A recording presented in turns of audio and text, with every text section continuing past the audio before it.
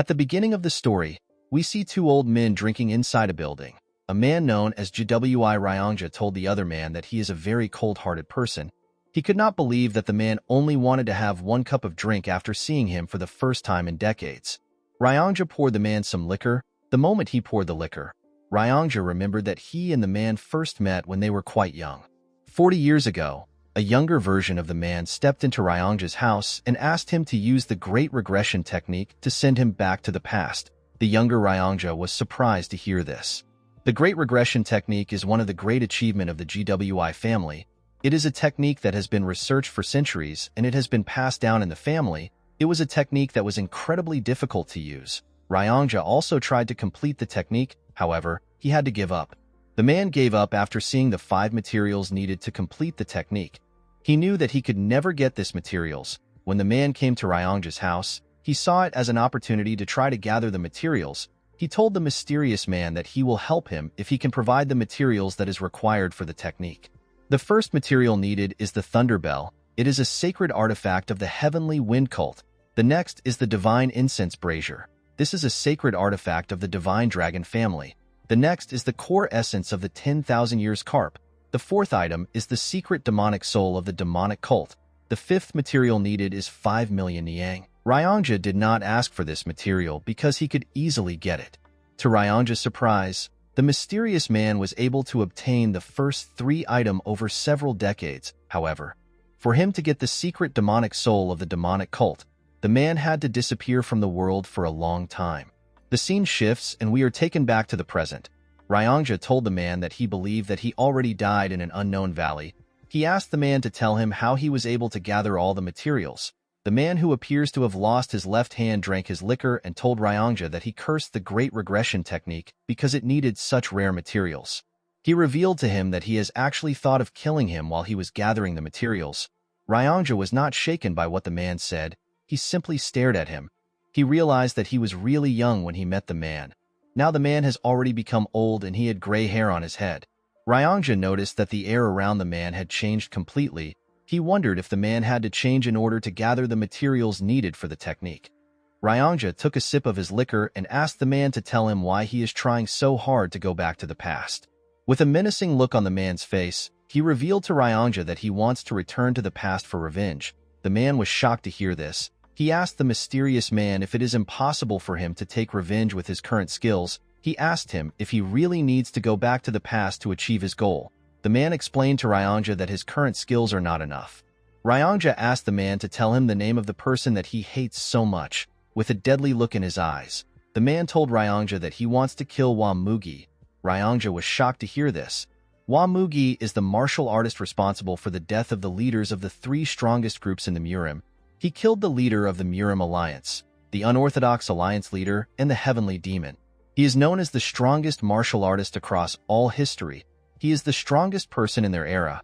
Ryongja told the man that he will not be able to defeat Wamugi even if he returns to the past. The man told Ryongja that he must kill him no matter what. The man revealed to Ryongja that the Heavenly Demon who Wamugi killed was his father.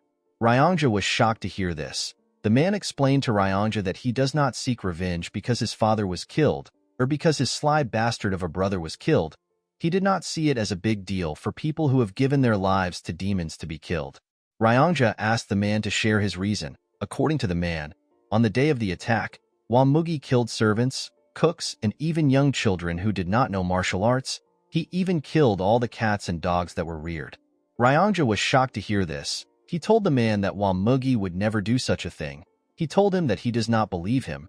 The man explained to Ryongja that he does not care if he does not believe him. He revealed to him that he cannot kill Wamugi in this age, so he must go back to the past to take his revenge. The man told Ryongja that he will ask Wamugi to tell him why a strong person like him needs to kill children. He told him that he will ask this question before he kills him.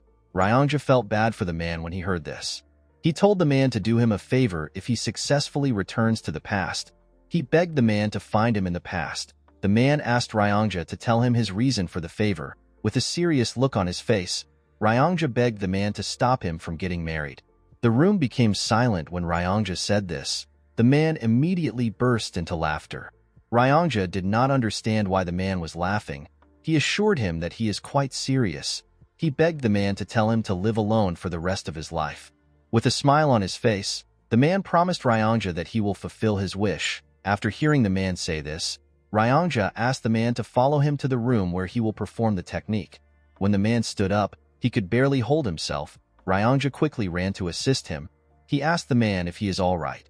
The man told Ryongja that he is fine. He revealed to him that he lost one arm and one eye while trying to obtain the secret demonic soul. The man believed that this was a cheap price to pay for such an artifact. The scene shifts and we see Ryongja place 4 items in front of him. He opened the box containing the demonic soul and placed it next to the other materials. Immediately he did this, he began to chant something. The moment he started chanting, the demonic soul began to release a large amount of dark energy. As Ryongja chanted, each of the items began to release some energy. The energy fused together and a bright light shined. The moment the light shined, a large spatial crack appeared in the room.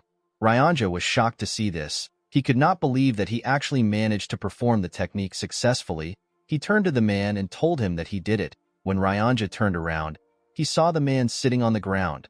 The man appeared to be struggling. He was breathing heavily and doing his best to stay conscious. Ryongja was surprised to see this. He turned around and took a look at the portal.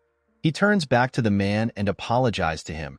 As he walked towards the portal, he promised the man that he will find him in the past and warn him about the impending disaster. He explained to the man that it has always been the GWI family's greatest wish to return to the past. Before Ryongja could step into the portal, his body stopped moving. He immediately realized that his acupoint has been sealed. The man appeared behind him. With a horrifying tone in his voice, the man asked him to tell him why he would try to do such a thing. Ryongja was terrified to hear the man's voice. He began to tremble. The man moved close to him and grabbed his neck. He asked Ryongja to tell him why he would try to betray him.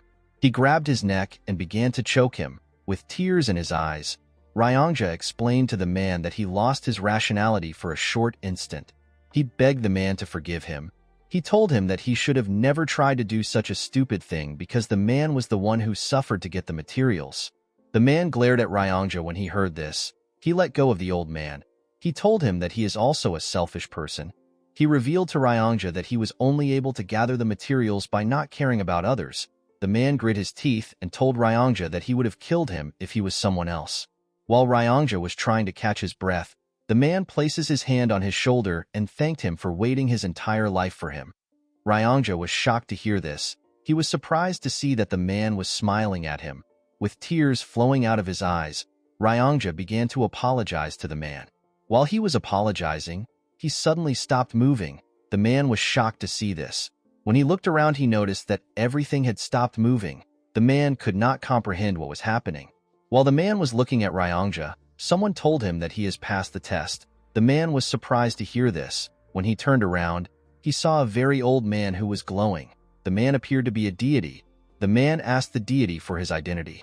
The deity explained to him that he is the one who can send him back to the past. The man was shocked to hear this. The old man asked our protagonist if he truly believes that a mere creature and some items will make it possible for him to travel to the past. The man used his powers to raise the materials and told our protagonist that the items are not the true materials. He explained to him that the true materials are the efforts he offered when he gathered the items. The deity told the man that he has passed the test by living his life with a single goal and by sacrificing everything he had to achieve his goal. The deity explained to the man that his last test was to forgive Ryongja.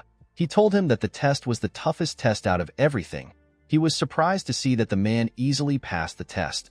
The man asked the deity to send him back to the past since he has passed the test. The old man asked our protagonist to tell him what he will do in the past. With a serious look on his face, the man revealed to the deity that he will kill whoever deserves to die and save those who are not supposed to die. The deity asked him if that is all he wants to do. The man told the deity that he will try to live a meaningful life. He told him that the reason he is so desperate to go back to the past is because he regrets the way he lived his life, and he has so much hatred for Wamugi. The deity asked the man to tell him what he regrets. The man screamed that he regretted everything. He explained to him that since his birth, none of his actions has ever been of his own free will. They have always been driven by something. He told him that he was pushed around by so many things, and before he could live for himself, he had already reached the end of his life. The deity smiled when he heard this. He told the man that he is looking forward to see how he will live his new life. The moment he said this, his body began to fade away. After the deity left, time started moving again. Ryongja continued begging the man. The man was surprised to hear Ryongja's voice. Ryongja begged the man to not forget his promise of stopping him from getting married. The man smiled when he heard this. He walked towards the portal. Before entering the portal, the man asked Ryongja to live well. The old man did not care about what the man said. He begged him to stop him from getting married. The scene shifts and we see the man open his eyes. The man found himself on a stage. He was surrounded by hundreds of martial artists who were cheering. In front of the man was a statue of a demon. The man looked around and saw the faces of the martial artists cheering around him. The man smiled when he saw their faces. He realized that he had actually returned. While looking around, the man felt a certain energy. When the man looked up, he saw a man sitting on a huge chair at the top of a building. The man was surrounded by other people who were sitting around him. This man is the heavenly demon and our protagonist's father. The heavenly demon noticed that his son was staring at him. Our boy smiled as he looked his father in the eyes. While he was looking at his father, a huge man who was also on the stage hit his sword on the ground and referred to our boy as young master. He told our boy that he needs to start the fight. The moment our boy heard this, he realized that he returned to the day of the new demon skirmish. The heavenly demon declared that he would not limit the selection of the next cult leader to only his bloodline. This declaration caused an uproar within the cult, because this meant that anyone can become the heavenly demon as long as they are the strongest. In order to show that he is serious about his announcement, the heavenly demon launched a fighting competition among the next generational leaders of the cult. The competition is known as the New Demon Skirmish. The victor of the New Demon Skirmish will be given the chance to challenge one of the heavenly demon's two sons. Whoever wins the fight will be given one wish for the heavenly demon to grant. The big idiot currently in front of our boy chose to challenge him in order to get the wish. The man asked our boy to simply give up. While staring at the idiot, our boy remembered how angry he was that the man chose him in the past. He was offended because the man thought that he was weaker than his older brother. However, the truth was that the man chose him for a different reason. The man had bribed the cook in our boy's kitchen. He made the cook mix energy-dispersing poison into his rice. He did this to stop our young master from temporarily using his energy. Our boy lost the match because of this dirty trick. He tried to explain everything to his father, but the heavenly demon did not respond to him. Instead, he looked at his son with eyes that seemed to be blaming him for falling for such a petty trick. Our boy made up for his defeat by doing a few things that pushed him to his limit. Due to the mistakes and failures he experienced, he slowly lost his place in the succession war. Our boy realized that his predicament started from this particular defeat. Due to the fact that the young master did not say anything, the huge man asked him if he is distracted despite being in a fight. Our boy did not know how to respond to this. He asked the idiot for his name. The huge man was annoyed to hear this. He told the young master that his name is Gu Pyungo. He asked our boy if he is ignoring him. The moment he said his name, the man remembered him. He remembered that Gu Pyungo is one of the 7 disciples of the 8 demon supremes. His master's name is Gu Qianpa, and he is known as Blood Heaven Sword Demon. Pyungo is the 5th disciple of Qianpa. Pyungo told the young master that he must be confident in his abilities for him to mess with him. The man did not reply to the idiot. He turned to see his father. While looking at the heavenly demon, our boy noticed something. While looking at his father's eyes, he could tell that his father already knew that he was poisoned with the energy-dispersing poison. The heavenly demon was simply observing how our boy would take care of this problematic situation. Due to the fact that the man still had what he learned in his past life, he was certain that he could defeat Pyungo in a single move without any inner energy. However, the man did not want to show his true skills. He believed that he needed to hide his skills for now. Our boy raised his hand up and said that he has an announcement to make. He told the martial artist that he is willing to fight Pyungo without any inner energy. The martial artists and Pyungo were shocked to see this.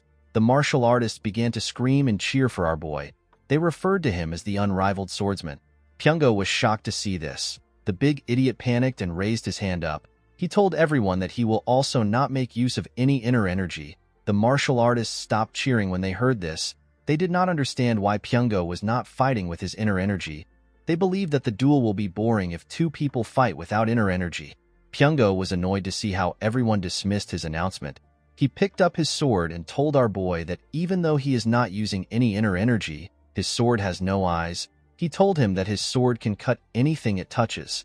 The man was not listening to the idiot. He was more focused on the fact that his younger body felt foreign to him.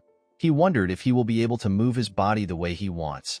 Pyongo took a stance and asked our boy to unsheath his sword. The man threw his sword to the ground and told the idiot that he does not need it against him. The martial artists began to laugh when they heard this. They told Pyongo that our boy is looking down on him. The idiot was embarrassed to hear this. He told our boy that he will not kill him because he is the son of the cult leader. He assured him that he will take one of his hands. The moment he said this, he rushed to attack the man. When Pyongo launched his first attack, the man easily dodged it. The man was surprised to see that his body was even faster than he thought. Pyongo moved to the side and tried to cut our boy's head off. Our boy jumped before the sword could touch him. The moment he landed on the ground, he placed his hand on his chest to see how fast his heart was beating. He was happy to see his heart beating with so much strength.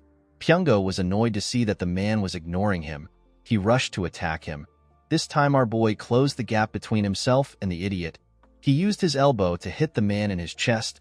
Pyongo screamed out in pain. Before he could fall to the ground, the man used his hand to hit him in the head. The attack was quite heavy.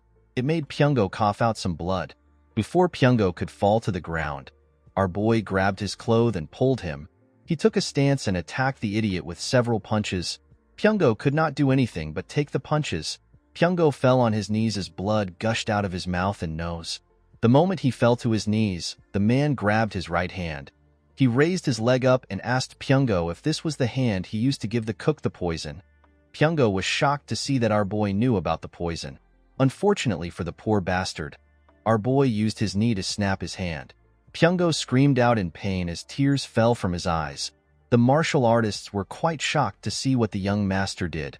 While shaking in pain, Pyongo fell to the ground. While staring at the idiot, our boy swore to himself that he will no longer let people like Pyongo influence how he lives his life. While he was looking at Pyongo, someone raised his hand. The martial artist became silent when they saw the person that raised his hand. The heavenly demon raised his hand and told his son that he will grant him a wish. He asked our boy to tell him what he desires. In this situation, people would usually request for an artisan sword or a secret martial arts manual. Our boy decided to follow his instinct. He told his father that he wants to go on a hunt with him. The heavenly demon did not expect such a request. Pyongo and the other martial artists were also shocked to hear the request. The heavenly demon asked his son if he is certain about his wish. With a smile on his face, the man told his father that he heard that he loved hunting when he was younger. He explained to his father that he wants to learn how to hunt from him. The heavenly demon simply glared at his son. He could not tell what he was thinking. He stood up from his chair and told him that they will depart tomorrow at dawn. The moment he said this, he turned around and walked away. As the heavenly demon walked forward, the 8 supremes stood up and bowed their heads. After the heavenly demon left, some men stepped on the stage to assist Pyongo. Pyongo told our boy that he made a lousy request. With a smile on his face, our boy asked the idiot to tell him his name again. Pyongo was annoyed to hear this. He begged someone to kill the man. While watching Pyongo leave, the man told himself that he no longer has any interest in the reckless lives that everyone lived. The scene shifts and we see the man at his residence. He looked at the mirror to confirm if he was truly young again. The man was surprised to see that he was no longer his old self. While staring at the mirror, the man wondered about what Wamugi was currently doing. The man knew that he could easily resolve his issues by finding Wamugi and killing him before he becomes strong. However, the problem was that the martial artist was difficult to find. In the past, Wamugi suddenly appeared the Jianghu as if he fell out of the skies. After he destroyed the Murim Alliance, the Unorthodox Alliance, and the demonic cult, he hid himself from the world, so there isn't a lot of information about him. The man understood that it would be a dangerous act of provocation if he tries to find Wamugi by telling the whole world his name. The man realized that his top priority is to become stronger than Wamugi. While he was thinking, someone tells him that he fought excellently on the stage. Our boy was shocked to hear this voice. When he turned around, he saw a chubby girl. He called the girl Leon. With a smile on her face, the girl greeted her young master. This girl is known as Bodyguard Leon. With a sad look in his eyes, the man remembered that Leon was actually with him during this time. In the past, the man did not know that his bodyguard had learnt a martial art that made her body increase in size. The girl learnt this martial arts for our boy's sake. The martial arts is known as the body petrification technique. It gives its user the ability to temporarily make their body as tough as a rock. It is a secret technique only known to certain people in the cult. The biggest flaw of this technique is that it makes the user's body really big. In the past, Leon threw her body in front of the man in order to block a sword aura which Mugi sent at him. It was thanks to her sacrifice that the man was able to survive the attack on the cult. Upon seeing how her master was looking at her, Leon asked him if something is wrong. When the man heard the girl's voice, he was shocked to see how nice it was. The man never paid attention to her voice in the past. Our boy could not believe that he thought of such a nice girl who was ready to throw her life away for him as a simple guard. He realized that he took her for granted. Our boy walked up to the girl and smiled at her. He noticed that she was bigger than he remembered. Leon did not understand what was happening. She did not know why her master was acting weird. When Leon was younger, people thought that she would become the most beautiful woman in the world once she gets older. The girl who used to be so beautiful suddenly became fat one day. Leon promised her master that she will protect him. In the past, our boy, whose name is Muguk, never noticed that Leon had cried a lot after becoming fat. He never knew that her eyes were swollen because of her tears. Muguk wondered about how the girl felt. She could have become the most beautiful woman in the world, and yet she gave it up in order to protect him. After she became fat, our boy acted cold to the girl.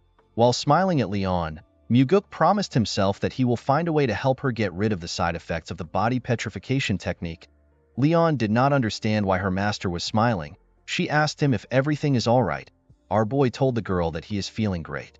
Leon told her master that he is acting a bit strange. Muguk smiled when he heard this. He realized that Leon was able to notice the difference in his behavior because she always protects him every day. Our boy turned around and asked Leon to follow him. He told her that he wants to show her something that is much stranger. The girl asked her master about where they are going. Our boy revealed to her that they are going to flip the kitchen. Leon did not understand what Muguk was talking about. The scene shifts and we see our boy and Leon in the kitchen. The cooks all came out to greet their young master. With a serious look on his face, Muguk asked the cooks to tell him why they poisoned him. The head chef did not understand what the man was talking about. Our boy turned to one of the chefs and asked him to tell him why he put energy-dispersing poison into his meal. The chef was surprised to hear this. He quickly denied this allegation. Muguk asked the boy if he gambled away the 3,000 niang he received as his salary. In his past life, our boy found out that the chef incurred a great debt because he was addicted to gambling.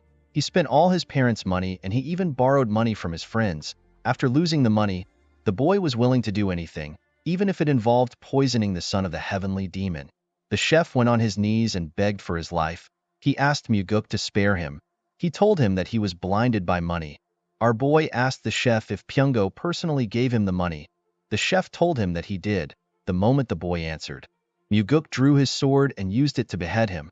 The chefs and Leon were shocked to see this. With a cold gaze in his eyes, our boy told the chef that he should be ashamed that he poisoned someone. The head chef went on his knees and begged his young master. He told our boy that he will take full responsibility for the situation. Muguk asked the chef to tell him why he wants to take responsibility for the situation.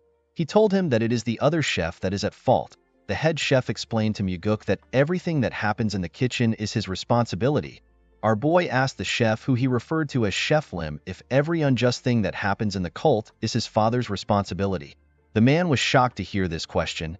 He told our boy that the heavenly demon is not responsible for such things. Upon hearing his answer, Muguk asked Chef Lim to tell him why he wants to take responsibility for something that does not involve him. Our boy turned around and put his sword into his sheath. He asked the chef to get up and cook him shredded chicken noodles for dinner. He told the chef that it has been a while since he last had the meal. Chef Lim was surprised to hear this. After they stepped out of the kitchen, Leon reminded her master that he had shredded chicken noodles a few days ago. Our boy smiled when he heard this. He did not know how to tell his bodyguard that it has been a few decades since he last had the meal.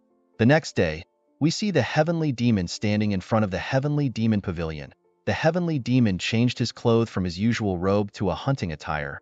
When the man saw his son, he asked him to tell him why he is carrying so many useless things. Muguk explained to his father that he is carrying things that are needed for a few days' hunt. The heavenly demon was surprised to hear this. He told his son that he only planned to hunt for a day. Muguk told his father that he might change his mind and spend a few more days hunting. The heavenly demon walked past his son and told him that he has an ambitious dream. The scene shifts and we are taken to the mountains. We see Muguk walking next to his father. While walking, the heavenly demon told our boy that he is more skilled than he thought. Our boy was surprised to hear this. He realized that his father was able to find out that he was hiding his skills when he fought Pyungo. Muguk decided to tell his father the truth. He revealed to the heavenly demon that he was hiding his skills. The man told his son that he knew. Muguk explained to his father that he is not a cat that hisses. Instead, he is a beast that is hiding his claws. The heavenly demon turned around and asked his son to tell him why a beast would hide its claws. Muguk was surprised to hear this question. He told his father that he has never thought about such a thing. The man told his son that he did not think about it because he is still a cat. The heavenly demon asked Muguk to tell him how far he has gotten in mastering the soaring sword art. The soaring sword art is a sword arts passed down only to the heavenly demon's bloodline. It is seen as an extremely advanced martial arts that is similar to the martial arts learnt by the demon supremes. With a confident smile on his face, Muguk told his father that he has completely mastered the martial arts. The moment he said this, the heavenly demon attacked him with a small amount of energy. Our boy barely dodged the attack by moving his head. The attack created a hole in his bag. Muguk was relieved that he was able to dodge the attack. He knew that his face would already be gone if the attack had touched him. The heavenly demon was surprised to see that his son actually managed to completely master the soaring sword arts. Muguk was surprised to see that his father was not certain if he had mastered the martial arts. He asked the heavenly demon to tell him what he would have done if he did not dodge the attack. The heavenly demon explained to his son that he was certain that he will be able to dodge it if he truly mastered the martial arts. He told Muguk that he would have paid the price for lying to him if he could not dodge the attack. Our boy told his father that it would be bad if he damages his face. He explained to the heavenly demon that he has a face that resembles his. He told his father that it would not be nice for him to have a scar on his face. The heavenly demon glared at his son when he heard this. Upon seeing his father's expression, Muguk wondered if he went overboard. The heavenly demon turned around and told his son that it is impressive that he managed to master the soaring sword arts at his age. Muguk was shocked to hear this. He thanked his father for his praise. As the two walked deeper into the forest, the heavenly demon placed his hand on the ground to check for traces of animals. While the man was looking around, Muguk asked him about the person that taught him how to hunt. The heavenly demon revealed to his son that he learned from his older brother. Muguk was shocked to hear this. He could not believe that he had an uncle. The heavenly demon revealed to Muguk that he killed his brother when he was the same age as him. Our boy told his father that he did great. The heavenly demon was shocked to hear this. Muguk told his father that he would have not been born if he did not do what he did. The man simply glared at his son. He turned around and walked forward. While watching his father walk, our boy realized that even his father would have hated having to fight his own family. Muguk had seen so many situations like this in the past. Our boy realized that the stronger a person seems, the deeper their wounds would be. The heavenly demon told his son that he could not find a solution when he was younger. Muguk clenched his fist and told his father that he also cannot do it. He told his father that he cannot do something which even he was not able to do. The man turned around when he heard this. With a serious look on his face, Muguk told his father that he cannot find a way because his brother is vicious and cruel. The heavenly demon asked his son if he is speaking ill of his brother because he is not around. The scene shifts and we see our boy and his father climbing a mountain. While he was running on the mountain, Muguk contemplates about the fact that he never got married in his past life. Due to this, our boy did not know what it felt like to have children. Muguk was curious about how his father saw him. When they arrived at the top of the mountain, they saw a large forest in front of them. Muguk asked his father if something is inside the forest. The man told his son that their dinner is inside the forest. Muguk quickly took out his bow. He told his father that they need to kill the animal. The heavenly demon asked his son to tell him how he plans to kill something that he cannot even see. He asked Muguk to close his eyes and feel his surroundings. Our boy was surprised to hear this. He decided to follow his father's orders. Muguk closed his eyes and released some energy. When martial masters try to find their opponents, they sense the vibrations in the air. People usually refer to this as the energy flow of a being.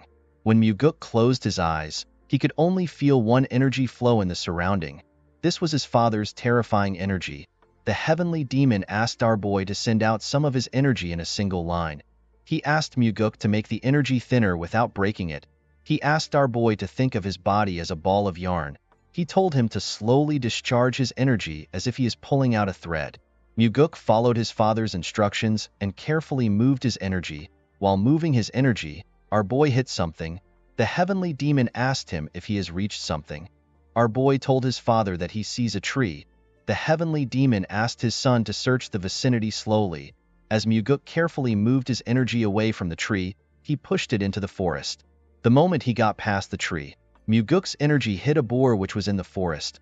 Our boy was shocked to see this. He told his father that it is a wild boar. He told him that the animal has stiff fur and a long body. The heavenly demon was surprised to hear this. He told his son that he is correct. While staring at Muguk, the man told him that he was not able to quickly guess the animal from their current distance. With a smile on his face, Muguk told his father that he was blessed with a body that is gifted in martial arts. He told him that he can do this level of work easily. The heavenly demon simply glared at his son when he heard this. At night, we see our boy roasting the boar. The heavenly demon asked his son to tell him how he is able to cook hunted animals. Muguk told his father that he learnt from a book. The heavenly demon was surprised to hear this. He told Muguk that he is too skilled for someone who learnt from a book. Our boy told his father that he is glad that he looks skilled. In Muguk's past life, he hunted countless boar for food, so this was not a difficult thing for him. Our boy told his father that he prepared the tiger skin he is sitting on in order to win his favor. The heavenly demon asked his son if he wanted to hunt with him in order to impress him and become the successor. Muguk told his father that such a stupid thing would not work on him. He assured his father that he can become the successor without his help. The man was surprised to hear this. He told his son that he is quite confident. He asked Muguk to tell him why he wanted to hunt with him. Our boy revealed to his father that he has two reasons for hunting with him. The first is to learn whatever he could from the heavenly demon. Muguk told his father that he has already achieved his first goal. The man asked his son to tell him what comes next after strength. Muguk explained to his father that he is not trying to become strong because he wants to become the heavenly demon. He told his father that he does not want to waste his youth trying to become the heavenly demon, especially when his father is still strong and healthy. Muguk took a look at the stars and told his father that he is satisfied with learning the heavenly demon martial arts by becoming the successor. While looking at the stars, our boy reminded himself that he has to learn and master the 9 calamities demonic arts. Muguk quickly removed this idea from his head. He told himself that he has to go beyond the martial arts because even his father who mastered the 9 calamities demonic arts still lost to Wamugi. While he was lost in the stars, the heavenly demon asked his son to tell him his second reason. Muguk revealed to his father that he wanted to spend some time alone with him. The heavenly demon smiled when he heard this. He told his son that he has a useless emotion that will get him killed. Muguk asked his father to tell him why it is useless. He explained to his father that he gets to spend time with the strongest person in the whole world. He told the heavenly demon that if he sings a song, it will become the best song in the world, and if he drinks liquor, it will become the greatest liquor in the world. The heavenly demon turned to his son when he heard this. He was surprised to hear what Muguk said. The man looked away and gently smiled. Whenever Muguk tried to remember his father in his past life, he could not find a good memory in his head. The only memory he had were of him trembling in front of his father. In this life, our boy aims to get more things other than new memories. He believed that his father should not get too happy because he was doing everything for his own sake. The next day, we see Muguk packing his bags in order to return to the cult. His father told him that they are not yet leaving. He told Muguk that he has to catch a tiger since he is hunting with the heavenly demon. Our boy was surprised to hear this. The heavenly demon asked his son to get up and follow him. The man took Muguk to a bamboo forest. He asked him to close his eyes again. He told him that their target is 100 yards away on the right side, which is further than their last prey. The heavenly demon asked his son to feel the wind. He told Muguk to infuse his energy into the wind. While doing his best to follow his father's instructions, our boy realized that he has never thought of infusing his energy into the wind before. There was no one to teach him such a skill, and none of the martial arts he saw ever taught such a thing. The heavenly demon asked Muguk to discharge his energy into the wind. He told our boy that he needs to send his energy to his target as quickly as possible in order to adapt to using the skill in real situations. The moment the man said this, Muguk used his energy to sense the wind. However, our boy did not know how to infuse his energy into the wind. While struggling to put his energy into the wind, Muguk noticed that the wind blew his energy away. Our boy immediately understood that he did not need to infuse his energy into the wind. Instead, he was supposed to allow his energy ride the wind. What he needed to do was to entangle the two together. As the wind carried our boy's energy through the forest, he was able to sense an animal. Muguk was able to see the tiger which his father was referring to. Our boy turned to his father and told him that the tiger is actually real. The heavenly demon was shocked to hear this. Our boy asked his father if something is wrong. The heavenly demon regained his composure and asked his son to not get lazy in his training. He told Muguk that his chances of survival will increase if he is able to maintain more lines. Our boy thanked his father for his advice. At night, we see Muguk give his father a bottle containing some liquor. He told the man that it is his trump card. The man drank the liquor and told our boy that it is quite good. When Muguk drank it, he told his father that it is still too strong for him. Of course, this was a lie. The heavenly demon told our boy that no demonic human would complain about liquor that is strong. Muguk told his father that it is more important to have a vicious heart than to be good at drinking liquor. The heavenly demon asked his son if he can kill him to save himself. Muguk revealed to his father that no child can kill his parent to save himself. Of course, this was not true. Our boy knew that he could kill anyone as long as he had enough reasons to. Muguk realized that this was his first time having a proper conversation with his father, and yet he still treasured his life more than his father's own. The heavenly demon told his son that he does not have a vicious heart if he is hesitant about killing him. Our boy told his father that he will learn how to drink strong liquor first. With his eyes filled with curiosity, the heavenly demon watched his son as he drank his liquor. In the next scene, we see Muguk circulating his inner energy while he was in his training room. After practicing for a while, our boy let out a huge sigh and stopped circulating his energy. The moment he stopped practicing, Muguk realized that he could freely entangle his energy with the wind, and he could now maintain 4 energy lines. Muguk never expected his father to teach him how to discharge his energy into the wind. This technique is like gaining an extra life because its user will be able to easily find an enemy that is trying to attack him. Our boy knew that he will be capable of releasing 10 energy lines at the same time if he continues to train. He was certain that he will be able to neutralize any stealth technique used by his enemies. While thinking, Muguk realized that even his father, who is much more skilled than him, still lost to Wamugi because the Heavenly Demon Pavilion was infiltrated. The Heavenly Demon Pavilion is a place that is thoroughly guarded by 3 barrier formations, 6 trap formations, and a group of carefully selected elites. There is also the 8 Demon Supremes, which are in 8 different directions, and their subordinates, which are protecting the Heavenly Demon. In the north, there is the Demonic Swordsman of the Northern Heaven Sword family, which is led by the 1/Sword Supreme. In the south, there is the Demonic Bladesmen of the Southern Heaven Blade family. They are led by the Blood Heaven Sword Demon. In the east, there is the Iron Fist of the Eastern Fist faction. They are led by the Undefeated Fist Demon. In the west, there is the Demonic Sorcerers of the Western Illusion formation. They are led by the Soul-Stealing Demon. In the northeast, there is the Faceless Swordsman that wants to become the Evil Smiling Demon. In the southeast, there is the Drunken Swordsman. They are always drunk with the Demonic Drunkard. The Poison Fang stays in the southwest. They research all sorts of poison with the Poison King. And finally, in the northwest, there are crazy monks that are crazy about the demonic Buddha's belief of deluding the world. In the past, Muguk believed that the enemy broke into the cult from outside. However, this was not the case. Our boy later found out that the outer defense was never broken.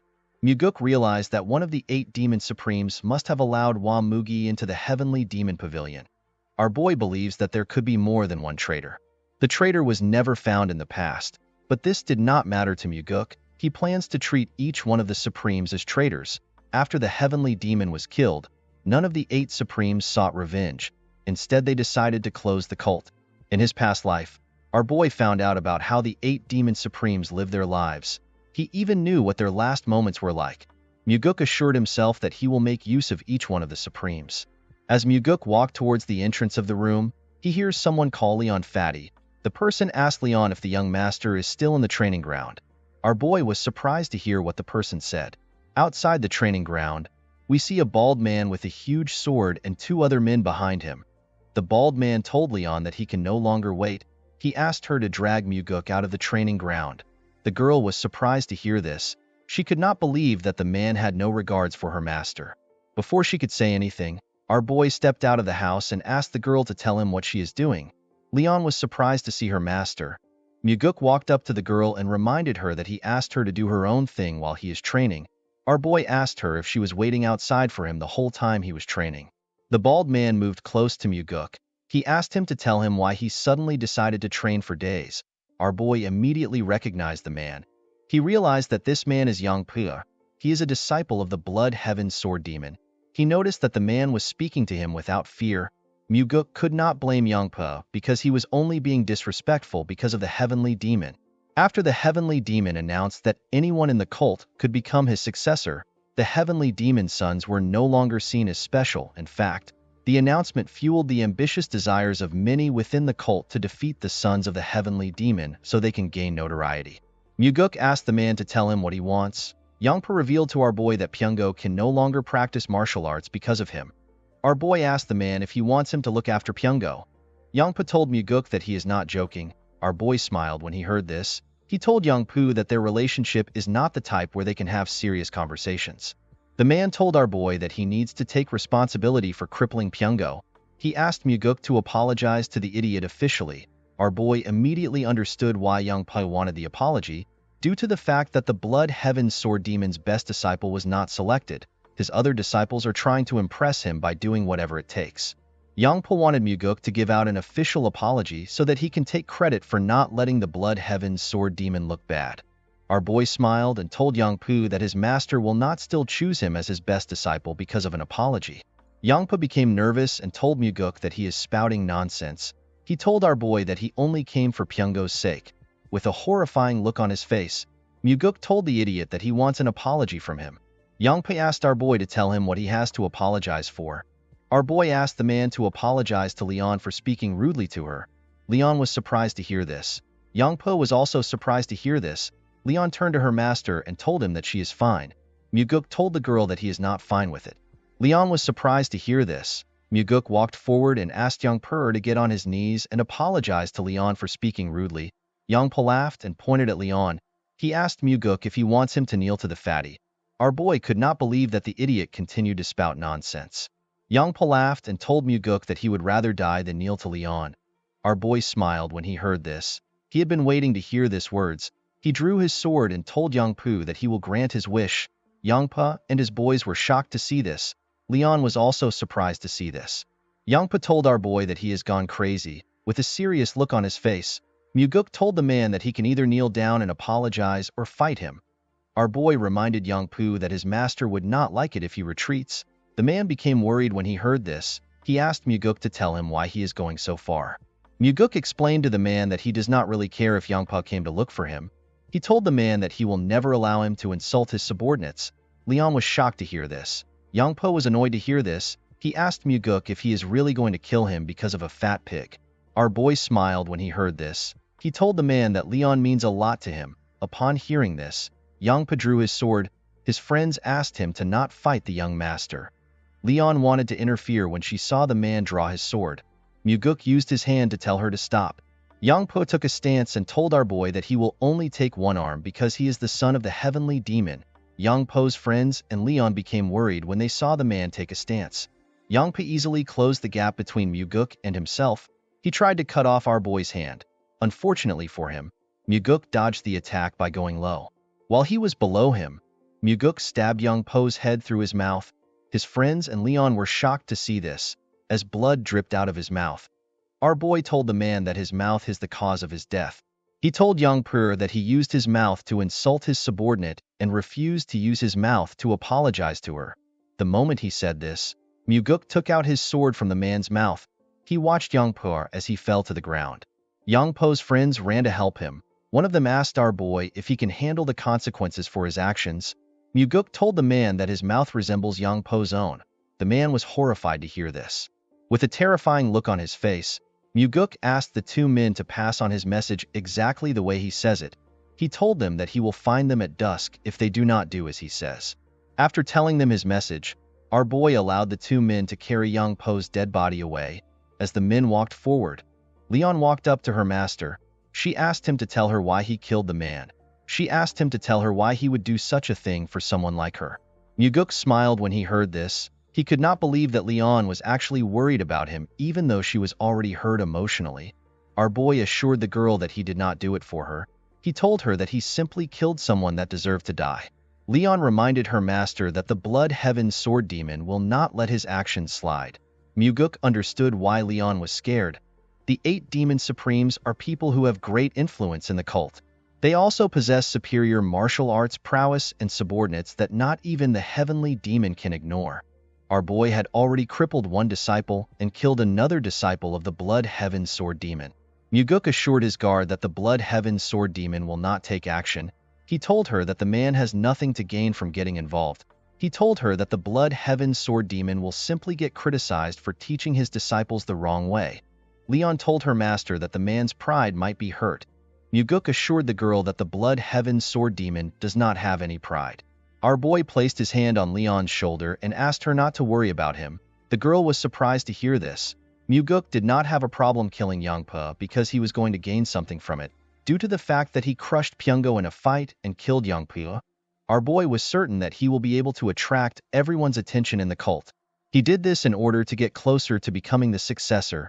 As Muguk walked forward, Leon thanked him for what he did. With a bright smile on her face, the bodyguard thanked her young master for being on her side. Muguk turned around and smiled when he saw the look on the girl's face. He asked Leon to always be thankful. He told her to never forget what he did for the rest of her life. Our boy smiled as he walked forward.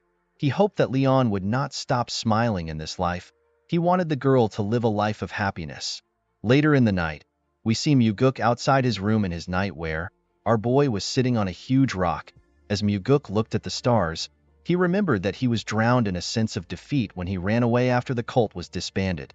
The sense of defeat was so great that Muguk would not be able to continue living if he had not been chasing after a goal in life. Our boy wondered about how his life would have been if he had not found out about the great regression technique. While he was thinking, our boy felt something terrifying. When he turned to his side, he saw a huge sword next to his neck. The sword was showing him his reflection. When Muguk looked behind him, he saw an old man releasing a terrifying energy next to him. Our boy quickly recognized the old man as the Blood Heaven Sword Demon. He never expected the old man to get to his house so quickly. While looking at the sword next to his neck, Muguk wondered if he could dodge the sword with his current strength. Our boy immediately knew that he could not dodge it. This is because his inner energy is severely lacking. While Muguk was sweating in anticipation of the man's choice, the old man took his sword away from his neck and sat next to him. With a smile on his face, the Blood Heaven Sword Demon asked Muguk to tell him why he behaved the way he did. Our boy told the man that his subordinate acted like a fool. Our boy asked the Sword Demon if he came to pick a fight with him because he is the youngest son of the Heavenly Demon. The old man raised his sword up and put it next to our boy's throat. He asked Muguk if he should cut off his head and show it to the Heavenly Demon. He told our boy that he wants to see if his father will care. With a smile on his face, Muguk told the man that he will not cut his head once he remembers how terrifying his father's eyes are. The Sword Demon smiled when he heard this. He took away his sword and dragged it on the ground. Our boy was surprised to see what the man did. The Blood Heaven Sword Demon created a long line and put a small demarcation at the end of the line. The man explained to Muguk that the small ratio represents how much his father cares for him. He told our boy that the majority belongs to him. Muguk was surprised to hear this. He went down and used his hand to create another demarcation. With a smile on his face, he reminded the Blood Heaven Sword Demon that he is the son of the Heavenly Demon. He told the man that he will probably take majority of his father's love. The old man smiled when he heard this. He told Muguk that they can test out his theory. He told him that he wants to see if the Heavenly Demon will allow him to live if he carries his head to him. Our boy laughed when he heard this. He asked the Sword Demon to not underestimate the love a father has for his son. The Blood Heaven Sword Demon raised his sword and began to release a large amount of energy. He told Muguk that they can test it out. Our boy was shocked to feel the man's energy. With a nervous smile on his face, Muguk told the old man that they do not need to test the theory.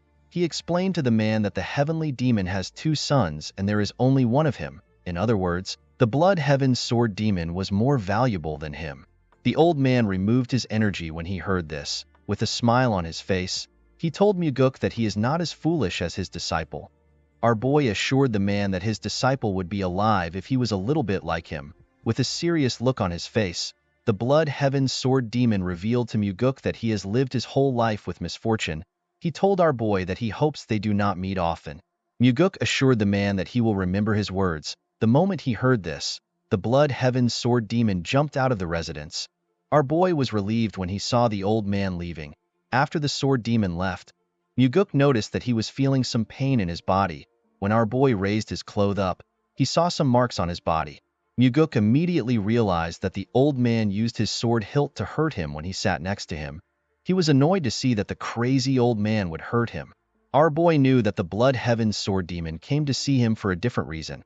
Although the old man looks like someone who acts as he pleases, he is actually very calculative and he plans things meticulously. The fact that the old man told our boy that he will carry his head to his father twice means that he was really thinking of doing it. Muguk knew that the sword demon came to see him because he left a deep impression when he fought with his disciple. He knew that the old man must have thought of his wish to hunt with his father to be unique. Muguk realized that the sword demon felt the need to test him, especially since he killed his disciples. He understood that the man came to see if he was worthy of being the successor. Our boy wondered if his first opponent is going to be the Blood Heaven Sword Demon. In the next scene, we see Muguk circulating his energy in his training room. While trying to improve his energy lines, our boy sensed something above him. He quickly went up to the roof. To his surprise, his father was waiting for him on top of the roof. The heavenly demon asked his son if he really killed a disciple of the Blood Heaven Sword Demon. Muguk told his father that the disciple deserved death. The heavenly demon told his son that he does not care if the disciple deserved to die. He explained to our boy that the Blood Heaven Sword Demon came to him with the issue. He told Muguk that the old man wants him to receive punishment. Our boy was surprised to hear this. He could not believe that the Blood Heaven Sword Demon would meet his father because of his disciple. He was more surprised to hear that the old man wanted him to be punished. The heavenly demon understood why his son was surprised. He told him that the Blood Heaven Sword Demon is not the kind of person who would make such a request over a single disciple's death. Muguk immediately understood that the Blood Heaven Sword Demon is trying to test the relationship his father has with him. The old man wanted to see if the heavenly demon will punish his son and the kind of punishment he will give our boy. He did this to see if the heavenly demon considers our boy as one of the successor candidate. While staring at his son, the heavenly demon told him that he intends to punish him. Muguk was surprised to hear this. He told his father that he has no justification to punish him. The heavenly demon assured his son that a reason can be created. Muguk was surprised to hear this. He did not understand what his father was thinking. The heavenly demon reminded his son that he asked him about which demon supreme he trusts the most while they were hunting. When Muguk asked this question, his father did not give him an answer. Presently, the heavenly demon revealed to his son that he does not trust anyone in the cult. Muguk was shocked to hear this. The man reminded our boy that he told him that they need to set hierarchy and discipline within the cult. The heavenly demon asked his son to tell him how he wants to do this. He told him that he is not interested in hearing stupid answers. He asked Muguk to share his true thoughts. Muguk realized that his father was truly asking for his opinion. Our boy told his father that their cult has lost the path of the demon. The heavenly demon was surprised to hear this. He asked his son to tell him what the path of a demon means to him. Muguk explained to his father that the path of a demon should be the belief that their cult has to defeat absolute evil. The heavenly demon was very surprised to hear his son's answer. Our boy told his father that the Orthodox faction is not the direct opposite of their cult. The heavenly demon asked his son to tell him what their direct opposite is. Muguk told his father that the opposite of their cult is absolute evil, a form of evil that is so cowardly and terrifying to the point that no human can bear.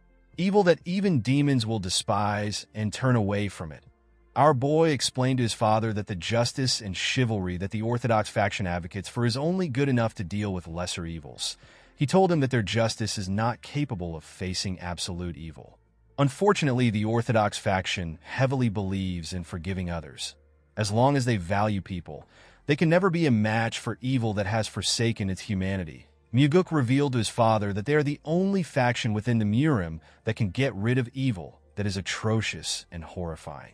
With a serious look on his face, our boy told his father that they will walk the path of the demon if evil, which the Orthodox faction cannot handle, kneels before them. The heavenly demon was shocked to hear his son's profound thoughts. Muguk told his father that the cult will not go far if they cannot accomplish the true path of a demon. He told him that they need to punish themselves so that they can improve. The heavenly demon found our boy's words to be intriguing.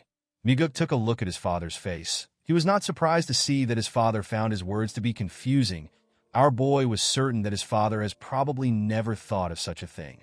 Even Miguk himself did not learn these things while he was in the cult. He came to this understanding while he was wandering the Central Plains. While our boy was thinking, his father asked him if he has any other arrogant thoughts. Our boy told his father that he has nothing left to share. Upon hearing his son's answer, the heavenly demon understood why the Blood Heaven Sword Demon wants him to punish Miguk. He told his son that the old man must have seen something in him.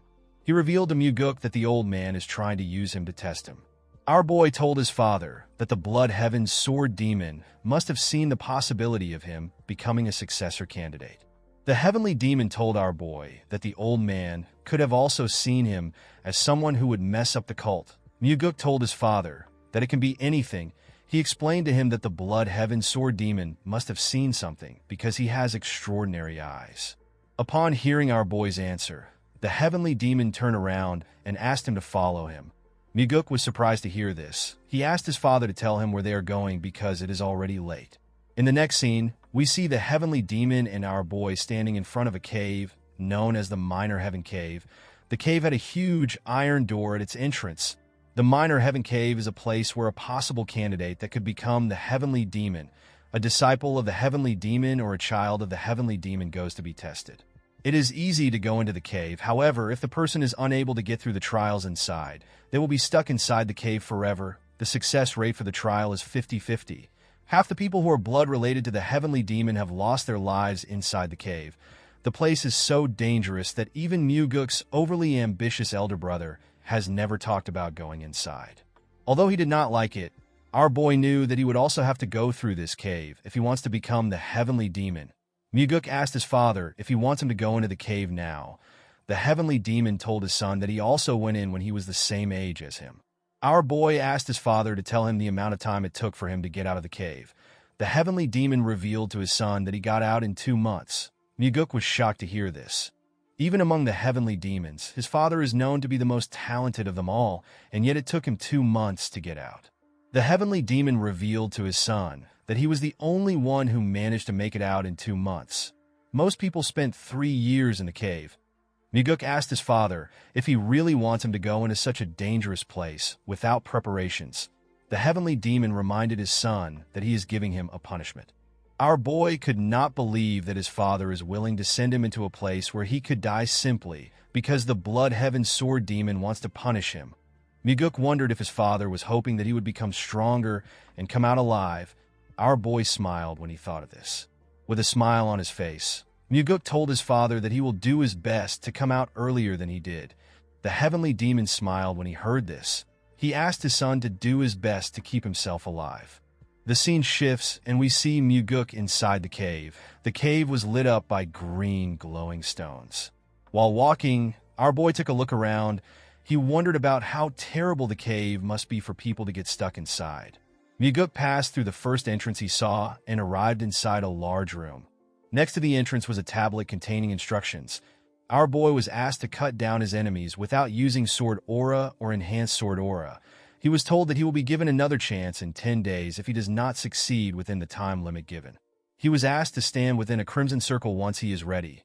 Miguk was surprised to see that the test would restart in 10 days if he fails. When our boy looked around, he saw a large amount of rice balls in huge pots. Our boy realized that he was expected to eat the rice balls while he waits for 10 days. After looking around, Miguk decided to start the test. He stood in the crimson circle. The moment he stood in the circle, several wooden dolls rose out of the ground. Each wooden doll had a red mark on its body. Our boy realized that he is supposed to slash the dolls where the red marks are.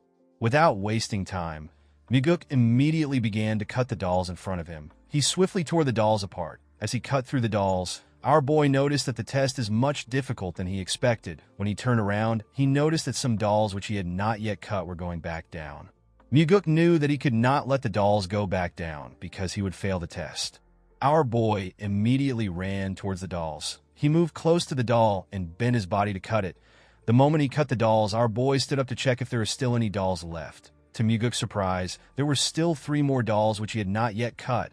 Our boy immediately moved close to the dolls. He barely managed to cut them on their red marks. He fell to the ground after he cut the dolls. However, to his surprise, there was still one last doll that was yet to be cut. The doll had its mark on its neck. The wooden doll was about to completely go down. Myuguk grit his teeth and ran towards the last doll. Before the doll's head could go down, our boy got close to it and landed a clean cut on its head after taking care of the doll. Myuguk took a look around.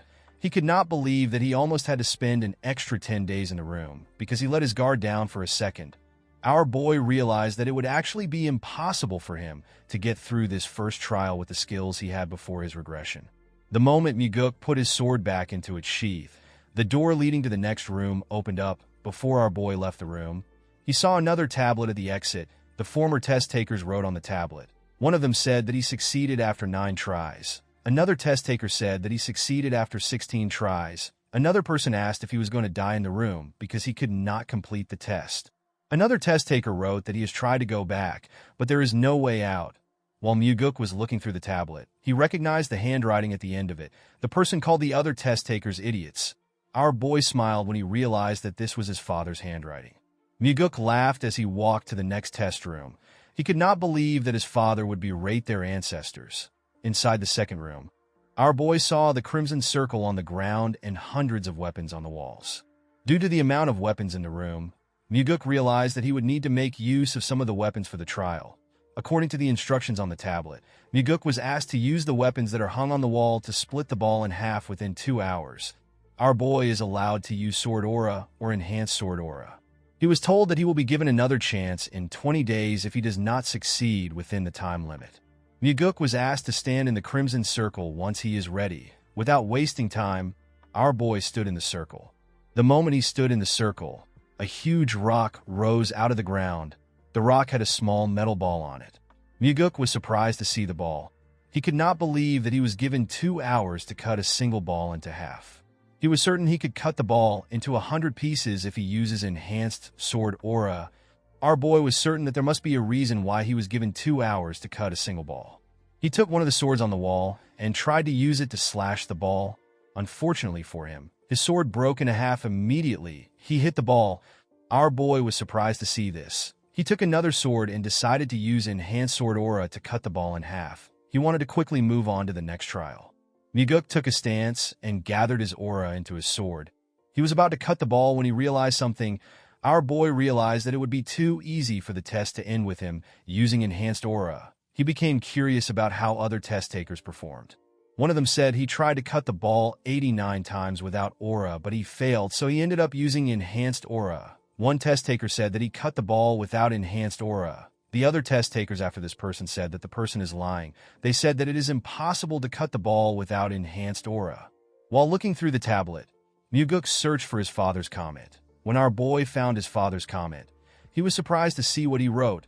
The heavenly demon wrote that if there is heat, the person will lose. Our boy could not comprehend his father's words. He was quite surprised to see that his father did not just insult their ancestors like his usual self and go to the next trial. After reading his father's comments, Myuguk went to check the instructions again. Our boy noticed that the instructions said that he may use sword aura or enhanced sword aura. Myuguk realized that he was not told to use aura. He was simply given the option to use it. He immediately understood that he could not use sword aura if he truly wants to pass the trial. He realized that his father was warning future test takers to not use enhanced sword aura because heat is generated when enhanced sword aura is used. Our boy grabbed another sword and tried to break the ball again. Unfortunately, the sword broke again. He grabbed a huge hammer and hit it on the metal ball. This attempt also failed. While breathing heavily, Myuguk grit his teeth out of anger. He could not believe that he was not able to leave a scratch on the ball. Our boy could not comprehend how he was supposed to split the ball in half if he did not use enhanced sword aura. He was more annoyed to see that his time is almost up. While staring at the ball like a mad person, Myuguk wondered if he should just use enhanced sword aura to pass the test. Our boy let out a sigh and calmed himself. He remembered that his father actually managed to split the ball in half without enhanced aura. The moment he remembered this, Myuguk realized something. He closed his eyes and he let out his energy. He formed an energy line and used it to touch the ball. Immediately he did this. Our boy noticed something. He could detect a faint line that he could not see with his eyes. Myuguk moved closer to the ball and took a stance. He closed his eyes to sense the line. Our boy noticed that the faint line forms a perfect circle around the ball. He aimed his sword at the faint line and swung his sword. Myuguk perfectly split the ball in half. Our boy was extremely happy to see what he had accomplished. While he was cheering, he saw something inside the ball. Myuguk was shocked to see a demonic essence pill inside the ball. A demonic essence pill is a pill that gives any demonic human a tremendous amount of energy if they consume it. Myuguk realized that the pill would have exploded if he used enhanced sword aura because of the heat it produces. The pill is a reward given to the person who managed to cut the ball with their sword. Our boy thanked his father when he remembered that he warned him to not use aura. Immediately, he thanked his father. Myuguk ate the pill. He sat on the floor and began to circulate his inner energy. A bright light shined from our boy's body as he circulated his energy. His energy slowly began to disperse after a while. Myuguk opened his eyes and stood up. The moment he stood up, our boy felt a strong power in his body. Myuguk was happy to see that he was able to acquire the thing he lacked the most, which was energy. After checking his energy, our boy moved on to the next room. According to the instructions in the room, Myuguk was asked to differentiate between life and death. He was told that he will be given another chance in 5 days if he fails. He was asked to stand in the Crimson Circle if he is ready. Our boy did not understand what it means for him to differentiate between life and death. He wondered about what the trial will be like. The moment he stepped into the circle, a slab containing several plants appeared in front of him. Upon seeing the plants on the slab, Myuguk realized that the trial requires him to differentiate between herbs and poisonous plants. Our boy smiled when he understood the trial. He remembered how he struggled when he searched for the ingredients which Ryanja asked him to get. Myuguk could easily differentiate between herbs and poisonous plants. He even knew the effects of each plant. This trial was quite easy for him. He stretched out his hand and took a plant. Myuguk took the plant because it was the only one that was not poisonous. The moment he took the plant, the slab went down. Immediately, the slab went down. Another one came up. Our boy was surprised to see this. He realized that the second slab was put into test if a person got the first one by guessing.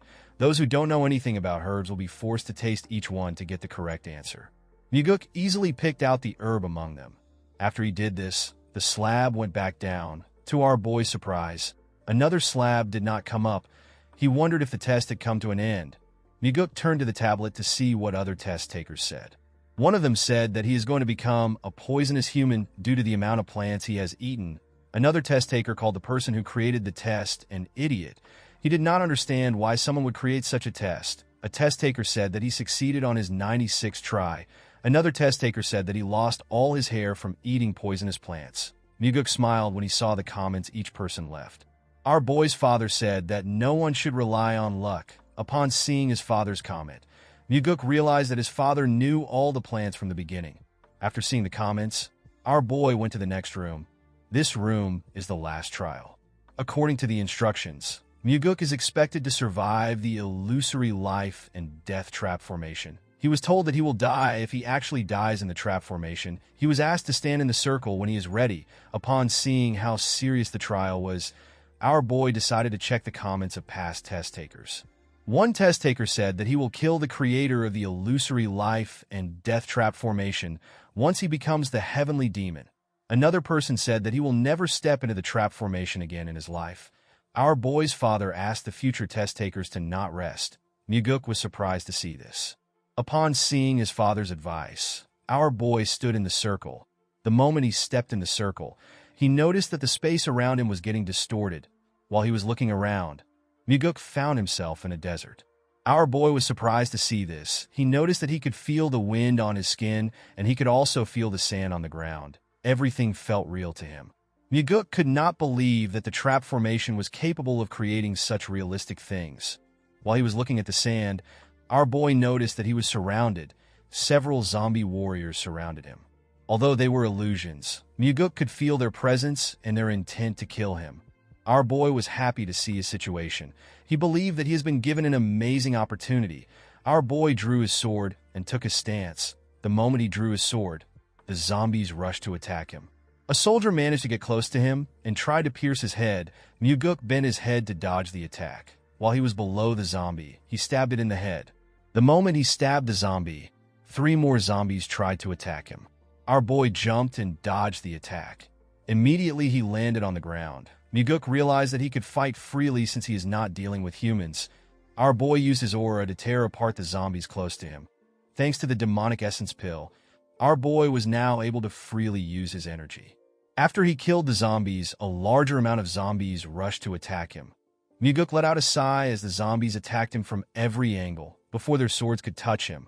Muguk swung his sword with his energy and cut each one of them in different parts. Each of the zombies fell to the ground. When our boy looked around, he noticed that there was no more zombie soldier in the area. He wondered if he was already done. Muguk felt bad that the fight ended so quickly. While he was looking around, our boy smiled. He saw more zombie soldiers in front of him. These soldiers were wearing armors and were far more powerful than the ones from earlier. The zombies rushed to attack Muguk. Among the zombies were archers. The archers shot their arrows at our boy. Muguk managed to dodge the attack. While he was breathing heavily, our boy began to smile. He was excited to fight the zombies. While he was breathing heavily, a zombie tried to attack him from behind. Muguk dodged the attack by going low. Our boy noticed that his enemies are slowly getting stronger. He stood up and stabbed the zombie in its neck. He killed the other zombies around him. While fighting the zombies, Muguk understood why his father asked him to never rest. Our boy realized that this was the first battle that felt like a real battle after he regressed. Due to the fact that he was fighting with his life on the line, Muguk was able to digest the insights he had in his past life. Our boy did not stop moving. He continued to use his sword to tear the soldiers apart. As he did this, the insights he got in his past life were slowly becoming one with his current body. Our boy used his sword aura to push back the zombies around him. The moment he did this, a large amount of small blades were fired at him. Muguk managed to block the blades with his sword. He quickly moved close to the zombies that shot at him. He used his sword to strike them. While tearing the zombies apart, our boy moved faster and made his attack stronger. After fighting for a while, Muguk managed to cut down the last zombie. After the soldier fell to the ground, our boy used his sword to hold himself up. He took a look around to see if there are any more zombies around. Muguk did not see anything except dust in the area. He wondered if the battle was over. While his body was dripping with sweat, our boy returned back to the real world. When he moved close to the exit, he saw a stone tablet. Our boy was congratulated for passing the trial. According to the tablet, our boy was expected to use his new strength for the advancement and prosperity of the heavenly demon divine cult. Muguk smiled when he saw this. He could not believe that he completed the trial in a day when it took his father 2 months.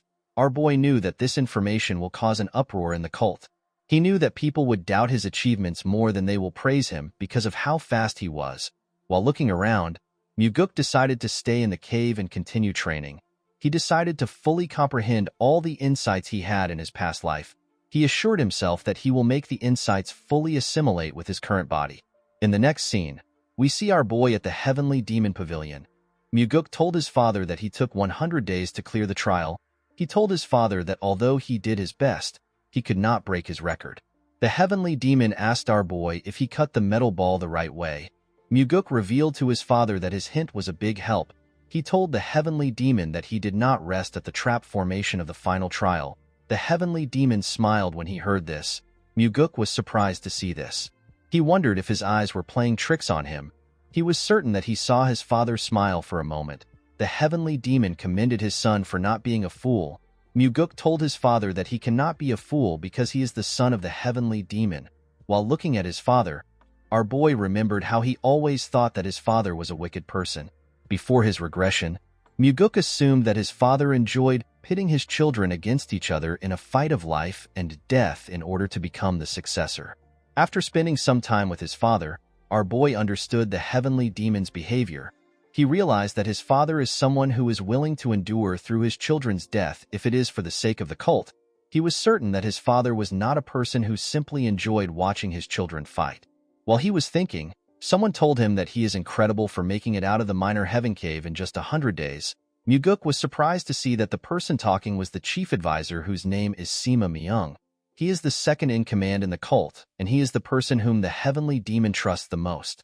Muguk put his hand together and greeted the advisor. The man told our boy that he is glad to see him. He told him that he actually has a cult-related issue to discuss with him. Our boy was surprised to hear this. He could not believe that the advisor wanted to discuss something relating to the cult. He immediately realized that his father must have asked Myung to discuss the issue with him. Myung revealed to Muguk that they have received an anonymous letter recently. According to the letter, there are corrupt practices taking place in the demonic army. Our boy was surprised to hear this. The demonic army is one of the combat groups of the cult, and the leader of the army is the blood-related sibling of the Blood Heaven Sword Demon. The advisor revealed to our boy that they also received the same letter last year.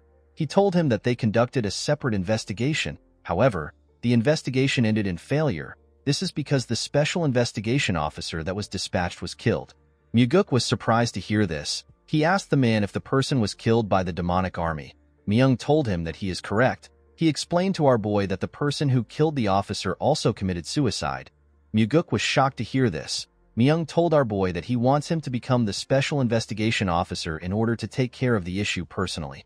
Our boy immediately realized that the situation was dangerous. He knew that anyone who was found to be complicit in corruption would already be executed. Due to this, anyone who dares to engage in corrupt practices will do whatever they can to hide their crimes. Muguk knew that the organization would not go easy on him even if he is the son of the heavenly demon. Our boy turned to Myung and told him that he could die while investigating. The advisor told our boy that he is correct. He told him that he will have to put his life on the line to carry out the mission. Muguk immediately realized that this was one of his father's tests. The heavenly demon reminded his son that he said that he will control and hold the cult members by their leashes. Our boy explained to his father that he planned to do this when he becomes the heavenly demon. His father asked him if he is too scared to take on the mission. Upon hearing what his father said, Muguk accepted the mission.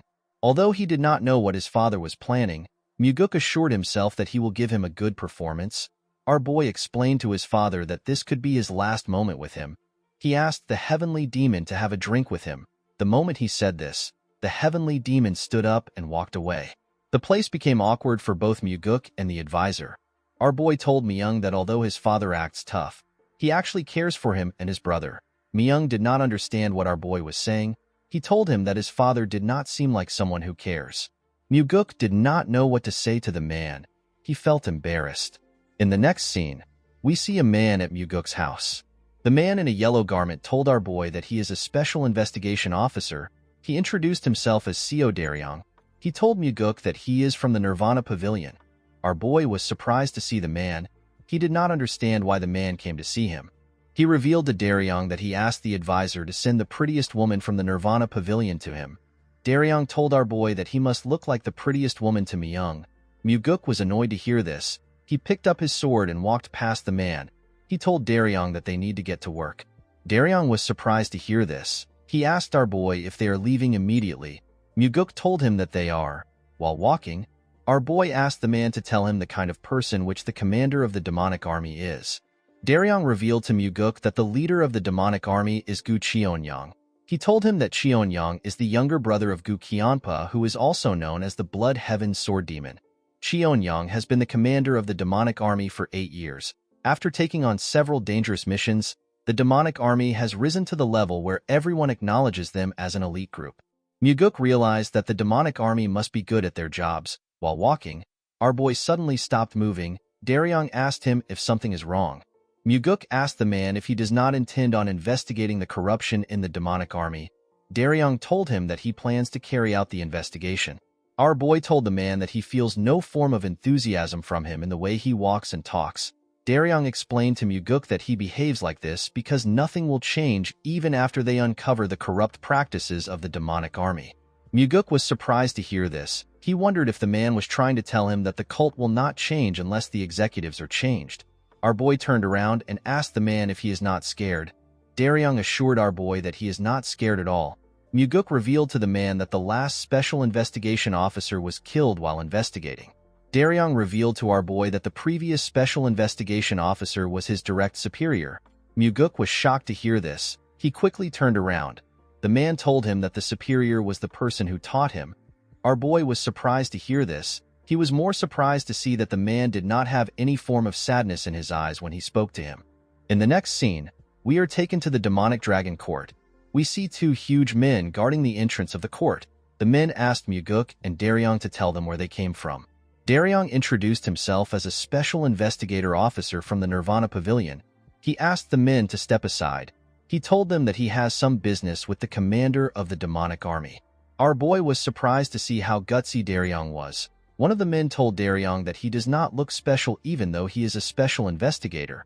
A bald man told Daryong that he cannot go in unless he has permission from a higher-up. Daryong opened his book and brought out a document. He told them that it is an order document. The bald man asked Daryong to wait outside. He told him that he will report the situation to his superior.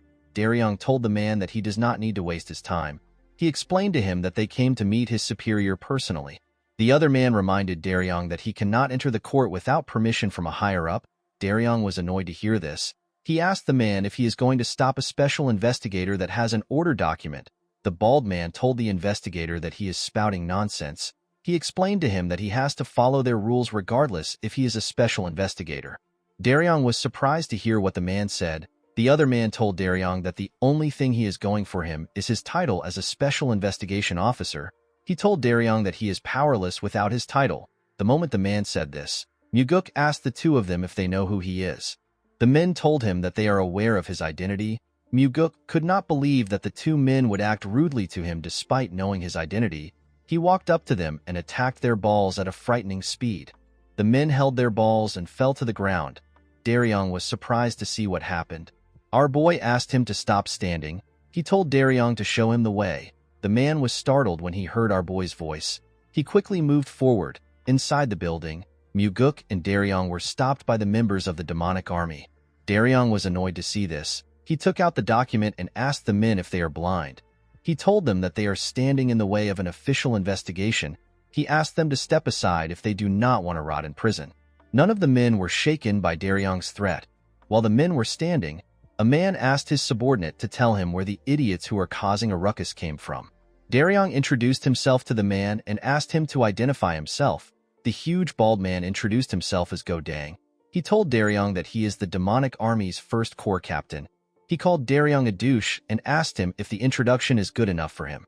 Daryong used frequency transmission to tell our boy that Dang is the second in command in the demonic army. He revealed to Muguk that Dang is notorious for committing atrocious deeds, even among the demonic army. Dang walked up to Daryong and asked him to say something. Daryong was annoyed to hear this. He told the huge man that he is a special investigator from the Nirvana Pavilion that is on official orders. He asked Dang to watch how he speaks to him. Dang asked Daryong to tell him what he will do if he speaks rudely to him. The man explained to Dang that he and his teammates will be arrested on the charges of disrupting the investigation of the Nirvana Pavilion and insulting an investigator. Dang and his teammates began to laugh when they heard Daryong say he will arrest them. With a serious look on his face, the man told the investigator that he will like to see him try to arrest them. The moment he said this, Muguk greeted him and told him that it has been a long time. He asked the man if they last met at the last banquet. Dang did not understand what our boy was talking about. Before the man could say anything, Muguk grabbed his hand and pressed it hard. The captain was shocked to see this. With a serious tone in his voice, our boy told the captain that they came to see the commander. He asked him to stop hazing them and let them through. While using frequency transmission, Muguk assured the man that he will lose his hand forever if he tries to act up. While also using frequency transmission, Dang told our boy that certain people believe that swords don't work on them because they are of noble birth. Muguk asked the man if he believes that he will be able to wield his sword with his hand. Dang told our boy that they can test it. He told him that he wants to see if his hand will fail or our boy's intestine will fall out. Unfortunately for the captain, he had to allow Muguk and Daryong pass through. As he walked past the men, Muguk told Dang that he will buy him a drink next time. The captain was annoyed to hear this. As they climbed the stairs, Daryong asked our boy if he knew the captain before. Our boy told him that it is his first time seeing the man. Daryong asked Muguk to tell him why Dang would step aside for him. Our boy revealed to the investigator that he deliberately broke Dang's hand when he shook him. He told him that the captain will have to eat with only one hand for a while. Daryong was shocked to hear this. Our boy asked the man to stop overreacting. He asked him to lead the way. The man quickly walked forward. He told Muguk that the office of the commander is on the 7th floor. When they arrived on the 7th floor, they met 3 men guarding the entrance. A man told them that they cannot enter the office of the commander unless they have an appointment with him. Our boy and Daryong were surprised to hear this. Muguk asked the men if they are not already tired of their nonsense. He moved close to them and asked them to step aside. The man who appears to be the leader told him that they cannot move. Our boy took out the order document and showed it to the man. He told him that they are stopping the heavenly demon by stopping them. The man and his subordinates became nervous when they heard this. Muguk told the man that he is allowed to look down on them, but he is not allowed to look down on the document. He asked them if they are okay with looking down on the cult leader. The men did not know what to say. They could only tremble in fear. While they were shaking, their commander asked them to let our boy in. In the next scene, we see an old man sitting on a chair. The man welcomed Muguk. With a smile on his face, Cheon-young asked our boy to not be angry that his men were behaving rudely. He told him that his men are quite ignorant. Muguk was surprised to see the leader of the demonic army. He could sense an unfathomable level of strength from the man. The energy the man was releasing made Daryong tremble in front of him. Muguk asked Cheon-young to tell his men to read a book if they have the time to pick a fight with him. The man told our boy that the ignorant are brave. Muguk explained to the man that this is an old adage. He told him that in recent times, those with knowledge are braver. This is because they are not only good at coming up with strategies, but they also become aware of what needs to be done. Cheon-young smiled when he heard this. He told our boy that he has fallen behind the times after growing old. Muguk was surprised to see that the old man was staying calm even after he provoked him. Cheon-young asked our boy to tell him why he has been tasked with the investigation this time. Muguk told the man that he was given the job because his father is trying to punish him. Cheon-young was surprised to hear this. Our boy revealed to him that he made a slight mistake while they were hunting. Cheon-young laughed when he heard this. Muguk knew that Cheon-young and his subordinates must have racked their brains in order to think about why he was sent as a special investigation officer. Cheon-young asked our boy to tell him why the Nirvana Pavilion started another investigation. He asked him if someone sent another anonymous letter like last time. Daryong told the man that they cannot reveal this information to him. Immediately he said this. Muguk told the commander that he is correct. Daryong was shocked to hear our boy share the information with the man. Cheon-young told our boy that he already knew that something like this would happen. He explained to Muguk that he receives all types of slander because he is the leader of the demonic army, which comprises of ignorant and rough people. He told our boy that it is quite tiring. Muguk assured the old man that they will finish their investigation as quickly as possible. He asked Cheon-young to be understanding if the investigation causes some inconvenience. The old man laughed when he heard this. He told our boy that he does not care since their relationship is quite strong. Muguk told the man that it is a known fact that the Blood Heaven Sword Demon is supporting his brother. With a smile on his face, Cheon-young told our boy that his brother is a different person from him. He assured Muguk that he is supporting him. With a bright smile on his face, our boy thanked the old man. He told him that his words make him feel relieved. Muguk told the man that he will need his cooperation for the next few days. Cheon-young told our boy that he is also counting on him.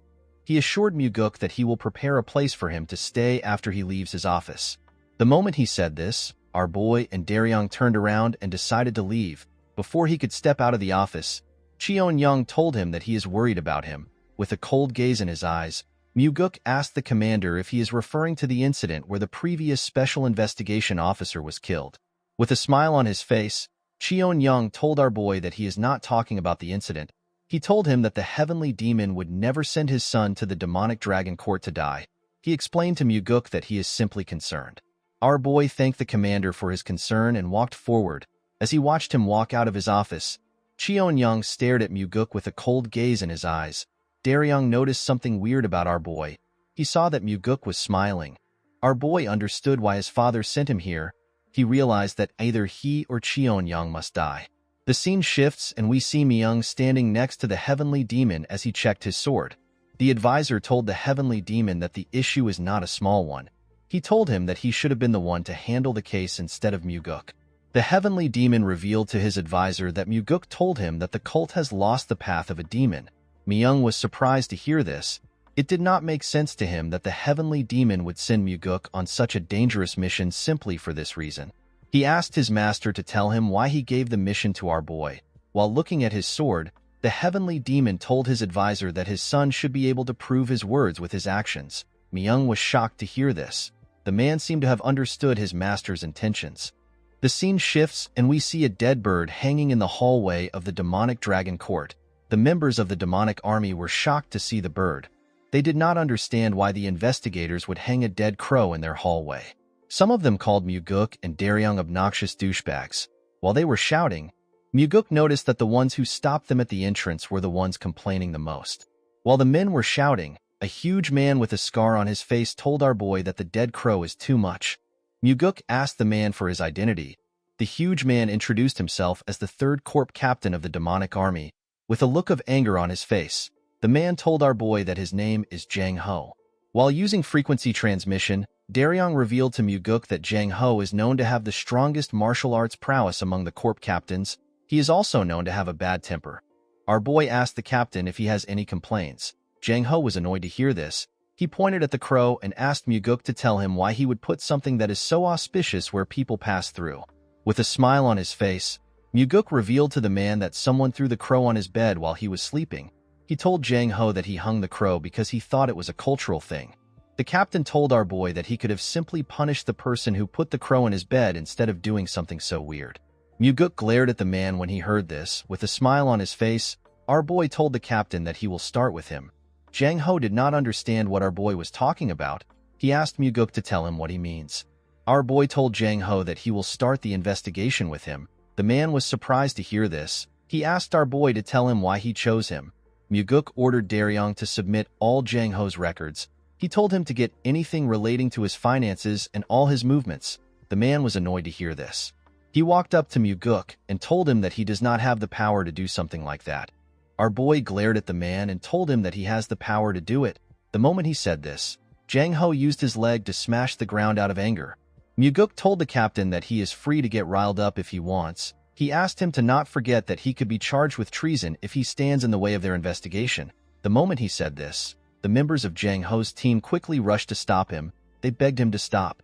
While the men were begging him, Muguk told him that the investigation will start with him. With a look of anger on his face, Jang Ho told our boy that he will see things to the end. The scene shifts and we see the investigators and Jang Ho inside a room. After staring at the captain for a while, Muguk asked the man to tell him how long he will keep testing him. Jang Ho asked our boy to tell him what he means. Muguk exposed the man as the person who sent the anonymous letter. Daryong was shocked to hear this. He could not believe that the letter was sent by the captain. He did not understand how our boy came to this conclusion. Jang Ho asked Muguk to tell him what he is talking about. The moment he said this, our boy glared at him. Upon seeing that Muguk was certain, the man asked our boy to tell him how he found out. Our boy told the captain that he got involved in yesterday's incident even though he did not have to. He revealed to the man that he did this in order to avoid being suspected by his commander. Jang Ho told our boy that he is right. Muguk explained to the man that he has most of his squad members under his control. Our boy was able to notice this because none of Jang Ho's squad members laughed or cursed him after he hung the dead crow. Jang Ho was shocked to see that Muguk saw this. Our boy revealed to the man that his subordinates were actually worried about him and stopped him from doing anything stupid. Muguk could tell that someone who ran a group in such a different way would probably find it hard for him to overlook any corruption in the organization he is in.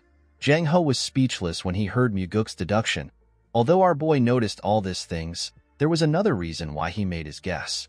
The moment Daryong introduced Jang Ho to him using frequency transmission, Muguk remembered something from his past life. He remembered the incident where the strongest corps captain of the demonic army died. Our boy was able to deduce that Jang Ho got killed by someone because he sent the anonymous letter to resolve the issues of the demonic army. Jang Ho revealed to Muguk that he did not know if the letter would work, so he could not write the exact details involved. The captain never expected that the second young master would be sent to perform an investigation. Our boy asked the man to tell him what he thinks now that he is here. The captain apologized to Muguk and told him that he thought that they were done for. Our boy turned to Daryong and smiled when he heard this. He asked the man if it is popular for young people to be so honest. Daryong did not understand what Muguk was talking about. He told him that he and Jang Ho are actually older than him. Immediately he said this, our boy remembered that he was now young again. Muguk turned to Jang Ho and asked him to tell him what is happening in the demonic army. The captain revealed to our boy that his commander is using the demonic army for his own personal gains. He told Muguk that Cheonyang has been taking money for assassination requests, and he has been making his subordinate do the jobs. Our boy and Daryong were shocked to hear this. Muguk assumed that Cheonyang was simply receiving bribes from some martial arts groups. He never expected the commander to do something so insane. Our boy knew that it is already a serious crime for Cheonyang to be moving so many martial masters as he pleases. However, It is a whole other thing for the commander to be moving merely for financial gains. Daryong asked Jang Ho to tell him how it is possible for Cheon-young to do such a thing. Our boy told the man that the commander is able to do this by adjusting the number of members in the demonic army. He told Daryong that the First Corps are probably the ones doing it. Jang Ho was shocked to see that Muguk was able to know this. He asked our boy to tell him how he found out. Muguk revealed to the captain that he was able to tell from their reaction. According to our boy, the members of the First Corps were the first to stop them. They were also the ones that cursed them the most after seeing the dead crow. Muguk asked Jang Ho to tell him how he was able to find out that it was the First Corps. The man became sad when he heard this question. He revealed to our boy that the martial artist who committed suicide after killing the previous special investigator was his friend. The martial artist was also the first person to send the anonymous letter. Muguk asked Jang Ho to tell him how close he was with the man. With a shaky tone in his voice, the captain revealed to our boy that he and his friend joined the cult at the same time. He told him that his friend was basically like family to him. Muguk asked the man to tell him the person who he thinks killed his friend. Jang Ho explained to our boy that his commander probably gave the order and Captain Go Dang personally killed his friend by himself. Our boy realized that if Jang Ho's words were true, then he is looking at an immense corruption case that involves the commander of the demonic army and the whole First Corps.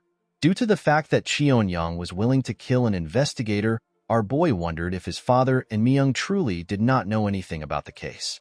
Muguk knew that the heavenly demon and the advisor already knew what was happening to a certain extent. Our boy knew that his father sent him here for this reason.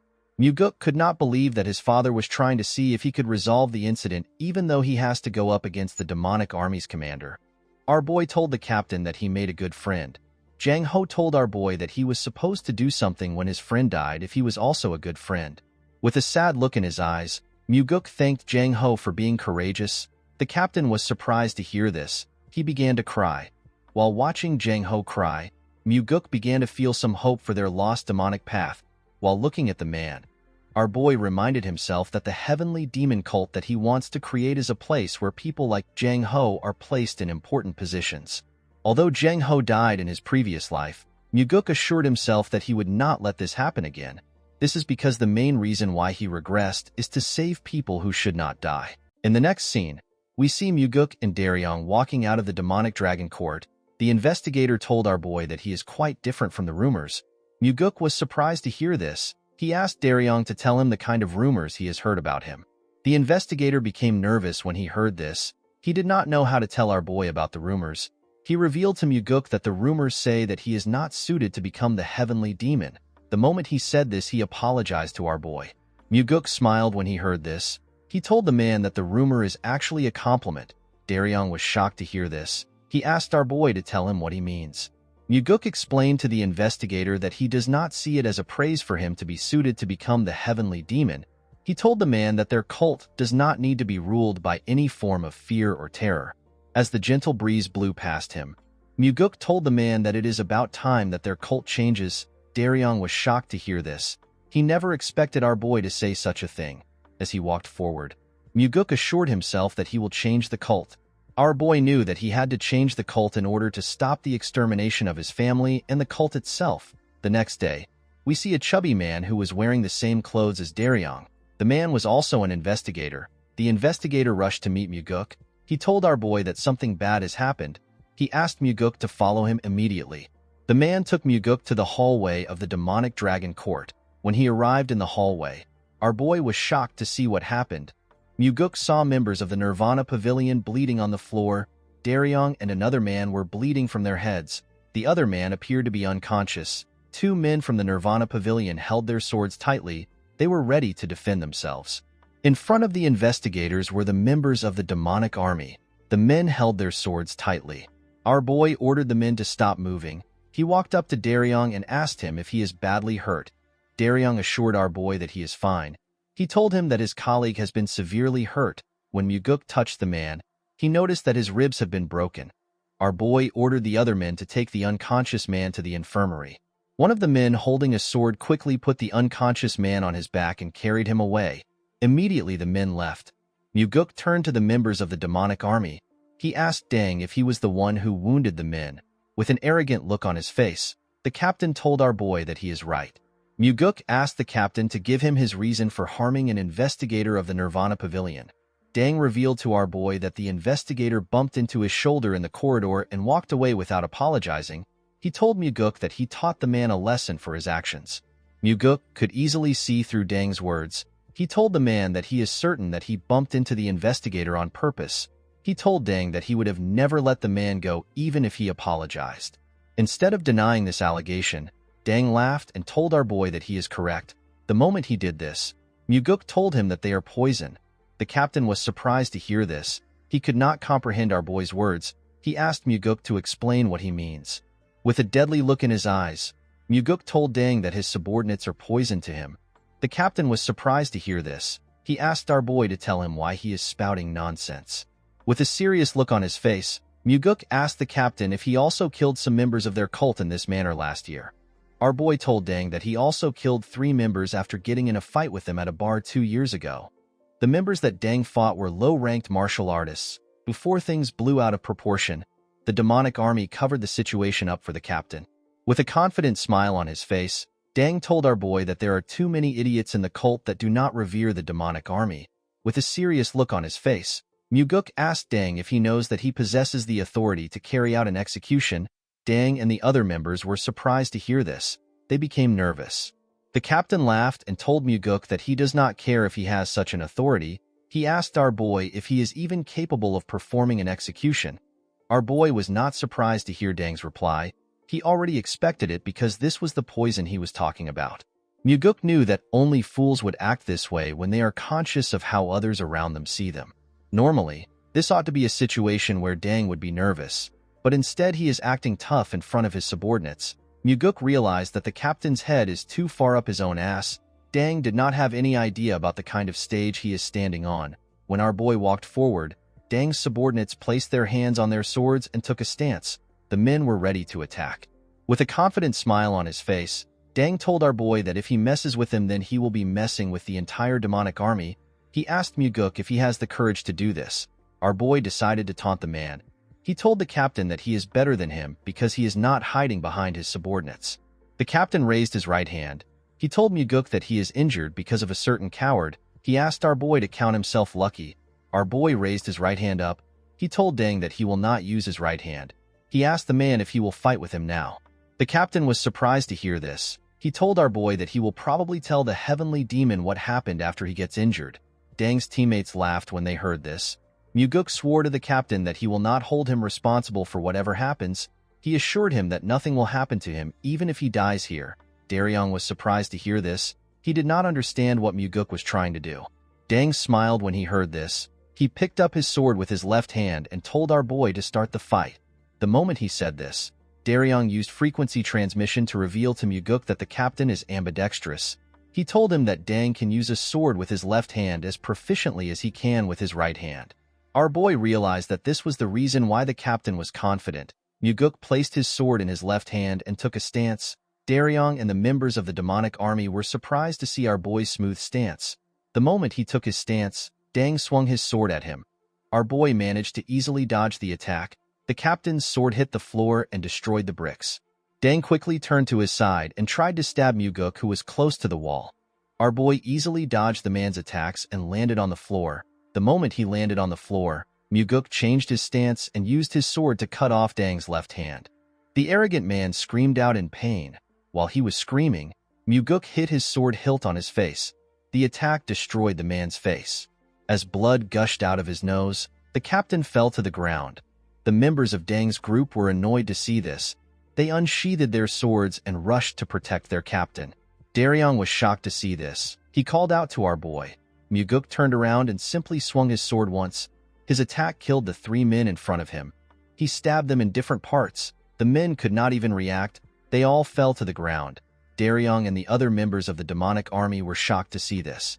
Muguk told the rest of the members that the crime of the men who just died was treason. The other men became nervous when they heard this. While our boy was staring at the men, he hears someone begging him to spare him.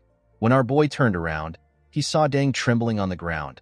Muguk asked the idiot if he knows what happened to the families of the people he killed in the fight at the bar. The captain did not know what to say. Our boy was not surprised to see this. He knew that the man did not care. Muguk told the idiot that the families lost their father, son, and husband. He asked Deng if this families will be able to continue to live a normal life. Deng began to tremble when he heard this. He told our boy that he was wrong. Muguk asked him to shut up. He raised his leg up and used it to crush Deng's head. The members of the demonic army and Daryong were shocked to see this. They never expected our boy to kill the captain. With a horrifying look on his face, Muguk asked Deng's dead body to tell him who gave him the right to kill the members of the cult. In the next scene, we see a beautiful woman playing a musical instrument. Some women were dancing to the music which the instrumentalist was playing.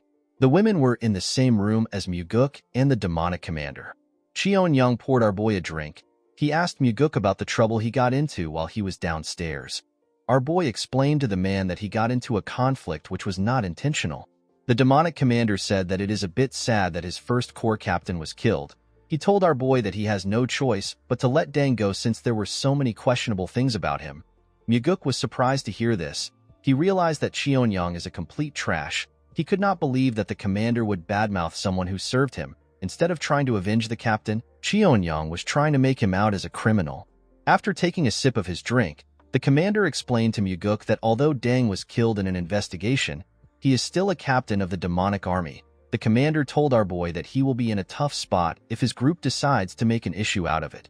Cheon-young put his cup down and told Muguk that it will be better to bring the whole case to a close. The commander assured our boy that the death of a captain and 3 of his subordinates should be enough to close the case. Our boy thanked the man for his consideration. With a worried look on his face, Muguk told the man that he will also like to close the case on a good note. He revealed to Cheon-young that he has only one problem. The man glared at Muguk when he heard this. He asked our boy to share the problem with him. Muguk revealed to the man that he has no evidence. He explained to the commander that he came for an official investigation, but he has nothing to give to his superior. Cheon-young poured more liquor into his cup and asked Muguk if he cannot just create some evidence. Our boy explained to the man that this will not be possible. He told Cheon-young that in the letters they receive, they were told that external requests were carried out for money. Muguk told the man that they cannot easily cover the issue. With a serious look on his face, our boy told the man that evidence is required to close the whole investigation. Of course, what Muguk really wanted was for the commander to give him enough evidence to close the case. In the next scene, we see Daryong surprised to see our boy. The man asked Muguk to tell him why he came to such a place. Our boy did not know why Daryong was surprised. He told him that he came to see an injured man. Daryong explained to Muguk that the demonic physician is currently treating his colleague. He thanked our boy for asking the demonic physician to come for his colleague. Muguk reminded the man that they are colleagues even if he is just a temporary investigator. Daryong was surprised to hear this. While they were talking, someone asked if our boy had arrived. An old man stepped out of the patient's room. This man is the demonic physician. He is the most skilled physician in the cult. He does not treat everyone in the cult. He only takes care of a few important people within the cult. Muguk asked the old man about how the investigator is doing. The physician revealed to our boy that the man's life is not in danger. He told Muguk that the investigator will have to recuperate for a while before he can return to work. Our boy explained to the physician that the man was hurt while he was faithfully carrying out his duties for the cult. Muguk asked the old man to use the best medicine for the investigators. The demonic physician assured our boy that he will do his best. While he was talking to the old man, Muguk noticed something weird.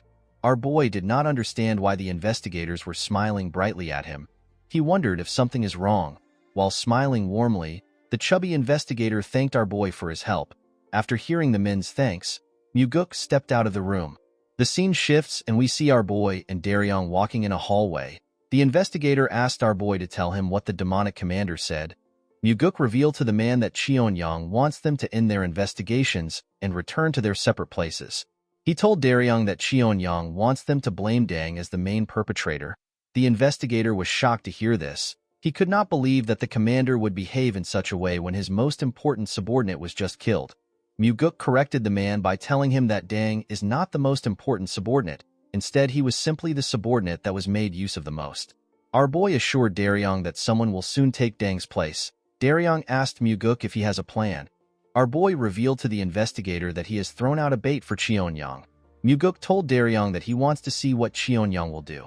The investigator was surprised to hear about a bait. With a confident smile on his face, our boy told the investigator that he will let him know once the commander bites his bait.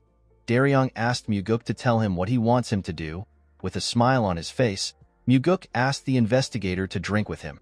The man was surprised to hear this. With a bright smile on his face, Daryong told our boy that drinks are on him. Our boy was happy to see that the man accepted his offer. The next day, we see a large amount of books on Muguk's table.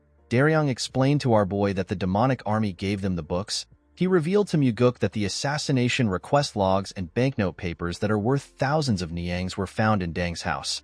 Muguk smiled when he heard this. He was happy to see that the commander bit his bait.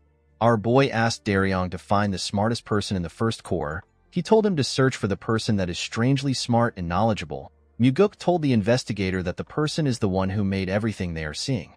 Our boy stood up from his chair. He explained to Daryong that he is going to meet the demonic commander in order to buy him some time to search for the smart man.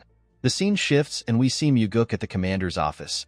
Our boy revealed to the man that they have received the evidence found in the first captain's house. Cheon-young laughed when he heard this. He told Muguk that all that is left to do is for them to celebrate with drinks. The commander assured our boy that he has already booked the place they drank in last time. Before the man could continue, Muguk told him that they have a problem. Cheon-young frowned his face when he heard this. He asked our boy to tell him which problem they have left. Our boy explained to the man that the demonic army was the one who found the evidence. He told Cheon-young that they are supposed to find the evidence by themselves. The commander asked Muguk if the origin of the evidence is truly important.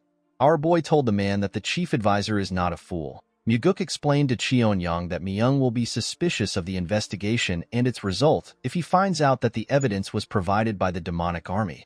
The commander realized that our boy was right. He asked Muguk to tell him what they can do. Our boy explained to the man that they will have to act like they are investigating for a little while. He told Cheon-young that they will do a large-scale investigation for just one day. Muguk asked the commander to cooperate with him.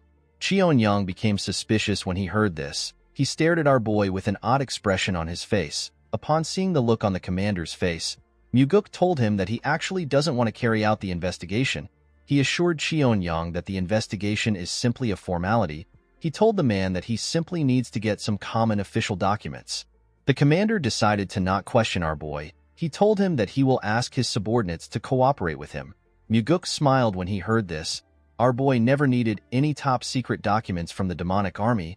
Muguk was searching for the first few documents used to hire the members of the demonic army. He was also searching for the wills that were left behind by those who went on dangerous missions. Muguk was searching for these things in order to see the handwriting and figure out who wrote the records of the request logs.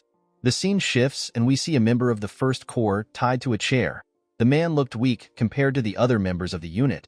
His name is Yang-gu. With a shaky tone in his voice, Yang-gu asked Muguk to tell him why he captured him. Our boy explained to the man that he was captured because he was the one who forged the assassination logs that were sent to them. With a nervous look on his face, Yang-gu told Muguk that he does not know what he is talking about. Our boy explained to the man that he never expected him to know anything because he was just following orders. He asked Yang-gu to be honest and tell him who gave him the orders. With a nervous look on his face, the man told our boy that he has never done something like that and he has never received any orders. Muguk explained to the man that he understands that he is scared that the demonic commander might kill him. To Yang-gu's surprise, our boy told him that he can leave. Our boy told the man that he cannot keep him waiting since he does not intend to answer his question. Muguk explained to Yang-gu that he does not like torturing someone who was simply following orders. Yang-gu was surprised to hear this. Our boy revealed to the man that he and the investigators will leave the demonic dragon court safely. He told him that Cheon-young will eventually kill him. Yang-gu was shocked to hear this. He asked our boy to tell him what he is talking about. Our boy explained to the man that the commander has probably heard that he was captured. He asked Yang-gu to tell him what would happen if he leaves the building without any injuries. With a cold gaze in his eyes, Muguk told the man that the commander will probably think that he has told them everything. Our boy told the man that he must know how the commander will respond to the situation. Yang-gu became terrified when he heard this. In the next scene, we see Daryong talking to our boy. The investigator told Muguk that Jang Ho already informed them that Cheon-young was the one who ordered the killing of the Nirvana Pavilion investigator and one of his peers. According to the investigator, the person who carried out the order was Go Dang, who is already dead. The demonic commander also committed numerous atrocious deeds. Daryong told our boy that the commander has killed a lot of people. However, Cheon-young will never let himself simply get arrested. Muguk revealed to the investigator that he does not plan to arrest the commander. Daryong was surprised to hear this. With a cold gaze in his eyes, our boy told the investigator that he will kill Cheonyang. Daryong was shocked to hear this. Our boy explained to the man that the Blood Heaven Sword Demon will make a move if the demonic commander is arrested. There is no way he will watch his own brother get executed. The situation will become far too complicated if the old man gets involved. Muguk explained to the investigator that there will be plenty of forged evidence to show that no one ordered Dang to commit any of the crimes. All the crimes will be pinned on Dang, and there will be a lot of slandering and scheming in regards to our boy. Most importantly, if the commander is allowed to leave, there will be people who will be killed to keep the silence about the crime. Muguk told the investigator that Jang Ho, who wrote the letter, will eventually be killed. All the members of the Third Corps will also be killed for trying to protect their leader. Our boy assured Daryong that he is also on the list. The man was terrified to hear this. With a serious look on his face, Muguk explained to Daryong that the situation will be different if the demonic commander dies in the process of being arrested. The only thing that would be left to do is to prove his crimes. Daryong became nervous when he heard this. He asked our boy if he will be okay. He told him that the Blood Heaven Sword Demon will definitely seek revenge. Muguk stood up and told the man that not everyone will seek revenge when their family dies, especially someone like the Blood Heaven Sword Demon. The old man is not the kind of person who would waste his life on revenge. Daryong saw our boy walking towards the door. He asked him to tell him where he is going. With a smile on his face, Muguk told the man that he is going to kill the commander of the demonic army. Daryong was shocked to hear this. He asked our boy if he is going right now. In the next scene, we see Muguk drinking with the commander in a room. Our boy told the man that they were able to complete the investigation with his help. Cheonyang told our boy that he is happy that the investigation is over. He told Muguk that he is sad that he has to part ways with him now that the investigation is over. Muguk assured the commander that he will definitely repay his goodwill in the future when he becomes the successor. Cheonyang told our boy that he is the one who is indebted to him. He told Muguk that he will not forget the goodwill he showed him by finishing the investigation without any issues. Our boy smiled when he heard this. He was certain that Cheonyang will never forget about this incident. He knew that such a greedy man will never forget about the huge losses he got in the incident. Muguk raised a bottle and told the man that they should drink to the end of the investigation. Cheonyang smiled and raised his cup. While pouring some liquor for the man, Muguk asked the man to tell him why he did it. The commander asked our boy to tell him what he means. With a cold gaze in his eyes, Muguk reminded the commander that he should already have more than enough money to use until he dies of old age. Our boy asked the man to tell him why he is so greedy to the point that he would use the demonic army to take in requests for money. Cheonyang was shocked to hear this. He placed his cup down and told our boy that he does not know anything about that. He told Muguk that he will have to ask the dead First Corps captain his question. Our boy smiled when he heard this. He told the commander that a puppet cannot know anything. With a serious look on his face, Cheonyang asked our boy to tell him what he is talking about. With a smile on his face, Muguk told the man that he is curious about what he thinks. Our boy explained to the man that he does not expect much from him since there is nothing but pitch darkness within him. He told Cheonyang that his body must be filled with greed that will never cease to want more. Cheonyang crushed his cup when he heard this. With a terrifying smile on his face, the commander asked Muguk if he has lost his mind. Our boy took a sip of his liquor and told the commander that he is the one who is crazy for taking on so many assassination requests. The moment he said this, Cheonyang released his energy. He told Muguk that he has had enough of his nonsense. He used his energy to crush the table and the things around him. Our boy was not even surprised. He simply drank his drink and stared at the man. While Cheonyang was glaring at our boy, he noticed something weird. When the man looked down, he saw a sword sticking out of his chest.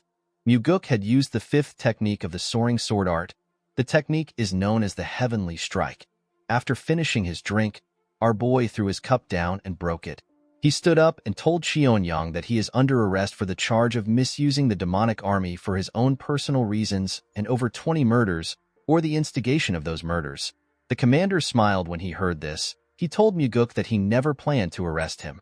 Muguk smiled when he heard this. He told the man that he is still going to get executed anyways. He asked Cheonyang to leave the world for the sake of those who will live on. The moment he said this, our boy grabbed his sword and pulled it out of the commander. The man spat out some blood and lost his strength. In the next scene, we see the investigators and members of the Third Corps in the room. Everyone was shocked to see what was in front of them. They were horrified to see the commander's dead body on a chair. Muguk told the people in front of him that the commander of the demonic army died in the process of resisting arrest for the grievous crimes he committed. The men did not know how to react to this statement. Our boy asked Daryong to arrest all the members of the First Corps and imprison them. He told the man that the case will be investigated officially. The investigator accepted Muguk's order. Our boy called out to Jang Ho. He told him that all those under him, excluding any First Corps members, are to help the Nirvana Pavilion investigators to arrest the First Corps. Muguk explained to the men that he has received the authority to take full charge of the matter. He told them that his orders are equal to the heavenly demon's orders. Muguk told the men that they are to execute his orders immediately. Jang Ho put his hand together and accepted our boy's orders. Daryong and Jang Ho were both nervous after they received our boy's orders. Muguk smiled when he saw the look on the men's faces. The scene shifts and we see Muguk walking into the Heavenly Demon Pavilion. Inside the pavilion, we see the Heavenly Demon, the Chief Advisor, and the Blood Heaven Sword Demon. As Muguk walked towards the men, he noticed that the Blood Heaven Sword Demon was staring at him. Our boy also glared at the man. Muguk greeted his father and Myung. He also greeted the Blood Heaven Sword Demon. The old man asked our boy if he has been well. He told Muguk that he wants to know about what happened. Our boy informed the old man that everything is written in his reports. He told him that he can simply read it himself. The old man told Muguk that he wants to hear it directly from him. Our boy was surprised to hear this. He turned to his father and the advisor. Due to the fact that they were simply observing, Muguk realized that they wanted to hear his reply. Our boy explained to the Blood Heaven Sword Demon that they found out that his brother had committed grievous crimes. He told the man that the commander tried to kill him in the process of arrest. He apologized to the Blood Heaven Sword Demon for his brother's death. The old man assured our boy that it is fine. He told him that his brother deserves to be punished if he committed a crime. The man told Muguk that he doesn't understand something. With a serious look on his face, the Blood Heaven Sword Demon explained to our boy that although his brother is pathetic, he is not so foolish enough to attack him when his crimes have been exposed. Upon hearing this, Muguk realized that the commander must have asked his elder brother for help after he was caught. Our boy could tell that the Blood Heaven Sword Demon probably knows that he killed his brother and was trying to nip the problem in the bud. Our boy told the old man that he also did not understand what happened. He explained to him that his brother probably couldn't accept the fact that he was caught by someone younger than him. The Blood Heaven Sword Demon revealed to Muguk that he saw his brother's body before he came there. He told our boy that his brother was stabbed in the chest with a single strike. He commended Muguk for having an exceptional martial prowess. He could not believe that our boy was able to kill his brother in just one strike. Our boy told the man that this is thanks to his father. He explained to the Blood Heaven Sword Demon that Cheonyang was not able to use his full strength because he was agitated. With a smile on his face, the old man thanked Muguk for telling him the truth. He told him that he feels quite relieved. Our boy told the man that he actually feels sorry. While talking, Muguk noticed that Kyampa was not even showing any signs of anger. Our boy believed that the old man's anger should have reached the limit since he killed his disciple and even his brother. The old man turned to the Heavenly Demon. The two men stared at each other. The Heavenly Demon told the Blood Heaven Sword Demon that he will need to rest in order to prepare for the funeral. He asked the old man to go. Kyampa bowed his head and thanked his master for his consideration. The old man came down the stairs and walked past our boy. Muguk wondered if Kyampa wanted to tell his father that he has gone too far. He believed that the old man wanted to ask the Heavenly Demon if they had to deal with the issue in this manner. After Kyampa left, Myung commended our boy for completing his mission. He told him that the evidence he gathered is robust and it is good enough to close the case without any issues. The advisor asked Muguk if he is hurt anywhere. With a smile on his face, our boy thanked his father and the advisor for their worry. Myung called out to Muguk. He seemed like he wanted to tell him something. Our boy asked the man if something is wrong. The advisor asked our boy to forget about it. Immediately he said this. Someone walks up to Muguk. The person was holding a box. Myung told Muguk that his father wanted to give him a reward for his hard work. When the man opened the box, we see a long sword in a black sheath. Muguk was shocked to see the sword. The advisor revealed to our boy that the Heavenly Demon has bestowed the black demonic sword onto him. The black demonic sword is one of the treasured swords in the cult. It is like the white demonic sword. Our boy smiled when he picked up the sword. He turned to his father and told him that it would have been better for him to give him the white demonic sword because it matches his aloof personality. With a serious look on his face, the heavenly demon informed his son that the black demonic sword suits him. Muguk grabbed the sword and took it out of its sheath. The sword released its energy the moment our boy took it out. Muguk never expected the sword to be able to release such a cold energy, even though he had not infused any energy into it. The cult leader stared at his son when he saw him take out his sword. Myung was surprised to see this. He realized that his master was feeling proud when he saw his son acting happy. Our boy returned the sword into the sheath. He told his father that the reward feels too great. The advisor assured Muguk that he deserves the sword. He revealed to him that the issue with the demonic commander was their most dire problem within the cult. He told our boy that he never expected him to end the case in such a clean manner. He turned to the heavenly demon and asked him if he expected Muguk to solve the case this way. The heavenly demon told the man that he believed that his son would be lucky to survive. He told him that he did not know that our boy could solve the case. Of course, Muguk could easily see through his father. He knew that the heavenly demon sent him there because he actually believed in him. The heavenly demon knew that our boy had mastered the soaring sword arts. He also knew that Muguk had consumed the demonic essence pill. He was certain that his son would not die easily. Our boy could tell that his father never expected the commander to die. While thinking, Muguk understood why his father gave him the sword. The heavenly demon was making a statement to the blood heaven sword demon. He was telling the old man that he acknowledges everything he has done for the cult, but it would be best for him to not besmirch his son over the incident.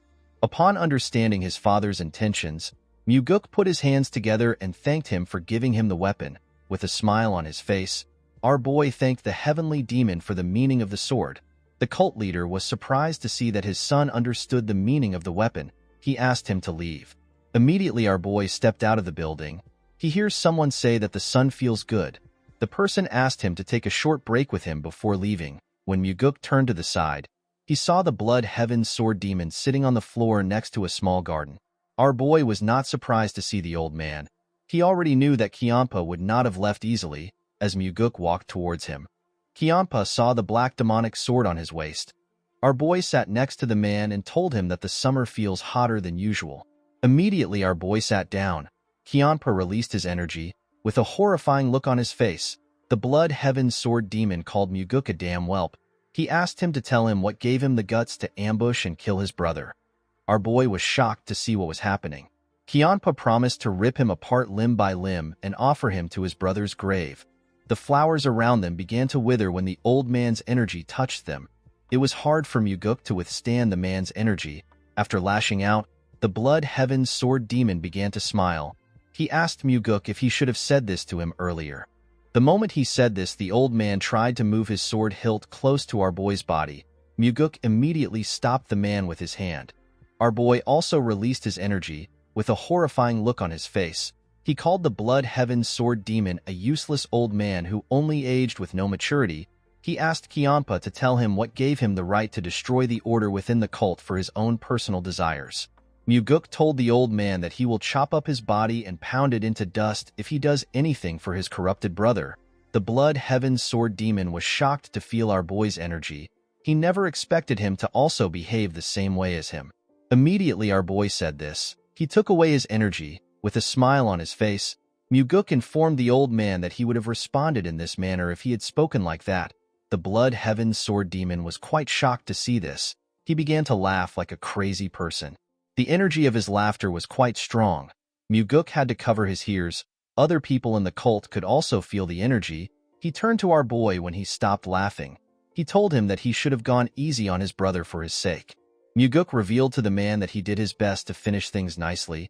He explained to him that he wanted to end things by letting Cheon-young step down from his position. Our boy told the old man that his brother crossed the line far too much. It was as if the line never existed for him. Kyampa accepted Muguk's explanation. Muguk could tell that the blood heaven sword demon knew about his brother's corruption within the demonic army.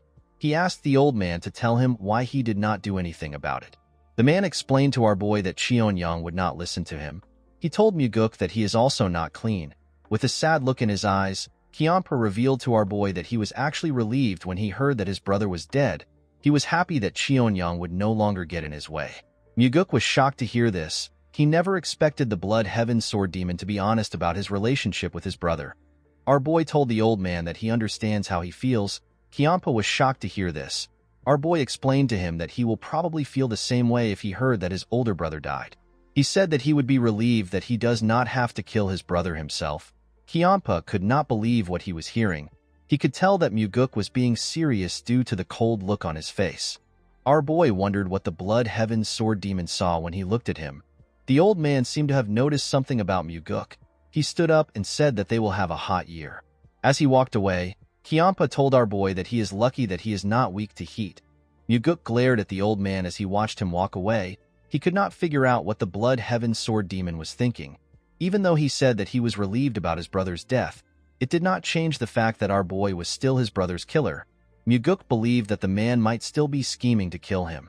Our boy looked up and wondered if the old man might let things float away like the clouds. Regardless of what happened, Muguk did not regret his decision.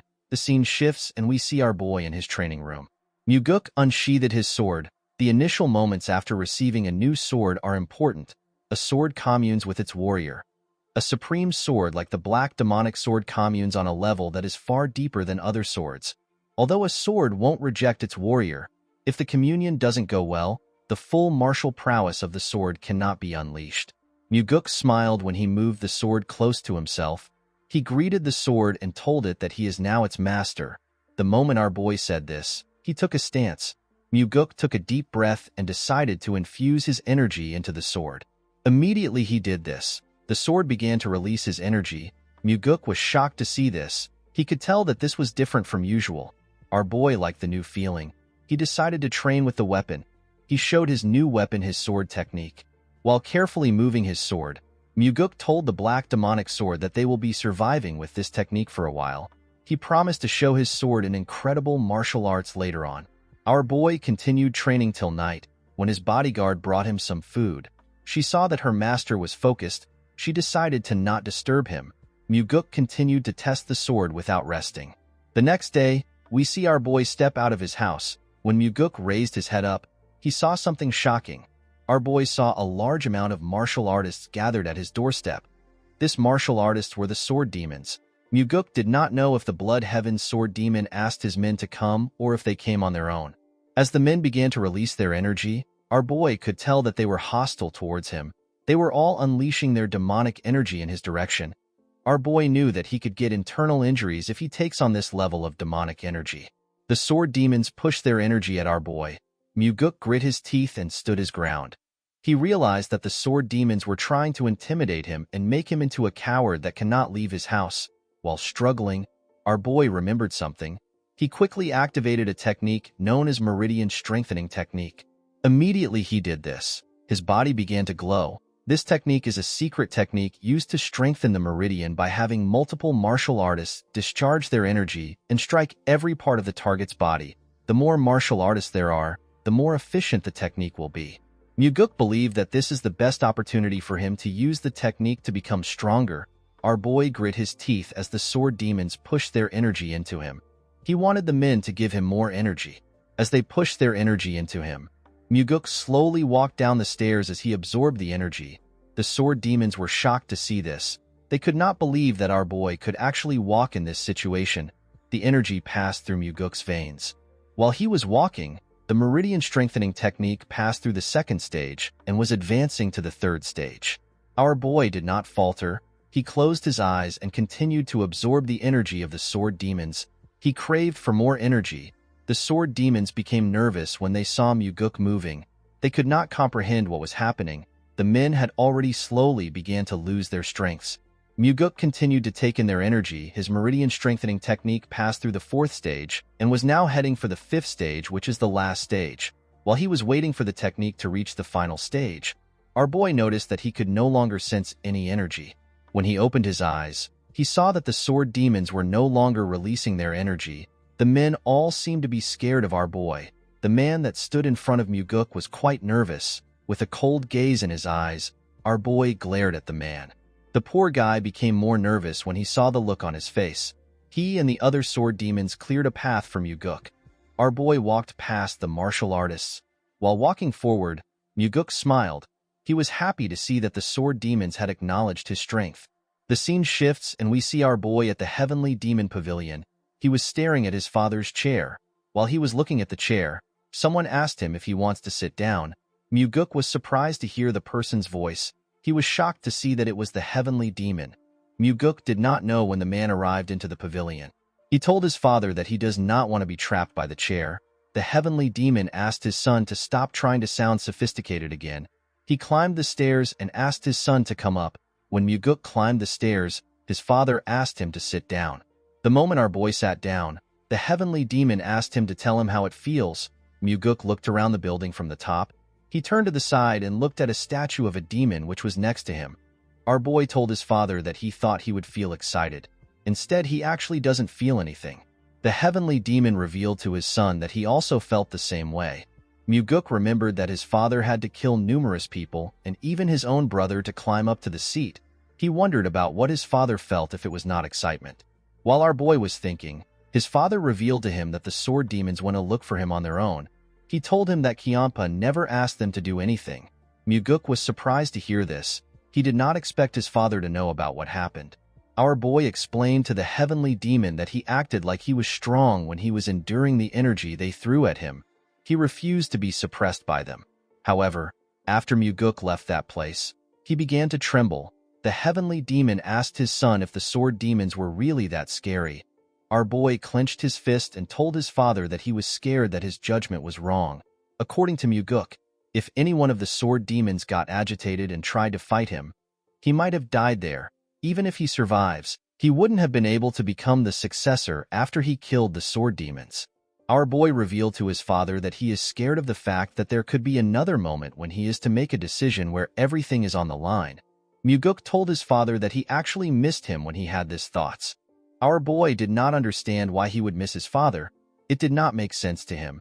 The Heavenly Demon informed his son that demonic humans do not look back. Instead, they look forward and advance. Our boy was surprised to hear this. He could not believe that his father was trying to comfort him with words. Muguk smiled when he thought of this. Our boy turned to the statue and told his father that he has been thinking about something else. He advised his father to change the demon statue into a statue of a beautiful woman.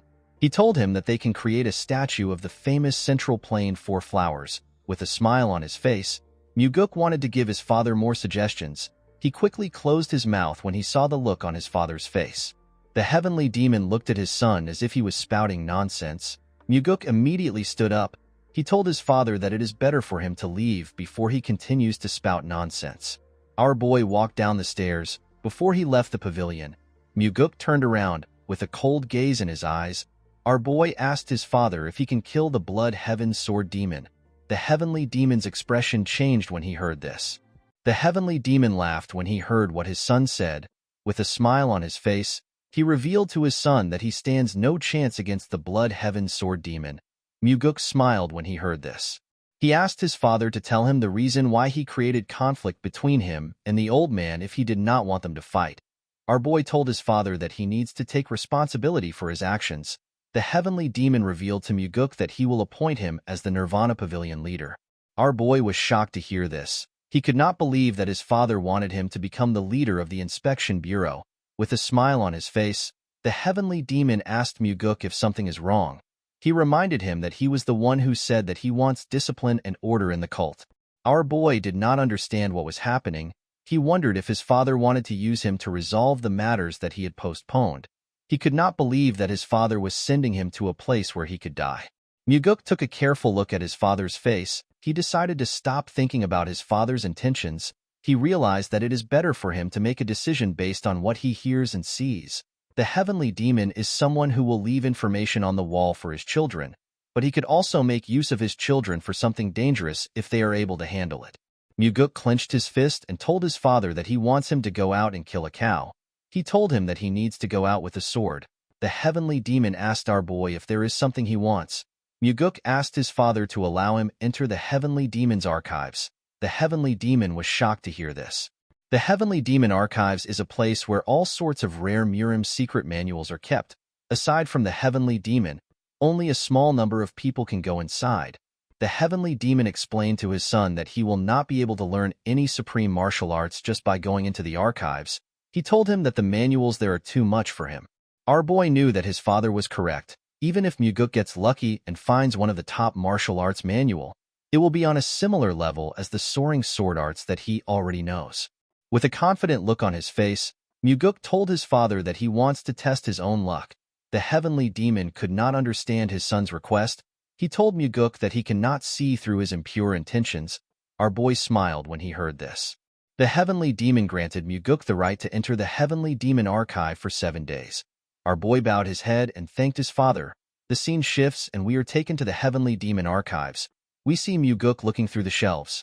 In his past life, our boy went back to the cult to get the secret demonic soul. People in the cult already believed that our boy died. It had been decades since he left. His face was disfigured so no one recognized him. It took Muguk a long time to go from being a normal warrior to a rank where he could meet the new heavenly demon privately. During his meeting with the cult leader, our boy heard about a certain martial arts. The name of the martial arts is the 4 strides of the wind god. This martial arts is the greatest mobility art that consists of just 4 moves. It was said to be a supporting technique for the heavenly demon's martial arts at one point in time. Unfortunately, knowledge of it went missing and it was no longer passed down. In Muguk's past life, the person who obtained the manual is Ju Baekdo. This person was the cult leader. While pouring himself a drink, Baekdo revealed to Muguk that he was able to become the heavenly demon because he found the lost 4 strides of the wind god. He told our boy that he found it in the heavenly demon archives. Muguk was surprised to hear this. He asked the cult leader to tell him why people thought the manual was lost when it was in the archives. The man told our boy that the manual was not kept on the shelves. While looking around the archives, Muguk looked down. He went down to look at a book. He remembered asking Baekdo to tell him where he found the manual. The man told him that the precious book was used to prop up the 19th shelf. While on his knees, Muguk took out the manual from the leg of the shelf. The book has a huge hole on its surface. Our boy opened the book to see it. He smiled when he realized that 4 steps were enough to walk all over the world. The 4 strides of the wind god has 4 main techniques. The first is the shadow step. The second is the flicker step. The third is the death step, and the last is the swift step. The shadow step is used when trying to infiltrate a place. At the start, it would only be used to avoid being detected by one person. However, as a person becomes more skilled with it, they can increase the number they want to avoid. It is said that once a person masters the shadow step, the person will be able to disappear even if tens of people are looking straight at him. The flicker step is used for defense. It is a technique that will definitely help you find a way to escape, even when an unavoidable attack is coming towards you. The death step allows a person to charge into the enemies. The person can then pierce through or neutralize any defense. The swift step is said to be a technique that is so fast that the word fast is an understatement. Muguk sat in a lotus position and began to practice this techniques. 7 days later, we are taken to the heavenly demon pavilion. Muguk bowed his head and told his father that he has returned. The heavenly demon asked his son to tell him what he learnt in the heavenly demon archives. With a smile on his face, our boy revealed to his father that he learnt a mobility art. The heavenly demon asked his son to tell him which mobility art he learned.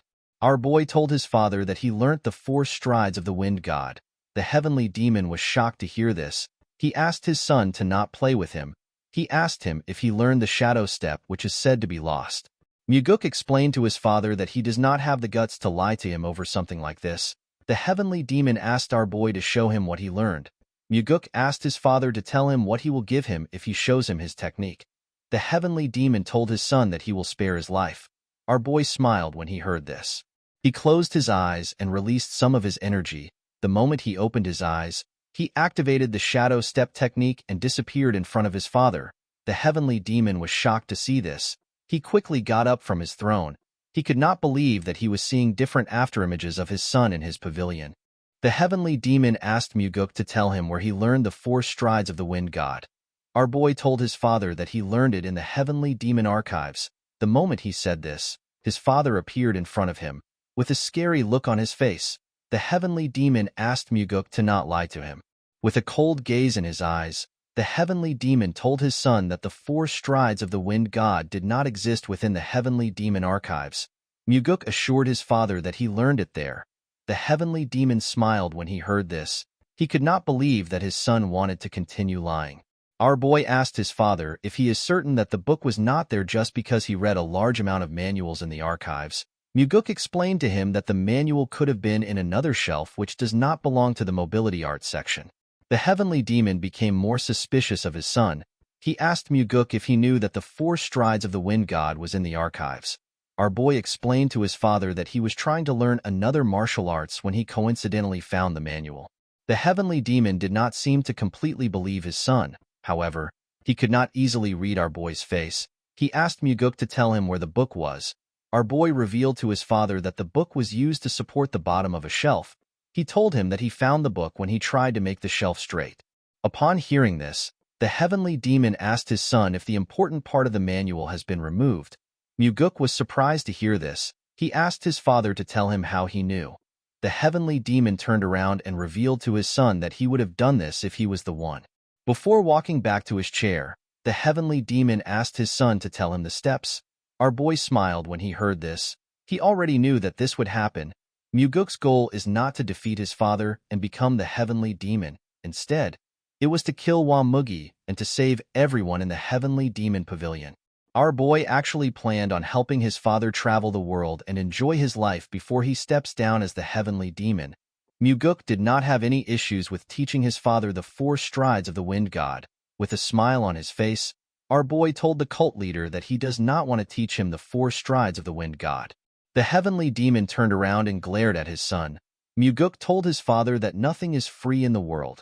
The heavenly demon reminded his son that he taught him a technique at the hunting grounds for free. Muguk told his father that the technique was the payment for the liquor he drank at the hunting grounds. The heavenly demon smiled when he heard this. He asked his son to tell him how he was able to hold himself back for a long time. He told him that he is really brazen.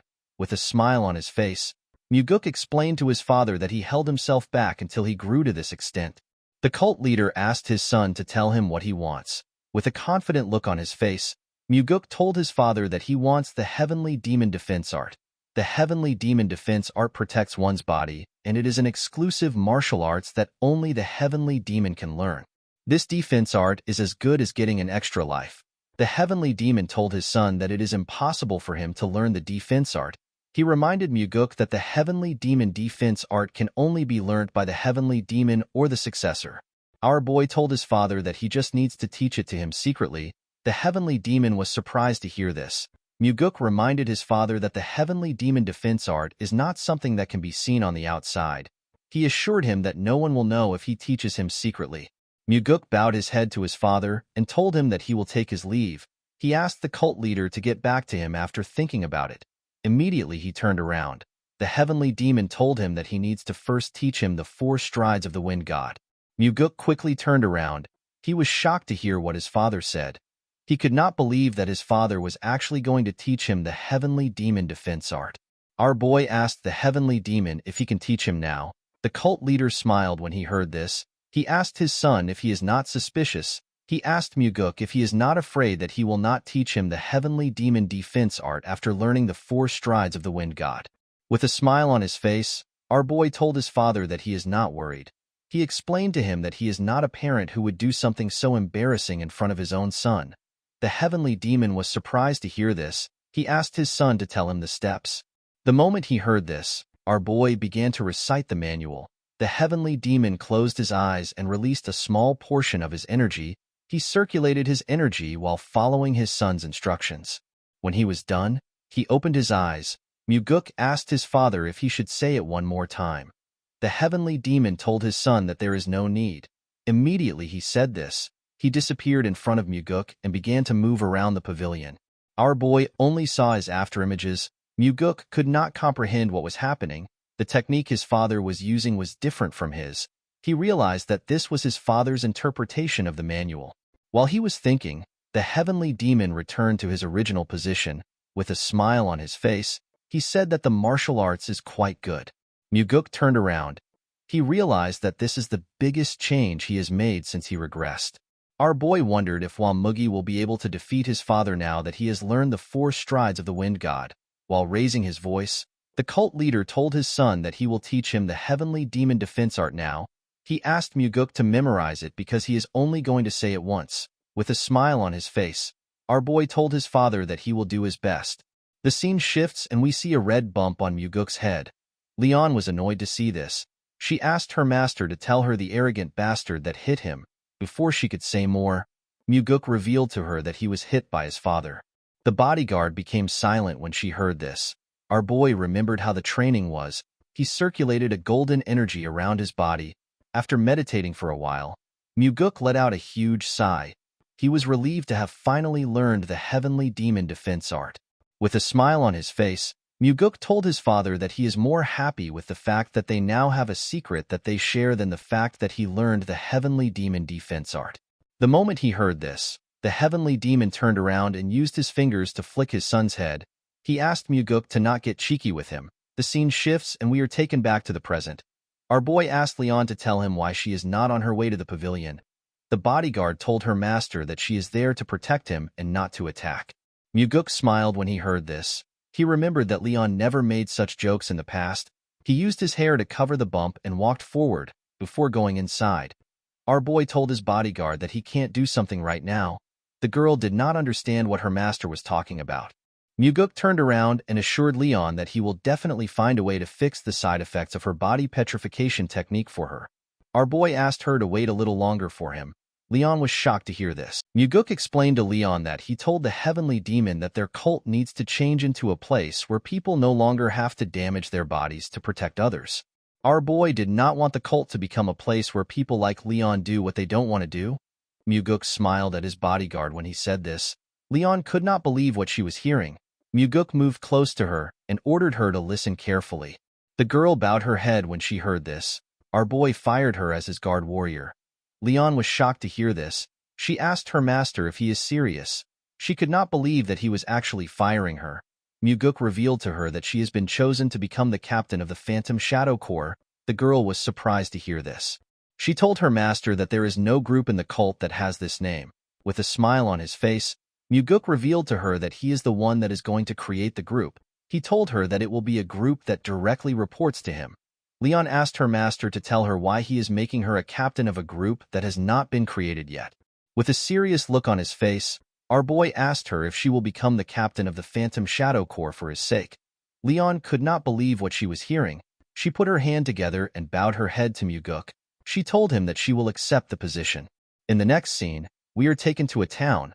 We see Muguk in average clothes. Our boy was thinking about the fact that he told Leon that he will be creating a group that directly serves under him. Although he said this, Muguk knew that this was not a simple task. In order to run an organization, a large amount of capital is needed. To get the capital he needed, Muguk decided to make use of an incident that happened before he regressed. While our boy was standing with some mercenaries, a man calls out to them. The man introduced himself as Yang Dang. He explained to them that he has been appointed as the leader of the mission. The man made everyone understand that the mission pays a lot of money, but it is also quite dangerous. He told them that anyone who does anything stupid will die by his hands. Yang Dang walked up to Muguk. He asked him if he is the one who joined the mission under the recommendation of Warrior Seo. Our boy told him that he is. The man asked him if he can trust his skills. With a smile on his face, Muguk asked Yang Dang if he will acknowledge him when he cuts him down. The man asked our boy to not act arrogant. He reminded him that they live in a world where the head of the arrogant would fall easily like morning dew. Muguk assured the man that he will follow his orders. He told him that he is content as long as he is paid. Yang Dang turned around and told our boy that he will be keeping an eye on him. After the man left, Muguk looked around. He saw his client and her daughter. The mission was to escort this two to Namping safely. When the little girl raised her head up, our boy waved at her. She smiled when she saw this. She turned around with her mother and went into the carriage. The scene shifts and we see the group riding through the forest. In the evening, the group decided to camp out and rest. Yang Dang shared some beef jerky among the other mercenaries. The man told them that they do not know when they will be able to eat again. He asked them to eat their fill. The mercenaries were not excited to be eating beef jerky. One of them told the others that they need to eat something so that they do not feel hungry. Muguk watched the men as they ate. He remembered hearing that this group was ambushed by vagrants from outside. Not even their corpses were found. No one knew how the mercenaries were killed. Later in the night, our boy heard the mercenaries coughing. When he looked around, he noticed that the men were coughing out blood. Muguk immediately realized that they were poisoned. While looking at the mercenaries' bodies, our boy wondered about why he was fine. Someone asked him about why he is okay. The person turns out to be Yang Dang. Muguk realized that the man put poison into the food he gave out. Our boy told the man that he did not eat the food he gave out. Yang Dang drew out his sword and took a stance. He told our boy that it would have been better if he had died from the poison. Muguk could not believe that the leader would be the person who poisoned the food. He told the man that he has lived a pathetic life. He asked him to tell him what he wants to do with the money he earns from killing his comrades. With a smile on his face, Yang Dang told our boy that he can do plenty things with money. He said that he can drink liquor and buy women. Muguk couldn't believe that he killed his comrades for these reasons. Yang Dang told our boy that he needs to be worried about his own life. The moment he said this, someone said that things are already over. Our boy and Yang Dang quickly turned to the side. They saw a man with 3 other men who covered their faces. Muguk could tell that the 3 men were decently strong. Yang Dang welcomed the men. The man without a mask asked the woman and her daughter to come out before he burns down the carriage. Upon hearing this, the woman came out with her kid. The man told her that she is really good at hiding. He revealed to her that he was scolded for not being able to find her. With tears in her eyes, the woman referred to the man as Warrior Quan. She asked him to spare her child's life. Upon seeing the look on her face, Quan said that he will spare her life because of their relationship. He referred to the woman as a crazy bitch and asked her if this is what she wants to hear. He told her that she should be kneeling and begging him. He could not believe that she dared to act like his master. The little girl and her mother began to cry when they heard this. The woman assured Quan that she will give him 10 times the money he is supposed to get if he spares her daughter's life. Quan asked the woman to stop spouting nonsense. He revealed to her that her father has already been caught. The woman was shocked to hear this. While looking at the woman, Quan saw something weird. He saw Muguk waving at the little girl. The man asked Yang Dang for our boy's identity. Muguk stepped forward and introduced himself as someone who received money to bring his clients to their destination. Quan could not believe that our boy was not Yang Dang's subordinate. Yang Dang told the man that our boy is simply a vagrant that he has not dealt with. He assured him that he will deal with him now. Quan asked him to do it immediately. The man stepped forward when he heard this. With a smile on his face, Muguk told Yang Dang that these men are street thugs that would betray their own master. He asked him if he really believes that he is going to get a reward. He told him that they will probably kill him to tie off loose ends and take his share of the money. Yang Dang became nervous when he heard this. Quan was annoyed to hear Muguk call him a street thug. Our boy did not understand why the man was angry. He told him that he is actually speaking politely because a child is here. Quan could not believe that some crazy bastard was calling him a street thug. Muguk asked the man if he is flustered because he hit the bullseye. Quan became enraged when he heard this. He referred to Muguk as a filthy vagrant and ordered his men to kill him first. Our boy told Yang Dang that they said that he is first. He assured the man that he will be next. Yang Dang became nervous when he heard this. Before the man could react, something hits him in the neck. Yang Dang fell to the ground. It turns out that Quan stabbed Yang Dang in the neck with a blade. Quan said that the idiot was too sloppy. He could not believe that he entrusted an important mission to a vagrant. Our boy watched the man as he bled out, with a cold gaze in his eyes. Muguk said that this is what happens to those who betray others for money. Quan asked his subordinates to stop listening to Muguk's rambling. He ordered them to attack. Our boy turned around and asked the woman to cover her child's eyes and ears. The woman closed her eyes and did what Muguk asked her to do.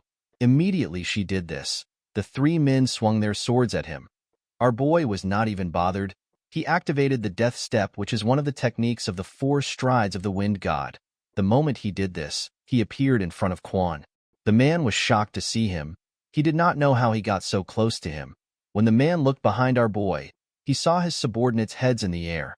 The heads fell in front of the woman. She quickly opened her eyes when she heard the sound. Quan became scared. He asked Muguk to tell him who he is. Our boy told the man that he has the same question for him. The woman revealed to him that Quan Wan is one of the vassals that protects her household. She introduced herself as Jiam Seon. She revealed to Muguk that she is the daughter of the Golden Manor Master. Our boy smiled when he heard this. He already knew about the woman. This is why he hid his identity and joined the group as a vagrant warrior. Seon's father is known as Jiam Asu. He is one of the top 10 largest merchants in the Central Plains. He is the richest man in Fujin and the master of the Golden Manor.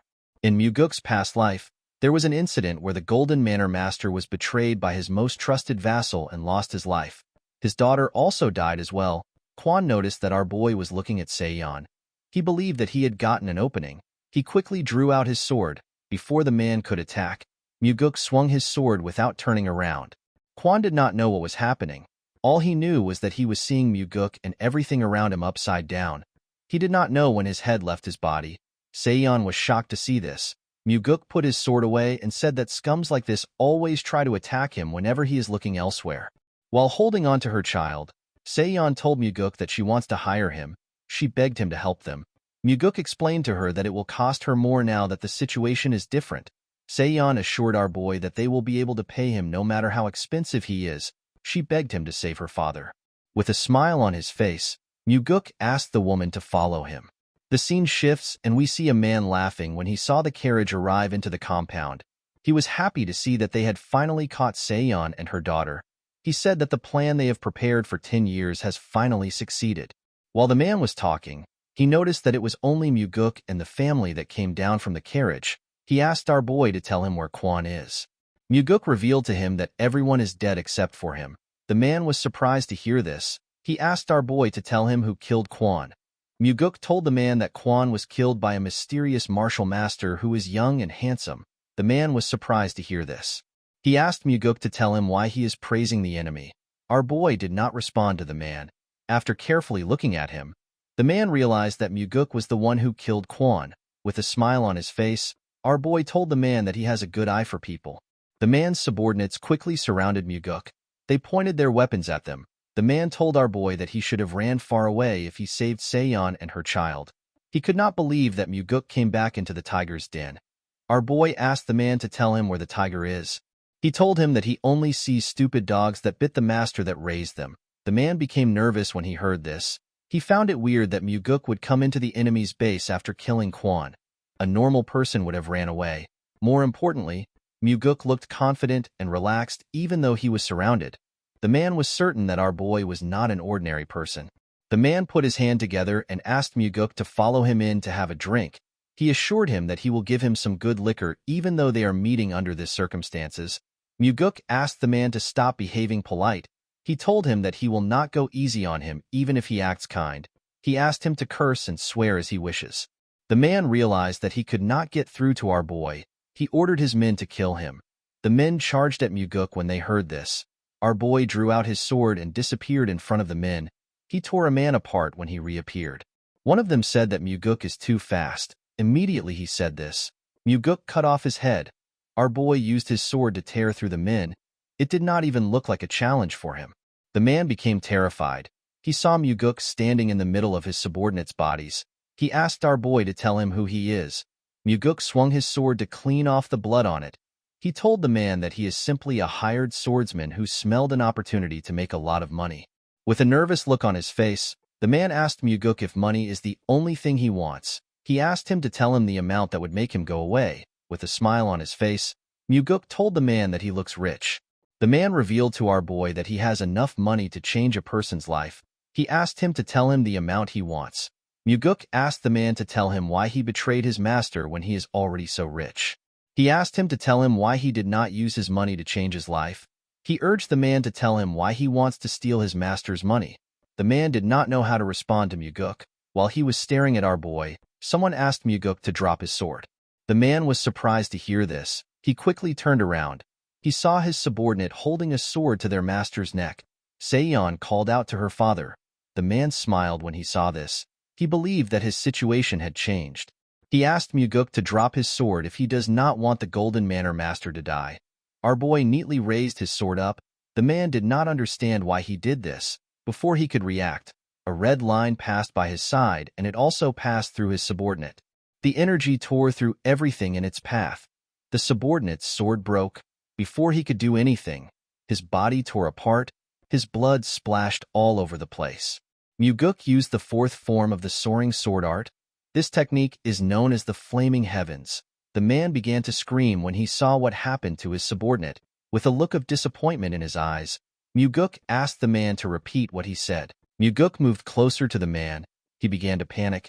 He asked our boy to wait. Muguk told the man that he has no interest in waiting.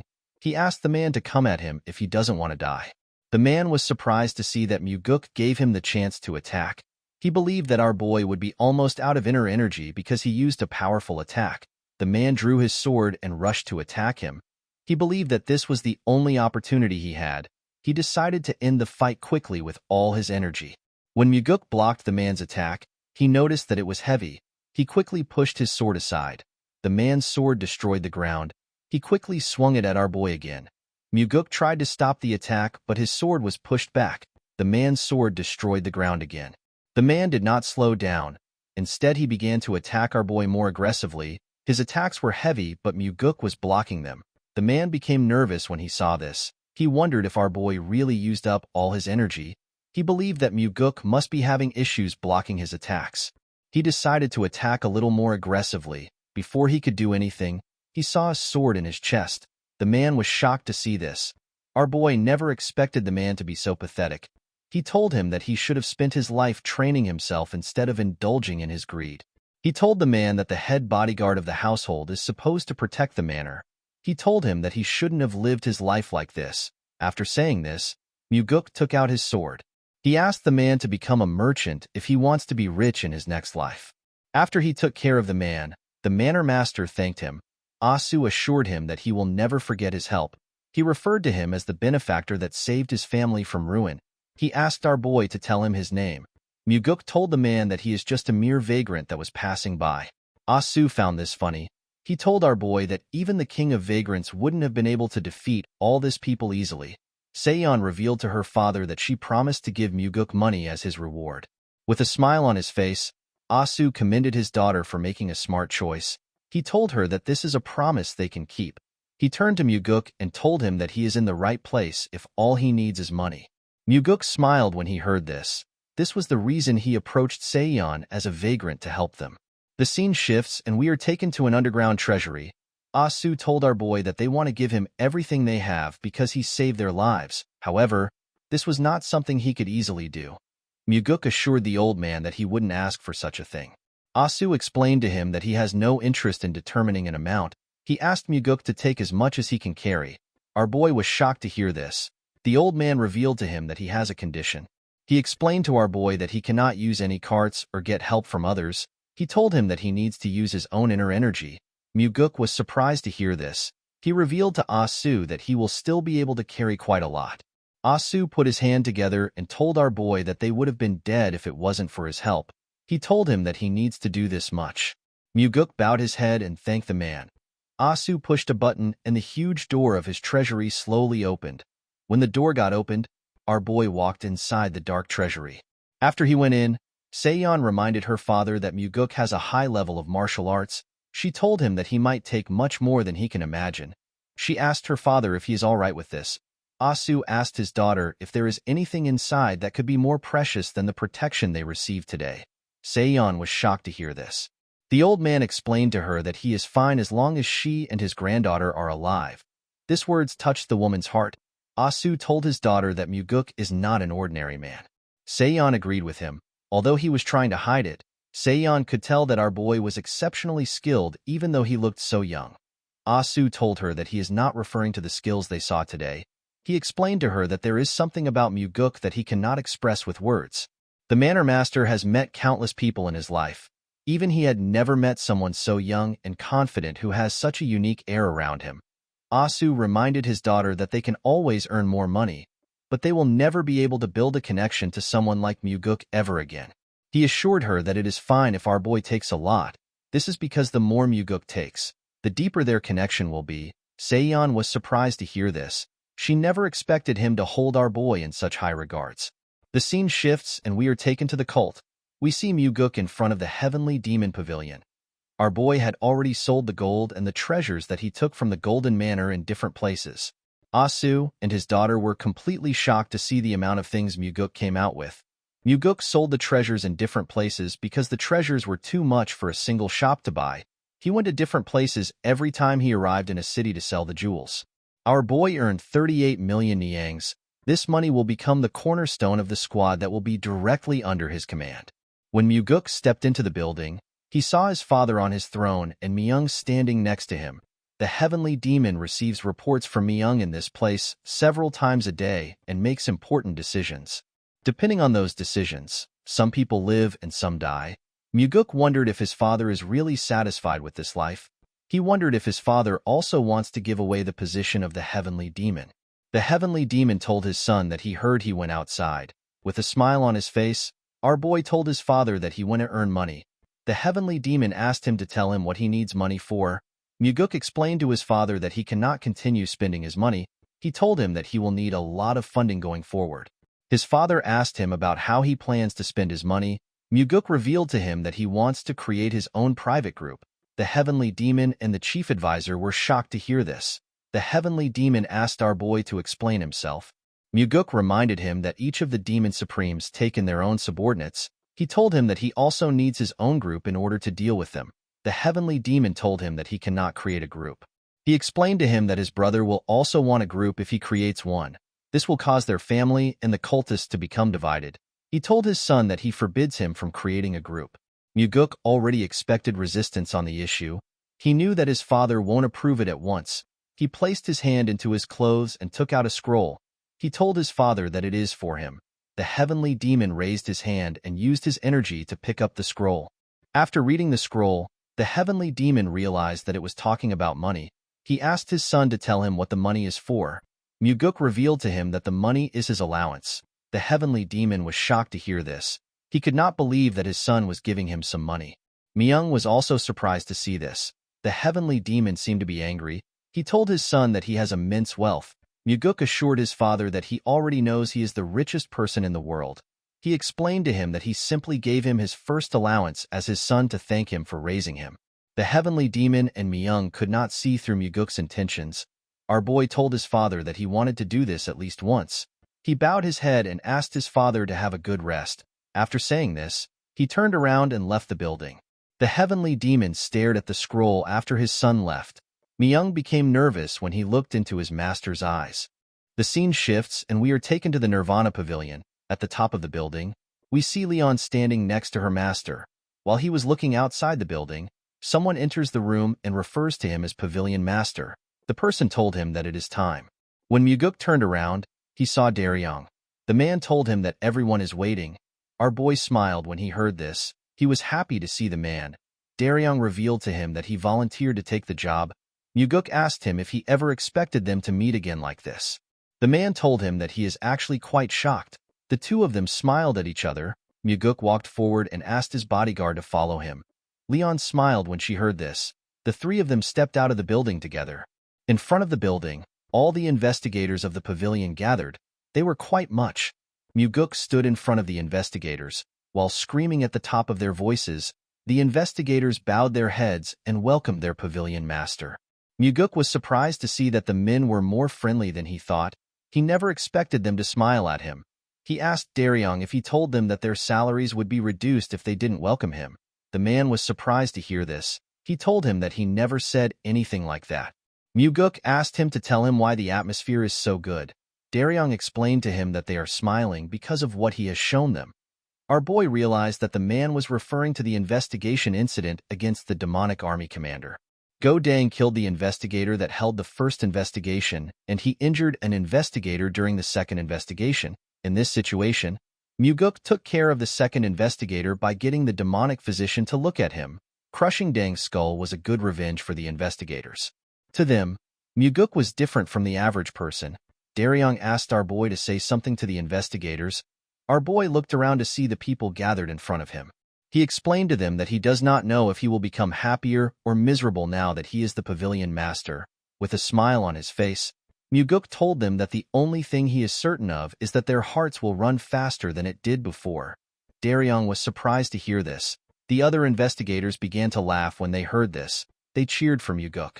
The scene shifts and we see our boy reading a paper. Muguk told Daryong that he is killing the good atmosphere by giving this to him. Daryong explained to him that this is the incident which was handled unfairly. He reminded him that he requested this case. Our boy did not like the fact that this was related to the Blood Heaven Sword Demon again. Daryong explained to him that he also doesn't want to interfere. He told him that the incident happened recently and it matches his request. Leon told her master that he needs to hold himself back this time. She reminded him that the old man was already about to explode last time. Muguk stretched out the paper to her. He explained to her that the stories written there are way too unfair. It would be impossible for them to cover it up just because of the Blood Heaven Sword Demon. He asked her to read them. He asked her to see if she can cover it up. After reading the paper, Leon told her master that he needs to do something about it. The scene shifts and we are taken to the entertainment pavilion.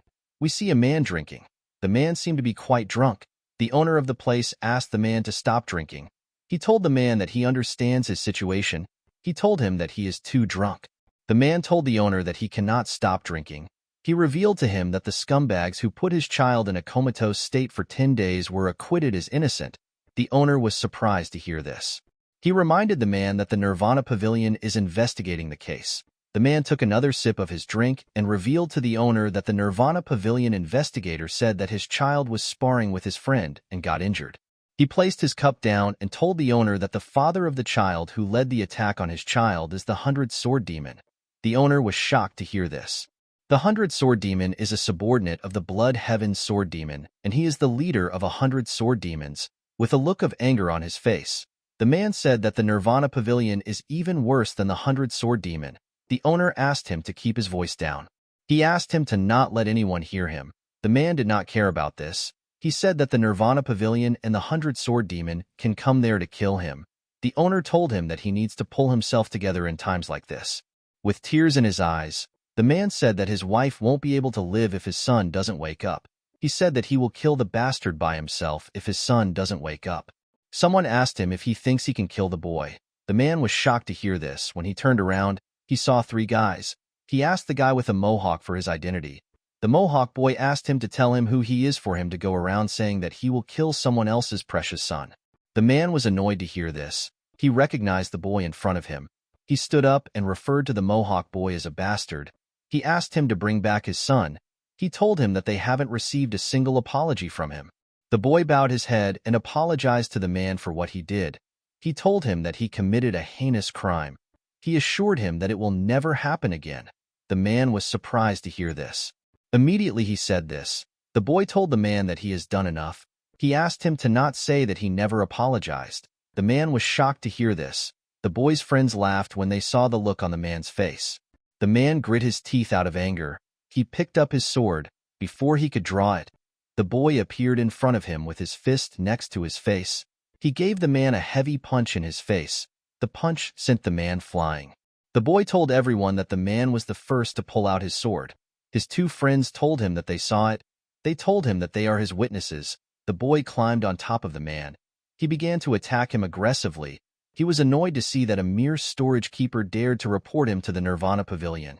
While beating up the man, he told him that it is all his son's fault. He said that they asked his son to steal money from his home. The boy told them that he won't do it because his father earned it with his blood and sweat. The bastard told the man that his son acted kind and made him out to be some trash. He asked the man if he wouldn't also be angry and hit his son if this happened. Immediately he said this. The man told him that he just confessed with his own mouth. The boy asked him to tell him what he means. The man revealed to him that everyone just heard the reason why he beat up his son. He told the bastard that he just confessed that he attacked his son. The boy did not seem to be surprised. He raised his head and asked everyone if they heard anything. The people there quickly turned their heads away. Even the owner could not say anything. With an arrogant look on his face, the boy told the man that no one heard anything. The man began to cry when he heard the bastard laughing. With a cocky smile on his face, the bastard told the man that he is crying like a retard. He said that his son cried just like him. The bastard's friends laughed when they heard this. While they were laughing, someone said that he heard what he said. The idiots turned around when they heard this. The person turns out to be Muguk. Our boy was with Leon and Daryong. The bastard raised his head and yelled at Muguk. He asked him to tell him who he is. He did not seem to recognize our boy. Muguk could not believe that the bastard spoke rudely even though he did not know who was talking. He could tell that this loser grew up pampered and entitled. The boy was surprised to hear what Muguk said. He bowed his head and apologized to him for being too emotional. He begged Muguk to not be angry. Immediately he said this. He called our boy a retard. He asked him if he believes that he will apologize to someone like him. He said that he does not know who Muguk is. He said that our boy must have a death wish for him to be interfering. Our boy smiled when he heard this. He could not believe that the bastard was acting tyrannical in broad daylight just because he is the son of the 100 Sword Demon. He asked the boy if his father's reputation is very powerful here. The bastard was surprised to see that Muguk referred to him as the brat of the 100 Sword Demon. He did not expect him to speak to him rudely. Before he could say anything, the man on the floor referred to Muguk as second young master. The bullies were shocked to hear this. The people at the pavilion were shocked to see the second young master. They never expected to see him in this place. With a nervous look on his face, the bastard asked our boy if he is really the second young master. Muguk asked him to relax. He told him that he came as the Nirvana Pavilion master. Leon told her master that the bastard is actually supposed to be more nervous. The bastard bowed his head and apologized to Muguk for failing to recognize him. He said that he committed great disrespect to him because he is young. He begged our boy to forgive him. Muguk told him that he does not behave like a young person. The bastard told him that he is still quite ignorant. Our boy realized that this bully is quite shrewd. He knows the right time to bow down to people. The bastard told Muguk that he will be leaving. Our boy asked him to wait. He explained to him that he came there because he has some business with him. The bastard was surprised to hear this. With a scary look on his face, Muguk revealed to him that he is there to investigate the assault incidents that he has committed. The bastard explained to our boy that the Nirvana Pavilion has already judged that he is innocent. Muguk revealed to him that they will be reinvestigating the whole case. Everyone was surprised to hear this. Muguk revealed to the bastard that he will be charged for habitual extortion because he extorted money every day. He told him that he will also be charged for instigation of stealing because he asked his victim to steal. The bastard will also be charged for murder because he beat the victim to the brink of death. The worst part is that he looked for the victim's father and assaulted him. Muguk told the boy that he has committed too many heinous crimes. He told him that he needs to be imprisoned for at least 20 years. The bastard was shocked to hear this. He told our boy that he did not assault the man. He said that they were sparring. Muguk asked him if he has forgotten. He reminded him that he confessed in front of the Nirvana Pavilion master some moments ago. He told him that he heard his confession. The bastard realized that he messed up. For some reason, this piece of shit still had some courage. He told Muguk that his father will not stand by and let anyone accuse him. Our boy smiled when he heard this. He asked the bastard to not worry about that. He revealed to him that his father will be so busy that he won't have to look after him. With a scary smile on his face, Muguk revealed to him that he plans to arrest the 100-sword demon for conspiring with the Nirvana Pavilion investigator. The bastard was annoyed to hear this. He asked Muguk if he believes that his father will let him do as he pleases. He told him that his father will seek revenge against him after he comes out of jail. He said that he might even kill our boy while he is in jail. The moment he heard this, Muguk gave him a heavy punch that pushed him up in the air. The pain which the boy felt was quite much. He began to cough when he hit his body on the floor. Our boy revealed to him that his sentence has increased to 30 years because he threatened the Nirvana Pavilion master. While he was coughing, tears poured out of his eyes. He begged Muguk to forgive him. Our boy glared at him. He asked him to give him one reason why he should forgive him. The boy did not know what to say. Muguk asked him if he has ever spared or helped anyone. He asked him to tell him something kind he has done before. He assured him that he will hear him out even if it is far-fetched and made up. The bastard could not say anything. Muguk explained to him that he cannot make up something because he has never done anything kind before. He asked the bastard to tell him why he should forgive trash like him. While crying like a little girl, the boy promised Muguk that he will be nice from now on. Our boy gave him a heavy slap on his face. The boy spat out some blood. The slap knocked him out. Everyone was shocked to see this. Muguk asked the bastard to live like a nice person after he comes out of jail. Immediately he said this, he turned to the bastard's goons. The boys were horrified to see him looking at them. The fat one told him that they only did what they were told.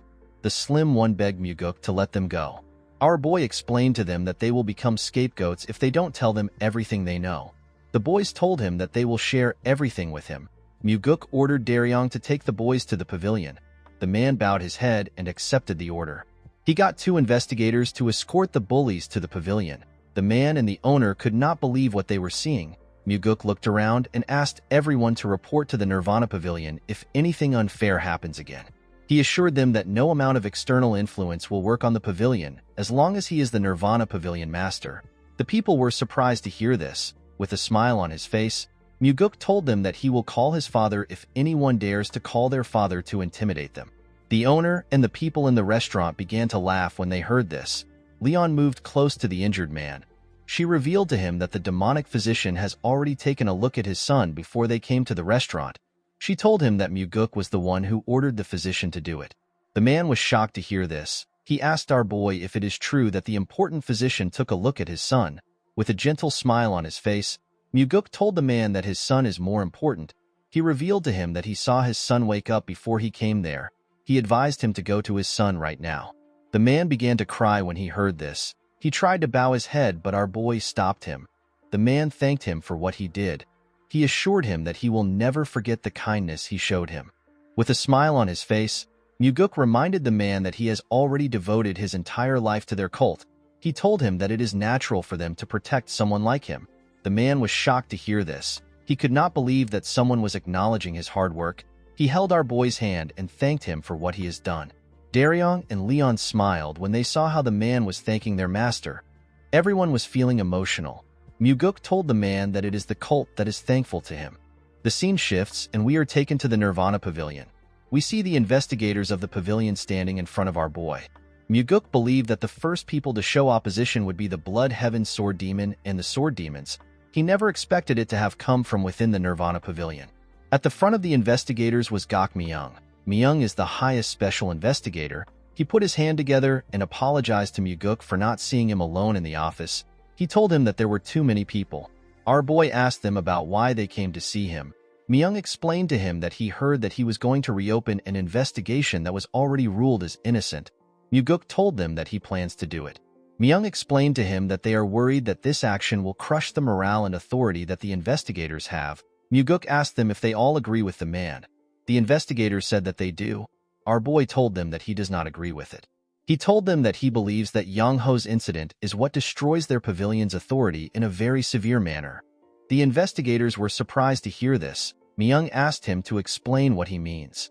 With a cold gaze in his eyes, Muguk asked the man if he heard about how Yang Ho confessed to his crimes in front of everyone else when he arrested him.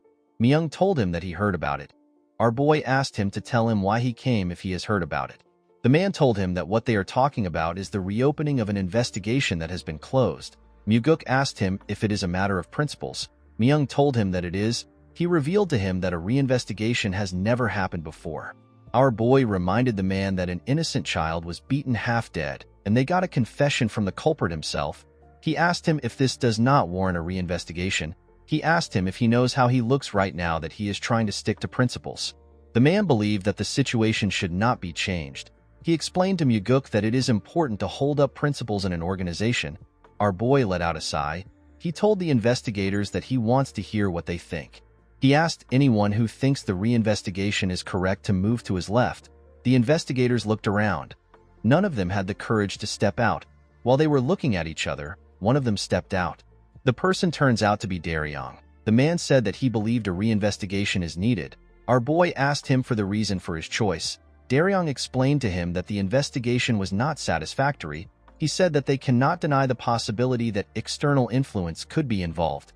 Muguk asked the others if there is anyone else who agrees with what Daryong thinks. A huge man and a chubby man told him that they also agree with Daryong.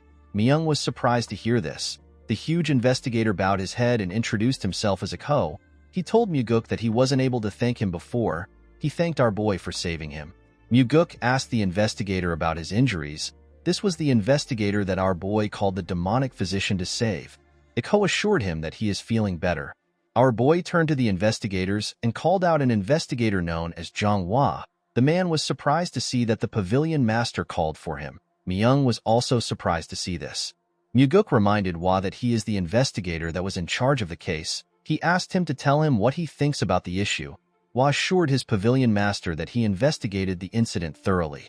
Our boy asked him if he received any bribes. The man was shocked to hear this. Myung asked Muguk to not say such a thing. Our boy released his energy. With a scary look on his face, he asked the old man to not speak without his permission. Myung became nervous when he heard this. Muguk turned to Hua and asked him if he received money from the 100-sword demon. The man placed his hand on his chest and assured the pavilion master that he did not accept any money.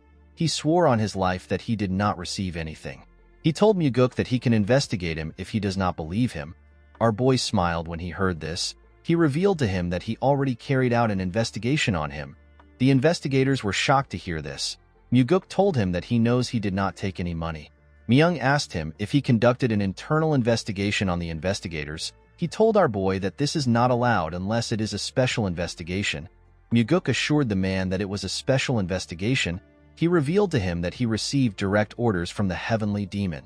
Myung was shocked to hear this. Our boy asked Hwa to tell him why he covered up the investigation if he did not take any money.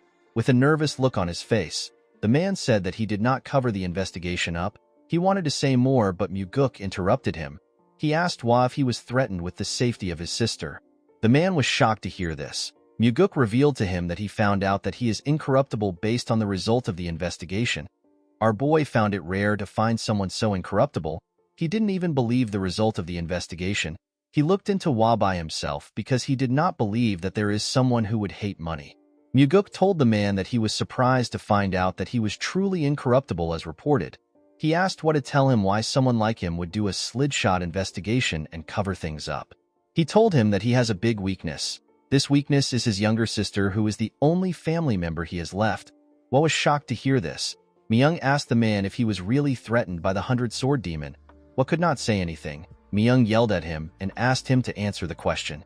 Muguk knew why Myung took the lead and gathered everyone for this case. Hwa is a junior that Myung really cares for. The old man came out so that he could help make sure that his junior, who was the lead investigator, does not have any blemishes on his record. Our boy asked the man to not worry about his sister. The man was surprised to hear this. Muguk revealed to him that he has already sent warriors to his house to protect her. He assured him that his sister will be protected until the incident is over. Hwa was shocked to hear this. He asked our boy if he is serious. Muguk told him that he is. Hwa burst into tears when he heard this. He fell on his knees and told the pavilion master that he has committed a grave offense. Myung was shocked to see this. He asked his junior if he was really threatened. Muguk told the man that he shouldn't have covered the case up. With tears in his eyes, Hwa told him that he knows. He told him that he will gladly accept any punishment. The investigators were surprised to see what was happening. Our boy asked him to get up. He explained to him that he wouldn't have forgiven him if this happened after he became the pavilion master. He told Hwa that he will make an exception because the incident happened before he got there. The man was surprised to hear this. He asked Muguk if he will really forgive him. Our boy told him that he will.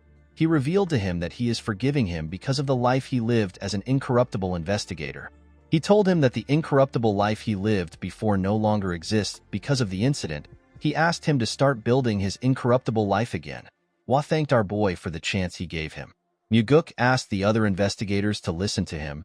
He explained to them that he thinks of their families as his own now that he has become the pavilion master.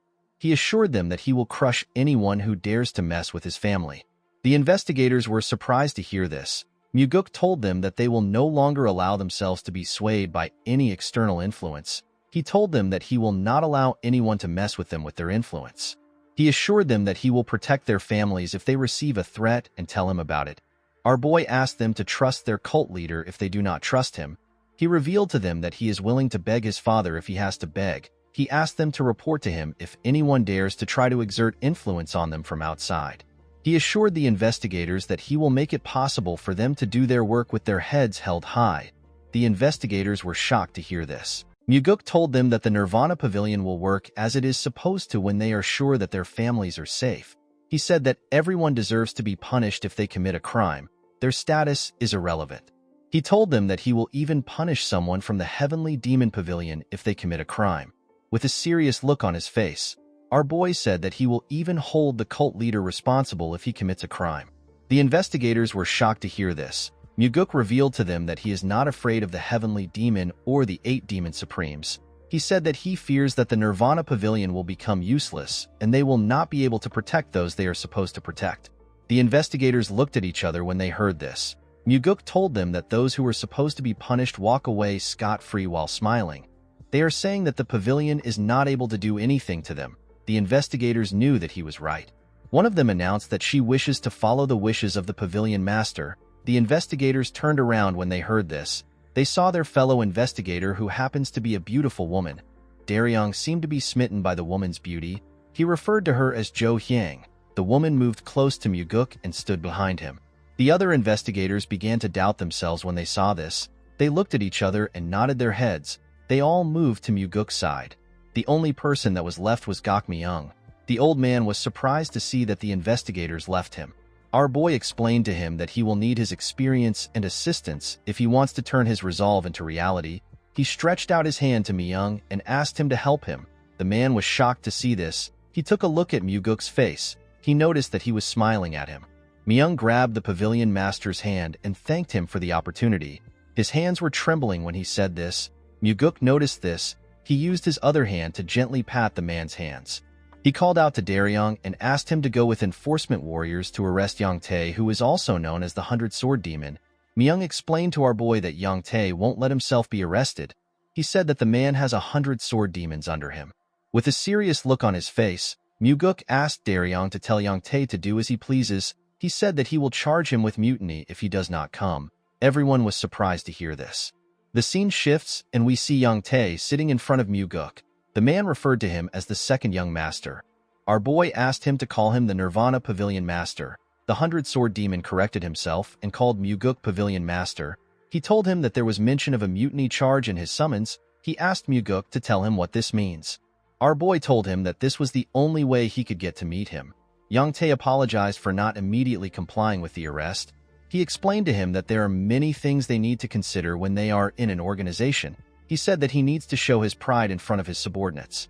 With a smile on his face, Myuguk told him that he understands. Yang Tae said that the case was not supposed to blow out of proportions in the first place. He said that the incident occurred while kids were playing with each other.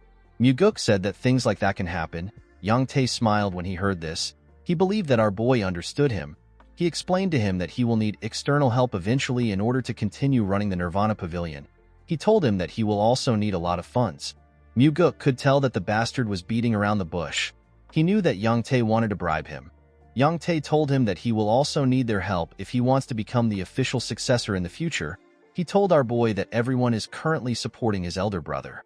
With a smile on his face, Myuguk told him that he will really appreciate it if he helps him. Yang Tae put his hand together and told him that he is truly magnanimous. He promised to serve our boy well from now on. He told him that he will also host a great meal for him soon.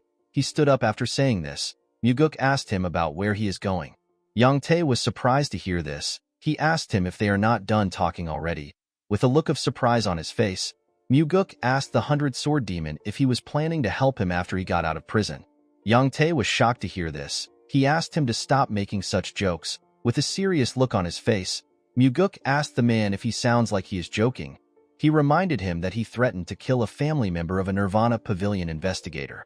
Yang Tae reminded our boy that he already said that he did not make any threat like that. Myuguk told him that he does not care about what he said. He revealed to him that he has already received the testimony of the investigator that was threatened. He explained to Yang Tae that rules of their cult determine that the testimonies of all warriors of the Nirvana Pavilion have a higher weight when compared to others. This is a clause made to protect the authority of the Nirvana Pavilion investigators. Yang Tae became nervous when he heard this. With a cold gaze in his eyes, Myuguk told the man that he must have not known about this because he is just finding out about it himself. He told him that the clause was made because of people like him.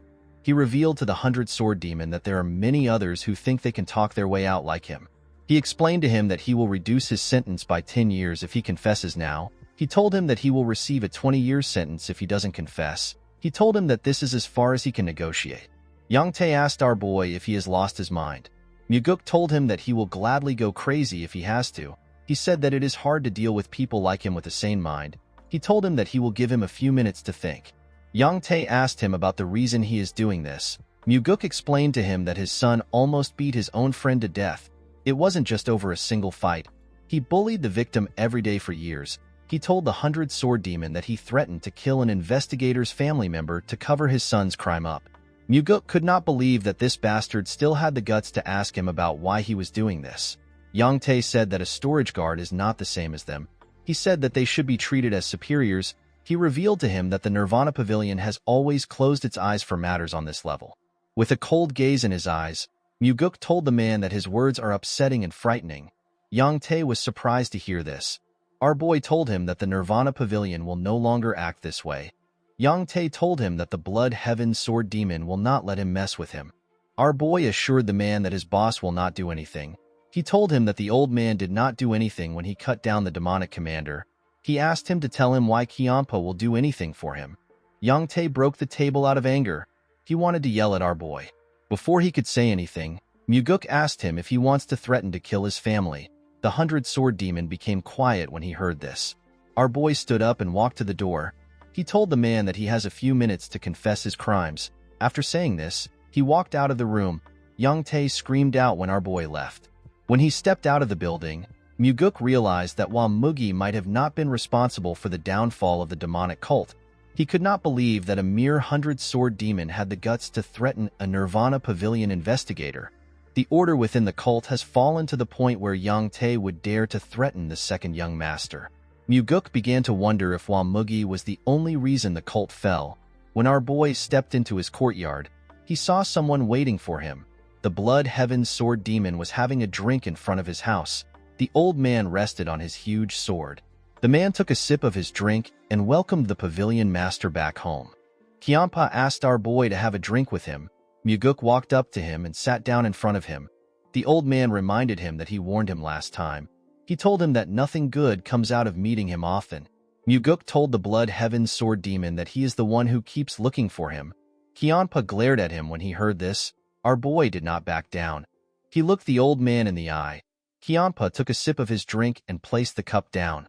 He revealed to Muguk that there was a moment when he felt something new towards him recently. He told him that he shouted in his mind when he heard the wish he made to the heavenly demon, with a crazy look on his face. The man said that he thought that Muguk's wish was perfect. He believed that our boy needed to make this kind of wish if he is someone smart. With a smile on his face, Muguk told him that he agrees with him.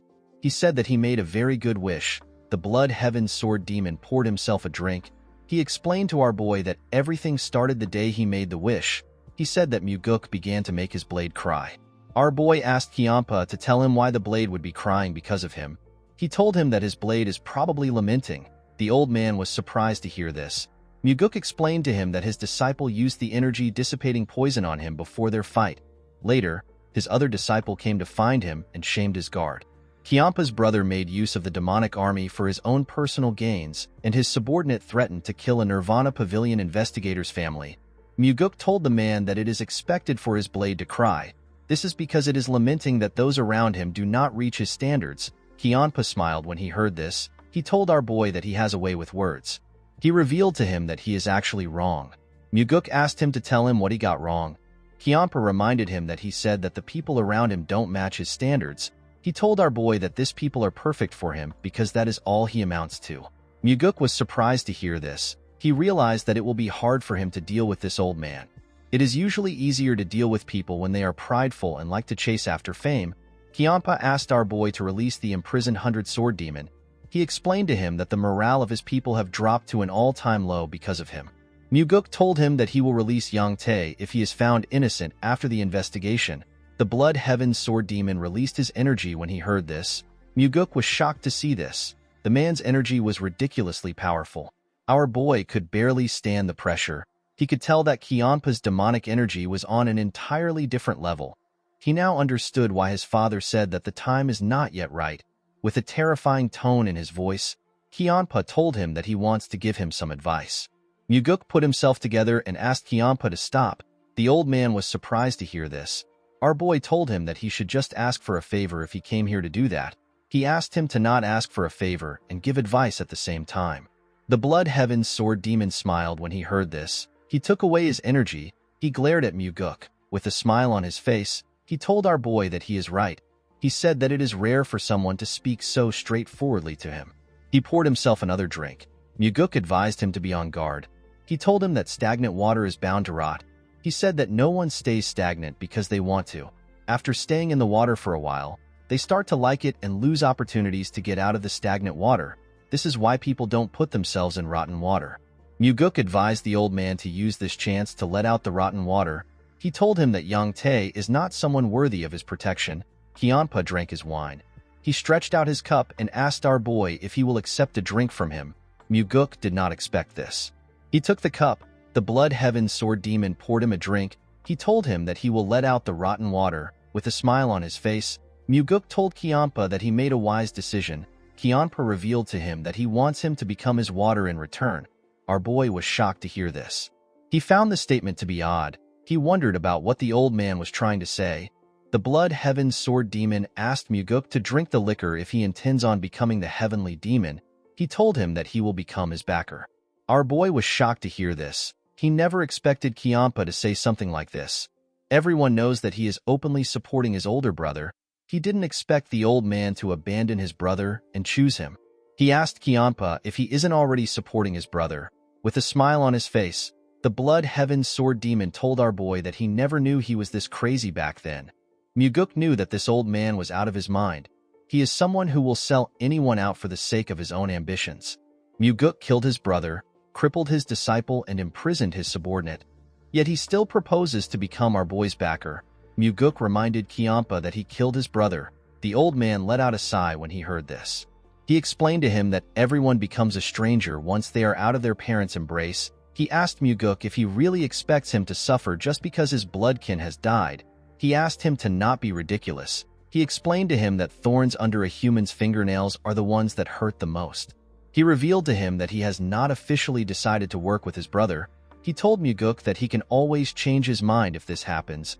While looking at the liquor, our boy said that he will have a whole army behind him if the old man sides with him. He asked Kiampa to tell him why he chose him now. The Blood Heaven Sword Demon explained to him that he is willing to bet his fate on his madness, which bulldozes everything fearlessly. Muguk asked him if he is choosing him simply because he is crazy.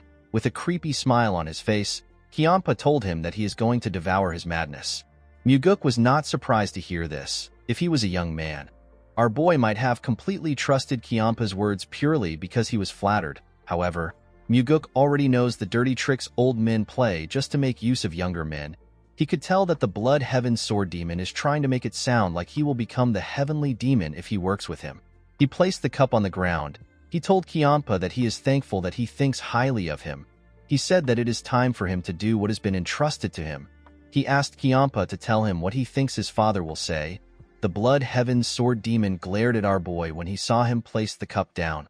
Muguk told him that his father would say that he is shirking work and playing politics when he has given him an important role. The Blood Heaven Sword Demon asked him about what he thinks will happen if he performs well as the Nirvana Pavilion Master. He asked him if he intends to rot in the Nirvana Pavilion if the Heavenly Demon asks him to stay there. He told our boy that there is only one path that he can choose. He can either decide to become the heir or not. With a smile on his face, Kiampa told Muguk that his father will actually pay more attention to him if he works for him. He explained to him that being chosen by him will make him more visible and would allow him to catch the attention of everyone else. Muguk knew that the old man was not wrong. However, there was one thing he overlooked. Kiampa did not think about the will to set the hierarchy straight in the cult. Muguk was not the only one who had this will. His father also desired a proper hierarchy. He asked the Blood Heaven Sword Demon to give him some time to think.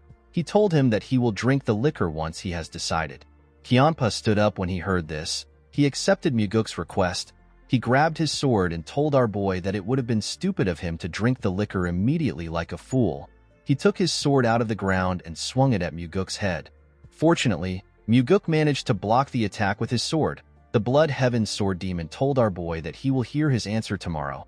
Muguk told him that he will give him an answer in 5 days. Kiampa gave him 3 days to decide. After doing this, he jumped out of the courtyard. Muguk put his sword back in its sheath. He gently moved his wrist. He was annoyed to see how painful Kiampa's attack was. In the next scene, we are taken to the Nirvana Pavilion. We see the enforcement warriors working out. They put huge logs of wood on their backs and did push-ups together. Their fists were covered with their blood. They all screamed out in pain. Jang Ho yelled at them. He asked them if this is all they can do. He said that this is a normal training for the demonic army. He asked the enforcement warriors if they are incapable of completing this training. He asked them if they think that they will be able to complete their missions when they cannot complete their training. The enforcement warriors did not give up. They continued to push themselves up. Jang Ho told them that their wives, friends, and children can betray them, but their sweat will never betray them. Muguk and Daryong watched Jang Ho as he yelled at the enforcement warriors. Daryong found it weird that Jang Ho was mentioning wives and children. He told our boy that the man is not even married. Muguk smiled when he heard this. He told the man that he is right. Daryong asked his boss to tell him how he did it. Our boy asked him to be specific about what he is talking about. Daryong asked him to tell him how he got the Southern Blade House to publish their apology statement publicly. Daryong never expected the Southern Blade House to acknowledge the wrongdoings of the 100 Sword Demon. They even apologized. He told his master that this has never happened before. With a smile on his face, Muguk asked the man to ask the Southern Blade House by himself if he is curious. Daryong asked our boy to not say things like that as a joke. He said that his legs will be broken if he goes to the Southern Blade House right now. Muguk told him that he is actually wrong. He assured him that he will be fine if he dances in front of their training ground right now. He said that it is only for the time being. Daryong did not understand what Muguk was talking about. Our boy remembered that the Blood Heaven Sword Demon told him that he is waiting for his reply. With a serious look on his face, he asked Daryong to send Yang Tae and his son to a prison where it is hard for them to be contacted. He said that the father and son must take full responsibility for what they have done. The man bowed his head and said that he understands. Muguk walked out of the building. He thinks about the fact that Yang Tae and his son would have done as they pleased for the rest of their lives if he had not interfered. Guak Su and his family who were the victims would have lived a miserable life. Muguk was certain that there are other victims like Guak Su who he doesn't know about. He knew that more victims will continue to appear in the cult. Our boy did not want people like Yang Tae to continue wreaking havoc in the cult. The scene shifts and we are taken to the demonic village. We see the restaurant owner and other people gathered somewhere. They seem to be surprised. They saw some people hanging the sign of the Nirvana Pavilion on a building. The man wondered if this was the branch of the pavilion. Muguk appeared next to him and told him that he is correct. He asked the man and the others to report there if any of the cult's warriors abused their authority. The people were surprised to hear this. Muguk asked them about what they do when the warriors abuse their authority. The restaurant owner seemed to be confused by the question. Our boy realized that this people simply took the abuse and stayed quiet. Even those who knew that it had to be reported to the Nirvana Pavilion did not do anything. Before they even get to the pavilion, they have to declare their reason for visiting at the main gate. They will also go through an identification test and a body search. They have to go through this same process multiple times before they even arrive at the Nirvana Pavilion. Muguk asked everyone to report to the Nirvana Pavilion on matters relating to the cult's warriors. The restaurant owner asked him if he is serious. Muguk assured him that he is being serious. He asked him to spread the word. He asked the people to tell the rest of the villagers that they can report to the branch if they experience any form of injustice from the warriors. He assured everyone that there won't be any retaliation. He revealed to them that those who retaliate against the people who made a report for a Nirvana Pavilion investigation to take place will be executed. The man could not believe that Muguk opened a branch for the sake of the people. He bowed his head and assured our boy that he will tell everyone about it. Our boy smiled when he heard this. In the next scene, we see Muguk walking home. He told himself that this is how it starts. He believed that they will be able to protect the villagers with the Nirvana Pavilion. Low-ranked warriors, and those who suffer injustice because they are weak will have a place to keep them safe. Our boy believed that they will be able to teach everyone an important principle with the new branch. Muguk wanted to teach the people that everyone's life has the same worth. When he arrived at the entrance of his house, he saw someone waiting for him. The person turns out to be the insane old man. He asked Muguk if he is ready to take his drink. Our boy sat in front of him. He told him that he is ready. The Blood Heaven Sword Demon carefully took out a bottle of liquor. Muguk looked him in the eye as he poured the liquor. Kyanpa also stared at him. After filling the cup up, Kyanpa asked our boy to drink it. Muguk told the man that he needs some snacks. Kyanpa asked him about the kind of snacks he wants. Our boy revealed to him that he wants the demonic army. Kyanpa was shocked to hear this. With a serious look on his face, Muguk asked the Blood Heaven Sword Demon to put the demonic army in his mouth. Kyanpa glared at him. He told him that this is not how things work in the world. Our boy told him that it is normal to have some snacks while having a drink. The Blood Heaven Sword Demon placed his hand on his head out of anger. He told Muguk that he waited 3 days to hear his answer. With a horrifying look on his face, Kyanpa asked Muguk to tell him what gave him the guts to ask for such an absurd snack. He took out his huge sword from the ground. He asked our boy to forget his offer. He told him that he will cut off his head and take it to the Heavenly Demon Pavilion by himself. The moment he said this, he swung his sword at Muguk. Our boy managed to block the attack with his sword. However, he got pushed back. He noticed that his hand was shaking from a single strike. The insane old man told him that he is not bad. He said that he made a good use of his inner energy in blocking the attack. With a creepy smile on his face, the old bastard said that he now understands that it won't be easy to take Muguk's head. The moment he said this, he swung his sword with a large amount of strength. Our boy quickly drew his sword. He managed to block the old man's attack. The Blood Heaven Sword Demon seemed to be excited to kill our boy. When their swords pressed against each other, It released an energy wave that destroyed the surrounding. Muguk was sent flying when the wave was released. The Blood Heaven's Sword Demon stood his ground. Our boy quickly regained his stance. The Blood Heaven's Sword Demon noticed that his sword was shaking. He smiled when he saw this. He said that the fight is very interesting. He released his energy and took a stance. Muguk grit his teeth out of anger. He wanted to try using the 4 strides of the Wind God to fight the old man. He was curious to see if Kiampa would be able to stop the death step. Unfortunately, he could not yet use the technique well. Our boy knew that time is on his side. There was no reason for him to risk fighting a dangerous opponent when he still doesn't have enough inner energy yet. While yelling at the top of his voice, he begged Kiampa to give him the demonic army. The Blood Heaven's Sword Demon asked Muguk to tell him who he wants him to put as the demonic commander. He knew that our boy would not take the position since he is already the Nirvana Pavilion Master. Muguk revealed to him that he wants him to select Jang Ho, who is the 3rd Corps Captain. Kiampa reminded him that Jang Ho is on his side. He told him that he will get killed if he gets too greedy. Muguk told him that he is the one who wants to use madness to devour everything. He reminded him that he was the one who suggested that they work together. He said that the path which only lunatics walk on cannot be ordinary. Kiampa was shocked to hear Muguk call him a lunatic. Our boy asked him if he is wrong. He told him that he must be crazy in order for him to want to work together with him. This word seemed to connect to the old man. Muguk did not know the final destination of Kiampa's ambition. In his previous life, Kiampa died before he could show the world his goal. Surprisingly, Kiampa was the first among the 8 demon supremes to die. Muguk did not understand how someone as scrupulous and savage as him was the first to die. The Blood Heaven's Sword Demon glared at our boy. He was quite angry. He told Muguk that his greed has ruined the negotiation. He used his leg to destroy the cup out of anger. The moment he did this, he jumped out of Muguk's house. Our boy smiled as he watched the old man leave. He knew that Kiampa would not be able to reject his offer. This is because Kiampa knows better than anyone else that our boy still has 7 other demon supremes that he can work with. 2 days later, we see Jang Ho in front of Muguk. He asked our boy about what is happening. He revealed to him that the Blood Heaven's Sword Demon recommended him to become the demonic army commander. He asked Muguk if he is the one behind this recommendation. Muguk realized that his judgment was correct. Jang Ho was smart and observant enough for him to come there and ask about the recommendation. Our boy revealed to him that he is right. He told him that he asked Kiampa to do it. The captain thanked Muguk for thinking highly of him. He told him that he does not deserve the position. Our boy asked him to stop being humble.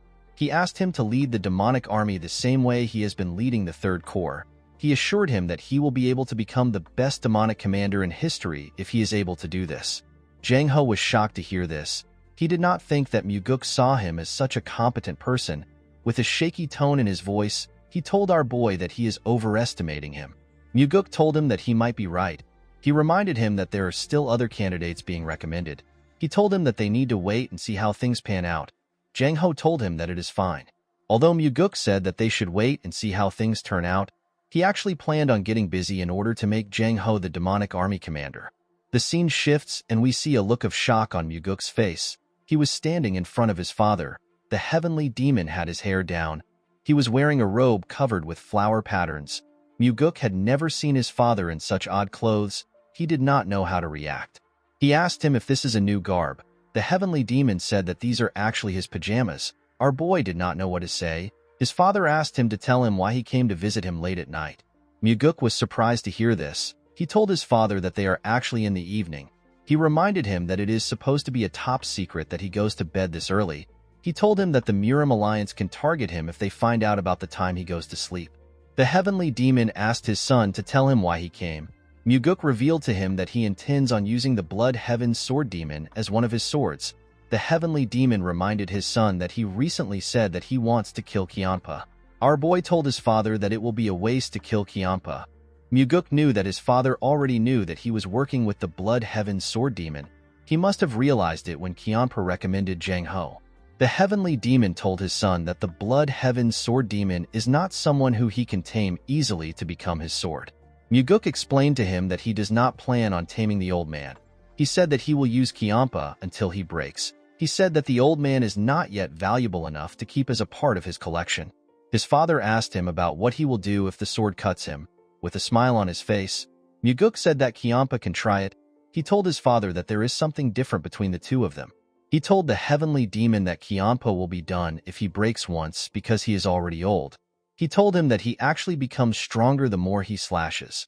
The heavenly demon told his son that words are cheap. He asked him to tell him why he is revealing all these things to him. Muguk told him that he has to report anything he does because he is receiving a salary from him. The heavenly demon knew that his son was lying. He asked him if he is not there to ask him to accept the Blood Heaven Sword Demon's recommendation. Muguk told his father that he actually doesn't want him to accept the recommendation. He begged him not to agree to it no matter what happens. The heavenly demon did not expect this. He asked his son if he really wants him to reject the recommendation. Muguk explained to his father that he wants to use this chance to show the Blood Heaven Sword Demon his place. He said that the old man was acting high and mighty when he was with him. He told the heavenly demon that others might even think he is better than the cult leader. He said that he wants to put the old man in his place. The heavenly demon wondered about the kind of game his son was playing. He reminded him that this is a chance to acquire the demonic army.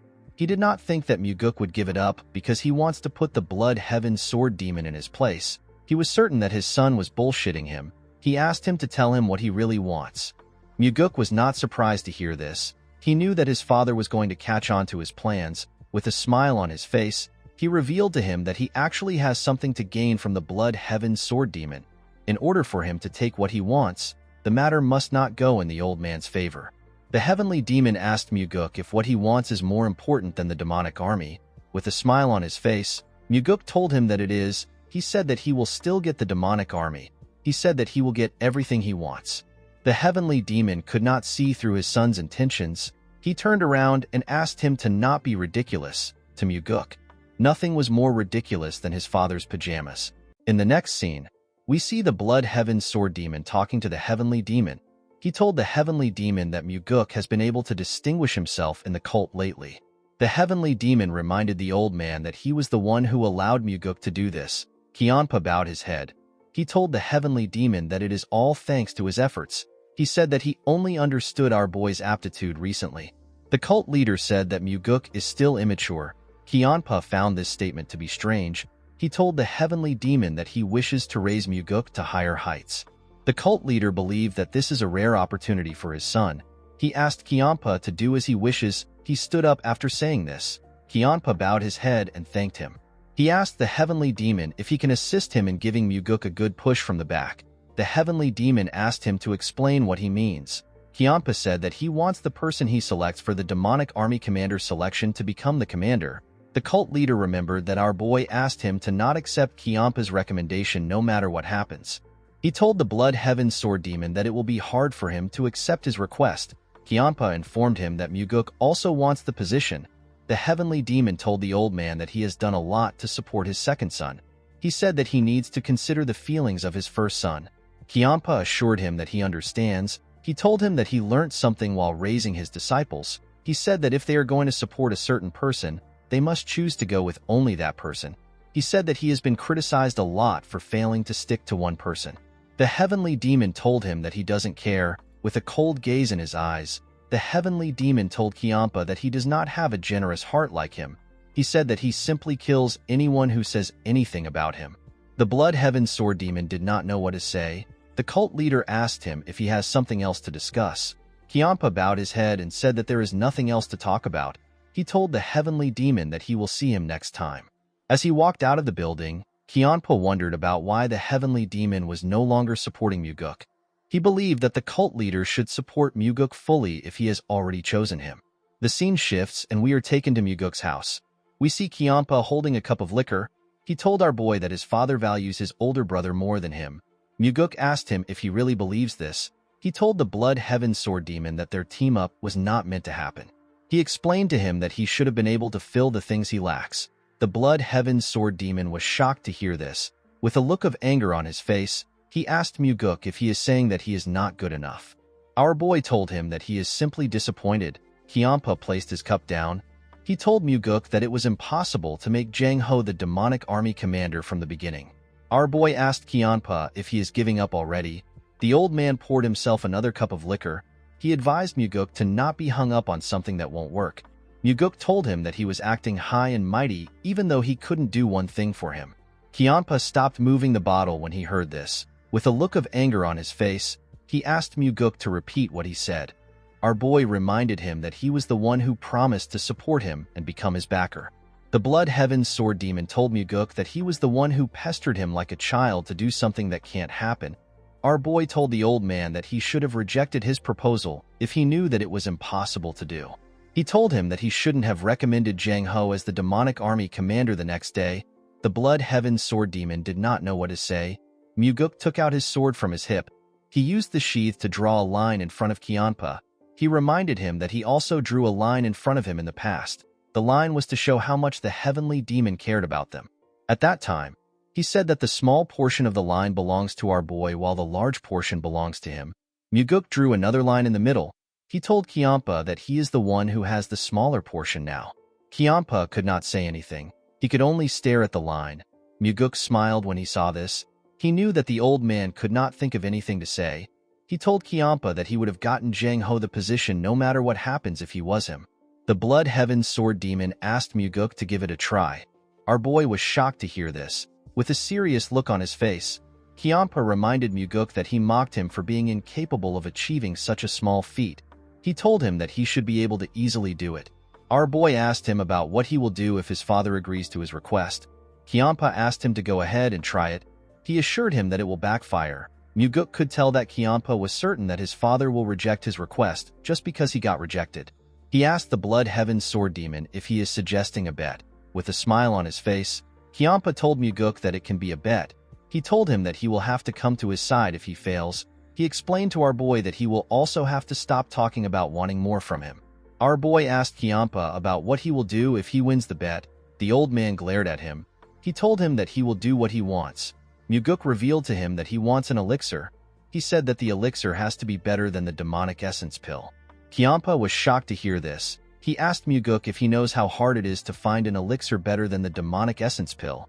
Our boy assured him that he is well aware of how hard it is to find such a pill.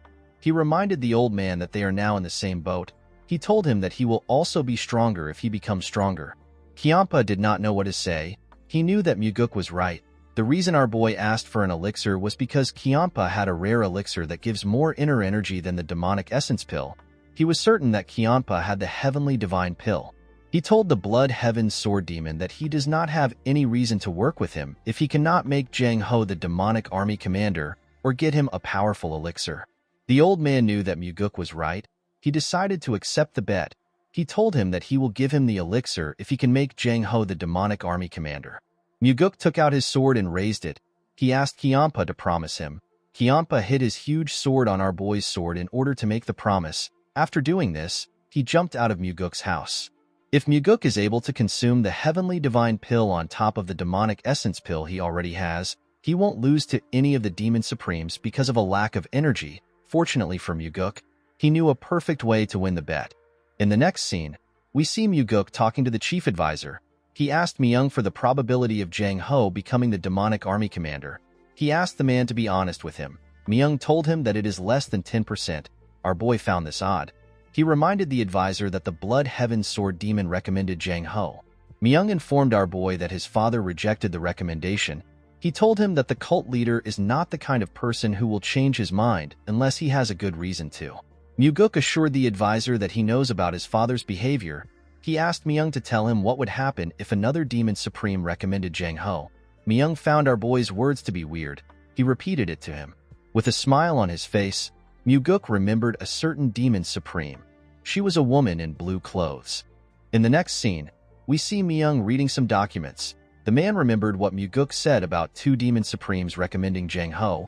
He told our boy that such a thing has never happened before. He said that there is a chance that Jang Ho will become the demonic army commander if it happens. This is because it would give the heavenly demon the justification he needs to change his mind. The man asked Muguk if it is possible for this to happen. With a smile on his face, our boy said that he will give it a try. He told the man that it is sometimes easier to fight two tigers than one. Myung hoped that the other tiger our boy was talking about wasn't the Sword Supreme. The scene shifts and we see a martial artist from the Northern Heaven Sword clan. The man wore some blue clothes. His name is Bae Jongtak. Jongtak was in front of Muguk. He found out that he was accused of rape. He said that the servant is trying to frame him. He begged Muguk to let him confront her. Our boy asked the man to tell him why he believes that the servant would frame him. Jongtak told him that someone might have asked the girl to do it, or he might have offended her in some way. He assured Muguk that he never forced himself on her. Our boy told him that he will allow him to meet the girl. He called out to Daryong. The man was outside the door. The moment he heard his name, he brought the girl inside. Jongtak quickly stood up. He asked the girl about why she is trying to frame him. Muguk asked him to keep quiet. He told him that he will ask the girl to leave if he shouts again. Jongtak quickly shut his mouth. Muguk asked the girl if Jongtak was the one who raped her. The servant nodded her head. Jongtak yelled at her. He asked her not to lie. He told Muguk that the girl is shaking because she is scared that she will be caught. Our boy told the man that the girl is simply scared. Jongtak asked him about what he is saying. He asked him if he is taking the servant's side. Muguk revealed to him that the girl told him about how he threatened to go to her hometown and kill her family if she dared to expose him. Jongtak became nervous. He asked our boy if he seriously believes what she said. Muguk nodded at Daryong to signal him. Daryong nodded back to show that he understands. He brought in 2 more girls. Jongtak became terrified when he saw the girls. Our boy reminded him that this girls worked as his servants before. With a shaky tone in his voice, Jongtak said that he remembers them. He said that they are now grown. The girls glared at the man. Muguk asked him to stop feigning ignorance. He revealed to him that the girls have already testified against him. He told him that he has forced the girls the same way, and he has threatened them the same way. The bastard would sleep with the girls for about 2 to 3 years. Then he will change to a new child. The bastard realized that he has been caught. He said that he simply made a mistake after getting drunk. He begged Muguk to give him a chance. He said that no one has gone to jail because they touched their servants. Muguk told him that he is right. He told him that he made the right research. Jongtak swore that he will never do this again. He told our boy that he can even write a vow if he wants. Muguk asked him not to worry about it. He assured him that he won't go to jail. The girls were shocked to hear this. With a smile on his face, Jongtak thanked our boy. He promised to repay the favor. The moment he said this, Muguk drew his sword and cut off his head in one strike. With a cold gaze in his eyes, our boy told him that he is going somewhere else instead. He put his sword back into its sheath. Everyone was shocked to see what Muguk did. Our boy told the girls that the person that tortured them is dead. He told them that their families will no longer be threatened. He advised them to live without worries from now on. Muguk told the girls that they might not be able to forget what happened to them until the day they die. He advised them to remember what happened today if they are going to remember what happened to them. He hoped that the moment Jongtak paid for his crimes would be enough to console them. He asked them to remember the last look on the bastard's face. Unfortunately, this was all Muguk could do for them. The girls were shocked to hear what he said. The oldest among them thanked him for helping them take revenge. The moment she said this, she and the other girls broke down in tears. They seemed to be very happy and sad at the same time. They thanked Muguk again. Our boy and Daryong could only watch them as they cried. Muguk asked the girls not to thank him. He told them that he was only able to punish the bastard because they were all brave enough to testify against him. Our boy asked them to continue living bravely. The girls bowed their heads and told him that they will. After Muguk was done talking to them, Daryong escorted them out of the building. Our boy looked outside his window. He realized that their cult was unable to protect this girls because of the rule that only the strong survives. He believed that fate will allow his father to be cut down by the orthodox martial artists he hates so much if they continue like this. Muguk told himself that his father needs to be cut down. While he was thinking, Leon stepped into his office. She revealed to him that the person on the floor served the Northern Heaven Swordsman. She said that the Flower Sword Supreme won't let him off easily. She asked her master if he is not afraid. Muguk said that he is afraid. With a serious look on his face, he said that he is afraid that he will die before he can take care of all this trash. Leon told her master that their cult has slowly began to become good. She said that they will soon have more good people than the Murim Alliance. Muguk smiled when he heard this. He explained to Leon that it is not a good deed to not rape a servant. No one should be allowed to do such a thing. He said that their cult just wasn't able to do what was naturally expected from them. The moment he said this, he called out to Daryong. He asked him to notify the Sword Supreme right now. He asked the man to tell her that a problem occurred in the process of an investigation. He asked Daryong to tell her that he is going to meet with her to explain everything. In the next scene, We are taken to the Northern Heaven Sword clan. We see a man in blue clothes escorting Muguk and Daryong. The man took them into a bamboo forest. In the middle of the forest, we see a nice building. Someone announced that the Nirvana Pavilion Master has arrived. A beautiful woman stepped out of the building to greet Muguk. This woman is the Flower Sword Supreme. Her name is So Yeonrang. The Flower Sword Supreme looks like someone in her 20s, but she is actually twice as old. In the cult, people say that no matter how the world changes, the Flower Sword Supreme will never change. In fact, she even gets younger as the years go by. Muguk bowed his head and referred to her as ma'am. He told her that it has been a while since they saw each other. The Flower Sword Supreme asked him to not call her ma'am. She asked him to call her Sword Supreme. Muguk felt like this was too informal. He told her that he cannot do it due to seniority. The Flower Sword Supreme asked our boy if he respects her because she is much older than him. She told him that she doesn't think of things in such a poor manner. She said that respect should be given to those who deserve it. She said that anyone should be respected if they deserve it. Muguk accepted her request. He asked her to also speak casually to him. He turned to Daryong. He introduced him as the special investigator in charge of investigating the recent case. He told the Sword Supreme that he brought Daryong so that he can explain the details. Daryong bowed his head and introduced himself to the Sword Supreme. Before he could say anything, the Sword Supreme asked him not to waste his time. She said that a crime must have been committed if the Nirvana Pavilion said that it was. With a cold and scary look in her eyes, she told them that a man who rapes a young maid deserves to die. She assured Muguk that her sword house will not seek any trouble for the case. After hearing her response, our boy turned to Daryong and nodded at him. The man seemed to understand his master.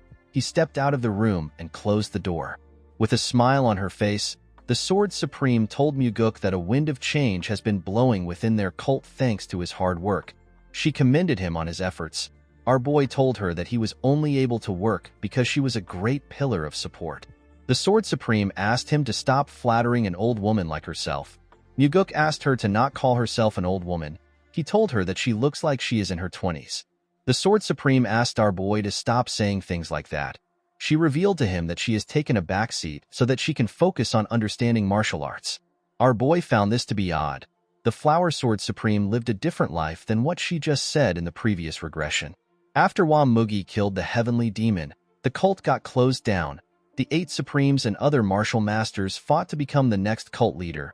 In the end, the first person to become the cult leader was the Flower Sword Supreme. When she was the cult leader, there was always a storm of blood. It would have been nice if she was good at playing politics. Unfortunately, her ability to rule wasn't on par with her ambitions. She was eventually killed by the one who became the next cult leader after ruling for 3 years.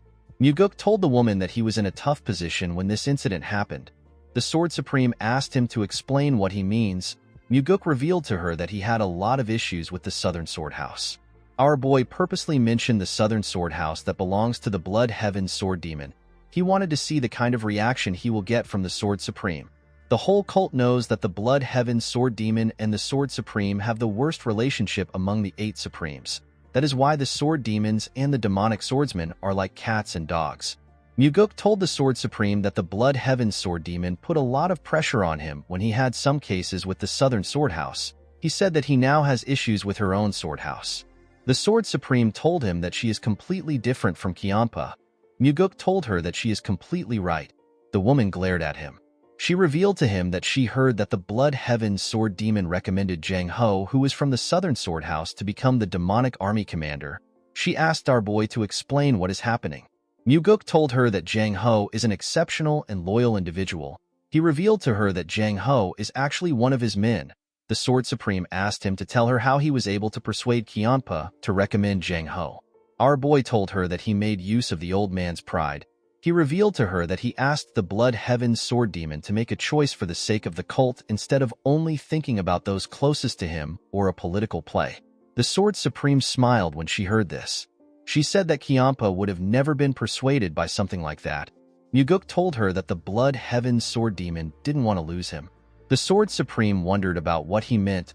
Muguk revealed to her that the old man said that he thinks of the cult more than anyone else among the 8 Demon Supremes. He explained to her that it is hard for even the Blood Heaven Sword Demon to make Jang Ho the demonic army commander. He told her that the chief advisor made a suggestion on how Jang Ho can get the position. He said that the suggestion is too hard to achieve. The Sword Supreme asked him to tell her what Myung suggested. Muguk revealed to her that the chief advisor said that Jang Ho can become the demonic army commander if another demon supreme recommends him. He told her that the only problem he has is that no other demon supreme would recommend Jang Ho. The Sword Supreme asked him to tell her why he believes that no one will recommend Jang Ho. Muguk was shocked to hear this. She asked him if he believes that the Blood Heaven Sword Demon is the only demon supreme who thinks of the cult. Our boy told her that he does not think like that. The Sword Supreme smiled when she heard this. She told Muguk that he came to mess with her pride. With a cold gaze in her eyes, she asked our boy if he came to ask her to recommend Jang Ho alongside the Blood Heaven Sword Demon. Muguk was not surprised to see that she saw through him. He realized that it was time for him to be honest. When the situation is mixed with trickery and truth to the point that no one knows what is happening, this is when it feels most satisfying to pull off a scheme. Our boy told the Sword Supreme that she is right. She glared at him. Muguk knew that the Sword Supreme had her doubts. The Blood Heaven Sword Demon is so unscrupulous that he would abandon his own brother. Why would such a person choose our boy? The Sword Supreme stared at Muguk. She had a cold and scary expression. She told him that she now understands why the Heavenly Demon made him the Nirvana Pavilion Master. Muguk was surprised to hear this. The woman took a step forward and closed the gap between herself and our boy. Muguk was shocked to see her so close to him. The Sword Supreme looked into his eyes. She told him that he has a strange way of being able to shake people's hearts. With a smile on her face, she told him that she will recommend Jang Ho for him. Muguk asked her if she is being serious. The Sword Supreme turned around. She explained to our boy that she wants to show him that the Blood Heaven Sword Demon isn't the only demon supreme that thinks of the cult. Muguk bowed his head and thanked her for her help. He assured her that he will never forget what she did for him. On their way back, Muguk thinks about what just happened. He already expected the Sword Supreme to help out with the recommendation. This is because the Blood Heaven Sword Demon will have a monopoly on him if he truly has the potential to become the cult's heir. The Sword Supreme wouldn't want this. She is a kind of person who doesn't want the Blood Heaven Sword Demon to have anything, even if it is horse poop that dropped on the ground. She truly abhors Kianpa. In fact, the first person she killed after becoming the cult leader was the Blood Heaven Sword Demon. In the next scene, we are taken to the Heavenly Demon's pavilion. We see the chief advisor talking to the Heavenly Demon. He told his master that he never thought that Muguk would be able to persuade the Sword Supreme. The Heavenly Demon told his advisor that his son probably made use of the discord between the two demon supremes. He asked Myung to tell him what Jang Ho is like. He asked him if Jang Ho can be trusted with the position of the demonic army commander. Myung said that Jang Ho is an exceptional individual, but he is more of a martial artist. He is weak when it comes to politics. The chief advisor said that Muguk made a really wise decision to push Jang Ho for the demonic army commander position. The Heavenly Demon said that his son probably did not know how good Jang Ho was from the start. He believed that Muguk made an emotional decision. He said that our boy is more emotional than one would expect. Myung said that it is both a strength and a weakness for Muguk. With a serious look on his face, the Heavenly Demon said that it is a weakness. Myung asked his master about how he would like to resolve the issue of the demonic army commander position. The Heavenly Demon said that he will accept the recommendation since two demon supremes recommended him. He did this in order to not hurt the prides of the demon supremes. He announced that Jang Ho will become the demonic army commander. Myung bowed his head and accepted his master's order. The scene shifts and we see someone tell Muguk that he does not know how to repay his kindness. When our boy turned to the side, he saw Jang Ho bow his head. Muguk placed his hand on the structure in front of him. He told Jang Ho that he will not be able to repay his kindness due to his nature. The man was shocked to hear this. He asked our boy to explain what he means. Muguk revealed to him that there are two reasons he chose to make him the demonic army commander. The first reason is that he is the most suitable person for the position. He told Jang Ho that he gave him the position for the sake of the cult. The man said that he does not deserve such high compliments. Muguk revealed to him that the second reason he gave him the position is because he was hoping that the demonic army will become his strength. He advised Jang Ho to not let the first and second reason contradict each other. The man found this statement to be odd. Muguk explained to him that it won't be easy to maintain a personal relationship with him because he is an incorruptible person. He asked him not to worry about him using their personal relationship to force him to do anything. Jang Ho smiled when he heard this. He He told Muguk that he is wrong if he sees him as someone who would throw away his personal relationships for the cult. Our boy was surprised to hear this. The man asked him if he remembers the first time they met. At that point in time, he sent Muguk an anonymous letter because his friend was killed. He wanted revenge for his friend. Jang Ho placed his hand on his chest. He told Muguk that he is an emotional person who treats personal relationships as the most important thing. Our boy was surprised to hear this. Jang Ho told him that he has already sworn his loyalty to him. He assured Muguk that he is still loyal to the cult and the heavenly demon. He promised to also work hard for the demonic army. He told our boy that he is the person who he is most loyal to. Muguk was shocked to hear this. He never knew that Jang Ho already saw him as a superior. He realized that he obtained someone who is much better than he expected. With a smile on his face, he told Jang Ho that he will be counting on him from now on. The man put his hand together and told our boy that he also looks forward to working with him. The scene shifts and we see the Blood Heaven Sword Demon in Muguk's house. As he stepped into his building, our boy told the old man that the appearance of him standing upright in the building makes him look like a guardian statue that is protecting him. The Blood Heaven Sword Demon stared at Muguk. He asked him if he is trying to tease him for being hard-headed. Our boy told him that he cannot do something like that. Kianpa commended him for making Jang Ho the demonic army commander. Our boy bowed his head and thanked him for his praise. Muguk noticed something odd. The Blood Heaven Sword Demon was calm. He had expected him to be fuming because he involved the Flower Sword Supreme. Our boy knew that he could not yet relax. He knew that Kianpa was unpredictable. The Blood Heaven Sword Demon asked Muguk to tell him how he persuaded the Sword Supreme. Our boy told him that he will tell him what he wants to know if he promises not to get angry. Kianpa assured him that he won't get angry. He revealed to the old man that he told the Sword Supreme that he believes that he is the true Demon Supreme. He told the old man that he used this statement to provoke the pride of the Sword Supreme. He told him that he made use of him. Kianpa laughed when he heard this. He told Muguk that he has been tricked. He explained to him that the Sword Supreme would have definitely seen through his petty trick. He referred to the Sword Supreme as a fox and told Muguk that she must have pulled a trick on him. He explained to him that the Sword Supreme only helped him to prevent him from working with him. With a serious look on his face, he asked Muguk to tell him what he will do about their current situation.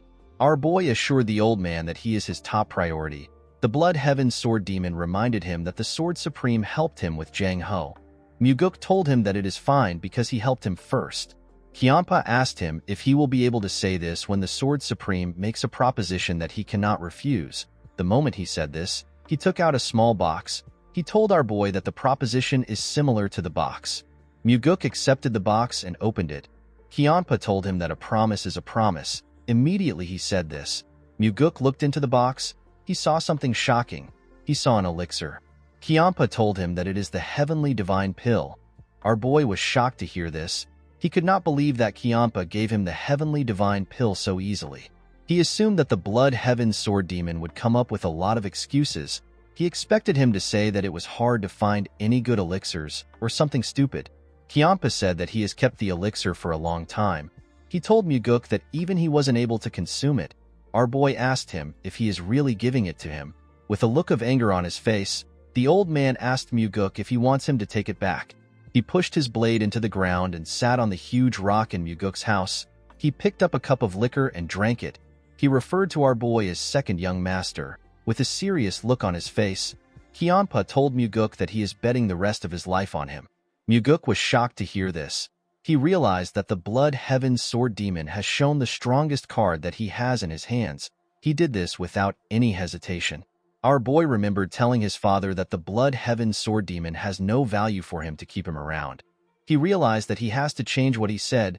Due to how determined Kianpa was, Muguk believed that he has to do his best to keep him around. He put his hand together and thanked Kianpa for trusting him. He asked him if he can guard him. He told him that he wants to consume the elixir. The Blood Heaven Sword Demon was shocked to hear this. He asked Muguk if he has lost his mind. He could not believe that our boy wanted to consume the elixir in front of him. Muguk told him that it is better for him to consume it in front of him because he was the one who gave it to him. Kianpa could not believe what he was hearing. To allow someone to stand guard over you while you circulate energy has a meaning to it. It is the final stage of trust that a martial artist can have. The Blood Heaven Sword Demon asked Muguk if he truly trusts him. Our boy told him that he is consuming the heavenly divine pill right now because he trusts him.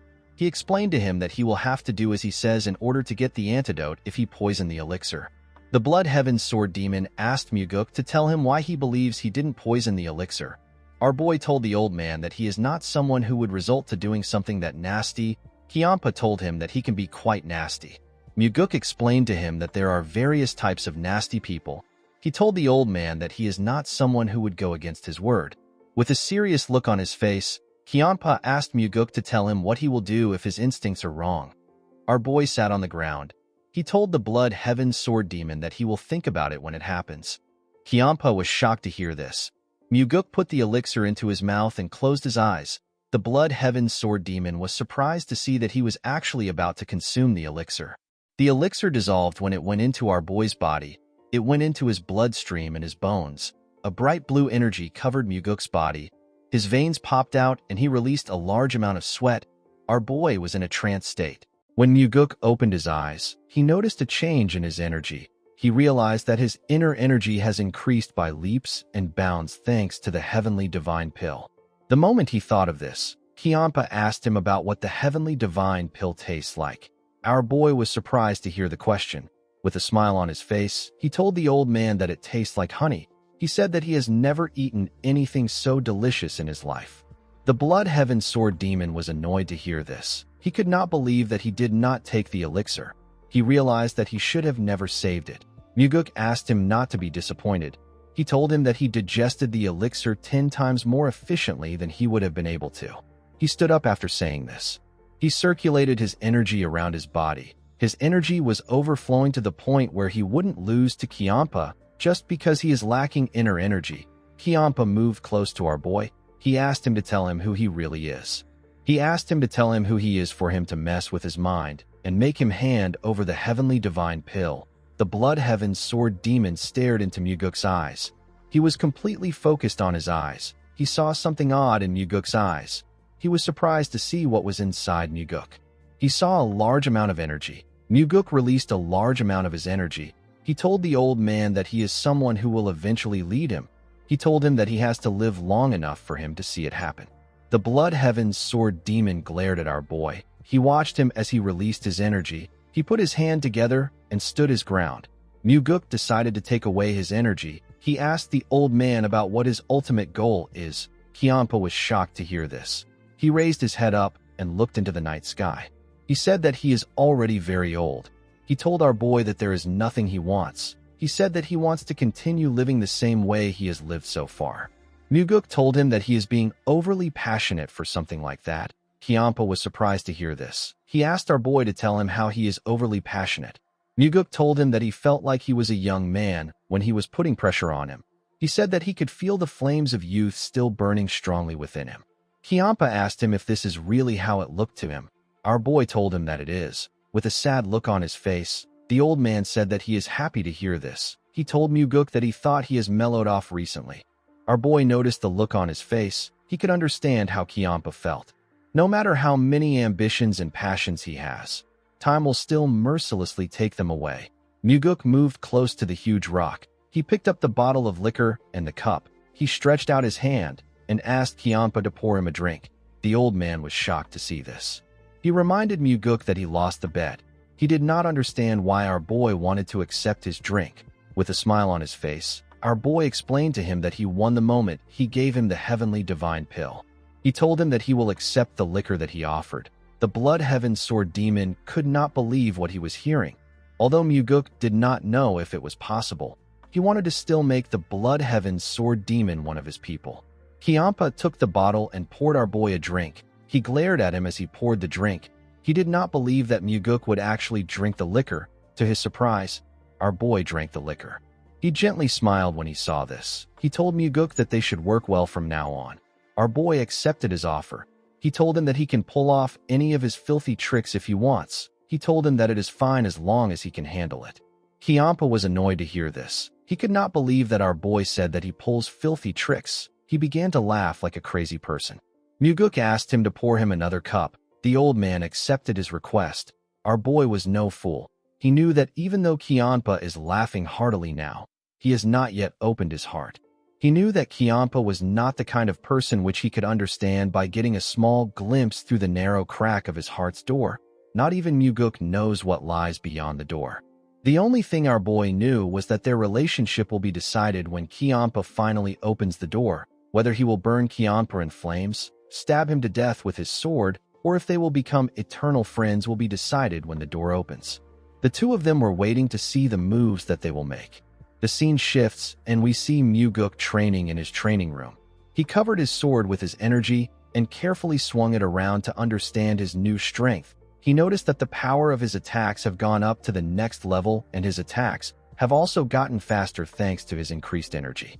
His inner energy has now reached the level where he can fight on par with the Demon Supremes. Our boy carefully moved and made a huge swing. He was not satisfied with his current strength. He believed that he needed to accumulate even more energy. Inner energy is something that a person can never get enough of. While he was training, someone mentioned that his inner energy has grown again. When Muguk turned around, he saw his father with a smile on his face. Our boy revealed to his father that he received the heavenly divine pill from the Blood Heaven's sword demon. The heavenly demon did not say anything. Muguk found this odd. He asked his father to tell him why he is not surprised. The heavenly demon reminded his son that he once said that he wanted to get something from the old man. He told Muguk that he already knew that Kiampa had the heavenly divine pill. Our boy asked him about how he knew. The heavenly demon revealed to him that he was the one who gave Kiampa the elixir a long time ago. Muguk was shocked to hear this. He remembered the line the Blood Heaven's sword demon drew to show him how much his father loved him. He wondered if Kiampa was right. The heavenly demon asked his son to tell him what he offered in the bet. Muguk revealed to him that he offered himself. The heavenly demon said that Kiampa made a losing bet. Our boy told his father that he is just getting started. He said that he intends to rip off each one of the Demon Supremes. The heavenly demon did not say anything. Muguk found this strange. In the past, his father would have told him that he is spouting nonsense. He did not understand why the heavenly demon was not saying anything. He decided to ask him about why he is not saying anything. The heavenly demon told his son that he was thinking that he might actually be able to do it. Muguk told his father that he is finally seeing his true value. The heavenly demon turned around and asked his son to continue his training. Our boy thanked his father for making Jang Ho the demonic army commander. The heavenly demon told him that he did not do it for him. He said that he accepted Jang Ho because 2 Demon Supremes recommended him. Muguk told his father that he will become happier. The heavenly demon stopped moving when he heard this. Our boy said that he needs to be happy so that those around him will be happy. Then the cult will become happier as well. The heavenly demon turned around when he heard this. Before he could speak, Muguk said that it is a useless emotion that will lead him to his death. The heavenly demon told his son that it is good that he knows.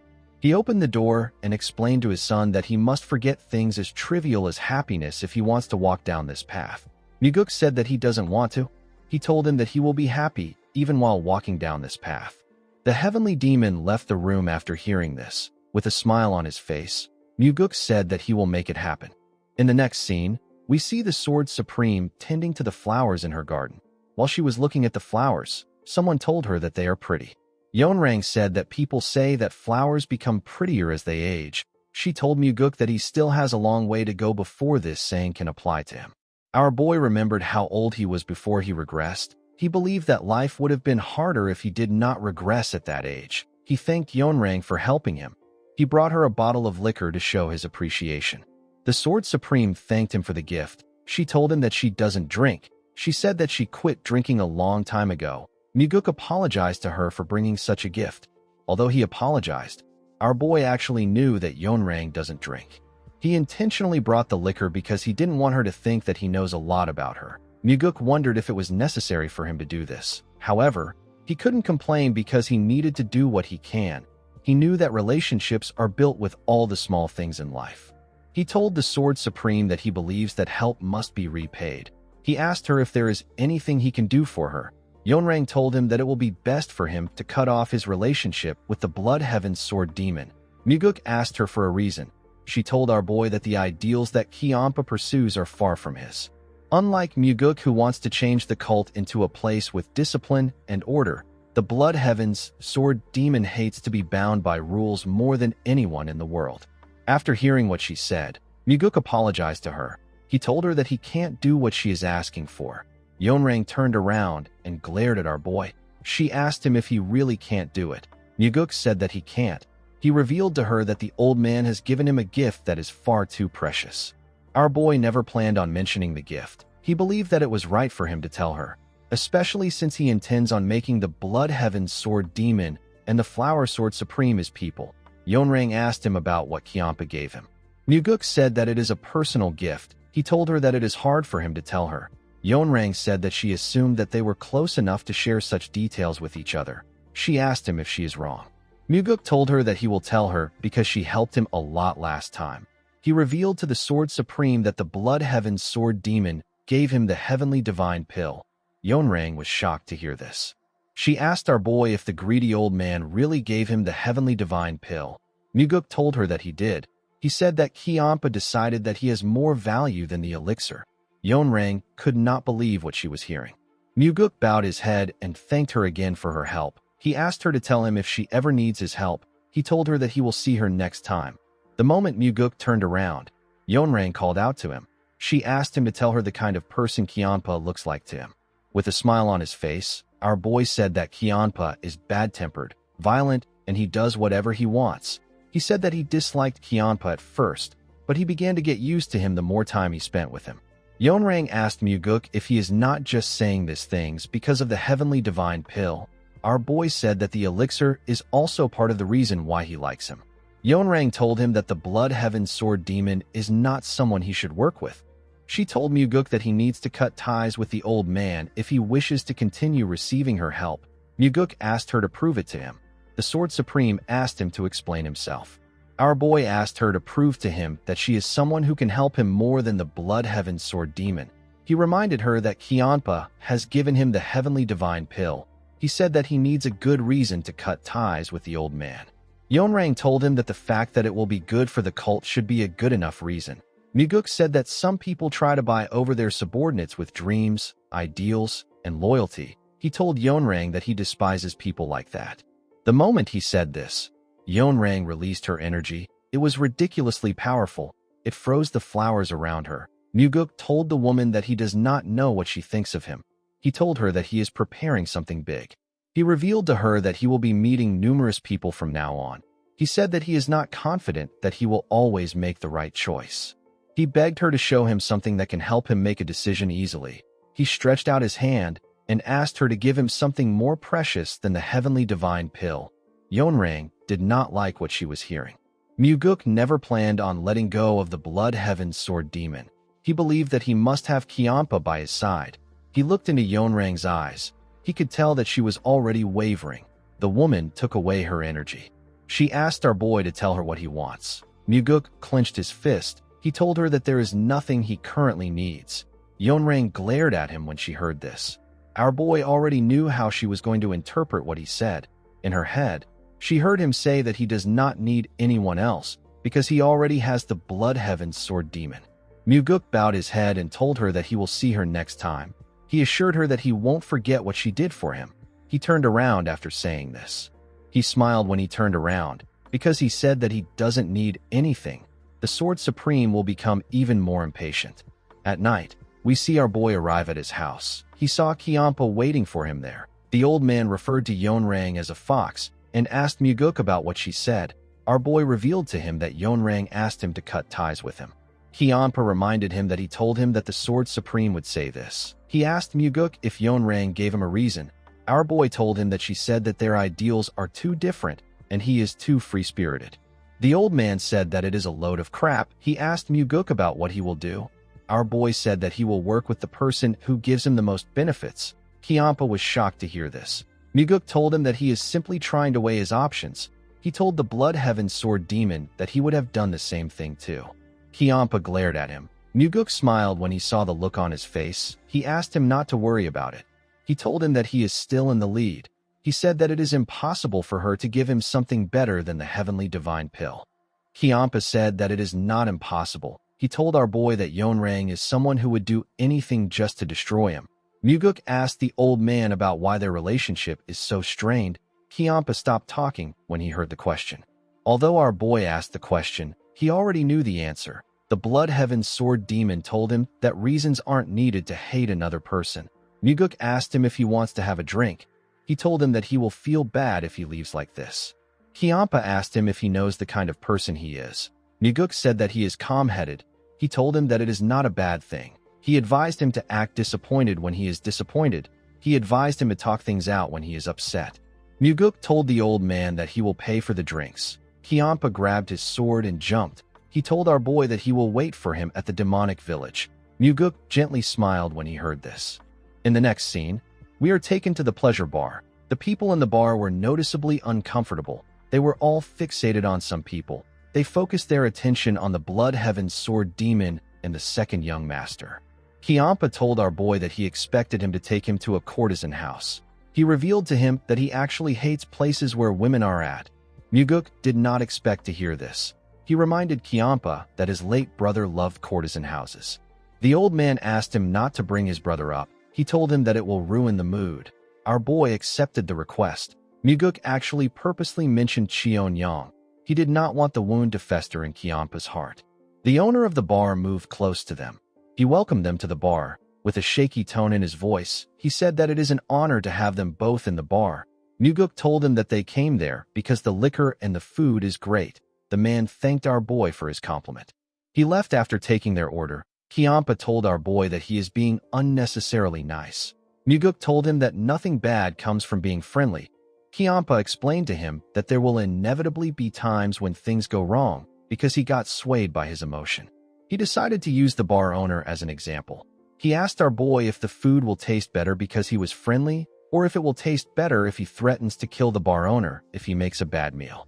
He told Muguk that his older brother has an advantage over him in this aspect. Our boy agreed that life gets easier if a person lives cold-heartedly. He said that he doesn't want to live his life like that. Kiampa asked him for his reason.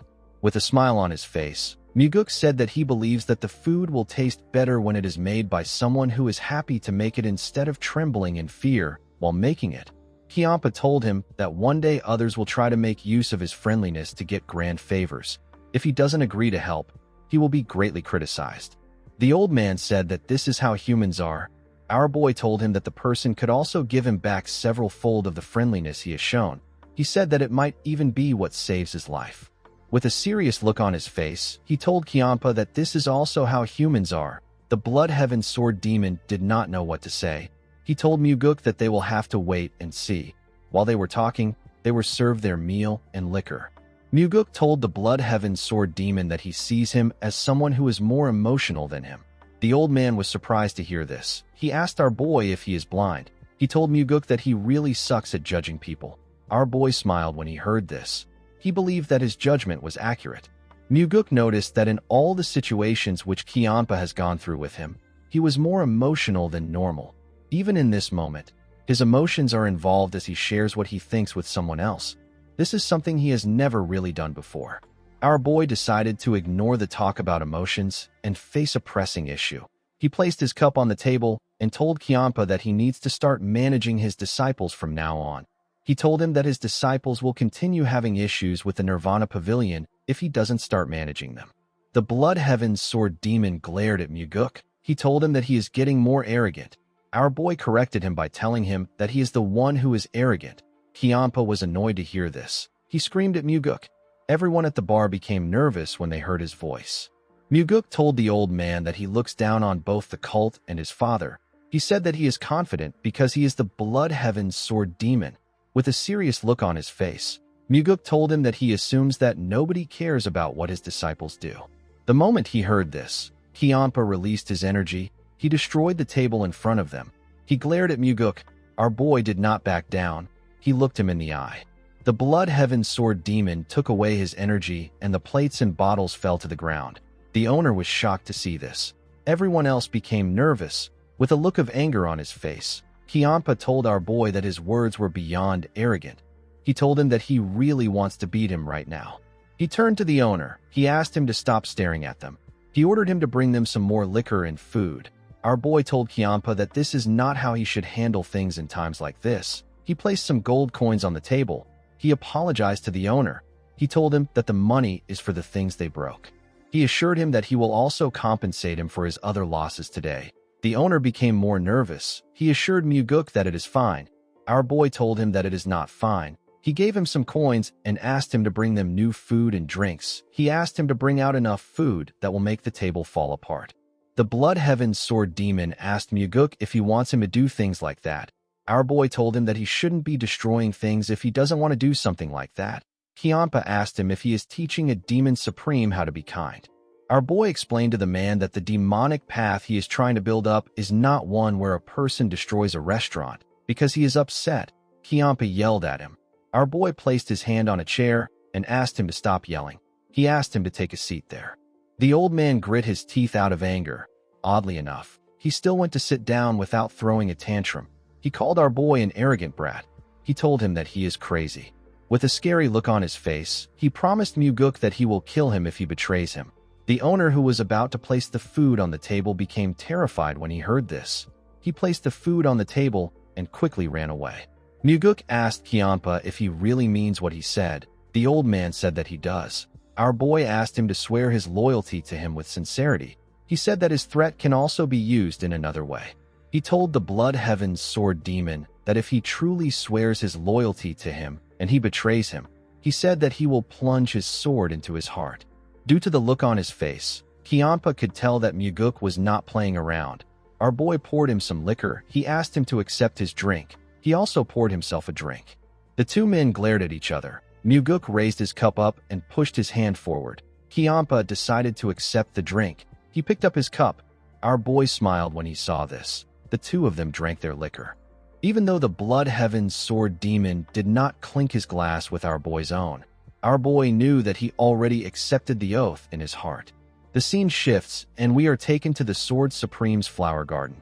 We see her looking at the stars. While she was looking up, someone informed her that Muguk is with the Blood Heaven Sword Demon. He said that they are having drinks together. The man told his master that our boy is an arrogant person. Yeonrang asked him to mind his words. With a cold gaze in her eyes, she told him that there is nothing more crude than speaking carelessly behind one's back. The man said that he will remember this.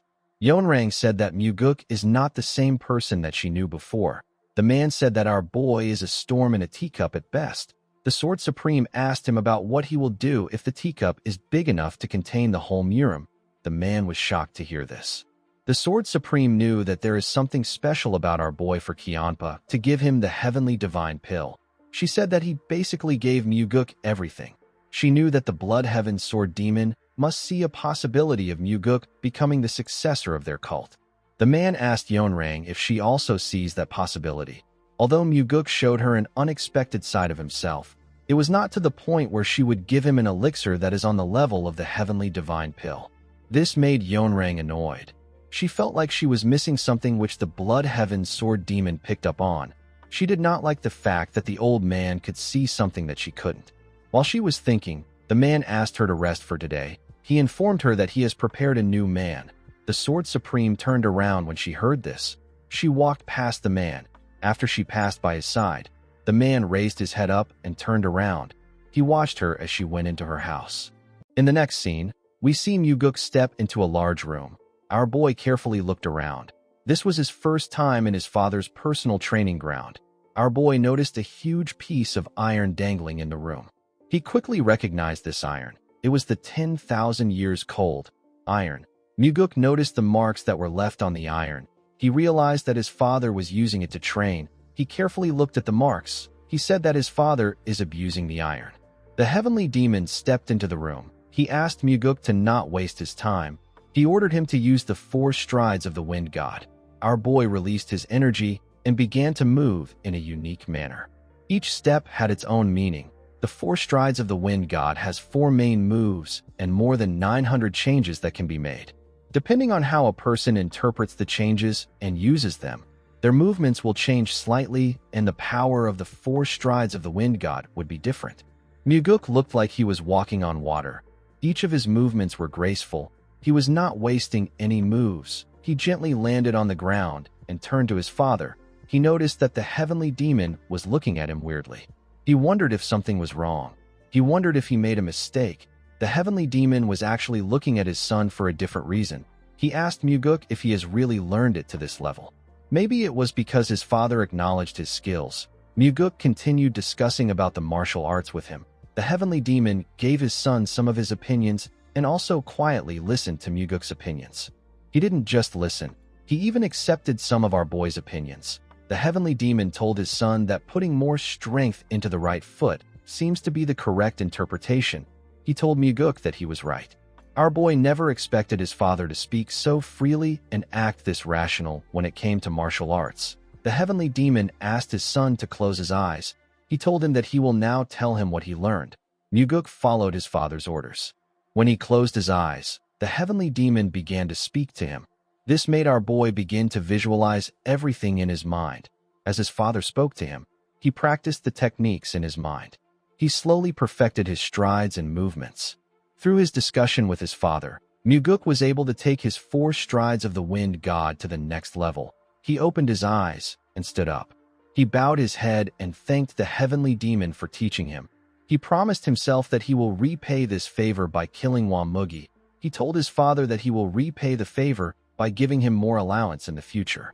The heavenly demon stood up and asked his son to stop spouting nonsense. He asked him to eat with him before he goes. Muguk was shocked to hear this. The heavenly demon asked him if something is wrong. Our boy told him that he has never heard him ask anyone to eat with him. The heavenly demon did not say anything.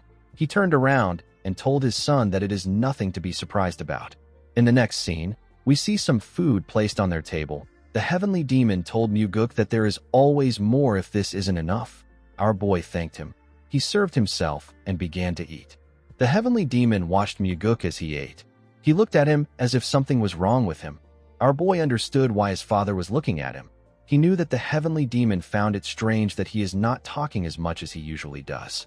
His father didn't know that the version of himself before his regression has never thought of eating with him before. However, now that our boy was eating with him, he realized something important. He realized that he has always wanted to eat with his father deep in his heart. The heavenly demon asked him if the food is to his liking. Muguk asked him if he is interested in changing chefs. His father told him that he will never do this. The heavenly demon asked his son to tell him the reason why he came to look for him today.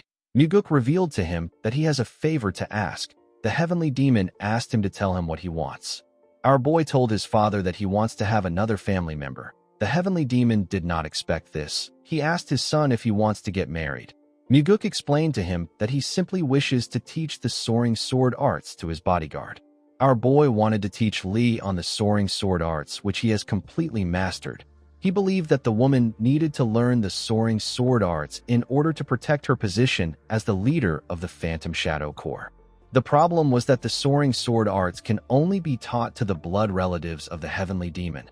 The heavenly demon reminded his son that he treats his brother, who is his true blood relative, poorly, and yet he wants to elevate his bodyguard to the level of a blood relative.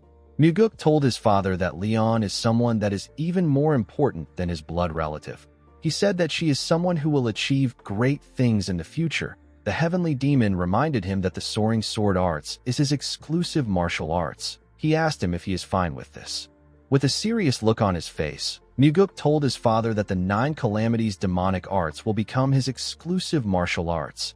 Our boy knew that the 9 calamities demonic arts is not something someone can learn just because they are the heavenly demon's blood relative. It is a martial arts that can only be learned by the successor. The heavenly demon found it odd that his son was this confident. He told Muguk that he can do as he wishes. Our boy was surprised to hear this. He didn't expect his father to allow it so easily. The heavenly demon told Muguk that he wants him to promise him something. Our boy asked him to tell him what it is. The heavenly demon told his son that he wants to be the first to know when he is determined to kill a demon supreme. He told Muguk that he must tell him no matter which demon supreme it is. Our boy agreed to tell him first. The scene shifts and we see Muguk in another room. Leon stepped into the room and asked him if he called for her. Our boy referred to her as the leader of the Phantom Shadow Corps. The woman bowed her head and greeted him. Muguk revealed to her that he will be teaching her a new martial arts. The woman was surprised to hear this. She asked him if he is serious. Our boy revealed to her that he will be teaching her the soaring sword arts. Leon was shocked to hear this. She told her master that he cannot do this. She reminded him that the soaring sword arts is only taught to the blood relatives of the heavenly demon. Muguk asked her if she is done talking. The woman said that she has more to say, but she will stop there. She told her master that it will be bad if the heavenly demon finds out. Muguk revealed to her that he already has his father's permission. Leon was surprised to hear this. She asked him if he is serious. Muguk told her that he is. The woman reminded him that the soaring sword arts is his exclusive martial arts. She asked him to tell her why he wants to teach it to her. Our boy explained to her that she needs to learn a martial arts of this level in order to become the Phantom Shadow Corps leader. He told her that she is basically a blood relative to him, so it is alright for her to learn it. Leon was shocked to hear this. She took a look at her master's face. She realized that he was being honest. She told Muguk that she still can't learn his martial arts. With a shaky tone in her voice, she said that no one has ever treated her this nicely before. Our boy moved close to her and placed his hand on her shoulder. He told her that she has always been important to him. The woman began to cry when she heard this. Muguk gently smiled and consoled her. In the next scene, we see Muguk training Leon. While teaching the woman, he also attended to his duties in the Nirvana Pavilion, and he also focused on his own training as well. Leon was able to learn the soaring sword arts very quickly. It was as if she was cotton that was absorbing water. She was more talented in martial arts than Muguk expected. She was also extremely hardworking, so her progress was so rapid that even Muguk was surprised. While watching the woman train, Muguk realized that he can also learn through teaching. In his past life, he did not teach anyone anything. This is why this process was very meaningful for him. The scene shifts, and we are taken to the Nirvana Pavilion. We see Muguk and the investigators gathered outside. Our boy told them that it has been a while since they all gathered in one place like this. The investigators agreed with him. Muguk told them that he likes their replies. He said that he came to pour oil on top of their fiery fighting spirits. The investigators did not understand what our boy meant. Muguk called out to Daryong. He asked the man to open the box next to him. When Daryong opened the box, he was shocked to see what was inside. The man asked Muguk about what this amount of money is doing there. Our boy ordered the man to give a note to everyone. Daryong was shocked to hear this. Muguk asked him to do it now. The man accepted the order. As Daryong shared the money to them, Muguk revealed to the investigators that the money is a gift from him to all of them. The investigators were shocked to hear this. They all bowed their heads and thanked their pavilion master. Our boy explained to them that he is giving them this money because he doesn't want the Nirvana Pavilion to become an organization that allows external pressure to influence them. He told them that he doesn't want them to accept any bribes. He told them that they should look for him if they suddenly need some money. He said that he will give them their salaries in advance. He told them that he will lend them some money if their salaries are not enough. He asked the investigators if they understand him. They all said that they do. After saying this, Muguk dismissed them. The scene shifts, and we see our boy and Daryong inside the building.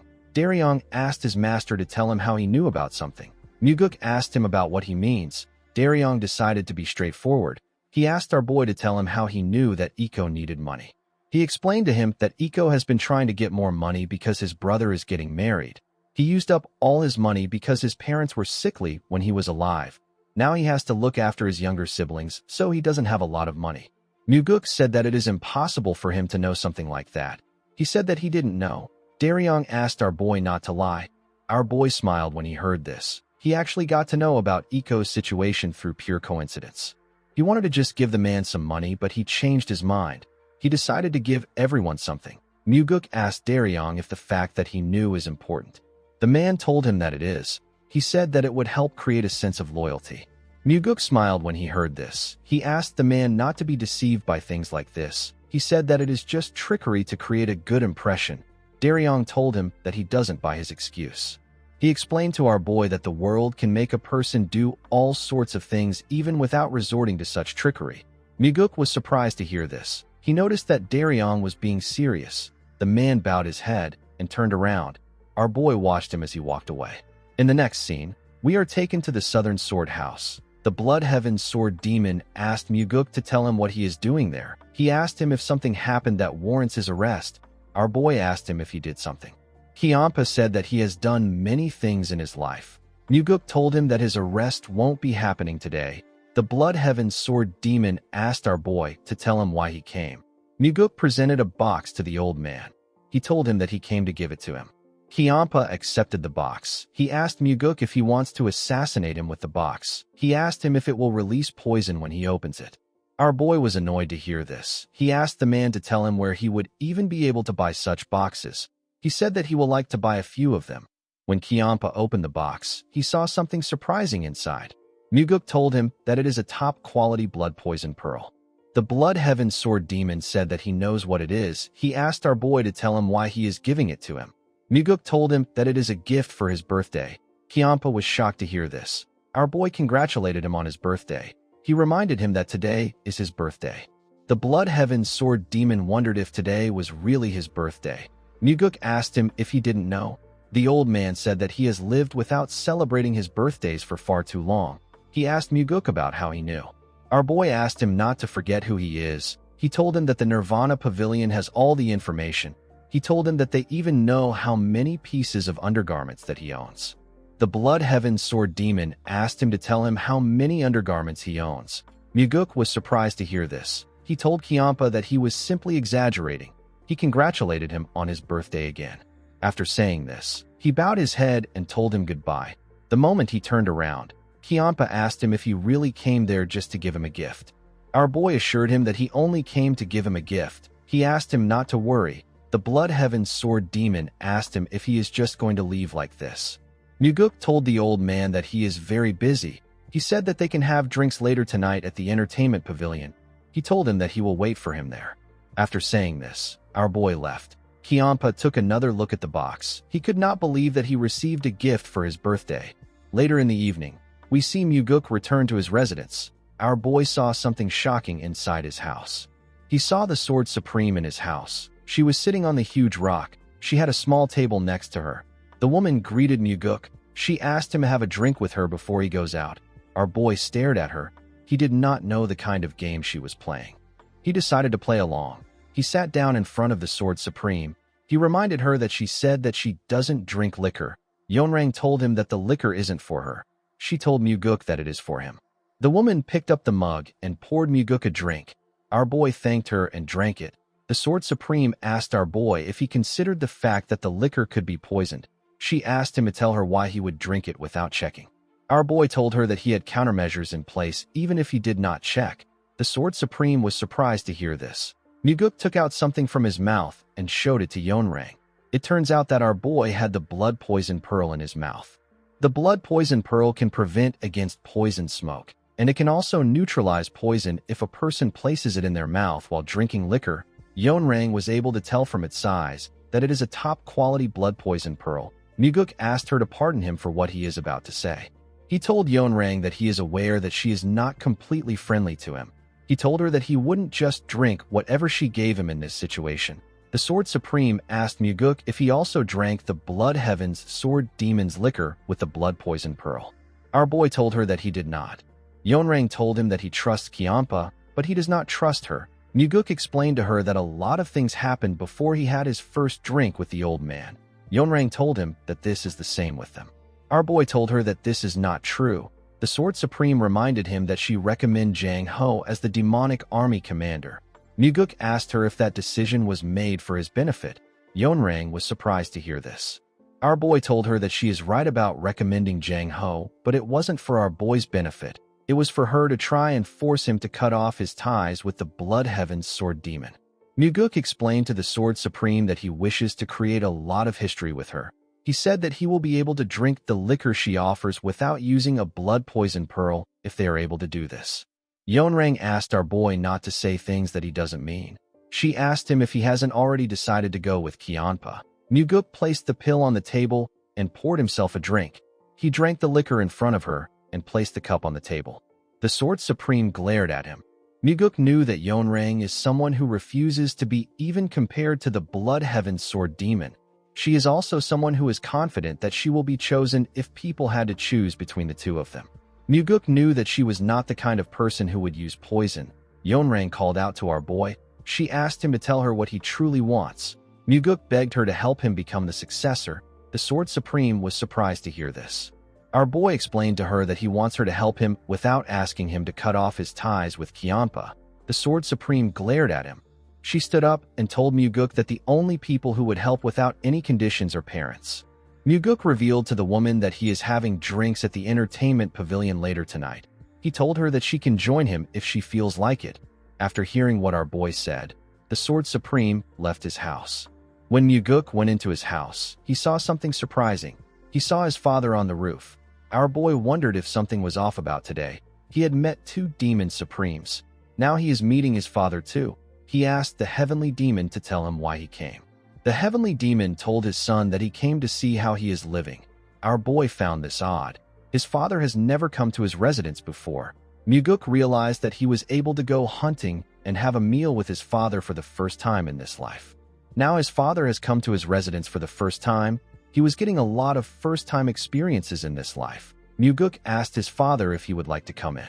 The heavenly demon told him that he cannot go into a room where a man lives alone. Our boy told his father that he can bring out a chair. The heavenly demon asked him not to worry about it. He told Muguk that he has sat enough for today. Our boy smiled when he heard this. He jumped to the roof. He told the heavenly demon that the demonic physician once said that sitting down for too long is detrimental to a person's health. The longer you sit down, the shorter your life becomes. The heavenly demon asked Muguk if he wants to live for a long time. Our boy said that he does. He said that there are many things he has not tried yet. He told his father that he wants to do everything before he dies. He asked his father if he also has something he wants to do. He asked him if he wants something else other than being the heavenly demon. The heavenly demon said that there is nothing he wants. Muguk turned to him when he heard this. Although he said that there was nothing he wanted to do, it sounded like he was trying to tell his son that he has too many things that he wants to try, but he can't speak of them. Our boy told his father that he wants to go to the Central Plains with him one day. The heavenly demon glared at his son when he heard this. Muguk explained to his father that he is not saying that he wants them to attack the Murim Alliance together. He revealed to his father that he wants to visit different places where various people reside. He asked the heavenly demon if he wants to see the world with him one day. He said that he has heard that the snowy mountains are really refreshing in summer. The heavenly demon did not say anything to Muguk. He simply watched the beautiful sunset with him. The scene shifts, and we are taken to the entertainment pavilion. We see the owner serve our boy some food. He asked him to enjoy it. Muguk thanked the man. The owner told our boy that he is the one who is supposed to be thankful to him. He explained to Muguk that after he set up a Nirvana Pavilion branch office in the alleyway, there has been fewer people causing trouble after drinking. The man said that there has even been less instances where people don't pay off their tabs. Muguk told the man that he is happy to hear this. The owner told him that he is not the only one who is thankful. He said that many people in the building have received various help from the Nirvana Pavilion. Someone told Muguk that he is quite popular. When our boy turned around, he saw Kianpa. Everybody became scared. Muguk announced that the Blood Heaven Sword Demon is someone with a noble personality. He asked them to drink in peace. He warned them not to move close to them to cause trouble after getting drunk. After saying this, our boy and Kianpa sat down. The old man asked Muguk to tell him why he is lying. Muguk said that this is a white lie. He explained to him that these people are paying to drink there. He said that it wouldn't be right for them to be drinking while being worried. Kianpa said that they should leave if they don't like being here. Our boy told him that he should compensate them if he is going to say this. He said that he can ask the people to go eat somewhere else with the money, and he also has to pay the owner for his losses. Kianpa told Muguk that he is acting kind again. Muguk explained to him that this is not kindness. He said that it is basic manners. The Blood Heaven Sword Demon asked him if a demonic cultist should act like this. Our boy reminded him that a demonic cultist is still a person. Kianpa was surprised to hear this. He told Muguk that he can't tell if he is from the Murim Alliance or the demonic cult in times like this. Our boy smiled when he heard this. He also didn't think of himself as a demonic cultist. In his past life, he left the demonic cult when he was young, and he was able to meet numerous people. Muguk raised his cup and congratulated the Blood Heaven's Sword Demon on his birthday. Kianpa quickly looked around. He asked our boy not to speak so loudly. He asked him not to do stupid things like that from now on. He said that there is nothing about becoming older that needs to be celebrated. Muguk told him that birthdays are meant to be an excuse to drink liquor. The Blood Heaven Sword Demon told him that he likes drinking more than he looks. Muguk asked the old man if he doesn't like drinking. Kianpa took a look at his cup. He said that he used to like drinking. He said that he has cut it down by a lot recently. Someone told him that he didn't completely stop. Kyampa was shocked to hear this person's voice. He quickly turned around. Muguk was also shocked to see the person. The person turned out to be the Sword Supreme. The woman glared at Kyampa. The old man also glared at her. The Blood Heaven's Sword Demon and the Flower Sword Supreme continued glaring at each other. Everyone in the entertainment pavilion was on the edge. They didn't know how things would go. Muguk stood up and pulled out a chair for Yeonrang. He asked her to have a seat. The Sword Supreme walked past Kyampa and sat in the middle of the men. The mood in the air was still quite weird. They were all cautious of each other. Yeonrang asked Muguk to tell her why he asked her to come there.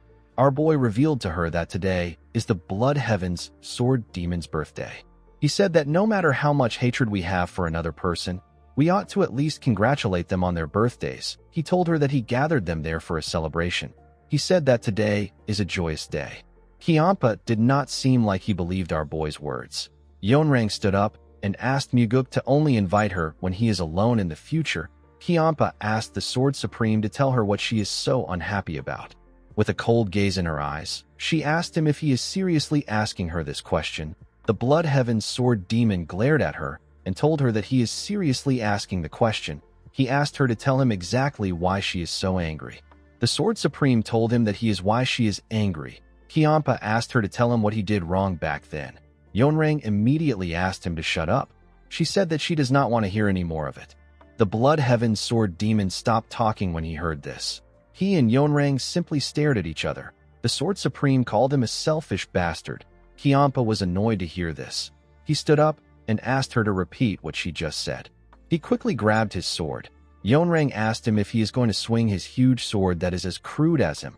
She said that they can have a go at it. She told him that he will get drunk and start spouting nonsense again. Kyampa squeezed his sword hilt out of anger. He could not say anything. Muguk did not know what to do. He simply stared at them. He knew that neither of them will attack the other. This is because there is an absolute rule that forbids the Demon Supremes from fighting one another. He told them that there is still some time before midnight. He asked them to calm down. Yeonrang turned to our boy and released a small amount of energy. She asked him to tell her why he started this. She asked him to tell her the amount of disdain he has for her for him to do this. Muguk told her that he asked her to come because he needs her. He said that he wanted the two of them to reconcile here. He told her that he doesn't know what caused them to hate each other so much. The Blood Heaven's Sword Demon and the Sword Supreme were surprised to hear this. Yeonrang calmed herself and asked Muguk if he thinks that their relationship would be strained if their issue could be resolved over a drink. Muguk told her that they need to keep meeting each other until it is resolved. He advised them to curse each other and pull out their hair until their issue is resolved. Yeonrang told our boy that he is being too greedy. She reminded him that she said that she will never work with the Blood Heaven's Sword Demon. After saying this, she turned around and left the building. Kyampa drank a cup of liquor. He slammed the cup on the table and destroyed the table. He thanked Muguk for his congratulations. After saying this, Kyampa left too. Muguk paid the owner for his table. He told him that the Blood Heaven's Sword Demon needs to focus on changing his habit of destroying things. With a nervous smile on his face, the man said that working as a carpenter these days really pays a lot. Our boy also stepped out of the pavilion. He already knew that this would happen when Kyampa and Yeonrang meet. He also knew that he had to keep at it. He wanted to drag out their buried emotions and make them scold and quarrel with each other. Muguk wanted to drag out those grudges that they have allowed to fester and gnaw away at themselves. He needed to make them realize that the issue is not serious if they take some time to think about it. The scene shifts and we see Muguk sleeping in his room. Our boy suddenly opened his eyes. He realized that someone was calling him outside. Muguk grabbed his sword and went outside. He saw the Sword Supreme waiting for him. The woman turned her back to him. Our boy did not expect to see her. Yeonrang knew that she did not exude any additional aura, and yet Muguk was able to sense her presence. She told him that his skills are extraordinary. Our boy said that he is simply a light sleeper. The Sword Supreme reminded Muguk that he told her that he despises people who try to win the hearts of their subordinates with things like dreams and ideals. Muguk agreed that he said this. Yeonrang said that she also has people that she despises. Our boy asked her to tell him the kind of people she is talking about. She said that she hates people who are only good with words but don't have the ability to back it up. Muguk asked her if he is this kind of person. She told him that they need to find out. The moment she said this, she drew her sword and released some energy. Muguk found it amazing that he couldn't find a single opening even though her back was facing him. He told the Sword Supreme that he has another kind of person that he despises. Yeonrang asked him to go on. Muguk told her that he doesn't like someone who is strong and uncaring at the same time. He said that he despises people who use their strength to oppress others or to create relationships where they have the upper hand. He said that he hates seeing people who have such poor imagination cause harm to others. The moment he said this, Yeonrang released a large amount of energy. The ground began to shake. She turned to Muguk and told him that she has been too nice to him. She told him that he has become far too arrogant. Our boy noticed that his grass was slowly freezing. With a smile on his face, he asked Yeonrang to tell him what she will do if he wins. Yeonrang was annoyed to hear this. She could not believe what she was hearing. She asked him if he just said that he will win against her. Muguk told her that he did. With a serious look on her face, she told Muguk that she will do whatever he wants if he wins. She said that she will even kill herself if he asks her to do it. Muguk could tell that Yeonrang was certain that she would never lose. He accepted her condition. The Sword Supreme asked him to tell her what he will do if he loses against her. Muguk told her that he will do as she wishes. With a scary look on her face, Yeonrang told our boy that what she wants is simple. She revealed to him that she wants him to drive the Blood Heaven's sword demon out of his life. Muguk believed that Yeonrang has every reason to act confident. This is because her martial arts are second only to the heavenly demon. He asked her if she is not curious about what he wants. The Sword Supreme said that she is not curious because she won't have to hear about it. Muguk smiled when he heard this. He told her that she will have to hear about what he wants today. He pulled out his sword and told her that he has the black demonic sword in his hand. He told her that it can even damage her sword. Yeonrang told Muguk that she will give him the first 3 attacks. Our boy took a stance and told her that he will accept her offer. He said that he will start now. Although it will be tough for him, Muguk decided to fight her without using the 4 strides of the Wind God. He decided to end the fight within 3 attacks. The moment he thought of this, he charged at the Sword Supreme. He used the first form of the soaring sword arts known as Celestial Equilibrium. He released a large amount of energy with his attack. The Sword Supreme was able to block it. She and Muguk glared at each other. They tried to push each other with their swords. As their swords pressed against each other, it released a bright light and a large amount of energy. It destroyed the surrounding. The attack sent Muguk flying. The Sword Supreme was able to regain her balance in the air. Muguk pressed his leg into the ground. He raised his sword and used the second form of the soaring sword arts known as the Shifting Slash. He was able to fire multiple attacks at Yeonrang while she was still in the air. Yeonrang was able to block each one of the attacks with her sword. She gracefully landed on the ground. When she raised her head up, she saw multiple attacks coming towards her. She grit her teeth and took a stance. She fired a huge attack at Muguk. Her attack went through the Shifting Slash. Our boy was able to block it. He realized that the Sword Supreme has broken her word on letting him attack 3 times first. She even retaliated. Yeonrang also realized that she messed up. Muguk couldn't blame her. She couldn't help it. The constant shifts made by the Shifting Slash makes it a technique that can't be stopped with blocking alone. Yeonrang had to attack in order to defend against it. Muguk took a stance. He covered his sword with a dark and scary energy. He used the third form of the soaring sword arts known as the Heavenly Slash. He fired his dark energy at the Sword Supreme. Yeonrang wasn't even bothered. She raised her sword and blocked the attack. While she was blocking the attack, Yeonrang noticed something odd. This attack was much more powerful than she expected. It was slowly overwhelming her. The Sword Supreme could not believe what was happening. The attack was slowly covering her up. She asked Muguk to stop. She said that she doesn't want him to attack her face. Our boy glared at her. He could see the fear in her eyes. He took away his energy and pointed his sword at her. The Sword Supreme was quite scared. Our boy took away his sword. With a serious look on her face, Yeonrang asked Muguk to tell her what just happened. Muguk reminded her that he asked her to be careful because he has the black demonic sword. The Sword Supreme explained to him that he wouldn't have won the fight even if he has the heavenly demon sword. Our boy revealed to her that he has completely mastered the soaring sword arts. Yeonrang was shocked to hear this. She told him that she doesn't believe him. The soaring sword arts is an advanced martial arts that is similar to what the demon supremes have. It was natural that Yeonrang would find it hard to believe that our boy has already completely mastered such an advanced martial arts.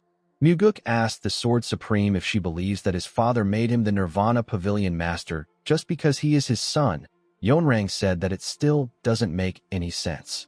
Our boy revealed to her that he also consumed the Heavenly Divine Pill to make up for his lack of inner energy. The Sword Supreme finally understood why Muguk is so strong. Our boy told her that he won the fight. He asked her if she acknowledges this fact. Yeonrang said that she wouldn't have let her guard down if she knew that he was this strong. Muguk knew that she was right. She allowed him to attack 3 times because she didn't know how strong he was. This was what led to her defeat. He asked Yeonrang if she won't acknowledge her defeat. He told her that if the Demon Supremes learn that she broke her word, she will be forever haunted by the label of a coward. Yeonrang asked Muguk to shut up. She told him that he does not need to provoke her by saying things like that. She told him that she will keep her word. She asked him to tell her what he wants. With a smile on his face, Muguk reminded her that she said that she will give him her life if she lost. The Sword Supreme asked him if he wants her life. Muguk told her that he doesn't. He said that even though the Blood Heaven Sword Demon calls him a crazy person, he is not this crazy. Yeonrang asked him to tell her what he wants. With a serious look on his face, Muguk asked the woman to accept his apologies. Yeonrang did not expect this. Muguk put his hand together and apologized to her for the disrespect he has shown her up until now. He told her that he is being sincere. He hoped that she will forgive him. The Sword Supreme asked Muguk if he is mocking her right now. Our boy assured her that he is being serious. He told her that he acted disrespectful towards her today. He said that he shouldn't have invited her to the dinner.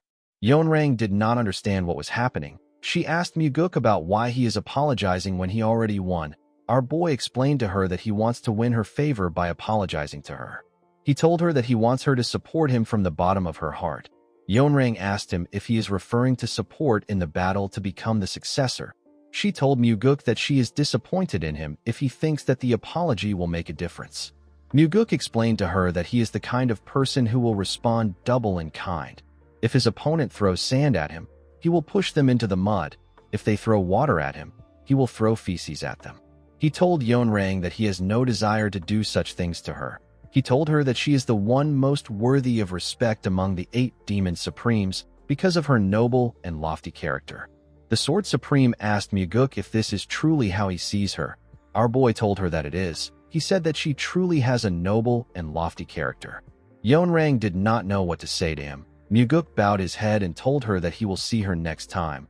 He turned around and walked into his building. As he walked towards his house, he remembered how she lived her life after the cult fell. He believed that what he said was not a complete lie. However, the events of the past still hasn't happened yet. Our boy believed that his encounter with her might change her fate.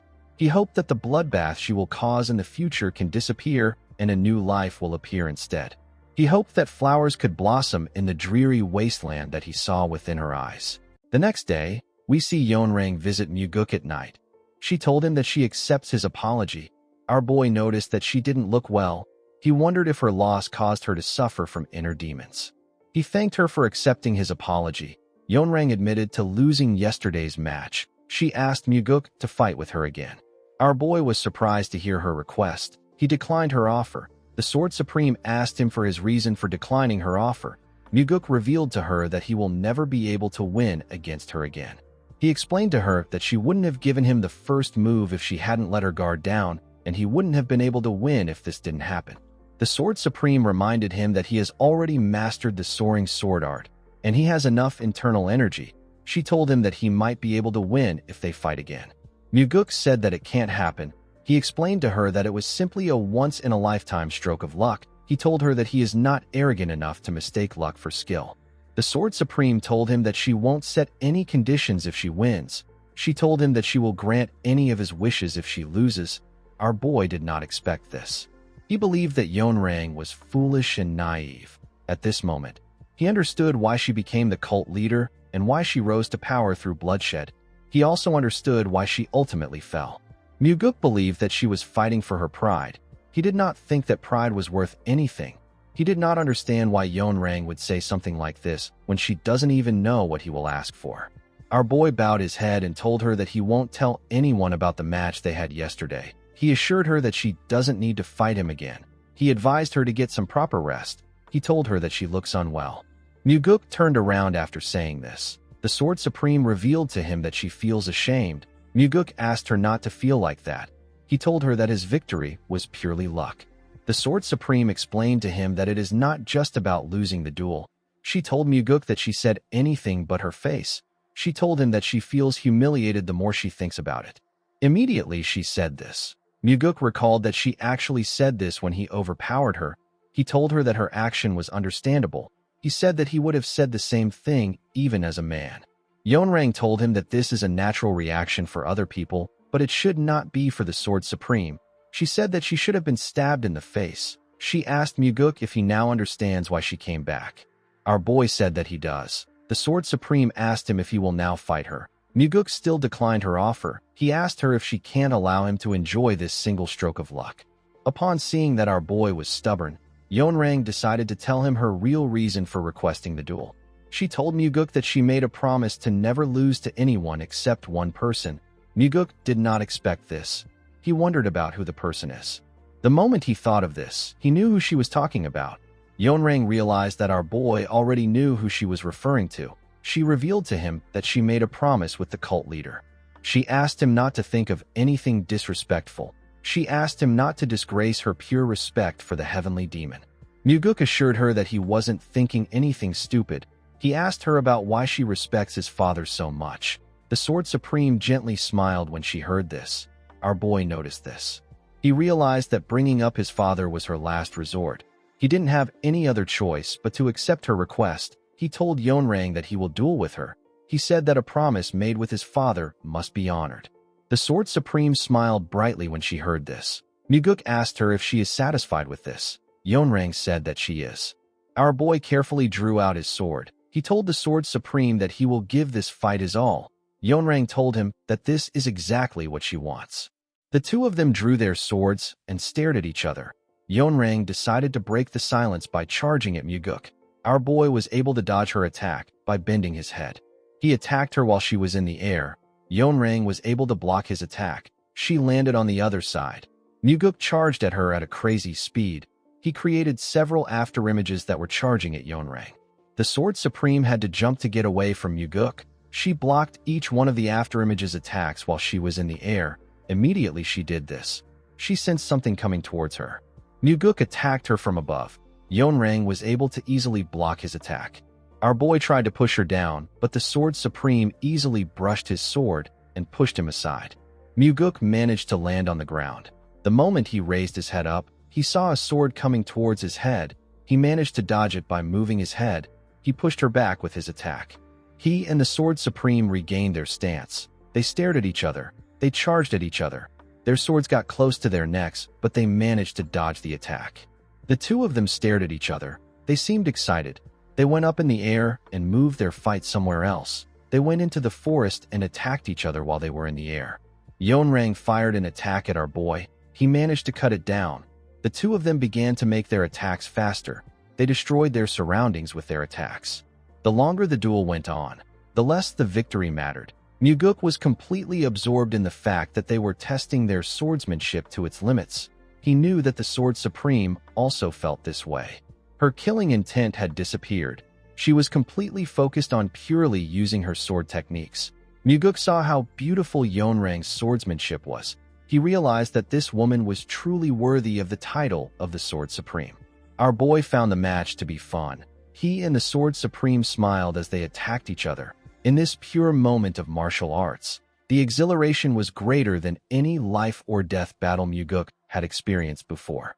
After a while, our boy and the Sword Supreme landed on the ground and stared at each other. They were both breathing heavily. They seemed quite pleased with their match. Muguk bowed his head and told her that he lost the match because she never used a killing strike. Yeonrang asked him if he didn't also do the same. Muguk told her that he showed her everything he had. The Sword Supreme smiled and thanked our boy. Muguk did not expect this.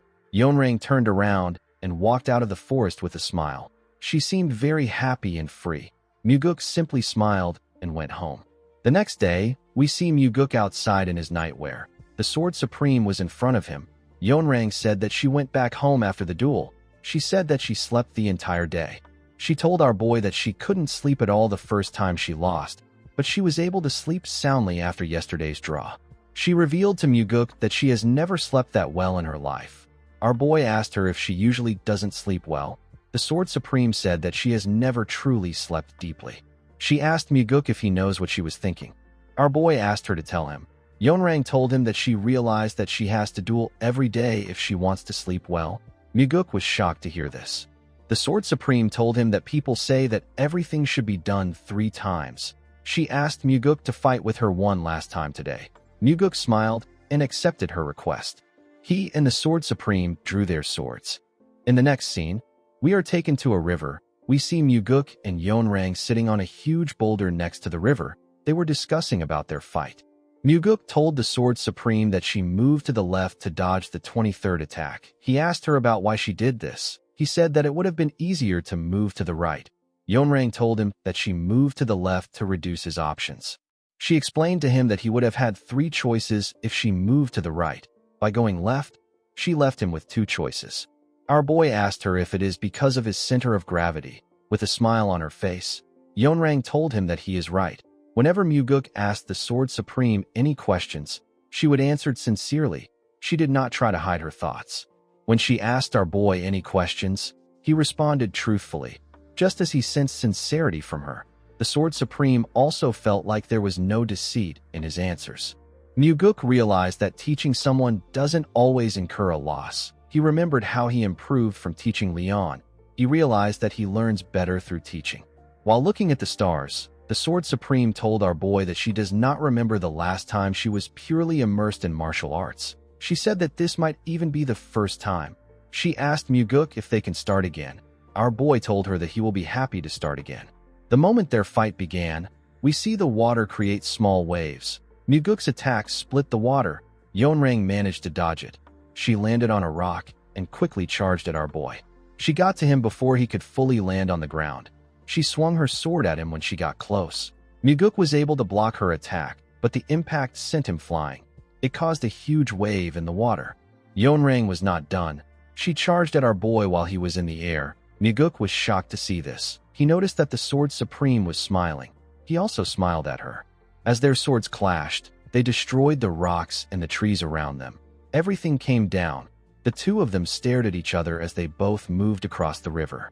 They went into the forest. After fighting for a while, they both began to breathe heavily. Yeonrang asked Muguk if he has any liquor. Our boy did not expect this. He told her that he does. The Sword Supreme told him that she would like to have a drink with him. Muguk asked her to follow him. The scene shifts, and we see the 2 of them drinking on the huge rock in Muguk's house. The Sword Supreme said that the liquor is very good. Muguk asked her if she knows a lot about liquor. Yeonrang said that just because she doesn't drink it doesn't mean she doesn't know about it. She said that she actually used to drink often back in the day. She asked our boy if she can ask him something. Muguk asked her to go ahead. The Sword Supreme asked our boy about what made him change so suddenly. She told him that he wasn't like this before. Although she didn't observe him closely, she had a general idea of the kind of person he was.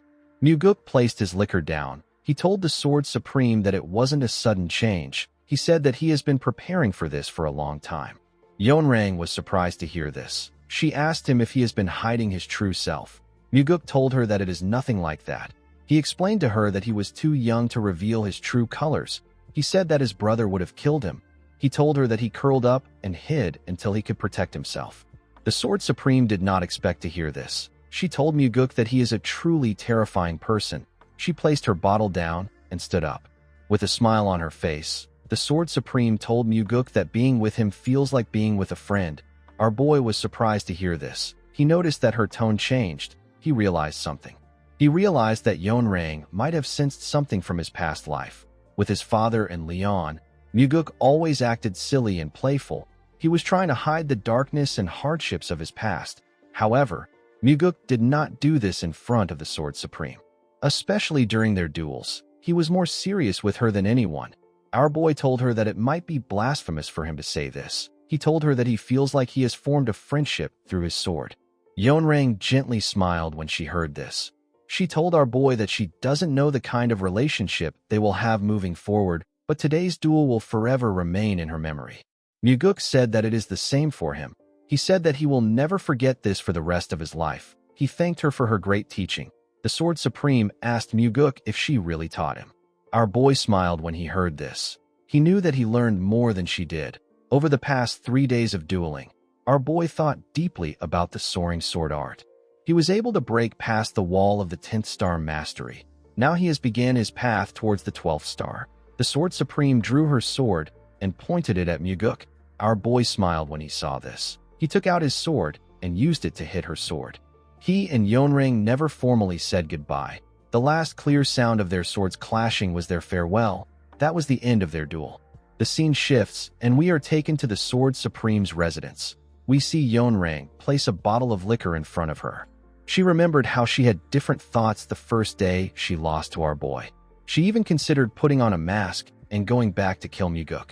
She realized that the person she was that day and the person she currently is are two completely different people.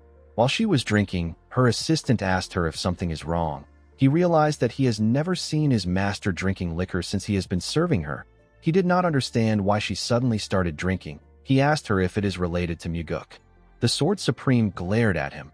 She told him that it is nothing. The man apologized to her for speaking out of turn. He revealed to her that he has brought someone new. He told her that the man is waiting in the secret room. Yeonrang asked him to stop. The man did not understand what she meant. The Sword Supreme asked him to stop bringing in men. The man was shocked to see that she spoke formally to him. He did not understand what was happening. Yeonrang always spoke informally to him. The Sword Supreme said that this is something that she should have ended long ago. She said that she should have never even started it.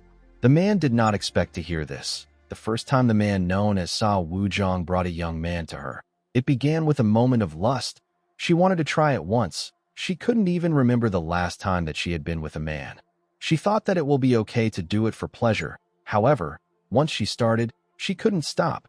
Yeonrang realized that it was now time for her to end things. Wuzhong told her that he will send the man back today. He asked her to let him know whenever she needs his services. With a terrifying look on her face, Yeonrang told him that this will never happen again. She asked him if he understands. Wuzhong bowed his head and told her that he does. The Sword Supreme told him that she will kill him herself if he ever lays his hands on the young men under the pretense of keeping secrets. Wuzhong asked her not to worry about this. He turned around and left the room. The man used to believe that he could use men to win Yeonrang's favor, and having this intimate secret helped solidify his place as her right hand. He did not know why the Sword Supreme was showing him this unfamiliar coldness. Wuzhong grit his teeth out of anger. He was certain that he will be the next Sword Supreme. He believed that this was Muguk's fault. Ever since our boy came looking for the Sword Supreme, she began to change. In the next scene, we are taken into a forest. We see the investigators of the Nirvana Pavilion in the forest. They all seemed shocked by something. One of them rushed to puke. The investigators were staring at several dead bodies. The scene shifts, and we see Myung and Daryong talking to our boy. Myung informed him that about a dozen corpses that were recently buried have been found. All of their hearts are missing. Muguk was shocked to hear this. He realized that this must be from a soul art. Soul arts are dark arts that absorb vital energy from the hearts of living people. There is only one person in the cult that is capable of performing this dark art. This person is the soul-absorbing supreme demon. When Muguk returned to the cult to retrieve the secret demonic soul, there was a brief rumor circulating that the soul-absorbing supreme demon was using soul arts to gather demonic energy. Muguk wondered if that rumor was true. Daryong informed our boy that they found out that the corpses didn't belong to martial artists after examining them. Muguk asked him if they are ordinary people. Daryong said that they are. There were men, women, and even children among the bodies. Muguk became infuriated. Our boy had never been this angry before. Fighting between martial artists is normal. They could be ambushed or attacked in groups. Since they willingly entered the cruel world of the Jianghu, they should expect to fight. Muguk knew that he is not a righteous person. However, when martial artists target people who aren't trained in martial arts, especially if these people are children, it can only be seen as irrational, one-sided violence. Muguk realized that if the rumor he heard about the soul-absorbing supreme demon is true, it would mean that he has been doing this for decades. Our boy realized that thousands, or even more than thousands, would have been sacrificed. While thinking, Muguk saw a bright light shine in front of his eyes. He saw the image of the sage who sent him back in time. The old sage gently smiled at him. Our boy understood what he must do when he saw this. While his revenge is important, there are still things he must do before focusing on it. Muguk believed that this is something that he must put a stop to first. While our boy was thinking, an investigator ran to him and asked him to look at something. He said that it is a ghost fan used by necromancers of the West Illusion Fort. It was found with the corpses. The fan strongly suggests that this is the soul-absorbing supreme demon's doing. However, it didn't make sense to Muguk that the person in charge of disposing the bodies would leave a fan behind. Our boy asked the investigator about where the herb gatherer who found is. The man revealed to him that the investigators are searching for him. He said that the herb gatherer was stationed nearby, but he got scared and ran off when they looked away for a moment. Muguk ordered his subordinates to clean up the place. He said that he is heading to the West Illusion Fort. The men were shocked to hear this. Daryong asked him if he is going to confront the soul-absorbing supreme demon. Our boy said that he is. He said that he has to carry out an investigation with the evidence they have. Something didn't feel right about the case to Muguk. The soul-absorbing supreme demon would have been meticulous in covering up anything related to his soul art. Yet the corpses was found by a herb gatherer, and the fan was conveniently left behind. Muguk realized that someone is deliberately trying to manipulate him into thinking that the soul-absorbing supreme demon is performing soul arts. He wondered if it is Wuzhong. In his past life, Wuzhong was killed in an attempt to assassinate the Sword Supreme while under the effects of a soul-controlling spell. After his death, it was revealed that he had romantic feelings for her. Muguk believed that the 3-day duel he had with the Sword Supreme must have provoked something in Wuzhong. He believed that the man wants him to die fighting the soul-absorbing supreme demon, or he wants to distract him from the Sword Supreme entirely. In the next scene, we are taken to the West Illusion Fort. We are shown odd-looking buildings. The buildings had a very eerie vibe to them. Muguk noticed that the entire place was filled with ghost energy.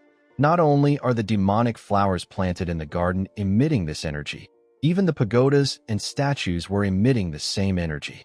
If someone who isn't a necromancer is exposed to the flower's ghost energy, their internal energy circulation may become unstable. This will make them more susceptible to the soul-controlling spell. They may also experience hallucinations. If they are unlucky, they could even fall to their inner demons. Muguk stepped into the chambers of the soul-absorbing supreme demon. The ghost energy in his chambers was much more thicker than anywhere else.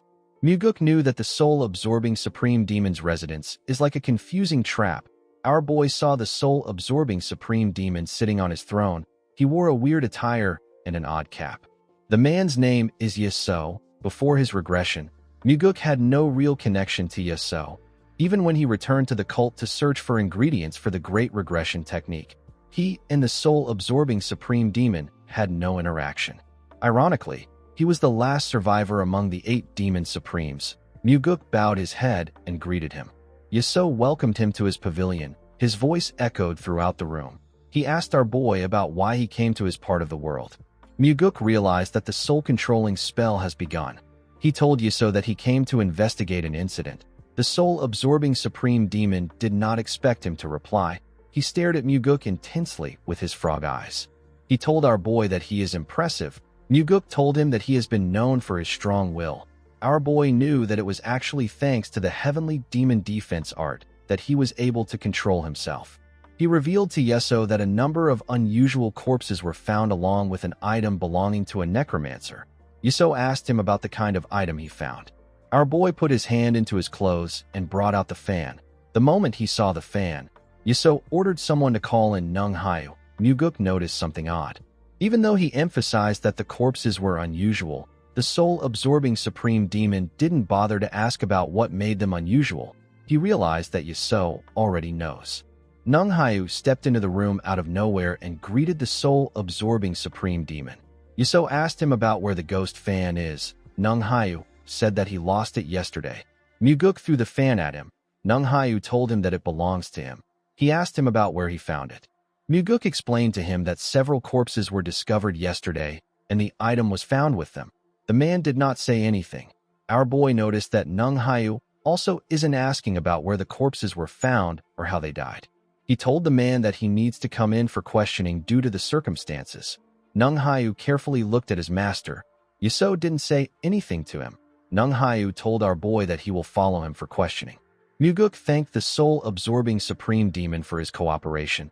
He told him that they will meet again. After saying this, he walked to the door with Nung Hayu by his side. Yiso watched him as he walked towards the door. The scene shifts, and we see Daryong talking to his pavilion master. He told our boy that it is hard to get Nung Hayu to talk. He said that the man only told them that he lost his fan.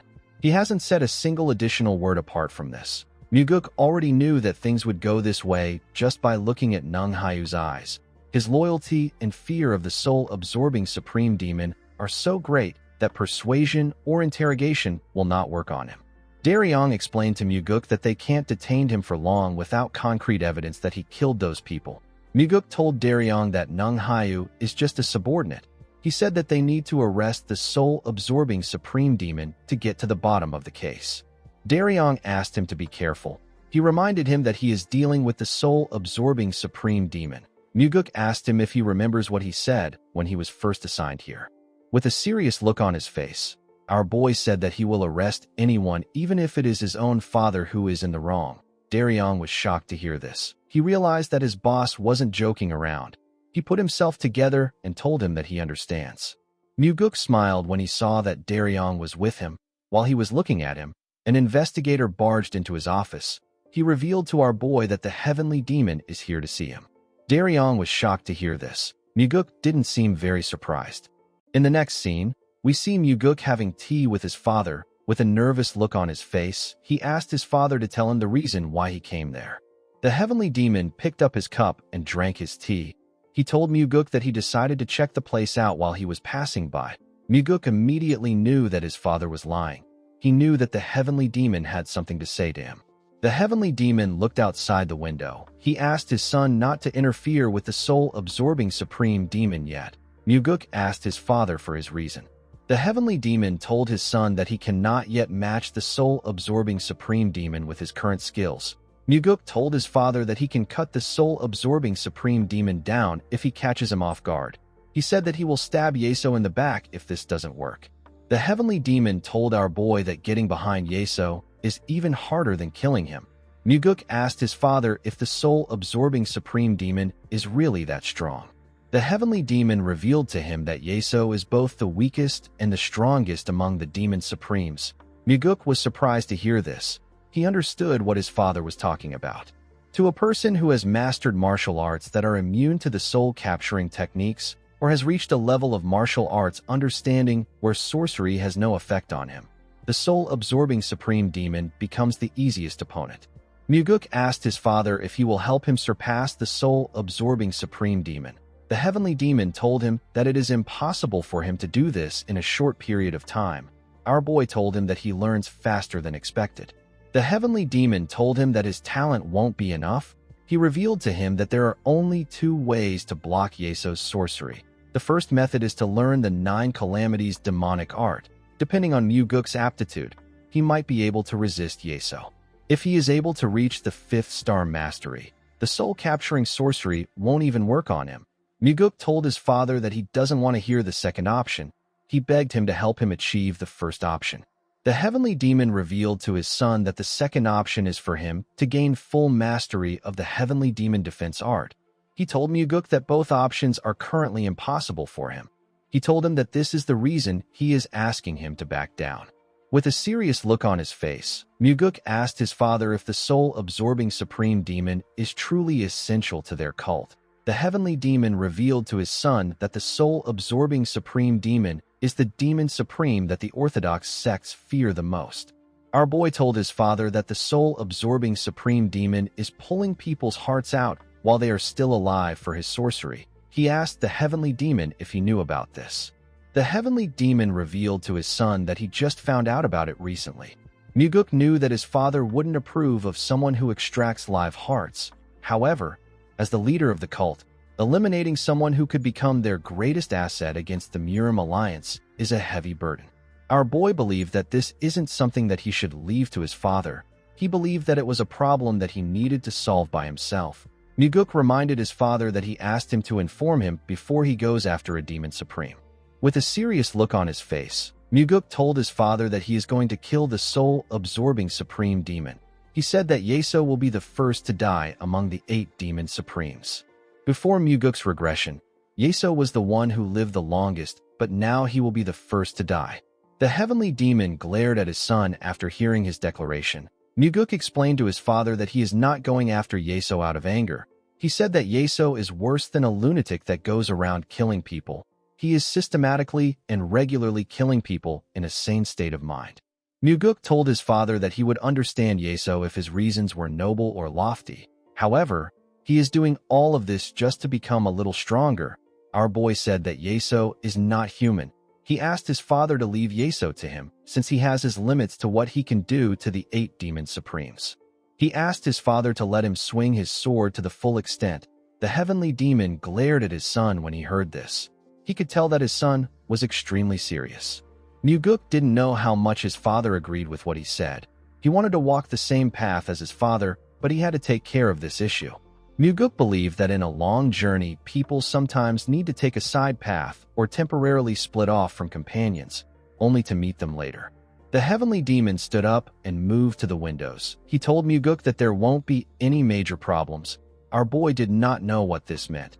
The heavenly demon told him that he will naturally fill the vacancy left by the soul-absorbing supreme demon if he is skilled enough. Muguk was shocked to hear this. He realized that his father was telling him that he supports him. He watched him as he walked out of the building. He was quite thankful to his father. Muguk clenched his fist and told himself that this isn't where him and his father will part ways. He was relieved to see that he and his father were still walking the same road. The next day, we are taken to the West Illusion Fort. We see Muguk in Yeso's office. To kill the soul-absorbing supreme demon, Muguk decided to take the third path. However, he needs 2 months to make this path work for him. Our boy decided to buy himself some time, so that the soul-absorbing supreme demon will maintain a low profile. Yeso asked Muguk about why he came to see him. Our boy revealed to him that his subordinate has been deemed innocent. He said that they couldn't find any evidence that Nung Hayu killed those people.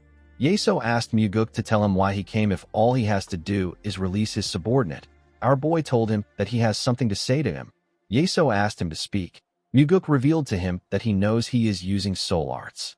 The soul-absorbing supreme demon told him that he has never heard about soul arts. With a serious look on his face, our boy told him that he needs to stop using this technique.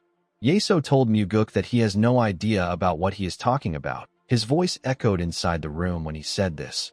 Our boy told Yeso that he will die if he refuses his proposal. The soul-absorbing supreme demon laughed like a madman when he heard this. The moment he did this, Muguk's words echoed inside the room. He could hear his voice from every corner. He knew that Yeso was already trying to take over his body. He released his energy and used the heavenly demon defense art to fortify himself. The soul-absorbing supreme demon was surprised to see this. Muguk told him that he won't be the one to kill him. His words echoed again in the room. Our boy did not flinch. He told Yeso that he will persuade his father to do it. He could tell that the soul-absorbing supreme demon believed that his father will never agree to it. He told him that he will go to the heavenly demon every morning and beg him to kill him. Muguk said that he will go the next day and beg his father if he refuses. He said that he will tell his father that a man who pulls out hearts from the living will only bring disgrace to their cult. Muguk told Yeso that he will meet his father every single day and convince him with every word that he knows. He told Yeso that he will make a grave mistake towards his father one day, and his father will finally kill him. Yeso smiled when he saw how serious Muguk was. The moment he smiled, the room began to spin. He asked our boy if he knows that the world he lives in is nothing more than an illusion. He told him that the place he is seeing now is the real world. Muguk struggled to put himself together. He asked Yeso if this is a world where he can cut down on drinking expenses. He told him that everything is spinning, as if he is drunk. Yeso realized that the rumors were true. He told Muguk that he heard about how he has began to rise as a hidden dragon.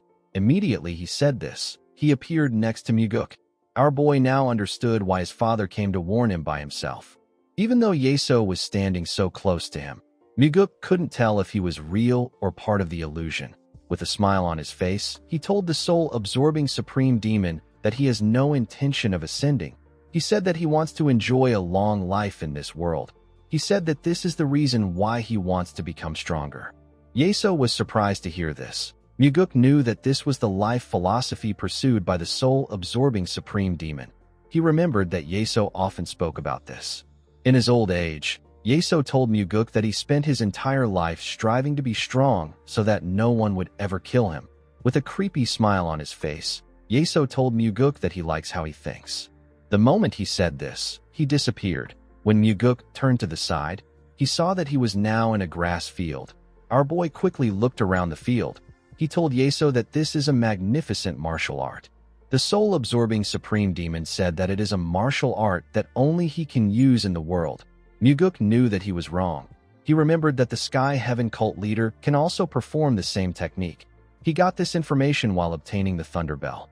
The roots of the martial arts the Sky Heaven cult learned came from the blood sex demonic arts. The soul-absorbing supreme demon asked Muguk if he would like to live in this world. Our boy told him that he will learn the technique if he teaches him. Immediately he said this, Yeso appeared in front of him. He told him that he is very greedy. He could not believe that our boy wanted to get an ultimate martial arts for free. Muguk told him that he can obtain him too if he gives him the martial art. With a creepy look in his eyes, the soul-absorbing supreme demon told our boy that he can see right through his thoughts. He told Muguk that he can't trick him even if he is able to trick fools like the Blood Heaven Sword Demon. Muguk asked the soul-absorbing supreme demon to tell him what he is thinking since he knows everything.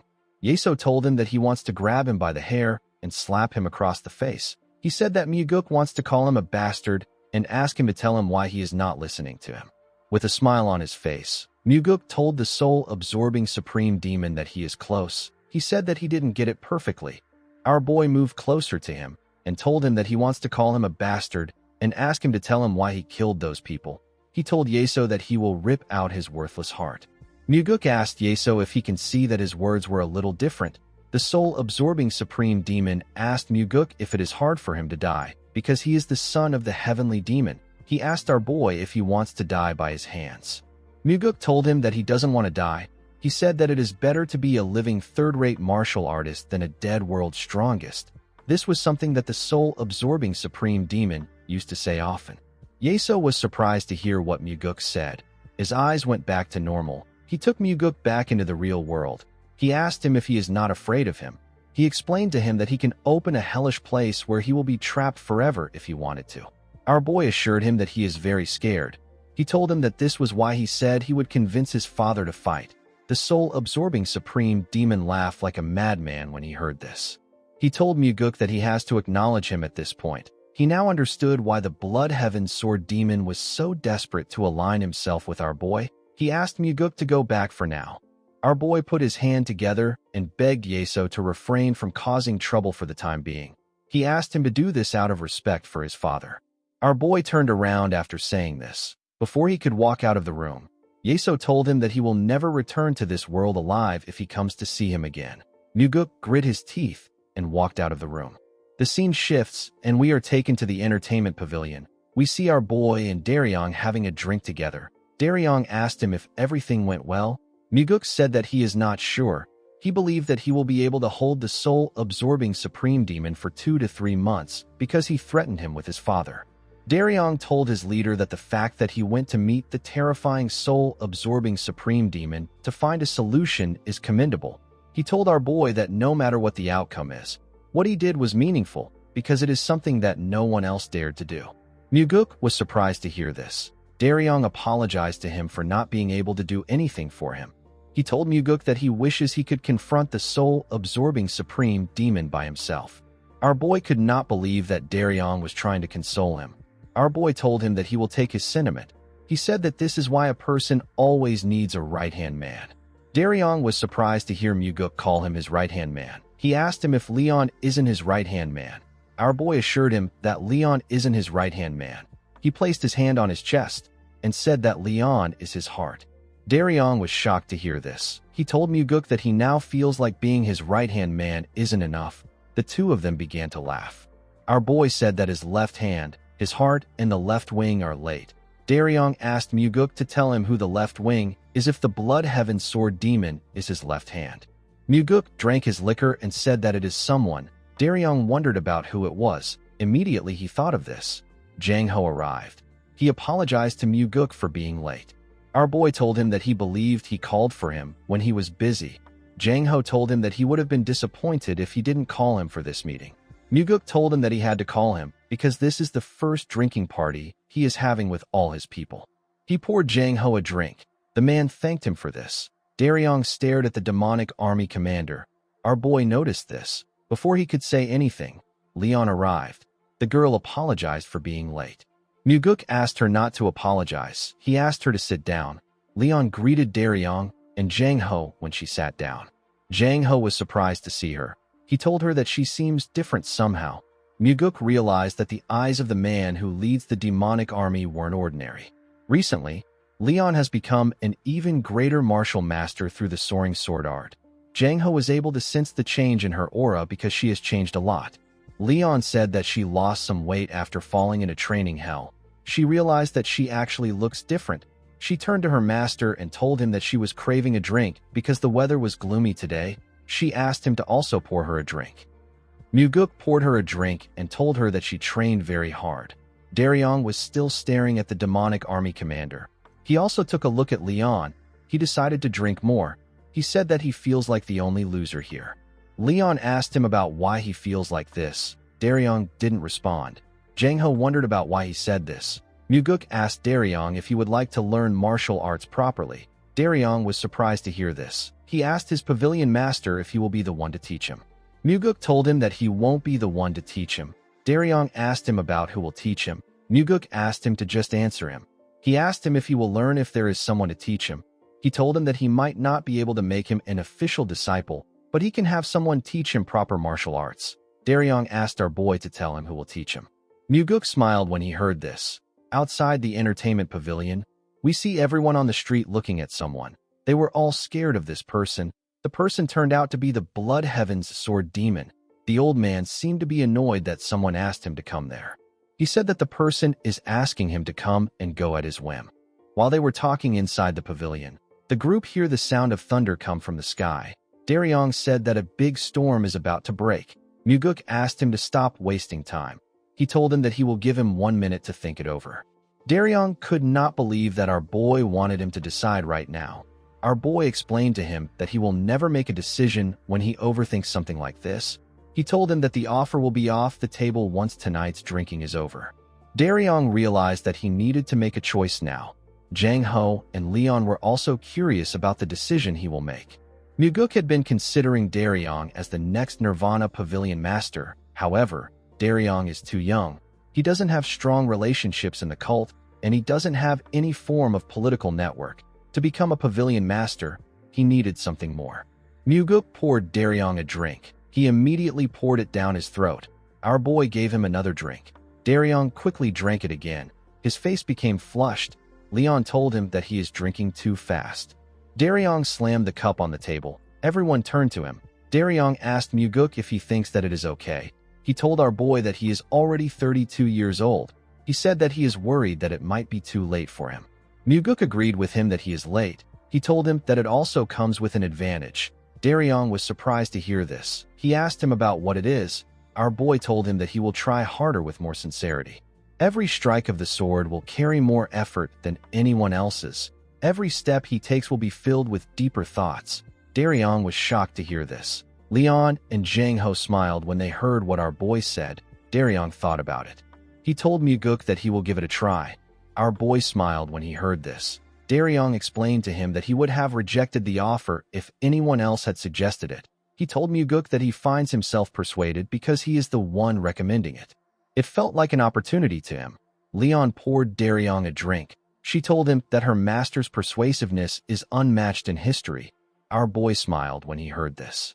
Daryong placed his cup on the table and said that he feels a bit regretful. He revealed to them that he has been an investigator for 10 years. He said that he stayed up many nights trying to rise to the level of a special investigator. He told Muguk that it will be hard for him to throw all of that away. Muguk asked him about why he will do this. Daryong was surprised to hear this. Our boy explained to him that he is the person the Nirvana Pavilion needs the most. He asked him to tell him why he is talking about quitting. He explained to Daryong that he wants him to study martial arts after normal working hours. Daryong asked Muguk if he wants him to work himself to death. Our boy told him that he will be able to fulfill the dream that he never could before if he does this. Daryong said that he is too late. He reminded Muguk that this is something that he has to bet his whole life on. Our boy asked him about why he is trying to rush when he is already learning late. He advised him to just learn it slowly after work. He explained to Daryong that the main reason most people fail is because they rush head first into it. They think they can risk their whole life on something, but reality doesn't work that way. In fact, if Daryong had free time from morning to night, it might even be harder for him to learn. He will be haunted by his thoughts. He will think that he is not improving despite having so much time. He will wonder about what he is doing. The sense of shame and defeat will creep into his mind. However, when he is busy with his own work and he carves out special time little by little, he will be able to get the greatest results. Daryong did not know what to say. He poured himself a drink and took another shot. He told Muguk that he understands. He asked him to teach him. He asked our boy about who will be his teacher. The moment he said this, Leon hears someone coming up the stairs. She quickly turned to see who it was. She saw someone with white hair coming upstairs. Leon was shocked to see the person. Jang Ho wondered why she looked so surprised. When he turned around, he saw the Blood Heaven's Sword Demon. Lightning struck when he saw him. Jang Ho and Leon didn't know what to do. Daryong noticed that they seemed shocked. When he looked up, he saw the Blood Heaven's Sword Demon. Daryong was extremely shocked to see Kiampa. Kiampa told Muguk that he has gotten far too cocky lately. He could not believe that our boy dragged him out to a place like this again. Daryong, Jang Ho, and Leon quickly stood up to welcome the Blood Heaven's Sword Demon. Muguk pulled out a chair and asked him to seat there. Kiampa found it odd that he was acting nice. He sat down and asked Muguk to tell him why he called him. Our boy raised a bottle and told Kiampa that there is only one reason why he would call him to a bar. He told him that he wants them to drink with him.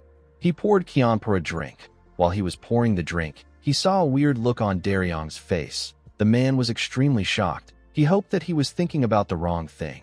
Muguk smiled at him to tell him that his suspicion is correct. Daryong realized that he was screwed. Jang Ho stood up and picked up a bottle. He thanked Kiampa for recommending him as the demonic army commander. He said that he finally has a chance to express his gratitude properly.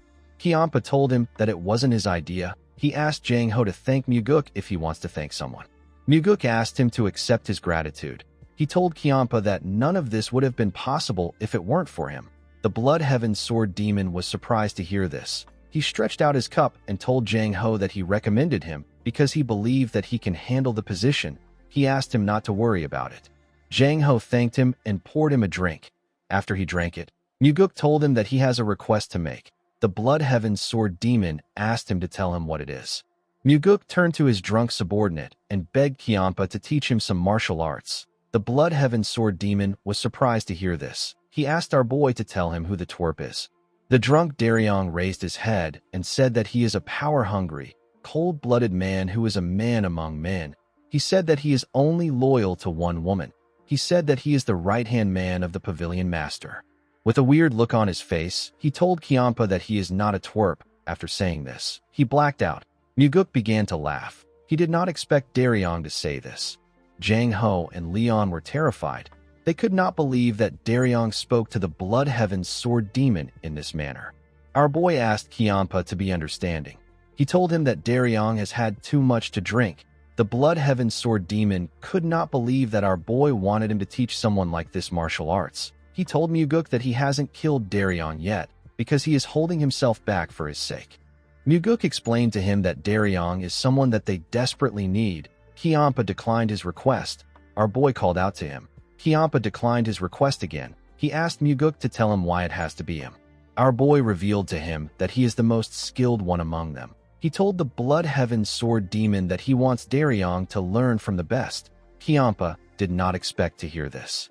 The Blood Heaven's Sword Demon informed our boy that he cannot pass down his martial arts to someone who isn't his disciple. Muguk suggested that he makes Daryong his disciple. Kiampa was surprised to hear this. Our boy explained to him that there is no one worthy to inherit his position among his current disciples. He told him that his youngest disciple might be kind-hearted, but it will be difficult for him to become the successor with his personality. Muguk asked Kianpa to tell him what he thinks of Daryong. The Blood Heaven Sword Demon said that he doesn't like him. Our boy reminded him that he has lived his whole life doing what he wanted. He asked him to try doing something that he doesn't want to do for once. Kianpa was annoyed to hear this. He told Muguk that he doesn't like Daryong. Our boy asked him to give him a reason why he doesn't like the man. The Blood Heaven Sword Demon became angrier when he heard this. He told Muguk that he simply doesn't like him. He asked our boy if he needs a reason to dislike someone. The moment he said this, Daryong told him that he doesn't like him either. Our boy was surprised to hear this. Jang Ho and Leon quickly turned to him. They were quite shocked to hear what he said. The drunk investigator stared at Kianpa. He asked the Blood Heaven Sword Demon if he will be happy if someone forces him. Leon became scared. She begged Daryong to stop talking. Daryong told Kianpa that he doesn't like him. He asked him not to dream about teaching him martial arts. He told him that it will definitely not happen. Jang Ho and Leon became more scared when they heard this. Our boy did not know what to say. Daryong turned to Muguk and referred to him as the Honorable Pavilion Master. He asked him if he can ask him a question. With a serious look on his face, Muguk asked him to go ahead. He told him that he will soon be murdered. He promised to answer him sincerely. Daryong asked our boy to tell him why he is throwing him at such a cold and heartless person. Muguk realized that his subordinate was really going to die. While crying, Daryong told our boy that he will break his heart if he does this. Kianpa became angrier when he heard this. He called Daryong a damn whelp. Our boy noticed that he was angry. He turned to Daryong and told him that he wants to leave him in the hands of the Blood Heaven Sword Demon so that he can learn martial arts. Daryong began to cry more when he heard this. He said that it isn't right. Jang Ho watched the grown man as he cried. Muguk let out a sigh and turned to Kianpa. He asked him if he can teach Daryong for half an hour a day after he finishes his work. He said that a few days or a few years will be fine. He told the Blood Heaven Sword Demon that they will call the training off if he still doesn't like Daryong after the first day. Kianpa looked Muguk in his eyes. He asked him if he trusts the drunk idiot. Muguk told Kianpa that he is actually trusting him. The Blood Heaven Sword Demon seemed surprised to hear this. To Muguk, the Blood Heaven's Sword Demon and Daryong are oddly similar in some ways, though they are slightly off from the mainstream. They have more passion than anyone. Before Kianpa could respond to our boy, Daryong screamed that he doesn't want to learn from the Blood Heaven Sword Demon. Jang Ho and Leon were shocked to see that Daryong cut off Kianpa. The Blood Heaven Sword Demon was done with Daryong. He quickly grabbed his sword. Muguk quickly stood up to stop him. While he was begging Kianpa, Daryong slammed his head on the table and passed out. While drooling, he said that he doesn't want to learn. The Blood Heaven's Sword Demon glared at him. He asked Muguk to tell him what he will do for him if he teaches Daryong martial arts. Our boy told him that he will help him resolve his long-standing grudge. Kianpa turned to him when he heard this. He sat down and allowed Muguk to pour him a drink. Muguk wondered if the Blood Heaven Sword Demon really wants to reconcile with the Sword Supreme. Kianpa drank the liquor without saying anything. Jang Ho and Leon were still quite nervous. They carefully looked at the old man as they drank their liquor. Our boy also drank his liquor. He poured Kianpa another cup. After drinking a large amount of liquor, Jang Ho and Leon passed out. Seeing that there was no one there to interfere in their business, Kianpa asked Muguk if he is serious about what he said earlier. Muguk assured him that he is. He told him that it wouldn't be right for him to teach Daryong martial arts for free. The Blood Heaven Sword Demon looked outside the window. He asked Muguk if the branch office he set up is functional. Our boy told him that it is running well. Kianpa told him that he gave the wrong answer. He asked him if the branch is helping him improve his reputation. Our boy smiled when he heard this. He realized that Kianpa thought that he created the branch to gain popularity. He told him that it has been very helpful. To Muguk, helping the commoners of the demonic village is just as important as killing the soul-absorbing supreme demon, but Kianpa doesn't understand this. With a smile on his face, Muguk told Kianpa that he will leave Daryong in his hands. The old man was annoyed to hear this. He asked Muguk about what he will do after leaving Daryong in his care. Our boy revealed to him that he will be busy. Kianpa asked him to tell him what he will be busy doing. Muguk said that he has to think of a way to kill things that don't seem human. He said that he has to run around everywhere to find his right wing, and he still has to suck up to his father. Kianpa asked him if he is the left wing. Our boy told him that he is. He asked him if he wants to be the right wing. The Blood Heaven Sword Demon was surprised to hear this. He told Muguk that he is insane. He could not believe that our boy wanted him and the Sword Supreme to serve as his two wings. Muguk reminded the old man that he once said that he is willing to stake his fate on his madness. He told Muguk that they should devour everything with madness. Our boy asked him if he has forgotten what he said. The Blood Heaven Sword Demon told him that he didn't know he was this much of a lunatic. Muguk suggested that they go mad together. He asked Kianpa to tell him what he has to lose at this point in his life. Kianpa was annoyed to hear this. He asked Muguk if this is how he speaks to his elders. Our boy told him that he is like this because he is a lunatic. The Blood Heaven Sword Demon did not expect to hear this. Muguk poured him a drink and told him that he will be away for a few months. He asked him to look after his people while he is gone. The Blood Heaven Sword Demon told him that he understands. He drank his liquor after saying this.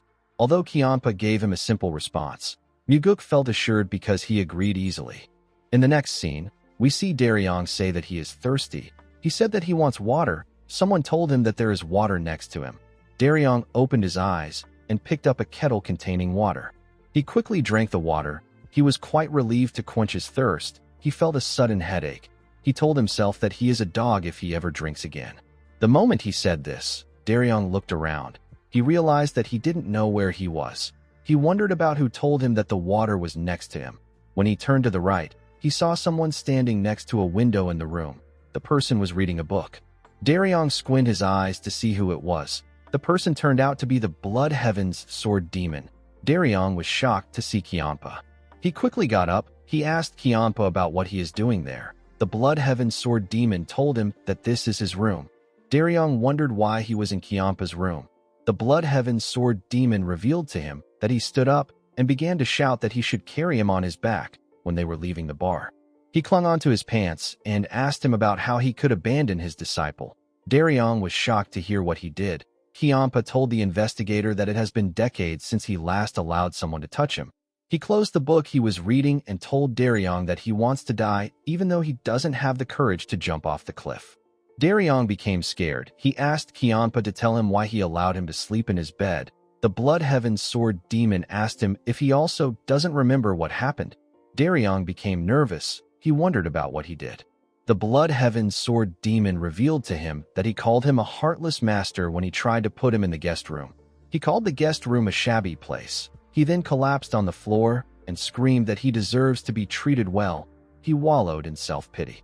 Daryong immediately realized that he was dead. Kianpa asked him if life is treating him poorly. He said that life is also treating him poorly. He said that he had to endure the urge to kill him.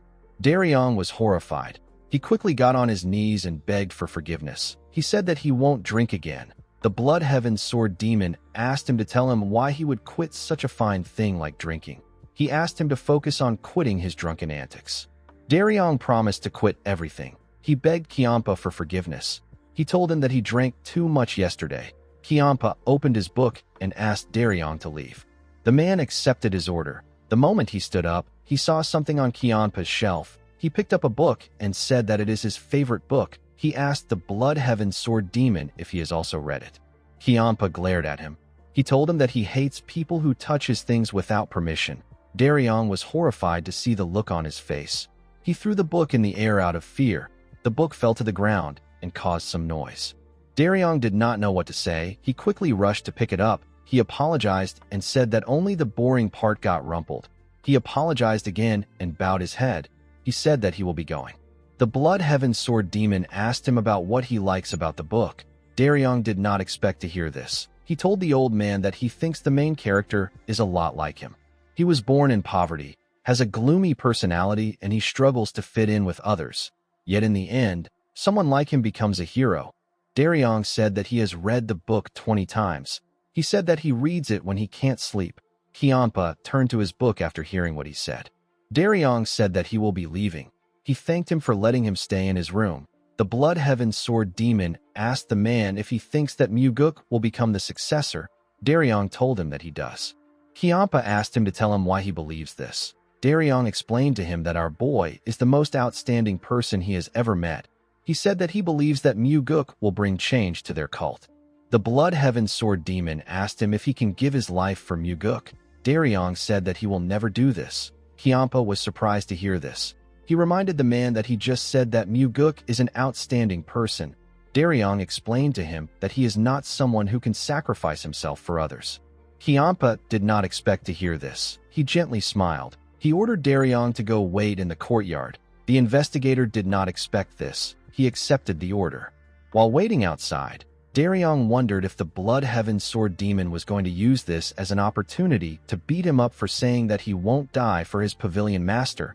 He wondered if he should have said that he will die for Muguk. While he was thinking, someone threw a huge sword at him. The sword landed on the ground. The Blood Heaven Sword Demon was the one who threw it at him. He asked Daryong to pick it up. Daryong did as he was told. Kiampa asked him about what he thinks. Daryong did not know what this was about. He told Kiampa that the sword is heavy. Kiampa told him that this is all there is to it. Daryong did not understand what he was talking about. Kiampa explained to him that understanding its weight is the beginning and the end of the sword techniques he wants to teach him. Daryong was surprised to hear this. He raised the sword and told Kiampa that what he just taught him sent shivers to his heart. The Blood Heaven Sword Demon told him that this is probably from drinking too much yesterday, or it is a heart condition. Daryong felt embarrassed. Kiampa turned around and asked Daryong not to be late for training. With a bright smile on his face, the man said that he won't be late. The scene shifts and we are taken to Mount Hong. We see a heavy rain falling in the town.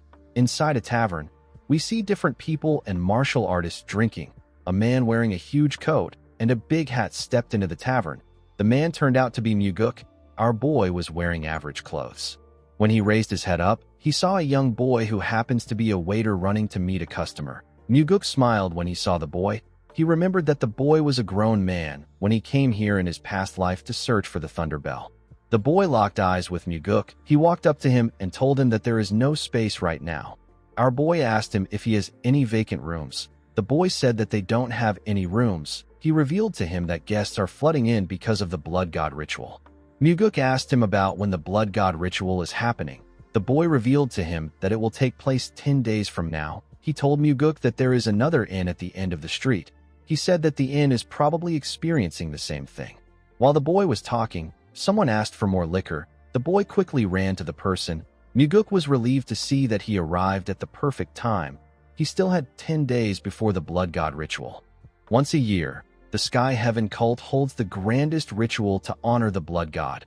Only on the day of this Blood God ritual can one obtain a method to suppress the soul-absorbing supreme demon. The place storing sacred treasures including the Thunder Bell was a prison with iron bars forged from 10,000 years cold iron. The Sky Heaven cult leader spends most of his time in the secured building located there. He even ate and slept there. However, it wasn't just the cult leader that was there. There was someone else who guarded the sacred treasures as well. This man wore cold iron shackles and lived near the Thunder Bell like a guardian spirit. Due to this, it is nearly impossible to steal the Thunder Bell without being noticed by the Sky Heaven cult leader and the guardian spirit. However, once a year, there is a brief moment when the guardian spirit leaves the prison and the Sky cult leader is also absent. This is the day of the Blood God ritual. The two men leave for the Grand Martial Arena to conduct the sacred rite according to custom. Muguk plans to steal the item capable of killing the soul-absorbing supreme demon on the day of the Blood God ritual. In the next scene, we see Daryong swing the huge sword. He was swinging the sword in one position, while breathing heavily. Daryong remembered what Kiampa said to him. The Blood Heaven Sword Demon taught the man how to hold and swing a sword. He turned around and ordered Daryong to swing it 1,000 times. Daryong was shocked to hear this. While swinging the sword, the man wondered if he will be able to swing this heavy sword 1,000 times without using internal energy. He felt like his arms were going to fall off. After swinging the sword for a while, Daryong fell to his knees. He struggled to catch his breath. He wondered if he made a mistake by accepting to learn martial arts. Normally, he would be lying comfortably at home, reading a book around this time. While thinking, Daryong remembered Muguk telling him that he will have to do his best since he is starting late. The man grit his teeth when he heard this. As sweat dripped on his clothes, Daryong put himself together and pushed himself up. While breathing heavily, he raised his sword and began to swing it. He told himself that he won't be able to face the pavilion master if he gets kicked out without completing the first day's training. Later in the evening, we see Daryong make his 1,000th swing with all his might. He dropped the sword and fell to the ground. The cloths which he wrapped around his hands were covered in blood. Even the ground was stained with his blood. Daryong was relieved to see that he completed the training. While he was putting himself together, he heard someone ask him to quit if it is too hard. When the man raised his head up, he saw the Blood Heaven's sword demon. Daryong was quite exhausted. He told Kiampa that he is not going to quit. The old man asked him for his reason. Daryong told him that he will never get an opportunity like this again in his lifetime. Kiampa asked him if he is aware of the fact that he will never pass down his martial arts to anyone. The man told him that he is not thinking about that. He explained to him that the opportunity he mentioned is the chance to simply learn any martial arts from him. With a smile on his face, he said that he wants to be able to tell his future child that he once learned from the great Blood Heaven's sword demon. He said that this is enough for him. A memory like this is more than enough for a martial artist. Kiampa did not expect to hear this. He asked the man if he is thinking of marriage. Daryong said that he would like to get married someday. The Blood Heaven's sword demon asked him for his reason. With a smile on his face, Daryong said that he wants to raise a child and give them the fatherly love that his own father never gave him. Kiampa asked him about what he will do if his child ends up hating him. Daryong asked the Blood Heaven's sword demon if he will allow his child to have this training with him instead. Kiampa glared at him. He screamed and ordered Daryong to make 1,000 more swings. The man was shocked to hear this. He couldn't believe that he had to do this again. The scene shifts and we are taken to a cave. We see someone boiling something inside a kettle. The person turns out to be Muguk. Before coming to Mount Hong, our boy stopped by a medicine shop. He bought spirit root grass, poison bellflower, sandalwood, and a few other ingredients. When these things are boiled for a few days, they become an elixir that can numb the sense of smell even for someone wearing shackles. Applying it will prevent even highly perceptive masters from detecting one's scent. Muguk recalled that someone said that he has been imprisoned since he was young. He was certain that the person will still be there. Our boy decided to train in the heavenly demon defense art, since the medicine is still brewing. He sat in a lotus position and circulated his energy. The more he practiced, the more he could feel the uniqueness of this art. He had heard that the heavenly demon defense art becomes more powerful when combined with the 9 calamities demonic art. Muguk hoped that a day would come when he could inherit this martial art. After practicing for a while, Muguk went outside to look at the sky. He recalled that he once looked at the night sky from here in his past life. He hoped that everyone was doing well in the cult. The scene shifts and we see Daryong wake up. The man quickly grabbed his arms. He was in so much pain. He remembered swinging his sword till night yesterday. He wondered about what happened after that. He looked around to see where he was. He quickly realized that he was in Kiampa's room again. He wondered why he slept here again. While thinking, he heard a sound come from outside. He quickly got dressed and went outside. He saw something surprising when he got outside. He saw Kiampa swinging his own sword. The Blood Heaven sword demon made a perfect swing. Daryong was shocked to see this. His form was perfect. He realized that Kiampa is swinging his sword with the same stance he taught him yesterday. Even the grip on the sword is identical. Daryong understood that the training the Blood Heaven's sword demon gave him is the exact same one that he did when he first started learning martial arts. He thought that Kiampa was just randomly tormenting him. While he was staring at him, Kiampa told him that he cannot slack off just because his pavilion master isn't here. Daryong was surprised to hear this. He realized that he was late. He told Kiampa that he will leave now and come back later in the afternoon. The Blood Heaven sword demon asked him if he is really coming back. The man said that he is. The Blood Heaven sword demon told him that being in pain doesn't mean that it will get easier. He told him that he will have to make 2,000 swings today. With a bright smile on his face, Daryong said that he understands. Kiampa simply stared at him. The scene shifts and we are taken to Muguk. We see him walking somewhere. There's still 5 days left until the blood god ritual. Since the medicine has finished brewing, our boy decided to go check whether the secret passage he discovered before his regression still works. He planned on checking the throne of the Sky Heaven cult leader because it was where his target was. Our boy moved close to a cliff near a fortress. Inside the cliff, he found a huge boulder blocking somewhere. He touched something under the boulder. The moment he did this, the boulder opened up and revealed a stairs that went down. After Muguk went inside, it closed back again. Our boy was amazed when he first saw it in his past life. Seeing it again made him realize that it is a well-made mechanism. He wondered about how they managed to create a passage that can't be distinguished from the outside at all. He took out a gemstone to brighten the path. He poured the medicine on his clothes and began to walk down the long stairs. After walking for a while, he arrived at a huge door. He recalled that the room ahead is where the throne is. Muguk carefully released his energy and sent it through the door. He carefully moved his energy inside the room. While looking around, he found someone inside the room. Our boy quickly opened his eyes. He knew that this overwhelming energy belongs to only one man. It was the Sky Heaven cult leader. The aura he felt from the man was extraordinary. He pushed his energy deeper into the room. He found the thunder bell. The guardian spirit was sitting next to the bell. After looking around, Muguk retracted his energy and turned around.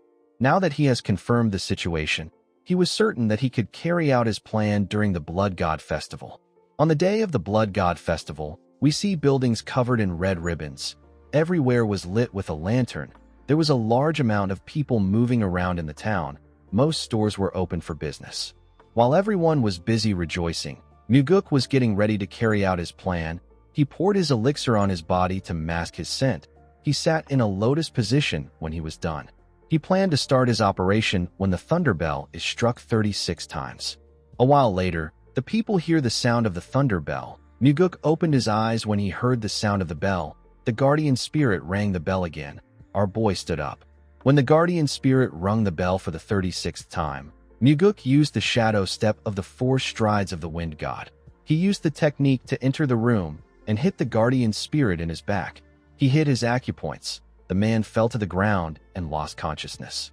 Our boy walked past the bell. He knew that the Sky Heaven cult leader will return to this place in the next 15 minutes. Muguk moved close to an altar that was behind the thunder bell. There was a huge red Buddhist statue in front of the altar. The statue had its eyes closed. Muguk used his 2 fingers to touch the eyelids. Immediately he did this. The statue opened its eyes. Our boy touched the eyeballs with his fingers. The eyeballs got pushed out even more.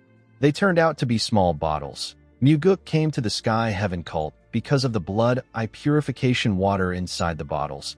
It is a sacred water secretly passed down among the Sky Heaven cult leaders. When this blood eye purification water is applied to the eyes, the counter techniques for the blood cult sorcery become visible.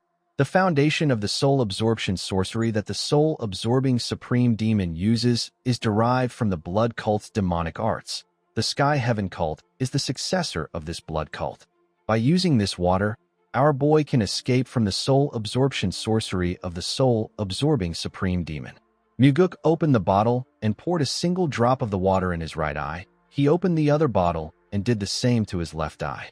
He instantly felt the energy of the purification water burning his eyes. Muguk grit his teeth and endured the pain. A minute later, he opened his eyes. His pupils had turned blood red. They quickly returned back to normal. Our boy smiled when he realized that the blood eye purification water worked. He pushed the bottles back into the statue's eyes and closed it. He was certain that no one would know what happened because there was still enough purified water remaining in the bottles. He believed that the purified water will be easily passed on to the next successor. After Muguk left the room, the guardian spirit woke up. He found it odd that he was on the ground. He didn't know what happened. Muguk used the swift step of the 4 strides of the wind god to get out of the cave in an instant. While running, our boy realized that he had to acquire the blood eye purification water because of the soul-absorbing supreme demon. He told himself that the item will also help him to deal with Wamugi. Muguk ran through the town in an instant. No one could see him. All they felt was some breeze blowing past them. The scene shifts, and we see Kianpa reading under the moonlight. While he was reading, someone told him that reading doesn't suit him. When the Blood Heaven Sword Demon raised his head, he gently smiled.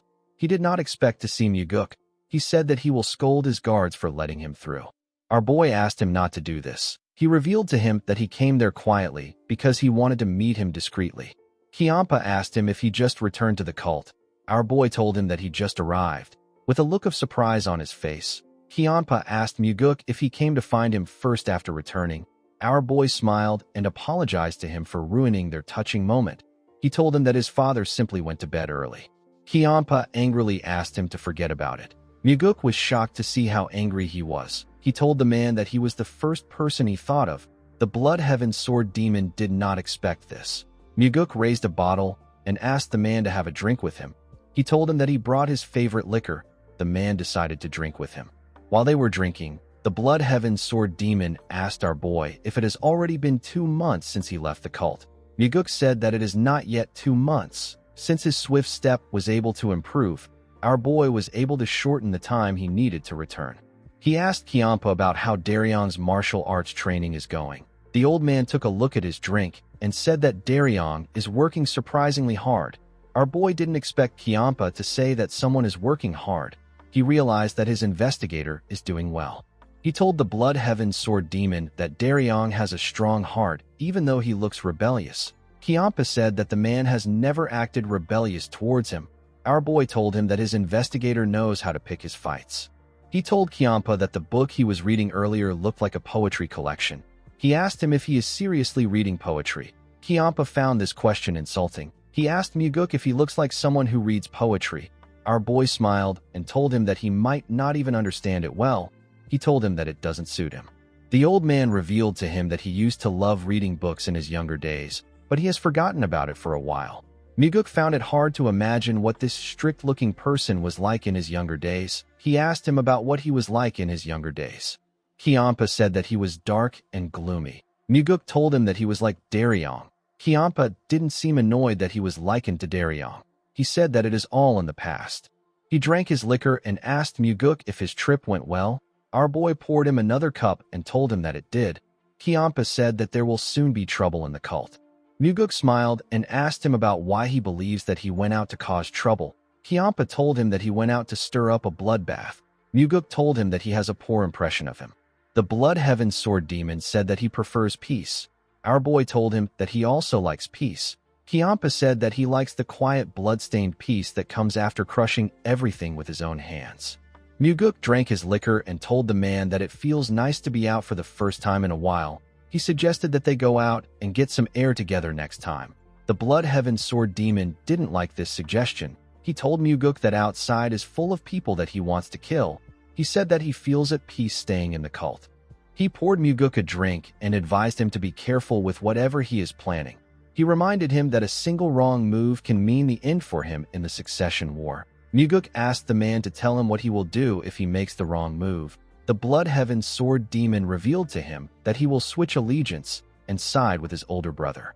Our boy told him that he is very cold. Kiampa said that it is natural for this to happen. He told Muguk that there is no point in having wings if the body is already dead. He said that he will have to find a new body. Muguk was surprised to hear this. He knew that Kiampa would really switch sides. After mourning our boy's death for a day or two, he will go to his older brother as if nothing happened. Muguk asked Kiampa to do him a favor. The man asked him to tell him what he wants. Our boy asked him to drink with him all night. Kiampa told him that he can do this. The moment he heard this, our boy stood up. Kiampa found this odd. He asked him about where he is going. Our boy revealed to him that he wants to buy more drinks and prepare some snacks. Kiampa told him that he can simply ask his subordinates to do it. Muguk smiled and said that there is something specific he needs to get by himself. The Blood Heaven Sword Demon wondered about what it was. He couldn't see through Muguk. He watched him turn around and walk forward.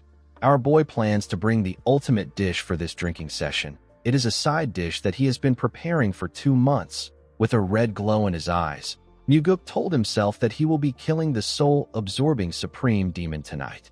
In the next scene, we see Yeso walking down the stairs. While walking, he thought about how arrogant Muguk was. He believed that our boy threatened him simply because he thought that his father would back him up. Yeso opened a door and stepped into an underground hallway. The hallway led him to a room. Inside the room, we see a little girl lying unconscious on a huge rock. The soul-absorbing Supreme Demon moved close to the girl. He smiled when he realized that it has been a while since he last used soul arts. He began to laugh like a crazy person. While he was laughing, he got punched in the face. He quickly raised his hand and covered it with his energy. He let down his hand when he saw who punched him. The person turned out to be Muguk.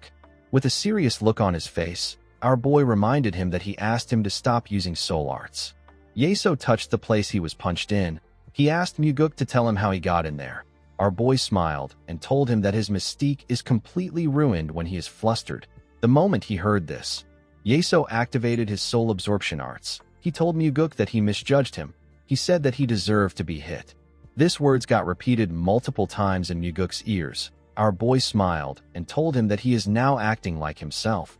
He said that this will make it satisfying to kill him. He told Yeso that the pathetic act he put on earlier was disappointing. The soul-absorbing supreme demon asked Muguk to tell him how he got in there. Our boy informed him that he simply followed him. Yeso didn't expect to hear this. Muguk knew that the man would think that he is lying. However, he was telling the truth.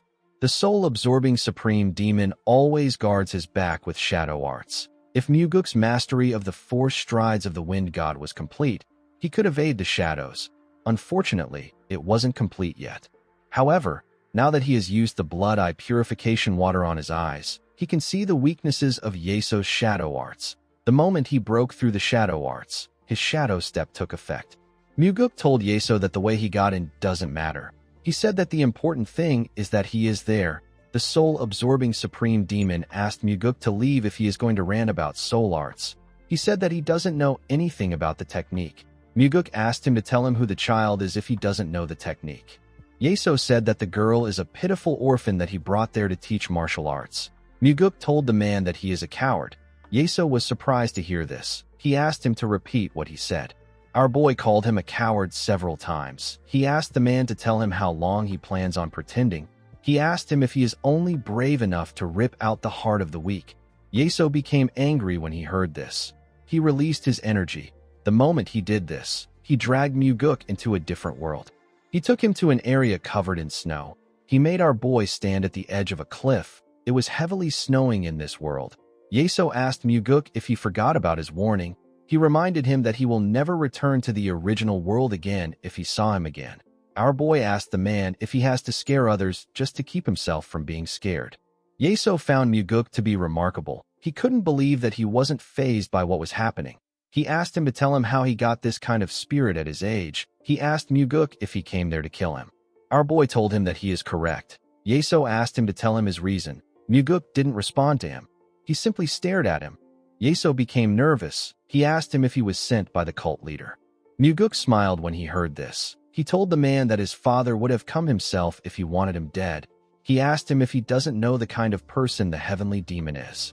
Immediately he said this. Yeso dragged him to another world. He took Muguk to a pavilion and placed some tea on the table. He and Muguk sat in the pavilion. Yeso told our boy that they need to have an honest conversation before they kill each other. Muguk agreed with him. Yeso told him that they are demonic humans that stand above all other demonic humans. He asked him if they really live lives where they can afford to give the weak a choice. He asked Muguk to tell him why it is wrong to devour the hearts of the weak to grow stronger. He said that greed is right. He told Muguk that every choice he has ever made has been for the heavenly demon divine cult. If Mugi didn't come and Muguk stayed in the cult, he might have closed an eye to the actions of the soul-absorbing supreme demon. He would have told himself that the soul-absorbing supreme demon is making their cult stronger and look the other way. However, our boy's fate was different. The him in the past and the him in the present are not the same person. He asked Yeso to stop lying. He told the man that he didn't rip out his victims' hearts because of the cult. He did it to prolong his own life. Muguk told the man that he will always continue to act this way. Yeso didn't say anything. Muguk believed that the soul-absorbing supreme demon would have sought revenge when his father died if he really cared for the cult. Instead, he chose to outlive all the other demon supremes. His unnaturally long life was soaked with the lives of thousands of innocent people. Muguk told the bastard that he has always lived for himself and himself alone. He told him that he eventually became a monster. The moment he heard this, Yeso told our boy that he is not the second young master. He appeared in front of him and said that it is impossible for a mere 20-something years old brat to understand him so precisely. He knew that Muguk wasn't supposed to be able to bypass his shadow arts and follow him inside. He shouldn't even be able to touch him. Yeso's head grew bigger. His head completely covered Muguk's body. His mouth and eyes released a terrifying energy. Muguk immediately realized that the man was using the mind-seizing soul art. It is a demonic art that draws the truth out of the target's mind. It is forbidden even in the cult. This soul art doesn't even work on Muguk. Our boy decided to just play along with the man. He wanted to hear what Yeso wanted to learn from him. The soul-absorbing supreme demon asked our boy to tell him who he is. Our boy told him that his name is Muguk. Yeso asked him to tell him how he knows so much about him. Our boy told him that he investigated him and learned everything. Yeso asked him if the heavenly demon is behind this case. Muguk said that he isn't. The soul-absorbing supreme demon smiled when he heard this. Upon seeing the look on his face, our boy became certain that Yeso fears his father the most. The soul-absorbing supreme demon asked Muguk to tell him why he came. Our boy revealed to him that he came there to put him down. Yeso asked him if he told anyone that he would be coming there. Muguk said that he didn't. Yeso was extremely happy to hear this. He took Muguk to an empty blank world. With a smile on his face, he told our boy that he will vanish from the world from today on. Muguk asked him if he can handle the consequences of killing him.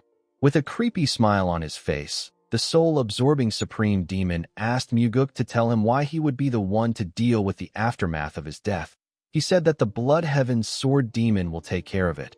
He stretched out his hand and revealed to Muguk that he won't be the one to kill him.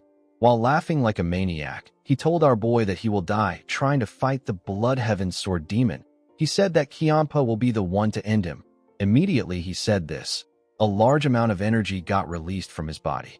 Muguk activated the Heavenly Demon Defense Art and used the energy to cover his body. He used the defense art to block the dark energy Yeso was releasing from his body. He walked towards Yeso. Each step he took was heavier than the last. Yeso's dark energy slowly covered him. Before he could reach him, the energy covered him completely. With a smile on his face, Yeso asked Muguk to kill the Blood Heaven's sword demon. His words were repeated to Muguk several times thanks to the dark energy around him. Our boy couldn't believe that Yeso's technique still had this much power even though he covered himself with the Heavenly Demon Defense Art. An ordinary person would have already fallen for the soul-absorbing art of the soul-absorbing supreme demon. While hearing the numerous voices in his head, Muguk looked around. He seemed to be searching for something. He found a blue light in front of him. Our boy immediately knew that this light was the way out of the soul-absorbing art. He walked into the light. He opened his eyes in the blank and empty dimension that Yeso created. Yeso was shocked to see Muguk. He didn't know what was happening. He asked our boy about how he woke up on his own. Muguk wasn't supposed to wake up before the soul-absorbing art ends.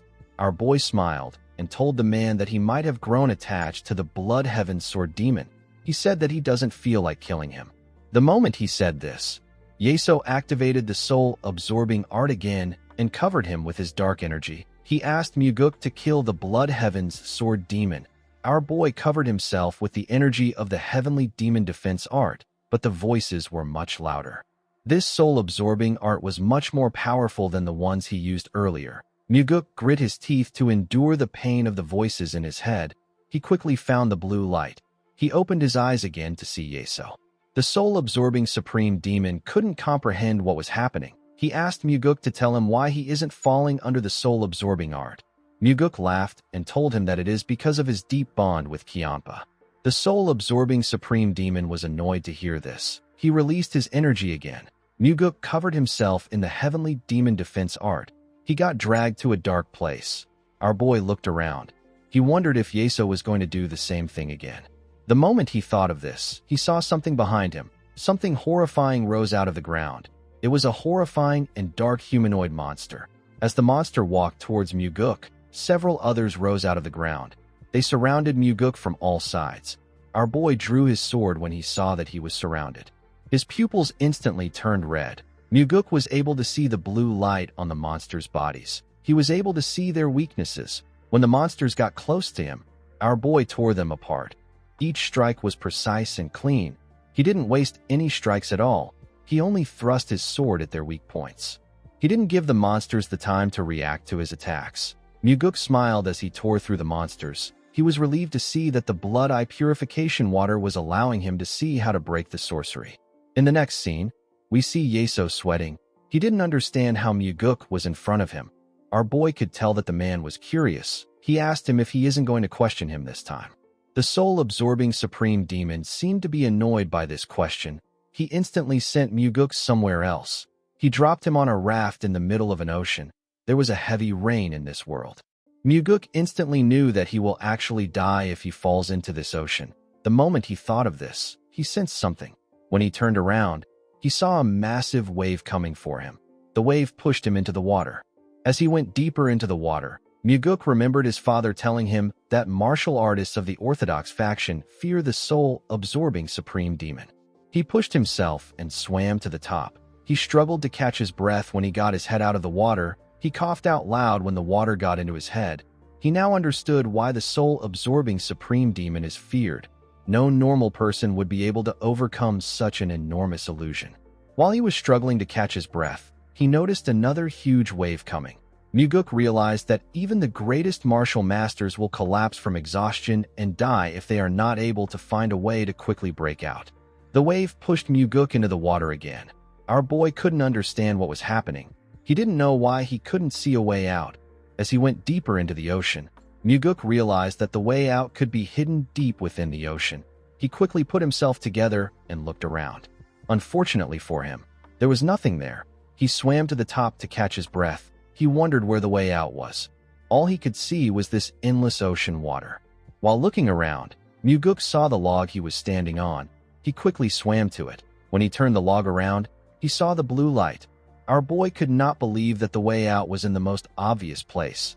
The moment he thought of this, he saw that another wave was coming. Muguk raised his sword and pushed it into the log. He pushed himself out of the illusion. Our boy returned to the blank world. Yeso didn't even know what to say. He quickly sent Muguk to another world. Our boy found himself surrounded by tall mirrors. Each mirror was showing a version of him. Muguk realized that these are the stages of his life. He walked past his younger and teenage self. He saw an old version of himself. This version of himself was on his deathbed. Muguk knew that this wasn't his future, and this wasn't who he was before his regression either. It was an illusion crafted by the soul-absorbing supreme demon. He placed his hand on the mirror and asked his older self to tell him what he regrets so much. He asked him if he hoped for a peaceful death, even though he lived with so much blood on his hands. He told him that he is being greedy. With a smile on his face, Muguk told himself that if he is able to save the people he wanted to save by killing Wamugi, then this kind of death is okay. He looked deep into the eyes of his older self. He realized that it was time for his older self to go. Muguk wondered if he spoke to his older self in order to comfort himself. He wanted to tell himself that he is okay and he is doing well. Our boy raised his sword and turned to his current self. There was a blue light in his neck. Muguk broke the mirror with his attack. He was sent back to the blank dimension. Yeso couldn't believe his eyes. He didn't expect to see our boy so quickly. With a worried look on his face, he asked Muguk to tell him how he figured it out. He explained to him that if he breaks the wrong mirror, the number of reflections double. If he breaks another one again, it will double once more. It will continue until he is unable to leave the illusion.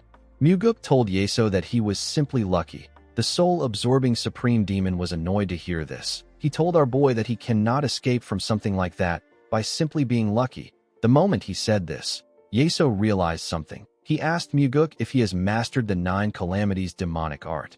He called the heavenly demon a deranged cult leader and said that he secretly chose a successor behind their backs. Muguk was not surprised to see that the soul-absorbing supreme demon made such an assumption. The only known way to resist Yeso's sorcery is to master the 9 calamities demonic art, which the heavenly demon passes on to his chosen successor. No one would think of using the blood-eye purification water. The soul-absorbing supreme demon believed that the heavenly demon was using his own child as a blade to kill him. He called the heavenly demon a filthy bastard and said that he is always stabbing people in the back. Muguk glared at him when he heard this. He asked the man if he has more to say.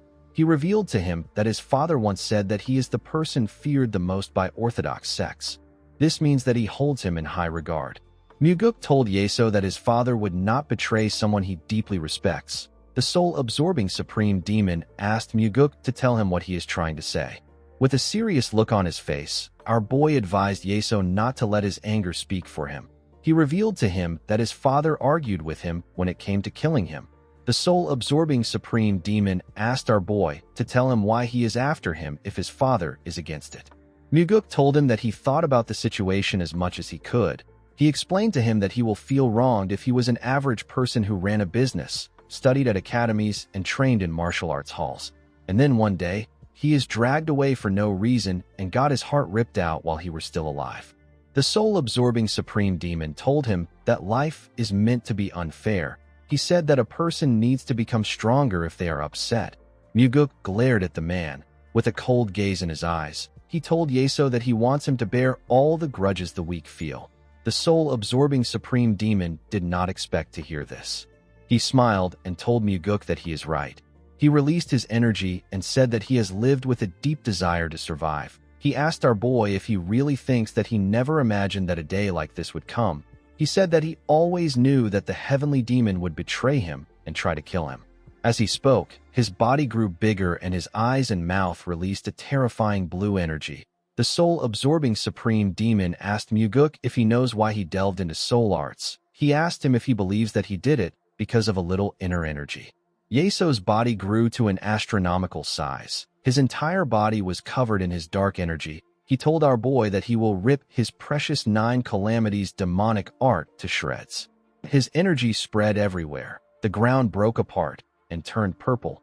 Muguk sensed dark demonic energy coming from the man. He didn't expect the soul-absorbing supreme demon to learn dark demonic arts. Dark demonic arts are more aggressive and powerful than ordinary techniques. However, those who use them are usually consumed by the arts itself. They experience mental breakdowns, energy deviation, and in the end, they die a gruesome death. This is why the heavenly demon divine cult strictly forbids its members from learning them. Muguk told the soul-absorbing supreme demon that he came to kill him for a reason. He told him that he would have died from the side effects of the dark demonic arts if he was left alone. Yeso said that he wouldn't have died. He revealed to him that he has been using the inner energy he gained through the soul arts to suppress the side effects. Our boy now understood that the reason Yeso learned the soul arts was to counter the backlash of the dark demonic arts. He raised his hand and drew his sword. The soul-absorbing supreme demon also raised his hand. He used his energy to conjure a weapon. He told Muguk that he will kill him here, and one day, he will also kill the heavenly demon and take his place. Muguk told him that he is too much of a coward to follow through with something like that. He told him that he is someone who will live his whole life hiding his ambition and barely hang on to life. Even in Muguk's previous life, Yeso never once revealed that he learned dark demonic arts. Upon hearing what our boy said, the soul-absorbing supreme demon swung his sword at Muguk. Our boy was able to block the attack. The impact of their swords clashing destroyed the ground and sent waves of energy across the dimension. Muguk's hands began to shake when he received the attack. He realized that he would have been completely overwhelmed by Yeso's power if he hadn't exhausted his inner energy to use the soul-absorbing art earlier. He knew that the soul-absorbing supreme demon is an enemy that he can only face with his strongest sword techniques. He pushed Yeso's sword away and attacked him with the first form of the soaring sword art known as the celestial equilibrium. The sword technique was a huge, powerful slash. The technique only cut Yeso's body a bit. He wasn't seriously injured. Yeso swung his sword and used a technique called annihilation. Muguk quickly jumped before the attack could touch him. Yeso hit the ground with his sword. His sword fired multiple slashes. Our boy watched the slashes tear the ground apart. He realized that he would have been sliced into 6 pieces if he hadn't jumped with his flicker step.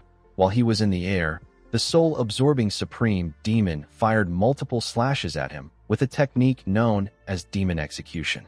Before the slashes could touch Muguk, he disappeared and landed on the ground.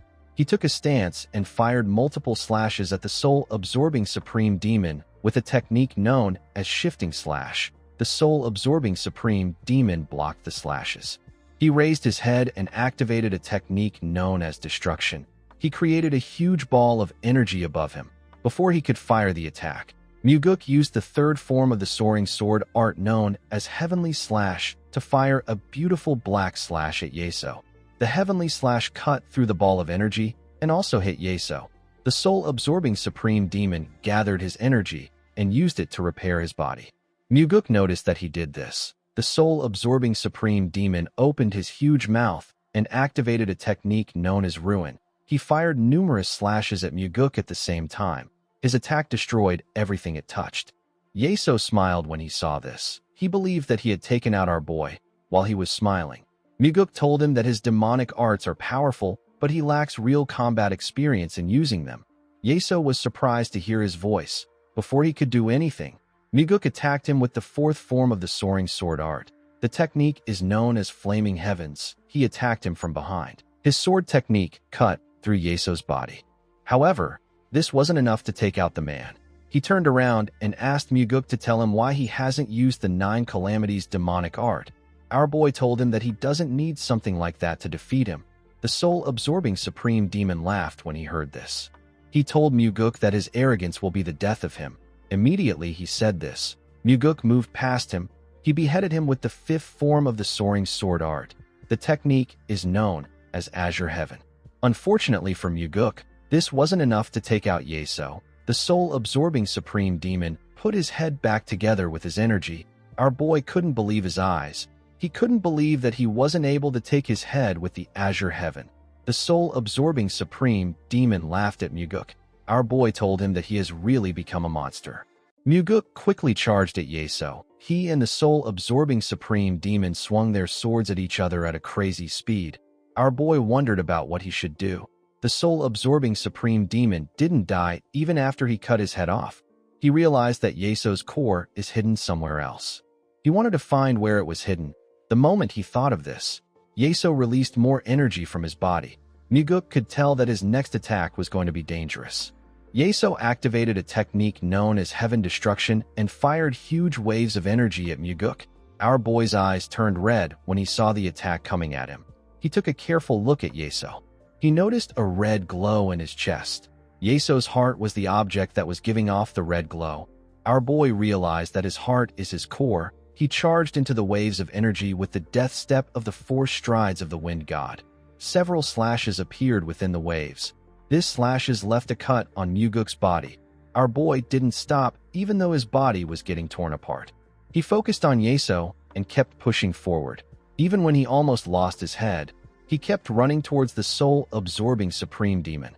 When he got close to Yeso, he used the 8th form of the soaring sword art. He used a technique known as Netherworld Slash to attack Yeso's chest. His attack caused a huge explosion. Muguk landed on the ground with his heavily injured body. His entire body was covered with blood. While struggling to catch his breath, he raised his head to see the soul-absorbing supreme demon. He saw the hole he left in Yeso's chest. The hole wasn't healing. The soul-absorbing supreme demon couldn't believe his eyes. He couldn't believe that Muguk attacked his core. Our boy told him that it was easy for him to attack his heart because it was so big. The soul-absorbing supreme demon returned to his normal form and fell to his knees. His dimension returned to its empty state. Yeso told our boy that the technique he just used is not the 9 Calamities demonic art. Muguk revealed to him that it was a combination of the death step and the 8th form of the soaring sword art. Yeso had never heard about the death step. Our boy revealed to him that he is talking about the death step from the 4 strides of the wind god. The soul-absorbing supreme demon was shocked to hear this. He asked Muguk to tell him how he knows the 4 strides of the wind god. Our boy told him that the heavens didn't want him to die. He knew that he would have died if he hadn't used the 4 strides of the wind god. He knew that Yeso never imagined that he would have this kind of trump card. The soul-absorbing supreme demon glared at Muguk. He told him that he will kill him if he is ever reborn. Our boy stared at him with eyes filled with disappointment. He told the man that he wants him to live a full life if he is ever reborn. He told him that he can have a better life than this. Yeso didn't say anything. Our boy noticed that the man didn't curse at him. The soul-absorbing supreme demon simply closed his eyes. Immediately he did this, his world began to fade away. Our boy was sent back to reality. His injuries disappeared and his bleeding stopped. He found Yeso sitting down with his eyes open. The man's body was cold and lifeless. Muguk simply stared at him. He didn't say anything. In the next scene, we see Kianpa asking Muguk about why he took so long. He asked him if he made the snacks himself. Our boy raised a cloth containing snacks and told him that it took some time for him to get them. He placed the snacks on the table. The Blood Heaven Sword Demon told him that it shouldn't have taken so long to make this kind of snacks. Our boy took out a bottle of liquor and asked Kianpa to drink while the night is still young. The Blood Heaven Sword Demon raised his cup. and told Muguk that his stamina isn't like his. He said that he will be useless the next day if he stays up all night. Muguk poured him a drink and told him that he is still full of energy. He asked him to enjoy the evening. Kiampa noticed something odd about our boy. He told him that he looks like he is in a good mood. Muguk poured himself a drink and said that he is in a good mood. Kiampa asked him for the reason why he is in this mood. Muguk told him that he is simply happy to see him again after so long. Kiampa didn't expect to hear something like this. Our boy asked him to have a drink. The old man joined him in drinking the liquor. He asked our boy if he knows why he likes Daryong. Muguk asked him to tell him why. The Blood Heaven Sword Demon revealed to our boy that Daryong said that he wouldn't give his life up for him. Muguk smiled and said that he will scold him. Kiampa said that he liked his honesty. Our boy asked him to tell Daryong about it. He said that the investigator will like to hear it. Kiampa said that he is not going to do it. Muguk told him that he will tell him the next time he sees him. He said that someone needs to say these things because words like this can change someone's life. Kiampa glared at him when he heard this. He told our boy that he really likes to take care of everyone. He told him that he will soon be looking after the stable boys that muck out manure. He asked him to also feed the horses since he is so nice. Muguk smiled and said that it would be a good thing if he could do that. Kiampa did not expect this response. He told Muguk that he has never met anyone like him in his entire life. Our boy said that their heavenly demon divine cult will also become something that he has never seen before. He asked him if this won't be nice even if it will only happen for one generation. The Blood Heaven Sword Demon looked Muguk in his eyes. He raised his cup and asked him to pour him a drink.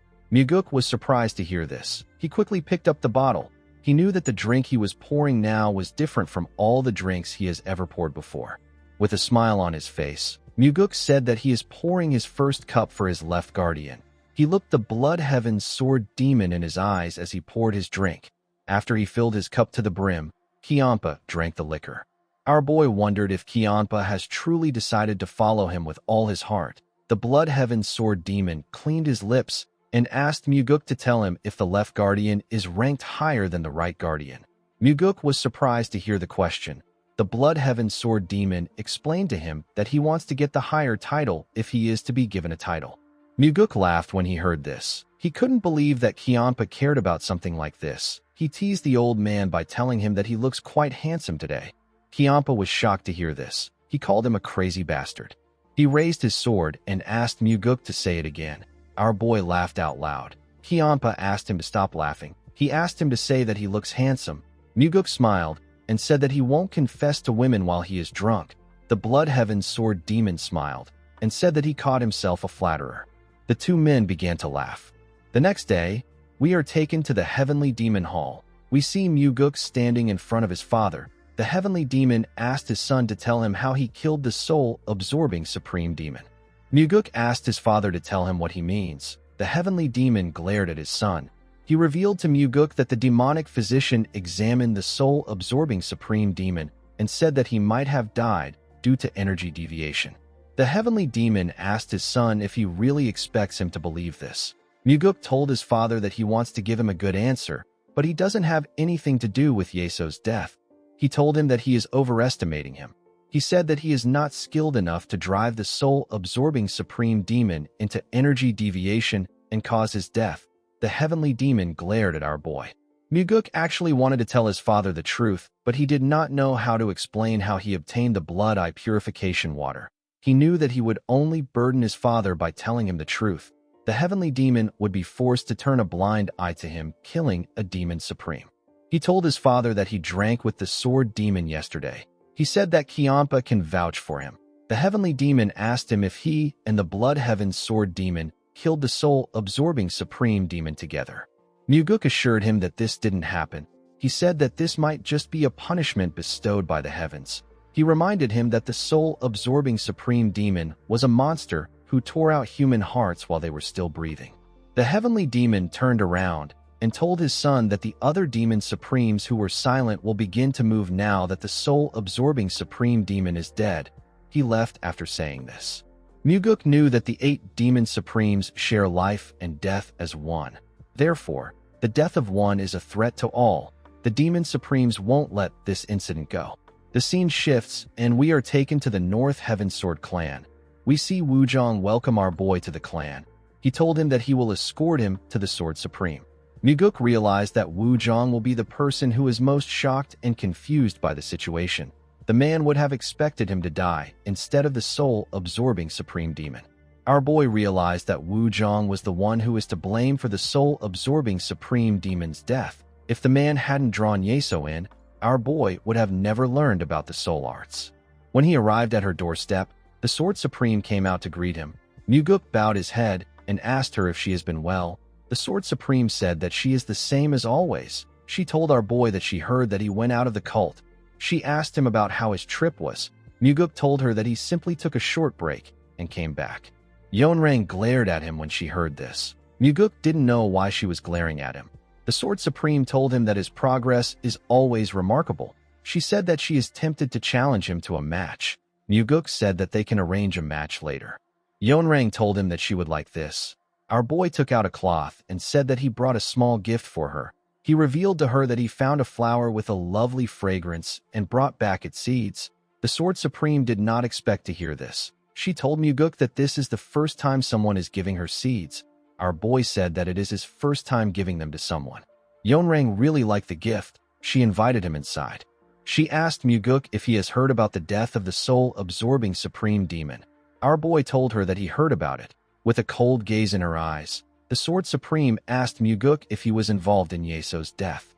Even though Yeonrang was nice to our boy, the death of a Demon Supreme was still unsettling to her and the other Demon Supremes. Their long-standing survival principle is that if one falls, the rest could fall too. Muguk reminded her that the demonic physician said that Yeso died due to energy deviation. Yeonrang told Muguk that none of the Demon Supremes will believe this. Our boy said that it won't change the fact that he wasn't the one who killed Yeso.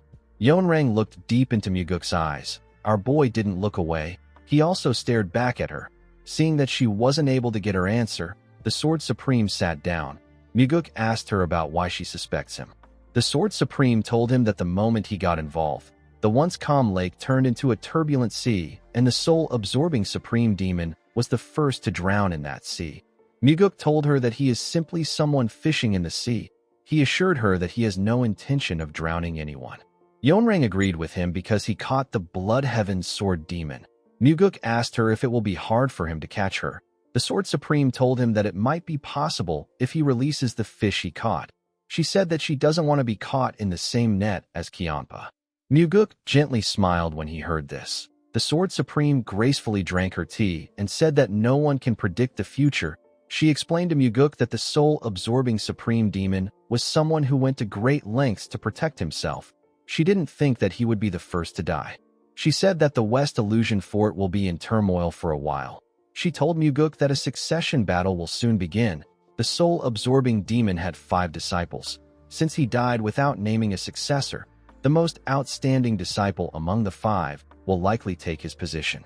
Muguk asked the Sword Supreme about which disciple she supports. Yeonrang asked him about why he is curious. Our boy told her that it will be good if someone from their side took over. Yeonrang found it weird that Muguk said that they are on the same side. Our boy reminded her that they became friends through their duels. Yeonrang was surprised to hear this. She smiled and said that she can share an allegiance with a dueling friend.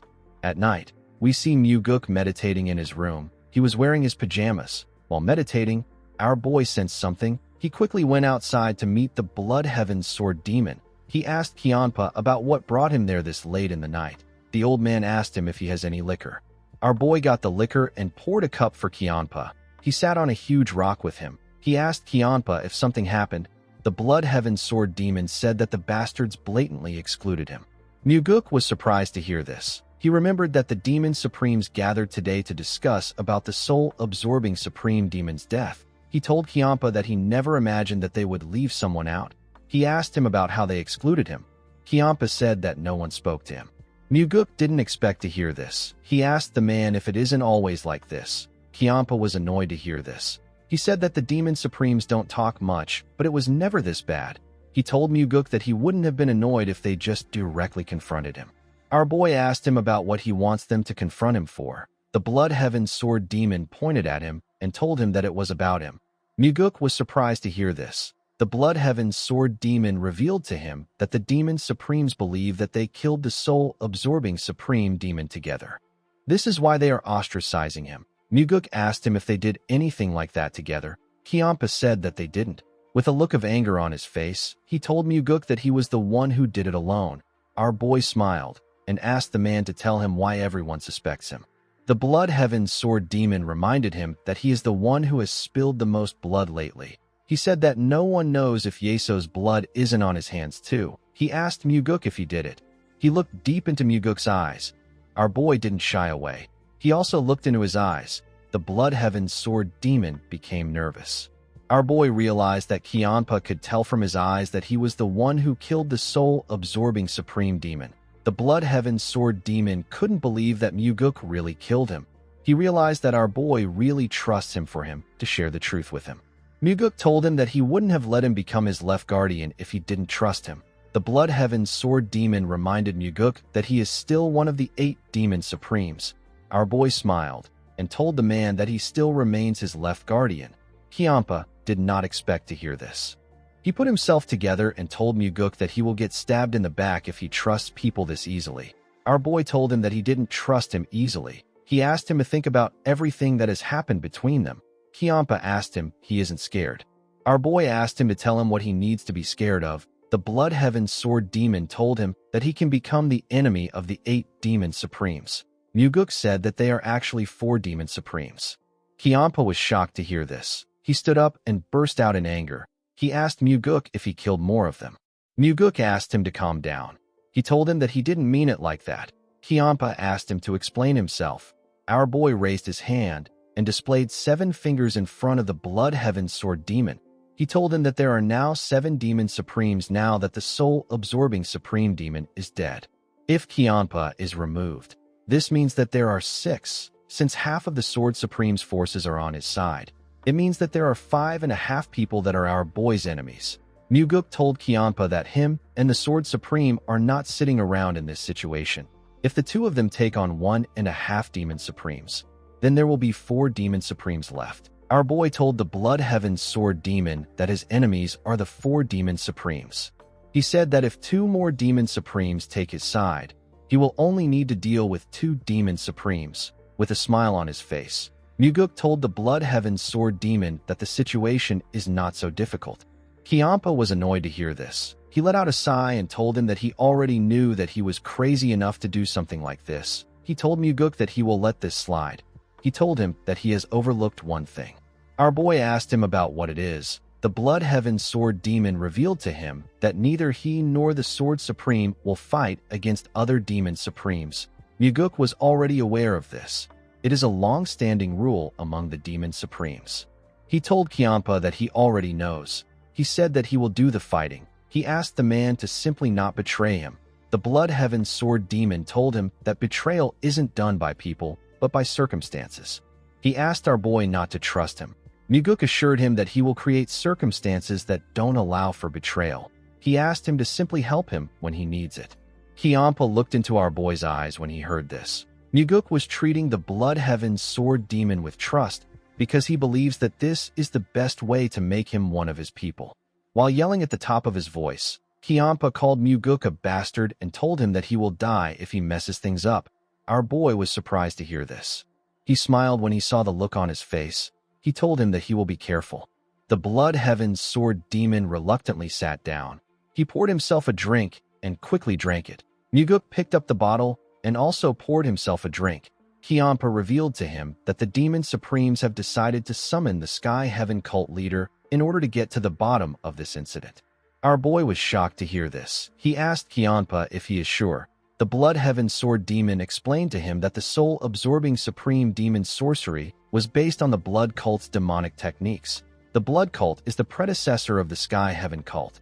Due to this, the Demon Supremes believe that the Sky Heaven cult leader might be able to determine Yeso's cause of death if he sees his body. The Blood Heaven Sword Demon revealed to Muguk that their Sky Heaven cult leader isn't just coming for the autopsy. He said that there are 3 other reasons. The first is to demonstrate that the Demon Supremes are determined to track down the culprit. They want to show the Murim Alliance and the unorthodox sects that the 8 Demon Supremes are not to be messed with. This is their most important reason. Muguk realized that they want to show everyone that even the Sky Heaven cult leader moves at their will. This means that if anyone crosses the Demon Supremes, they will retaliate. Muguk asked Kiampa to tell him the second reason. The Blood Heaven Sword Demon revealed to him that the second reason is related to his father. Our boy was surprised to hear this. Kiampa told him that they are trying to show the Heavenly Demon something. They want to prove that the alliance between the Sky Heaven cult and the Heavenly Demon Divine cult isn't because of the Heavenly Demon himself, but because of the 8 Demon Supremes. Muguk asked Kiampa for the third reason. The old man told him that it is because of him. He explained to Muguk that the Sky Heaven cult leader will see through him if he really killed the soul-absorbing Supreme Demon. He will analyze our boy's character and figure out the methods he used. Muguk knew that this was true.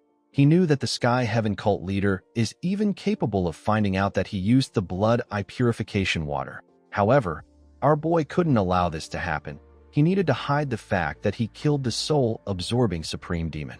If it is revealed, the Demon Supremes won't just try to get revenge. They will even do their best to stop him from becoming the successor. Muguk smiled and asked Kiampa if he is okay with this. The Blood Heaven Sword Demon asked our boy to tell him why he would have any issues with this.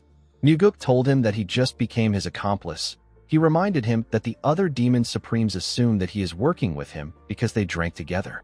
Kiampa said that he dozed off while they were drinking. Muguk asked him about which Demon Supreme went to get the Sky Heaven cult leader. Kiampa told him that it is the demonic Buddha. Our boy remembered that the demonic Buddha had a close relationship with the Sky Heaven cult leader. The fact that the Demon Supremes sent him shows their determination to bring the Sky Heaven cult leader there no matter what. Muguk asked the Blood Heaven Sword Demon if he should chase after the demonic Buddha and kill him, or if he should kill the Sky Heaven cult leader before he leaves. With a scary look on his face, he asked Kiampa if he should just kill both of them. The Blood Heaven Sword Demon told him that this would start a war with the entire Outer Murim.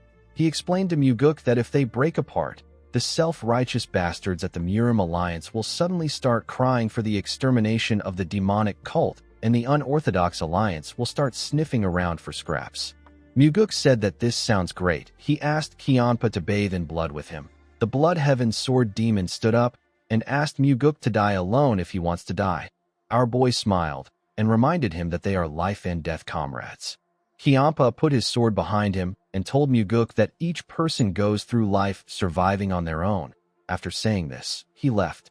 The next day, we are taken to the Heavenly Demon Hall. We see Muguk greet his father. The Heavenly Demon asked our boy to go out for a while. Our boy asked him about where he wants him to go. The Heavenly Demon said that it is about time that he visited the Nirvana Pavilion branch in the Central Plains. Muguk realized that his father is sending him away for his safety.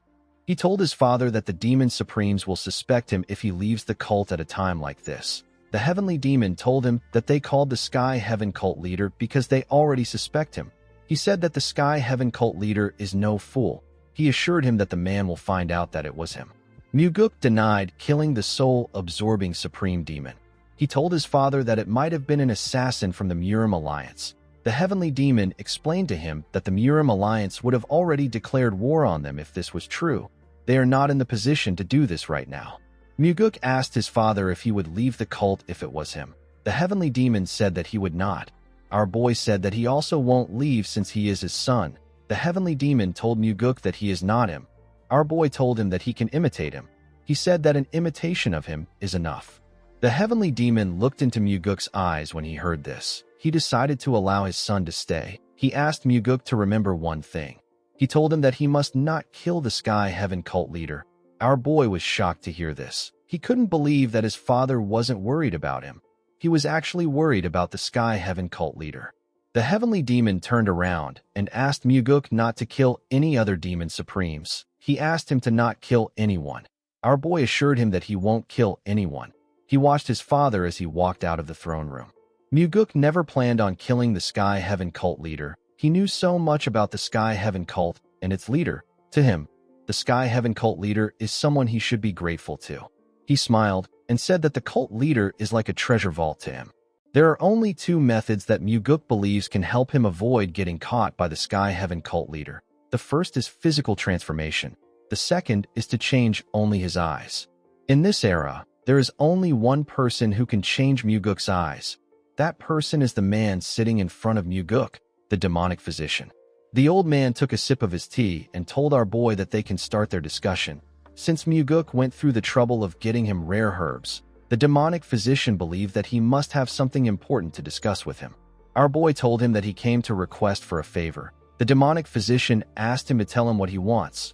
Muguk told him that he won't beat around the bush because he is a busy man. He asked the demonic physician to perform the eye-enhancing surgery on him. The old man was surprised to hear this. The eye-enhancing surgery is a long-lost forbidden technique that enhances a martial artist's eye. Through the surgery, both normal and dynamic vision are drastically improved. It even negates visual eruptions caused by light, darkness, water, and even smoke. The demonic physician asked Muguk to tell him how he knows that he can perform the eye-enhancing surgery. Our boy knew about the technique because it will be eventually revealed later in the future that the demonic physician mastered the technique. When Muguk returned to the cult to gather the ritual materials, the demonic physician had already passed away. He found out about the surgery through his disciple. His disciple's name is Beck. Beck had offered the eye-enhancing surgery to the man who was the cult leader at that time. His name is Ju Bekdo. Since Muguk didn't answer his question immediately, the demonic physician asked him if the heavenly demon told him. Our boy was not surprised to hear this. Beck once told him that his father rejected the demonic physician's offer to perform the surgery. The demonic physician told Muguk that the fruit of the nirvana guanine herb is among the necessary materials needed for the surgery. He told Muguk that this fruit is incredibly rare. He asked him if he knows that the technique can only be performed once in a generation.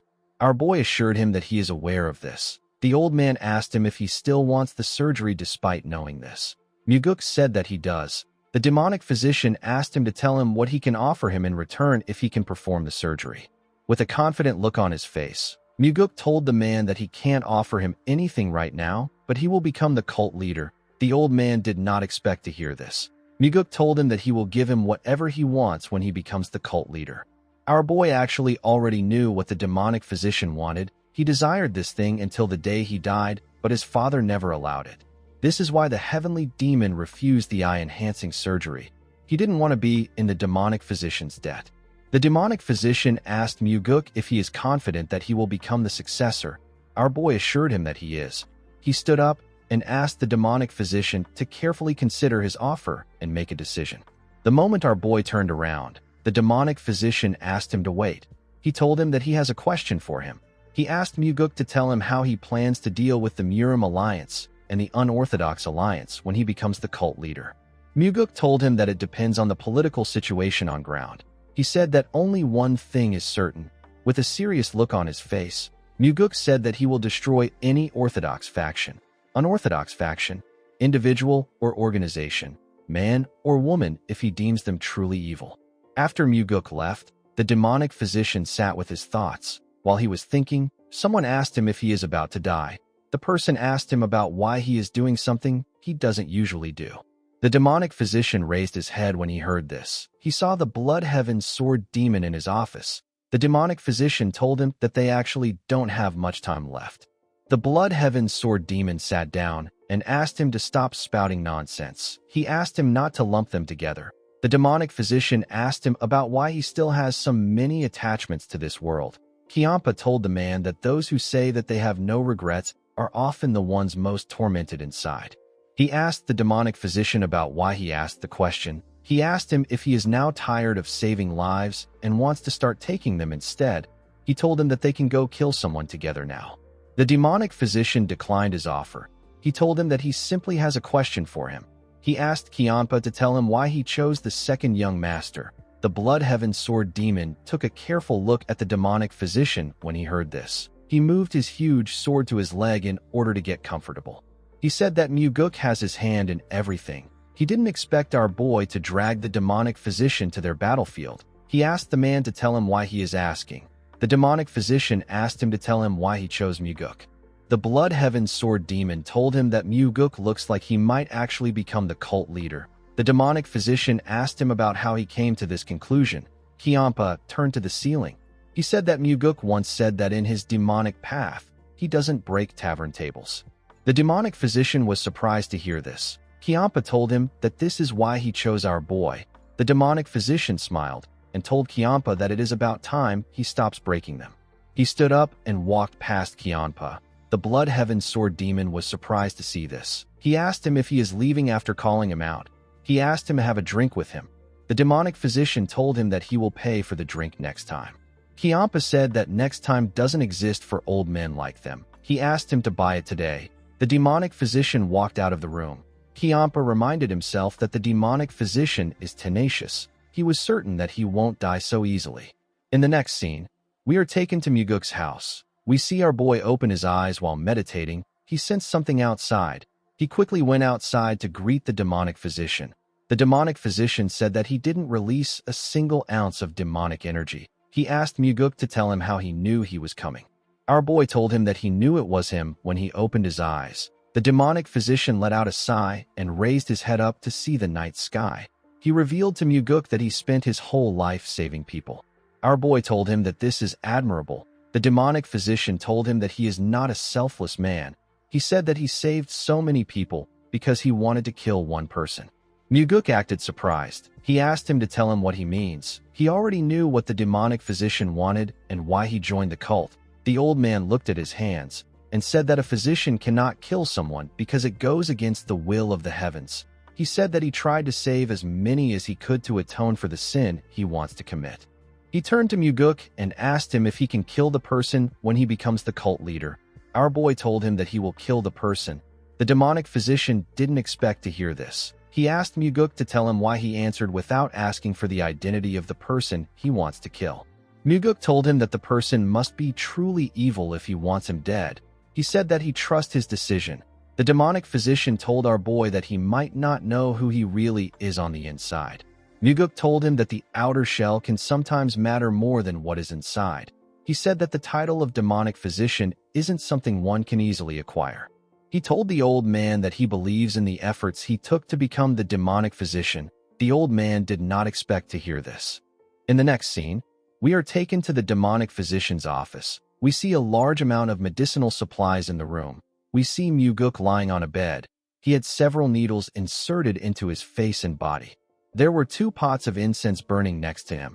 Muguk was unconscious. While putting things together, the demonic physician turned to our boy. He remembered the conversation he had with him. The demonic physician told Muguk that it won't be easy for him to kill his target. He said that many others might get dragged into the situation and die if they are not careful.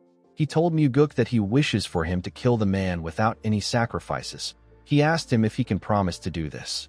Muguk told him that he will become stronger and kill only the target without any unnecessary sacrifices. The demonic physician asked our boy if he will still keep his word if he ends up dying first. Muguk assured him that he will. He told the old man that when he plunges his sword into the man's heart, he will gently whisper to him that the sword was sent to him by the demonic physician. Upon remembering Muguk's words, the demonic physician took a look at him. It was as if he was placing all his hope on Muguk. The next day, we see our boy open his eyes. The needles were no longer on his face. He quickly raised his head up. He wondered if the surgery was over. While he was trying to put himself together, the demonic physician asked him about how he is feeling. Muguk told him that he feels great. The old man asked him about his vision. Our boy smiled and told him that his vision is even better. The moment he said this, he looked around. He was surprised to see how clear his sight was. He felt like he has been living with his eyes closed his entire life. The world looked so vivid now. The demonic physician waved his hand and turned off the candles in the room. He asked Muguk if he can see in the dark now that the lights are off. Our boy turned to the left and right. He told the man that he can see clearly. He said that he can make out every detail on the medicine bottles in the room, and he can even describe the picture hanging on the wall. The demonic physician smiled when he heard this. He asked Muguk to follow him. Our boy got dressed and followed the man to the balcony. The demonic physician asked him to look directly at the sun. Muguk raised his head and looked at the sun. The demonic physician asked him about how he feels. Our boy revealed to him that his eyes don't feel any burning. Even though the sun should be blinding, it wasn't affecting Muguk at all. The demonic physician pointed to the front. He asked our boy to look far into the distance. Muguk followed his instruction and looked at the forest beyond the cult. He told the demonic physician that he can see everything. He said that he can even see the ants crawling on the tip of the branch. The demonic physician turned to him when he heard this. Muguk smiled and told him that he is not joking. The demonic physician told him that he knows he is not joking.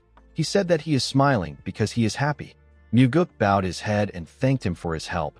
The demonic physician said that the procedure was a complete success. He told our boy that his eyes have been reborn, since the demonic physician used a secret technique that can only be performed once in a lifetime on him. Muguk promised him that he will repay his favor by keeping his word. The demonic physician thanked him for this. He told our boy that he will tell him who to kill when he becomes the cult leader. Our boy smiled when he heard this. He received the eye-enhancing surgery to erase traces of the blood eye purification water, but he never imagined that the effect would be this incredible. Muguk realized that the situation with blood eye purification water and the eye-enhancing surgery have been connected. He believed that the Sky Heaven cult and his eyes have been intertwined by fate. He thanked the Sky Heaven cult leader for making him go this far. In the next scene, we see Leon swinging her sword. She was practicing the soaring sword art. Each sword swing was clean and elegant. She was fast and precise.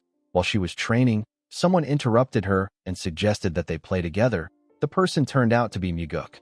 Leon told her lord that she needs to practice this technique 20 more times.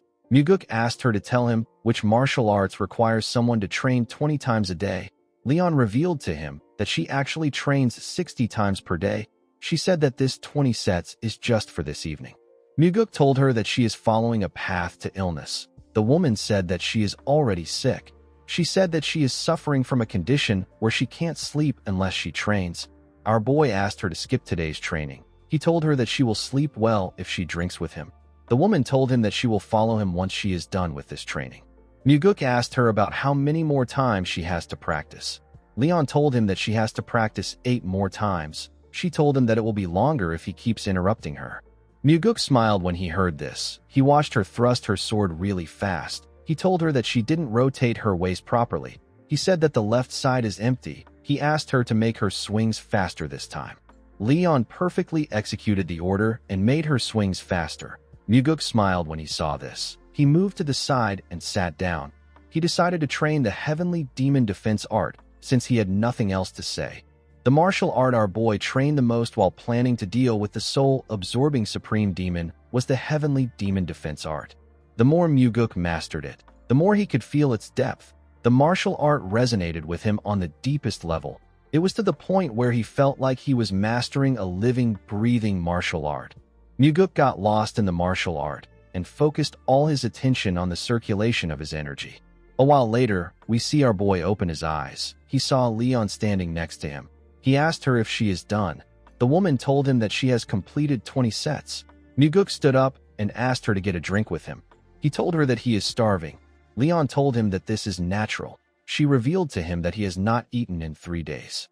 Muguk was shocked to hear this. He asked her if she is sure. Leon revealed to him that he has been circulating his energy for 3 days. Our boy couldn't believe what he was hearing. His bodyguard told him that he came to see her 3 days ago. She explained to him that he entered a state of deep meditation and she didn't want to disturb him. Muguk couldn't understand what was happening. He didn't feel like an hour had even passed. He couldn't believe that he fell so deep into a transcendent trance. He didn't even remember anything about the training. He took a deep breath and gently released his energy. A large amount of energy flowed out of him. Muguk was happy to see this. He noticed that his energy flow has become smoother and more precise than before. Upon seeing the look on her master's face, Leon was able to deduce that her master's strength has improved. Muguk told her that it has improved to the point where he would gladly buy her a fancy meal. Leon congratulated her master. Muguk told her that it is all thanks to her. Leon did not expect to hear this. She asked her lord about what he means. Muguk explained to her that he wouldn't have sat down and entered a trance state if she hadn't insisted on completing her training to the end. Leon smiled and told Muguk that he is right. She asked him to buy her some food. Our boy told her that he will buy her whatever she wants. As they walked out of the training ground, Muguk said that she must have been starving too. Leon laughed and told him that it would have been impossible for her not to eat for 3 days. Immediately she said this, she heard her stomach rumble. She realized that she has digested the lunch she ate. Muguk knew that Leon wouldn't have just eaten on her own while he was cultivating. He knew that she would have also stopped training for 3 days in order not to disturb his trance. Our boy smiled and called the woman a sweet idiot. Leon told him that she would have hidden the fact that she ate if she was a real idiot. She said that she told him in order to show him that she is a loyal subordinate. She smiled and said that she saw it as a golden opportunity to score points with him. Muguk smiled when he heard this. He told his bodyguard that she is a real fox. Leon said that she still has many tales that she hasn't shown him. She gently laughed after saying this. Muguk was happy to see her laughing. In the next scene, we are taken to the Heavenly Demon Pavilion. We see a huge man with beards in the throne room. This man is the Sky Heaven cult leader. His name is Nung Paso. He bowed his head and said that he pays his respect to the leader of the divine cult and the supreme ruler of the Murim. He thanked the Heavenly Demon for his invitation. The Heavenly Demon welcomed him to the cult. He asked him about how many years it has been since they saw each other. Paso said that it has been 10 years. The Heavenly Demon asked him about how he has been. Paso told him that he has been well. He thanked him for his concern. The Heavenly Demon turned to the man next to the Sky Heaven cult leader. He thanked the man for traveling such a long distance. The monk with a golden yellow skin said that it was a pleasant journey to meet an old friend. This monk is the demonic Buddha. His name is Geo Rabin. The Heavenly Demon knew that the demonic Buddha wasn't being truthful. He turned to Paso and told him that it is late. He believed that the cult leader must be tired from his journey. He suggested that they call it a day and meet again tomorrow. The cult leader bowed his head and said that he will take his leave. When Paso and Rabin got outside, Rabin said that the Heavenly Demon was cold. He said that the Heavenly Demon should have offered him a cup of tea, even if he is a new supreme from the outer Murim. Paso said that it is already late. Rabin told him that the Heavenly Demon should treat him well because it is late. The cult leader didn't seem to care about this. He asked his friend to stop trying to stir things up. He said that he is not trying to get close to the Heavenly Demon. He begged him to stop. The demonic Buddha told him that this is about his pride and honor.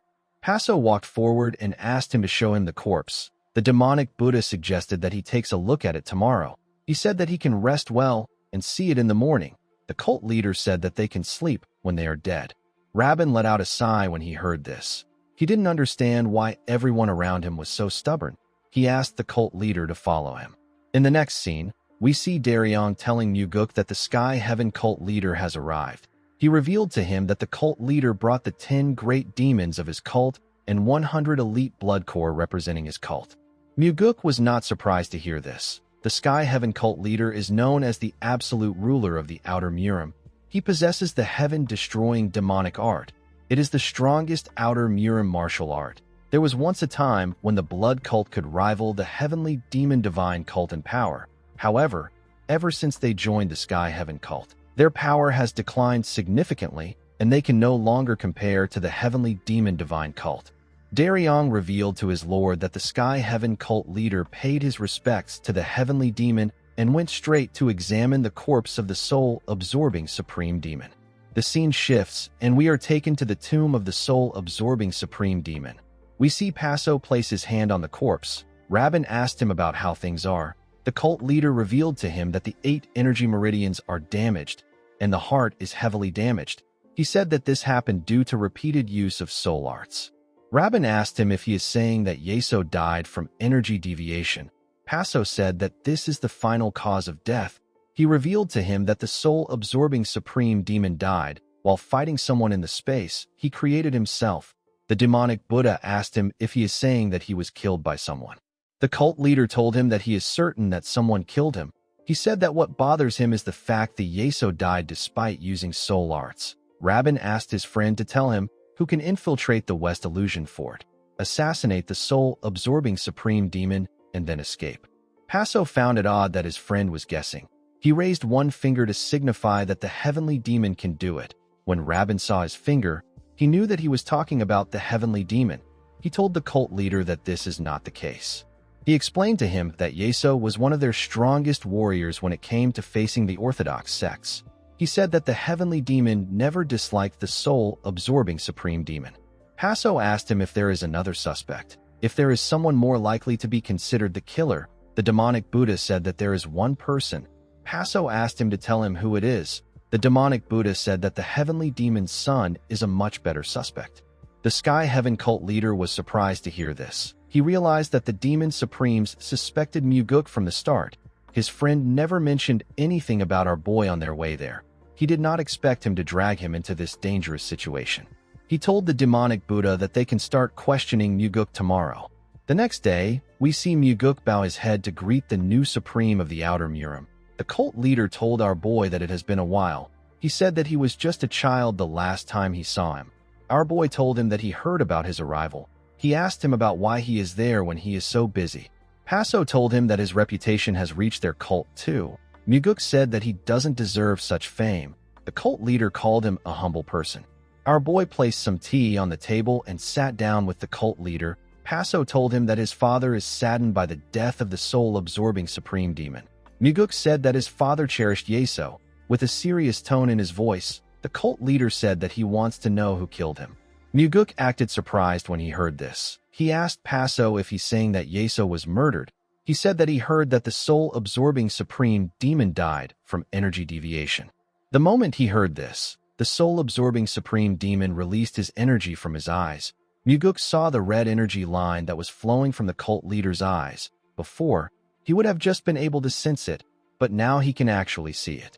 The cult leader carefully moved his energy around Muguk. He used it to check his upper and lower body parts. When he moved his energy close to our boy's eyes, nothing happened.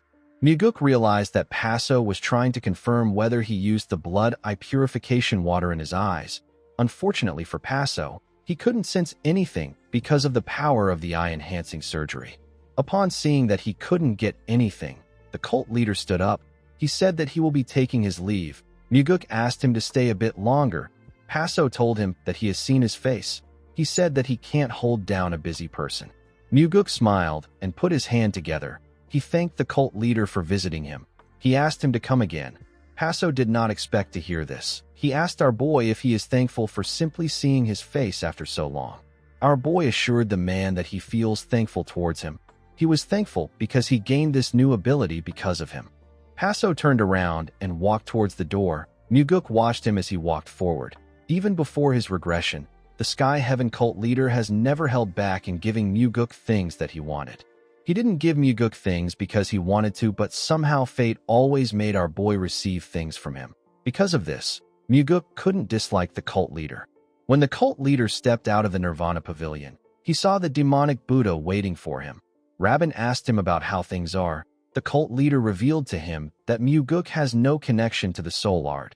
He said that one needs to master a top-tier Buddhist or Taoist martial art, or something of equal level, to overpower someone within a space created by soul art. He told Rabin that he didn't sense any traces of such techniques.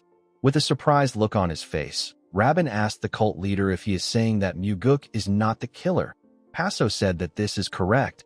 With a serious look on his face, the demonic Buddha asked him if he is certain. The cult leader asked him to tell him why he made him come to the cult if he doesn't trust him. The demonic Buddha realized that he messed up. He told the cult leader that it is a really important matter. He said that he was just trying to double-check. He asked him not to be offended. Paso said that he is sure of it. Rabin asked him to follow him. He said that they need to summon the other demon supremes to discuss everything in front of them. The cult leader said that he is not going. He asked Rabin to tell them what he said. He said that it is the same message. The demonic Buddha asked him if he is certain that this is okay. Paso asked him to tell him why it wouldn't be okay to do this. Rabin decided not to argue. He said that he will meet the other demon supremes. The cult leader watched his friend as he walked down the stairs. After the demonic Buddha left, Paso turned around. He took a look at the Nirvana Pavilion building. With a serious look on his face, the cult leader wondered about how Muguk killed the soul-absorbing supreme demon. In the next scene, we see the Blood Heaven's sword demon talking to Muguk at night. Kiampa told him that they have now shaken off the suspicion of killing the soul-absorbing supreme demon. He carefully looked at our boy. He asked him about how he was able to trick the Sky Heaven cult leader's eyes. Muguk told him that he isn't the killer. He reminded him that he drank with him all night long on the day Yeso died. Kiampa decided not to argue with him. He advised him not to get too relaxed. He said that there are some among the 7 demon supremes who do not believe Paso's words. He said that the demonic Buddha is the one who is most suspicious of him. The sword demon couldn't believe that the man was suspicious of his closest ally. Muguk called out to the sword demon. He asked him to tell him if he starts getting suspicious like the demonic Buddha. Kiampa did not expect to hear this. He asked Muguk about why he said this. Our boy explained to him that a day might come when they have to point their blades at each other's neck even though they are smiling together in good spirits. He said that such a day will be really painful. He asked the sword demon to tell him if he sees anything he dislikes or feels is wrong.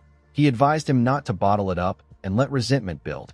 He told Kiampa that he must have shown him that he can handle his shortcomings with a small amount of wisdom. He asked him to never assume that he knows how he will react. He told him that he can just speak his mind. Kiampa glared at Muguk. He asked him to tell him what he will do if the opposite happens. Our boy was surprised to hear the question. The sword demon asked him about what he will do if he finds him unbearable. He asked him about what will happen if he starts to think that he is unworthy for his new path in the demonic cult. He said that he might seem like an outdated, tedious old man the more he sees him. With a serious look on his face, Kiampa asked Muguk if he will remove him the day he loses all his charm to him. Muguk did not expect to hear this question. Kiampa looked him in the eye to see his response. Our boy never thought that the Blood Heaven sword demon would ask him if he will kill him too. He told Kiampa that his demonic path does not involve destroying in tables and killing his friends. The Blood Heaven sword demon asked him if he is his friend. Our boy moved close to him and told him that he is. Kiampa was shocked to hear this. Muguk told him that he will speak to him honestly if he ever experiences any issues with him. Kiampa asked him about what he means. Muguk explained to him that he will tell him what he wants to say without reading his mood and trying to be considerate about his feelings. He told Kiampa that he will tell him that he has become too stuck in his old ways, and he has now become boring. He would ask him about what happened to his old charm. He will tell him to bring it back. The sword demon did not expect to hear this. Muguk told him that they will work together to figure out how to get along again. Kiampa asked him about what he will do if they can't find a way or if he cannot change. Muguk smiled when he heard this. He told the man that it can't be helped if he cannot change. He said that they will simply have to carry on by living off the good memories of the past. He told him that they will have to fight if he doesn't make an effort to change. He said that a good brawl always helps to clear the air no matter who is right or wrong. Kiampa did not expect to hear this. He carefully looked into our boy's eyes. It was as if he was searching for something. Muguk didn't look away. He also looked the Blood Heaven sword demon in his eyes. Kiampa suddenly burst into laughter. He laughed out loud. Muguk didn't say anything. The old man stopped laughing and looked at the sky. He stood up and told Muguk that there is something he needs to correct from what he said earlier. Our boy asked him about what it is. Kiampa said that he was wrong when he said that his life has been filled with nothing but misfortune. After saying this, the sword demon walked forward. Muguk smiled as he watched the old man walk. He could hear the sound of his heart's door opening a little wider when he spoke. He looked at the moon and said that he has decided to keep searching for this sound. Muguk believed that he is growing when he hears other people's heart's door opening. The door was a weapon that was as important to him as the 9 calamities demonic art. As he looked at the moon, he wondered about the kind of sound Mugi is hearing now. Later in the night, we see Muguk open his eyes while he was meditating. He felt someone's energy. He stepped outside to greet the Sky Heaven cult leader. He asked him about why he came there at such a late hour. The cult leader told him that he came to see him because he has something to say to him. Muguk found it odd that the man came alone at this time of the night. He suggested that they go inside. Paso told him that it is urgent. He asked him to follow him. Immediately he said this. He dragged Muguk to the blank and empty world that the soul-absorbing supreme demon took him to before. Our boy quickly recognized the space. The cult leader asked him if this martial art doesn't feel familiar. Muguk glared at the man. He told him that this is his first time encountering such a martial art. Paso asked him if he is serious. He asked him if he didn't see this space when he fought with the soul-absorbing supreme demon. He accused him of killing Yeso in this world. Muguk told him that he doesn't know what he is talking about. Paso told him that the cult believes that the soul-absorbing supreme demon died from energy deviation, but he cannot be fooled. He said that Yeso's death looks like it was caused by energy deviation because he died in the realm where the soul-absorbing art was cast. Muguk asked him if he has any proof. Paso said that he doesn't. He revealed to him that he doesn't even know how he killed him. He said that he simply knows that he is the killer. Our boy asked him to tell him why he is so certain. The cult leader told him that he can't read him. He told Muguk that he thinks he killed the soul-absorbing supreme demon because he cannot read him. He said that he could also be killed by him. Our boy smiled when he heard this. He was impressed that the man accurately assessed him. He told him that he never expected someone as wise as him to make such misjudgment. The cult leader assured him that he did not come to provoke him. He said that he doesn't want to be killed in a place like this, like the soul-absorbing supreme demon. Muguk realized that the man is not arrogant enough to overestimate his own skills. He asked him about why he hasn't told the demon supremes if he is so certain. He said that there will be an uproar if word got out that his father secretly passed the 9 calamities demonic art to him behind their backs. He told the cult leader that his friend would really like to know this secret. Paso said that there is no such thing as a friend in the Murim. He said that they only meet when it is necessary. He told Muguk that he and the demonic Buddha are no different from the others. Our boy asked him about what he wants from him. Paso told him that this is his goodwill gesture. He told Muguk that he only came to visit him to make sure that he remembers it. Muguk smiled when he heard this. He wondered if something happened between the Sky Heaven cult leader and the 7 demon supremes. He realized that they might have not been as close as he thought. With a serious look on his face, he told the cult leader that he hasn't done him any favors at all. Paso was shocked to hear this. Muguk explained to him that he can't tell the demon supremes because he has no evidence. The cult leader knew that our boy was right. He told Muguk that he can still tell them that he suspects him. Our boy smiled and told him that this would actually work in his favor. He explained to Paso that the demon supremes will think he is skilled enough to kill the soul-absorbing supreme demon, and they will believe that his father has passed the 9 calamities demonic art to him. Without proof, they won't be sure, but they will also never be disrespectful to Muguk. Our boy asked the man if this wouldn't help him control the situation. The cult leader was surprised to hear this. Muguk told him that he has actually just held him back. Paso couldn't believe what he was hearing. Our boy smiled and told him that he will accept his help if he is offering to do him a favor. He asked him to make it a real favor. Paso was shocked to hear this. He couldn't believe that our boy turned the situation around. In the next scene, we are taken to a different room. We see different treasures in the room. The thunder bell was also in the room. A shirtless man with long hair was sitting in front of the bell. He had a collar around his neck. The chain from the collar was tied to the thunder bell. The man is the guardian of the thunder bell. The Sky Heaven cult leader walked up to the man and asked him about what he thinks. The man was annoyed to hear this. He called the cult leader a bastard and asked him about why he is asking him. Paso did not say anything. He simply raised one finger up. He told the man that he is the only one in the room. He said that there is no one else he can question. The man advised him to ask the Grim Reaper standing behind him. He told him that he can ask the Grim Reaper when he dies. The cult leader raised another finger. He told the man that death told him that he will die before him. He told him that he won't get to see his death. While screaming at the top of his voice, the man called Paso a pig bastard and asked him if it is nice to live a long life. The cult leader raised another finger when he heard this. He told the man that he has 2 curses left and 2 more times that he can speak informally to him. He asked the man about why he is in such a bad mood. The man yelled at him and asked him about how he would feel if he was in his place. Paso raised another finger and showed the man that he had 1 more chance left. The chain man didn't really care. He showed Paso his chains out of anger. The cult leader snapped his fingers when he saw this. He dragged the man to another world.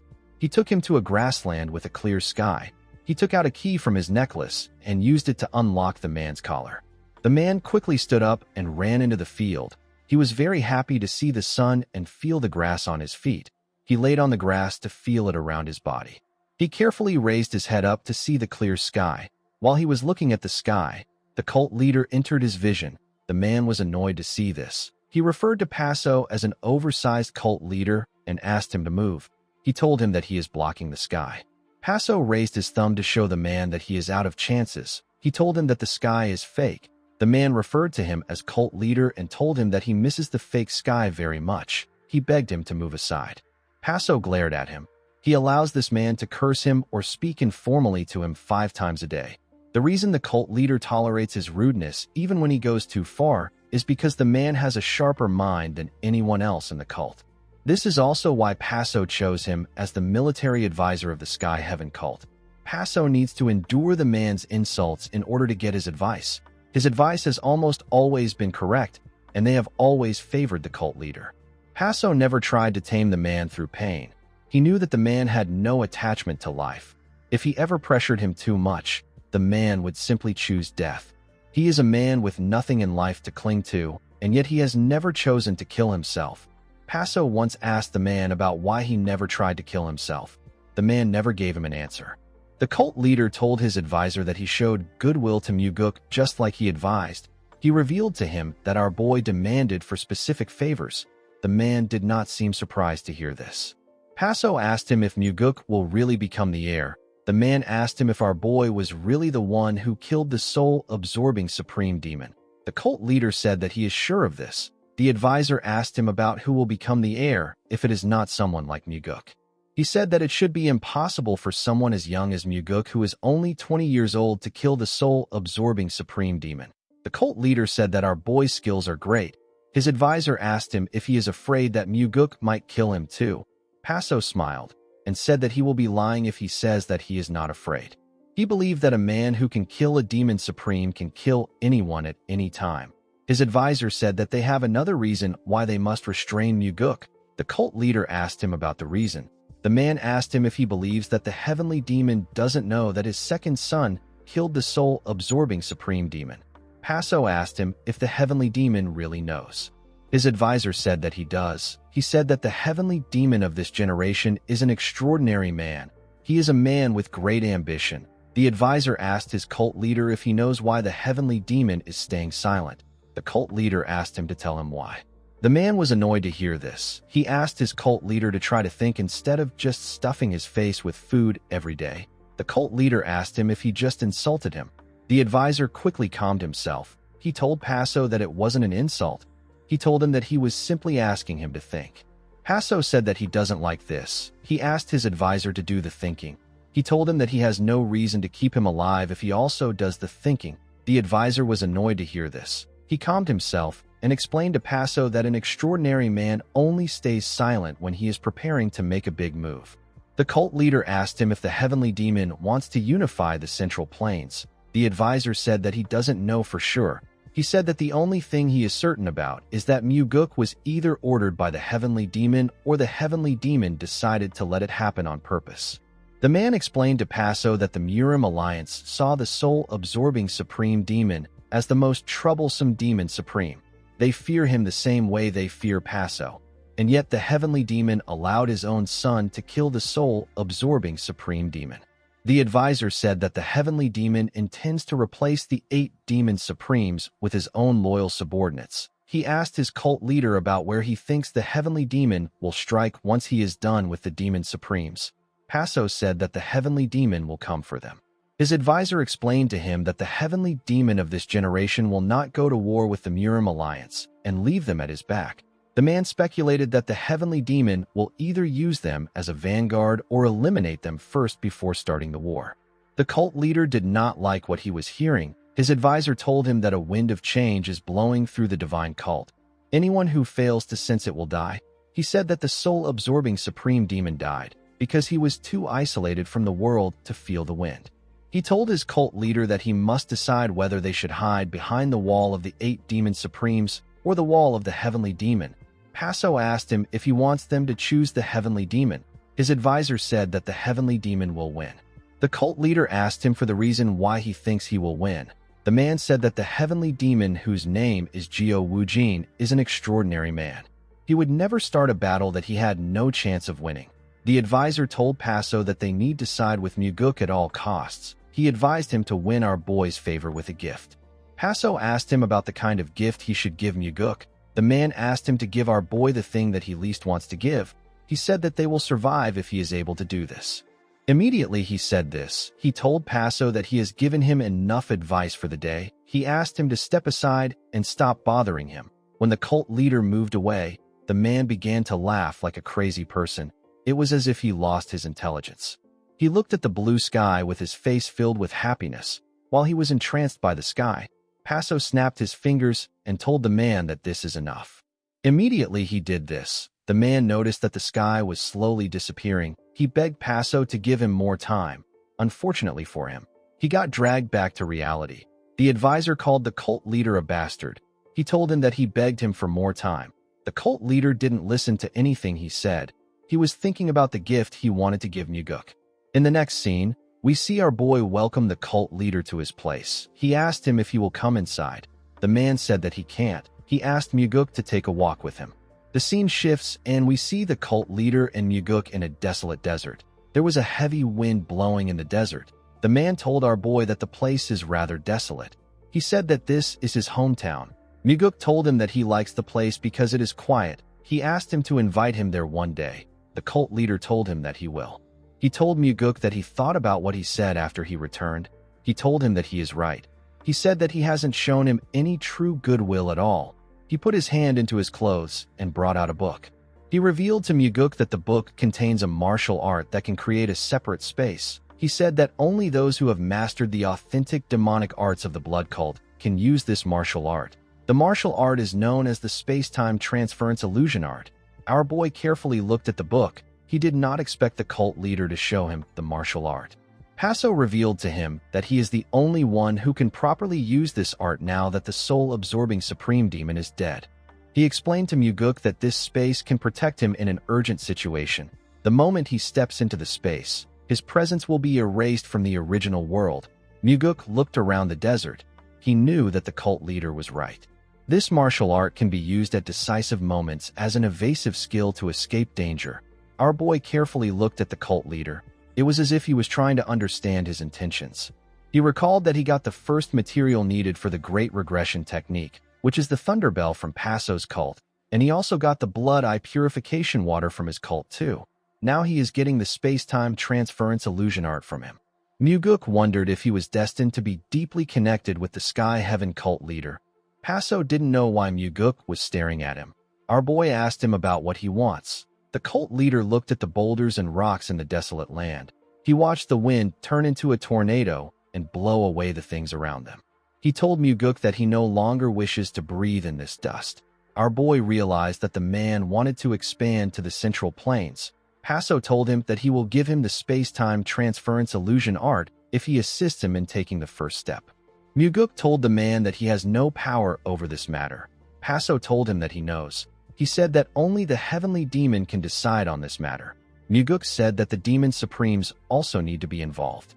The cult leader told him that this is exactly why he intends on giving him the secret manual. Muguk asked him to tell him what he wants at the moment. Paso revealed to him that he is scheduled to have a meeting with the heavenly demon 2 days from now. He said that he plans to negotiate his cult's entry into the Central Plains. He raised the manual and asked Muguk to stand with him and help him persuade his father when the time comes. He told him that he will give him the manual as long as he gives him his word. He said that the outcome doesn't matter. Muguk did not expect to hear this. The man's condition was quite shocking. He knew that Paso was basically gifting him the manual. He told the cult leader that this method is wrong. He said that his father will never permit the Sky Heaven cult to enter the Central Plains no matter how much they try to persuade him. Paso asked him about what they can do. The Heavenly Demon Divine cult does not intend to destroy or eliminate the Sky Heaven cult. It doesn't make sense that they would allow such an existence to remain, an existence that could turn into their enemy at any time behind their backs. The Divine cult understood that they needed to keep their friends close and their enemies closer. They believed that it was better to keep the Sky Heaven cult close at hand and under watch. Muguk wondered about how he should answer the cult leader. Paso stretched out his hand and offered him the manual. He asked him if he can get an answer with it. Muguk accepted it and told him that it will be enough to get an answer. He knew that the cult leader was determined to win his favor. He asked the man about what he will do if he just takes the manual and doesn't provide a proper solution. Paso told him that he will become the cult leader with the worst relationship with his cult and the 8 demon supremes. He said that even the position of the heavenly demon would become out of reach for him. Muguk smiled when he heard this. He revealed to the man that he must intervene in the succession dispute of the West Illusion Fort if he wants to enter the Central Plains. Paso did not expect to hear this. Our boy explained to him that the disciples of the soul-absorbing supreme demon have not perfectly inherited his legacy, so they will need his help. He advised him to choose a successor who wholeheartedly believes in him and is willing to learn martial arts. He explained to him that he will be able to take the first step into the Central Plains if he can become the master of the next soul-absorbing supreme demon. In the next scene, we are taken to the room filled with treasures. We see the cult leader let out a sigh as he sat down. He said that he feels utterly exhausted when something that belongs to him gets taken away. He turned to his advisor and revealed to him that he gave Mu-guk the space-time transference illusion art as he instructed him to. He said that he is still not certain if he made the right choice. The man told him that he did well. Paso was shocked to hear this. His advisor would usually start cursing him around this time. He wondered why he said something so polite. The cult leader felt like he needed to be careful. He knew that the man would curse him at once on days like this. When this happens, he usually feels like killing him with one blow. He asked his advisor if he even knows the kind of proposal that Mu-guk made. The man said that our boy must have asked him to intervene in the West Illusion Fort succession dispute. Paso was surprised to see that he knew. He asked him about how he knew what Mu-guk said. The man told him that this is the best method that is available to them. The cult leader could not believe that he already knew about this. He asked his advisor about why he didn't just tell him. He asked him about why he made him give Mu-guk the space-time transference illusion art.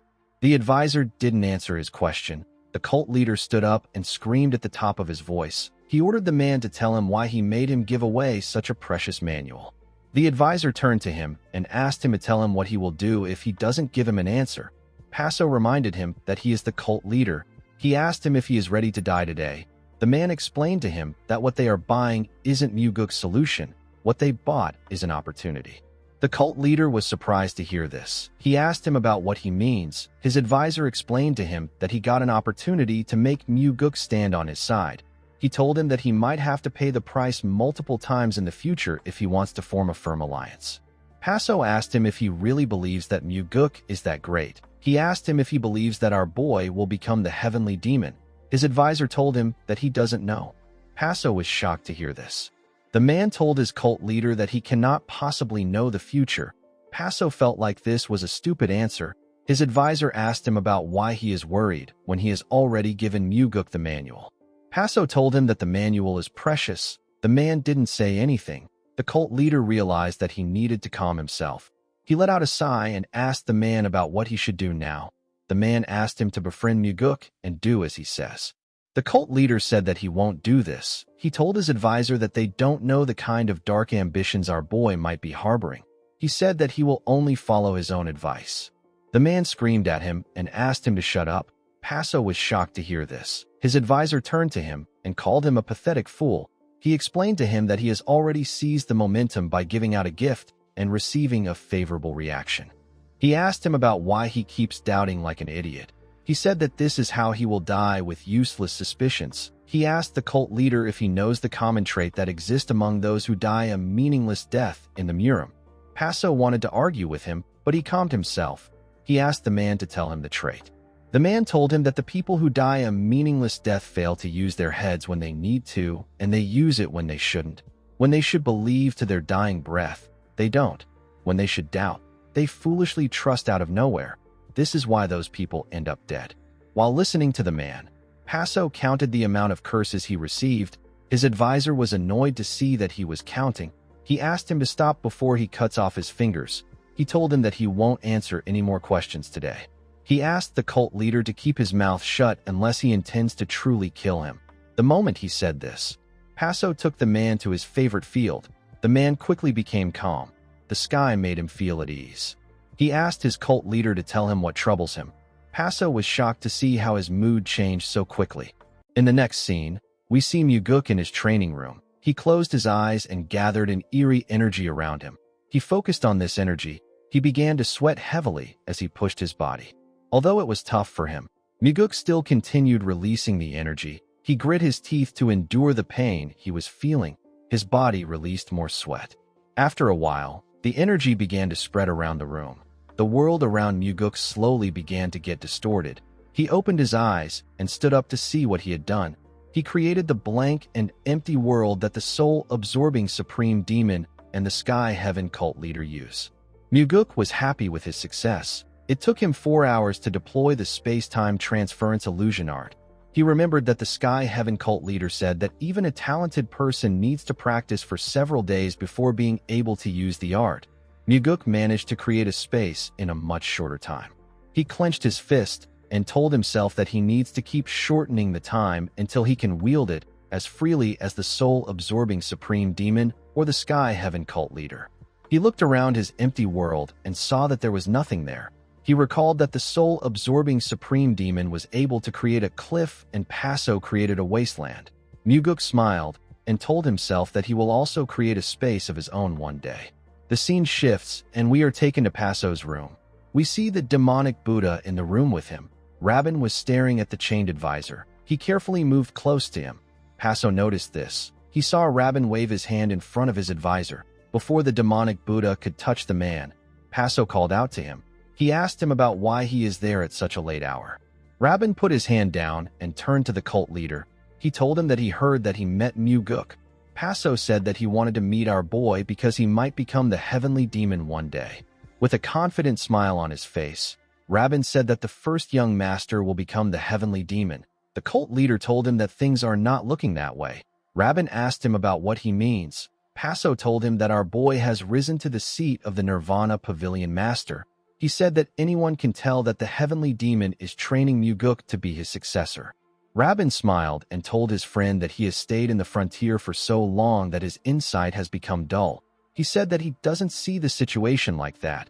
He said that Muguk was granted another position since his elder brother is going to be the heavenly demon. He told Paso that the heavenly demon is trying to tell Muguk that he should be satisfied with the position. The cult leader told him that he might be correct. He said that he feels bad that he won't be able to meet the first young master after traveling a long way to the Central Plains. He asked his friend about why he supports the first young master so strongly. Rabin said that it is because he is the one who will become the successor. Paso asked him about why he is so sure. The demonic Buddha told him that it is just his intuition. Paso glared at his friend. He knew that he was not the kind of person who would make important decisions based on intuition. This means that the demonic Buddha doesn't want to tell him what he knows about the first young master, even though he calls him his friend. Rabin asked the cult leader not to do anything rash. He told him that there are several eyes watching him here. Paso told his friend that he doesn't understand what he means. The demonic Buddha asked him about why he hasn't left the cult yet. Paso asked him if he is telling him to scram now that their business is finished. Rabin assured him that he didn't mean this. He explained to him that a visitor needs to quietly leave when he is done visiting someone instead of defecating in the master's bedroom. Paso laughed and told his friend that he is being mistaken for the person who caused the mess.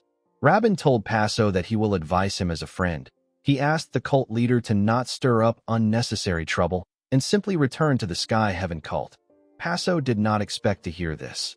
He and Rabin had always maintained courtesy and pretended to be friends. He never expected the demonic Buddha to bluntly ask him to leave. With a serious look on his face, Paso asked the demonic Buddha if he is someone who must come when called and go when dismissed. Rabin was not moved by the look on his friend's face. He asked him if this is not how their situation is. He and the cult leader looked deep into each other's eyes. It seemed like none of them wanted to back down. Rabin suddenly laughed and told Paso that he is joking. He asked him if he has to take offense to every joke. He told Paso that he has lost his sense of humor because he has stayed in the frontier for too long. With a smile on his face, Rabin asked Paso to stay and enjoy himself. He told him that they can play together for a lifetime. Paso decided to join the demonic Buddha's act. He smiled and told him that he is correct. He said that the desolate sandstorm of the frontier can make people desolate. Rabin suggested that they get a drink somewhere with a better atmosphere. Paso accepted his suggestion. After Rabin left the room, Paso asked his advisor about what he thinks. The man said that Rabin is anxious. He said that the demonic Buddha must have noticed that they plan to ally themselves with Muguk. Paso asked his advisor if their alliance with Muguk is worth such anxiety. The man told him that Rabin is quite wary of our boy. Paso asked him about what they should do. His advisor asked him to think by himself. He asked him to not always seek advice from him. Paso reminded him that this issue concerns the very survival of him and the cult. He asked him not to be so stingy. The man raised his chains to show the cult leader that he is tied down. Paso took him into his favorite world. The man was extremely happy to see this. The cult leader used his key to unlock the man's chains. He asked him about why he likes this place so much. The advisor's mood turned sour when he heard this. He asked his cult leader if he wants to try being shackled all day. He told him that they can switch roles. Paso declined the offer. The advisor told him that the demonic Buddha will do anything to drag him back. He said that Rabin will probably use the heavenly demon as leverage. Paso asked him about what he can do. He said that this is their chance to establish a foothold in the Central Plains. The man asked him to meet Muguk and to ask him about how they can stay there. He assured him that Muguk will provide a way. Paso asked him if he doesn't already know a way. The man said that this is not important. He told his cult leader that he must present a gift to Muguk before he gets the method from him. The cult leader asked him if he needs to cling to Muguk so desperately. The man asked him if there is anyone else he can cling to. Paso was surprised to hear this. He knew that his advisor was correct. The heavenly demon despises him, and the first young master is supported by the demonic Buddha and the other demon supremes. Only the Blood Heaven Sword Demon openly allied with Muguk. The rest were either neutral or they supported the first young master. The advisor told Paso that he can hide in the frontier if he doesn't wish to rely on Muguk, and he can come here when summoned and leave when dismissed. He told the cult leader that he can live a life of comfort this way. Paso asked him not to provoke his pride with his words. The man explained to him that the way to win this fight is simply to choose wisely and believe until the end. He asked his cult leader if this method isn't simple. He said that it is so simple that it is hard to practice. He told Paso that losers never realize that victory depends only on following this principle. Paso was annoyed to hear this. He asked his advisor to end the lectures. The man told him that they should leave just as the demonic Buddha suggested if they cannot uphold this principle. Paso became angry when he heard this. He said that he doesn't want to give Muguk all his things. He told him that it feels like a waste. He revealed to the man that he still regrets giving Muguk the space-time transference illusion art. He said that he couldn't sleep last night because he kept thinking about how he shouldn't have given it away. With a cold gaze in his eyes, his advisor told him that he wasn't able to sleep because he is narrow-minded and greedy. Paso was shocked to hear this. He looked into his advisor's eyes and stopped talking. The man was frustrating him too much. Paso wondered why he had to suffer such rebukes from his advisor. His advisor's words hurt more than Rabin's words did. Yet, Paso felt a strange sense of relief. The cult leader had hidden his nature better than anyone else for so many years. His advisor was the only person who saw him exactly as he is. Paso wondered if this was why he felt an odd sense of kinship from the man. He told his advisor that he can't just give all his treasures away. The man asked him to believe if he is chosen. He asked the cult leader to give it all out. Paso was annoyed to hear this. He said that his treasures are all precious. He didn't want to give Muguk anything. The advisor asked him to return to the cult and sit in front of the divine relic, wipe the dust off, and fiddle with some paper. He told him that this is what suits him best as the cult leader. Paso said that he will definitely establish the cult's headquarters in the Central Plains. He said that he will accomplish what his predecessors failed to achieve with his own hands. The advisor stared at him. He told Paso that this probably won't happen. The cult leader was annoyed to hear this. He thought the man would curse him like he usually does. The scene shifts, and we are taken to the demonic village. We see the owner of the tavern welcome Muguk to his establishment. Our boy told him that he had to come here because he is very hungry. The man told him that he will prepare all his favorites and ensure that they are made deliciously. Before he left the balcony, the man turned around and told Muguk that he has a question for him. Our boy allowed him to ask his question. The man asked Muguk about why he always comes to their tavern when he can go to better taverns. With a serious look on his face, Muguk asked him if he still doesn't know. The owner nervously asked our boy to tell him his reason. With a serious look on his face, Muguk told the man that this place is good liquor, tasty food, pleasant atmosphere, and they always bring him what he likes even without him asking. Our boy said that the owner of the tavern is also quite handsome. He asked the man if he needs any more reasons to come to this place. The owner smiled and told him that he will make sure his food is delicious as usual. He left the balcony with a smile on his face. Muguk smiled as he watched him leave the balcony. He knew that the owner would not know how important this place is to him. The demonic village is the very foundation for the demonic path Muguk plans to establish. The current Sky Heaven cult leader, the 8 demon supremes, and the villagers are not as important as this place. Muguk knew that he will never be different from the demon supremes the moment he forgets this.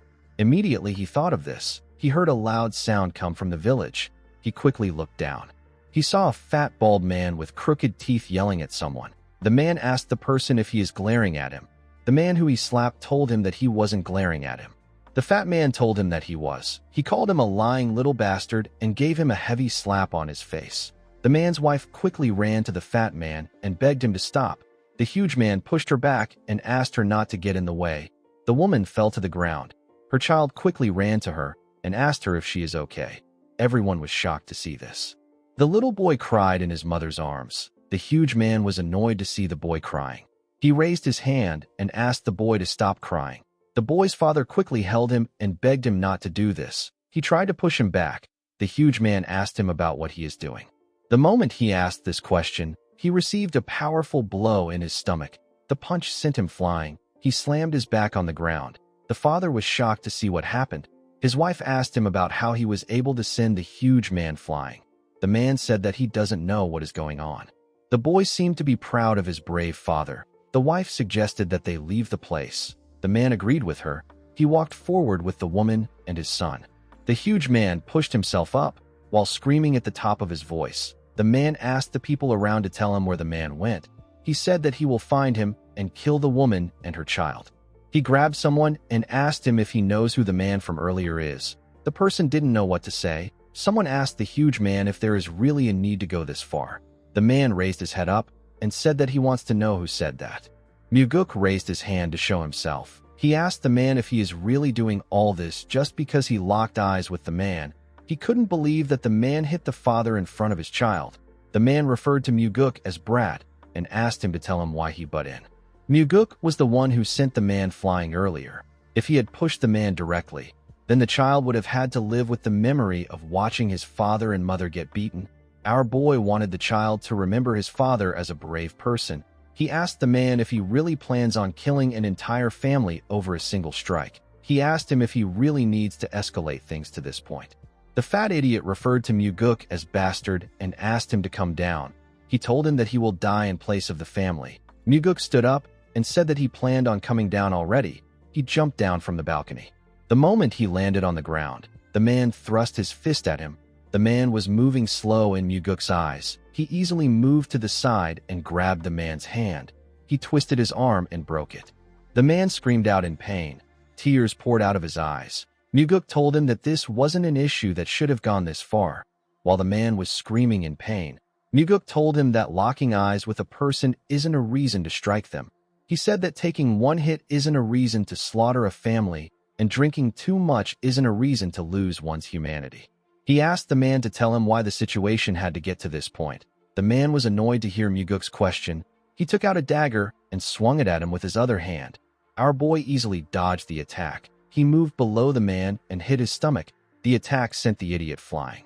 The man was able to regain his balance. Before he could do anything, a large amount of blood gushed out of his mouth.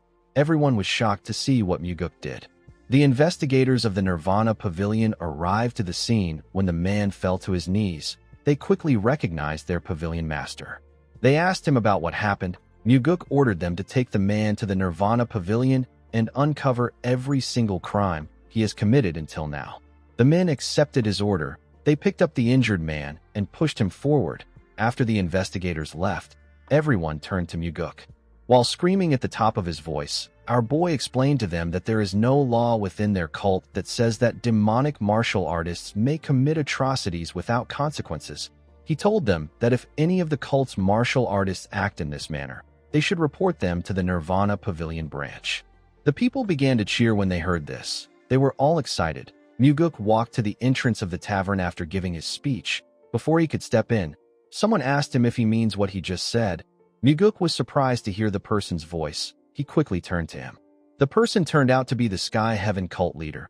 Passo asked him if he really means it when he says that demonic martial artists should not be allowed to take evil deeds for granted. In the next scene, we see Muguk pour Passo a drink. They sat in the tavern together. The cult leader reminded Muguk about what he just said. He said that this isn't the kind of thing that one would expect to hear from the young master of the heavenly demon divine cult. Muguk told him that he doesn't like rigid ways. He said that young people nowadays don't like the old ways. The cult leader said that he is still old-fashioned. Muguk advised him to keep young people with open minds by his side. He told him that the Blood Heaven sword demon has grown younger in spirit because he does this. Paso laughed and drank his liquor. He placed his cup down and asked our boy if he has been able to deploy the space-time transference illusion art. Muguk told him that he has. Paso smiled and asked him not to worry. He told him that everyone fails at first. He asked Muguk not to let it bother him too much. Muguk placed his cup on the table and told the man that he succeeded in deploying it. Paso was shocked to hear this. Our boy told him that the space was marvelous. He said that he is going to be completely immersed in the martial art from now on. Paso asked him if he has seriously deployed it. Our boy assured him that he did. The cult leader asked him about how long it took him to deploy the martial art.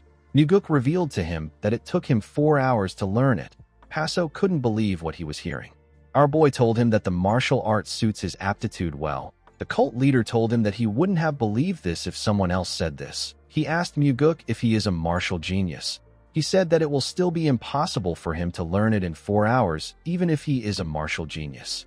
Muguk didn't say anything to the cult leader. Paso asked him if he can show it to him next time. Our boy told him that he will. Paso thanked him and poured himself some liquor. He quickly drank the wine. Muguk asked the cult leader to tell him why he came to see him today. Paso revealed to him that he has something he needs his help with. Our boy asked him to tell him. The cult leader revealed to him that the demonic Buddha is trying to send him away. Muguk asked the man to tell him why Rabin is trying to do this. The cult leader told him that it is because of him. He explained to Muguk that Rabin is wary that they might join hands together. Paso asked Muguk to give him a reason to stay. Although the cult leader explained the situation to him, our boy did not believe that this was the only reason why he came to see him. He asked Paso to tell him what he will give him if he helps him. Paso told Muguk that it is a bit stingy for him to say this between them. Muguk told the cult leader that there is no such thing as between them for now. He said that they have only had a single deal. Paso asked him about what he wants. Our boy asked the man if he can choose a relic from the divine relics he brought. The cult leader was shocked to hear this. He asked Muguk if he is insane, with a cold gaze in his eyes. Muguk told the cult leader that he is not as insane as him, who is recklessly trying to invade the central plains at a time when a demon supreme has just died and everything is in chaos. Paso became calm when he heard this. The scene shifts and we see Muguk follow the cult leader to his residence. He couldn't believe that Paso agreed to his proposal. He did not expect the man to actually give him a divine relic just to join hands with him. Muguk didn't understand why this man was pushing himself beyond reason to form an alliance with him. When our boy stepped into the building, he saw the advisor sitting in front of the Thunder Bell. He asked the cult leader about who he is. Paso introduced him as a subordinate that guards the Thunder Bell. Although he said this, Muguk could tell that the man was much more than a mere subordinate. Paso wasn't looking at him the same way a person would look at a subordinate or a slave. Aside from this, the advisor didn't greet the cult leader when he entered the room. If this man was truly a mere subordinate of the Sky Heaven cult leader, he would not act in this manner. Paso told Muguk that he cannot ask for the Thunder Bell and the Blood Flame if he wants to choose a relic. Our boy told him that he understands. He asked the cult leader if this is truly the famous Thunder Bell of his cult. Paso asked him about how it looks in person. Muguk smiled and said that it is incredible. He carefully looked at the carvings on the bell. He felt like an evil spirit trapped within the Thunder Bell was speaking to him. It was as if the spirit was saying you again. Muguk moved close to it and took a look at the advisor. The man also looked at our boy. Their eyes were locked on each other. Paso interrupted them by asking Muguk to choose a relic. Our boy looked at the boxes placed in front of him. He asked the cult leader to give him the smallest box there. Paso was annoyed to hear this. He squeezed his face like someone who just ate a terrible food. He quickly regained his composure. Muguk noticed this. He could tell that the cult leader wanted to refuse his request. However, the advisor used the frequency whispering technique to send a message to Paso. Muguk couldn't believe that the chain man dared to intervene in the cult leader's decision at such an important moment. With a nervous look on his face, Paso asked Muguk if he knows what he just chose. Our boy told him that he doesn't know. He said that he felt strongly drawn to it. Paso picked up the item inside the box. The item looked like an egg. He pressed a button under the item. It opened up and revealed a red elixir. The cult leader told Muguk that this is the Blood God Pill. He asked him if he has heard of it. The Blood God Pill is renowned not just in the Sky Heaven cult, but throughout the entire Outer Murim as one of the greatest elixirs. Muguk told the cult leader that he knows that it is a truly precious pill. Paso said that precious is not enough to describe it. Our boy asked him about why he hasn't consumed something this valuable. The cult leader said that he was saving it for the future. Muguk told him that the future he is referring to must have been for him. Paso was annoyed to hear this. He quickly calmed himself. Muguk noticed how fast he calmed himself. He became certain that the two men were communicating through frequency whispering techniques. He became curious about the advisor's identity. He wondered about who he was for him to have a say in such a critical decision. Paso let out a sigh and told Muguk that he will give him the elixir. Our boy thanked him for his generosity. The cult leader told him that they will do things differently this time. He asked Muguk to first tell him how he can remain in the heavenly demon divine cult. Muguk grabbed the pill and threw it into his mouth. He told the cult leader that this is the way for him to stay. The cult leader and the advisor were shocked to see this. The cult leader asked our boy to tell him what he is doing. Muguk sat on the ground in a lotus position and begged Paso to stand guard while he digests the elixir. The cult leader was annoyed to hear this. He couldn't believe what was happening. Muguk's body was releasing the red energy of the blood god pill. Paso was annoyed to see that Muguk actually dared to eat the elixir in front of him. The advisor began to laugh. He was laughing with his frequency whispering technique, so his laughter was going directly into the cult leader's head. Paso was extremely angry with our boy. His advisor didn't even bother to comfort him. He simply continued laughing. The cult leader wondered if he should just kill Muguk right now. His advisor asked him to do it. He told him that he will start an all-out war with the divine cult if he kills Muguk. He told Paso that he would love to see the heavenly demon tear him apart. With a look of anger on his face, the cult leader said that Muguk took the elixir because the method he is about to propose will be something utterly absurd. The advisor asked him to kill our boy. He asked him to smash Muguk's skull into the ground right now. Paso gathered his energy into his hand. He wanted to slam Muguk's head to the ground. Before he could swing his hand, his energy disappeared. The cult leader grit his teeth and forcefully calmed himself. He really wanted to end Muguk there, but he had no choice but to be patient. He sat down and rested his back on the bell. His advisor asked him if he won't kill Muguk. The cult leader asked him if he thinks that he is a coward who can't bring himself to kill Muguk. The advisor told him that the reason he can't kill our boy is because he is sharper than he thought. Paso did not understand why the man said this. He asked him about what he means. The man explained to him that Muguk is so confident that he won't kill him because he has already assessed him completely. He said that a man like Muguk will surely provide the right answer. The cult leader asked the man if he knows what Muguk will suggest. The advisor revealed to him that he didn't actually know the method at first, but now that he is seeing Muguk consume the blood god pill, he is able to guess what our boy will suggest. Paso asked him to tell him the method. The advisor asked him to hear it from Muguk once he is done circulating his energy. Paso asked him about why he doesn't just tell him. The man told him that his face will show that they know everything. The cult leader said that this is not true. He told the man that he never lost in gambling when he was in his youth. The man told him that no gambler wanted to show their skills in front of the successor of the Sky Heaven cult. Paso couldn't believe what he was hearing. He realized that he only won his games because he was the successor of his cult. He turned to Muguk and hissed at him. The moment he did this, his advisor called out to him. The cult leader turned to him and asked him if he thinks that he is his buddy now. The man advised Paso to just give Muguk everything. He said that it won't be a loss. Paso was shocked to hear this. He asked him if he is serious. The advisor explained to him that he used to judge Muguk based on the bits of information flying around. However, now that he had seen Muguk with his own eyes, the man realized that the information was not accurate. He told his cult leader that the information he got was an understatement of Muguk's ability. The cult leader did not expect to hear this. He asked his advisor to tell him what will be left for him if he gives Muguk everything.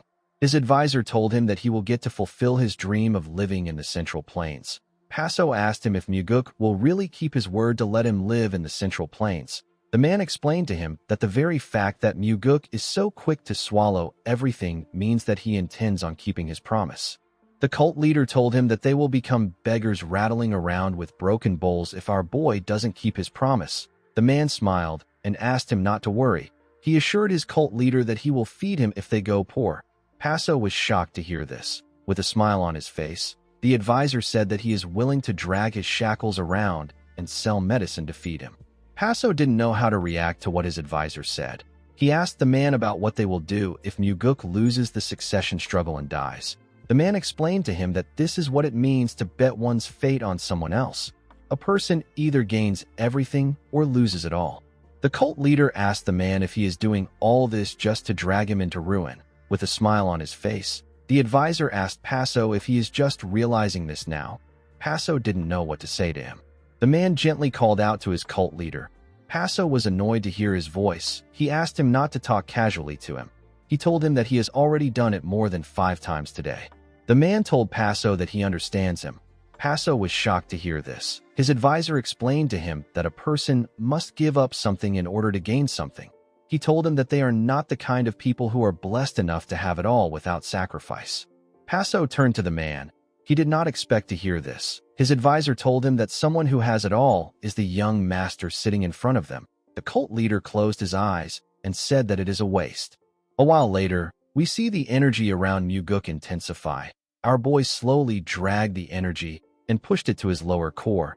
Paso was shocked to see this. He quickly stood up. Muguk released the energy which he moved to his core. A bright red light shined in the room as he did this. When he opened his eyes, we see that his pupils have turned red. They quickly returned back to their natural state. Paso couldn't believe that our boy was already settling his energy circulation. He wondered about how deep Muguk's cultivation is. He noticed that our boy didn't even bother to hide it in front of him. It was as if Muguk was showing him how strong he is and asking him to trust and follow him. Muguk stood up and thanked the cult leader. Paso told him that he is audacious. He was still annoyed that our boy stole his elixir and dared to circulate it in front of him. Muguk told him that he didn't steal it. He said that he accepted it as payment. The cult leader asked him to tell him what he means. He told him that he hasn't heard a single method from him yet. Our boy reminded the cult leader that he told him that the method for him to stay here is for him to consume the blood god pill. Paso was surprised to hear this. Muguk asked him to come to the Nirvana Pavilion tomorrow and file a report. He asked him to claim that his elixir was stolen. Until the elixir is found, the cult leader will have every reason to remain here. Muguk reminded the man that he is the master of the Nirvana Pavilion. He told him that he will conduct the investigation as thoroughly as possible until he achieves his goal. Our boy assured him that the date of his return will be decided by the two of them. After Muguk left, the cult leader asked his advisor if he knew about this method. The man told him that he only realized it after Muguk swallowed the blood god pill. Paso took out the elixir's container and asked the man if Muguk knew beforehand that this was the blood god pill. His advisor told him that our boy knew. He asked him if he thinks that Muguk picked it because the container looked pretty. The cult leader asked the man to tell him how Muguk knew. The advisor told him that he is giving Muguk gifts because he is this kind of person. Although he understood his advisor, the cult leader said that the blood god pill was far too precious. The advisor was annoyed to hear this. He told the cult leader that they did not give Muguk the gift because he offered them a solution. Paso told the man that they will both die if he gives away all his treasures like this, and things don't work out. With a smile on his face, the man reminded Paso that he already promised to kill him before he dies. The cult leader lost his mind when he heard this. He screamed at the top of his voice and asked his advisor to shut up. In the next scene, we are taken to the Heavenly Demon Pavilion. We see Muguk walking towards his father's palace. He knew that his father must already be aware of everything that has been happening. However, it is still a different thing if he decides to talk to his father about it. The moment he thought of this, someone used the frequency whispering technique to ask him to go to the training hall. Muguk instantly recognized the person's voice. The person turned out to be his father's personal bodyguard. The man's name is Y. Muguk stopped walking and told the man that it has been a while since he heard from him. He remembered how he used to hold Y's hand while walking through the streets of the demonic village when he was little. He remembered begging Y to buy him food from the street stalls. Muguk registered these memories as the good memories he gained in his childhood. He asked the man to visit him when he is free. He told him that he wants to treat him to a meal. Y accepted his offer. After hearing that the man accepted his offer, Muguk walked towards the training hall. When he stepped inside, he looked around. He quickly sensed something dangerous. He instantly raised his head to see the energy that gathered above him. He saw the heavenly demon thrust his sword at him with a large amount of energy. Muguk was shocked to see his father's sword coming at him. He He knew that he will die if he tries to dodge the attack. He quickly drew his sword and used it to push his father's sword away. He got pushed back when his sword touched his father's own. Unfortunately for him, his father wasn't ready to end the fight. The heavenly demon gathered his energy and focused it on his legs. Muguk was shocked to see this. The heavenly demon used the death step of the fourth stride of the wind god. He thrust his sword at Muguk at a crazy speed. The blade could no longer be seen. It was only its afterimage that Muguk saw. Our boy dodged his father's attacks with the flicker step of the fourth stride of the wind god. He was able to avoid every single attack that was thrown at him, but he was getting pushed back. The heavenly demon did not have an issue watching his son struggle. A while later, we see the heavenly demon put his sword away. He told his son that his skills have improved. Muguk told his father that this is expected. He said that he practices martial arts more than anyone in the cult. He quickly realized that he was wrong. He told his father that Leon trains more than him. He said that he is the second most hardworking person in the cult. The heavenly demon let out a sigh and told his son that he should consider himself the third most hardworking person. Muguk did not expect to hear this. He gently smiled. He was happy to see how hard his father was working. He hoped that his father would master his techniques well.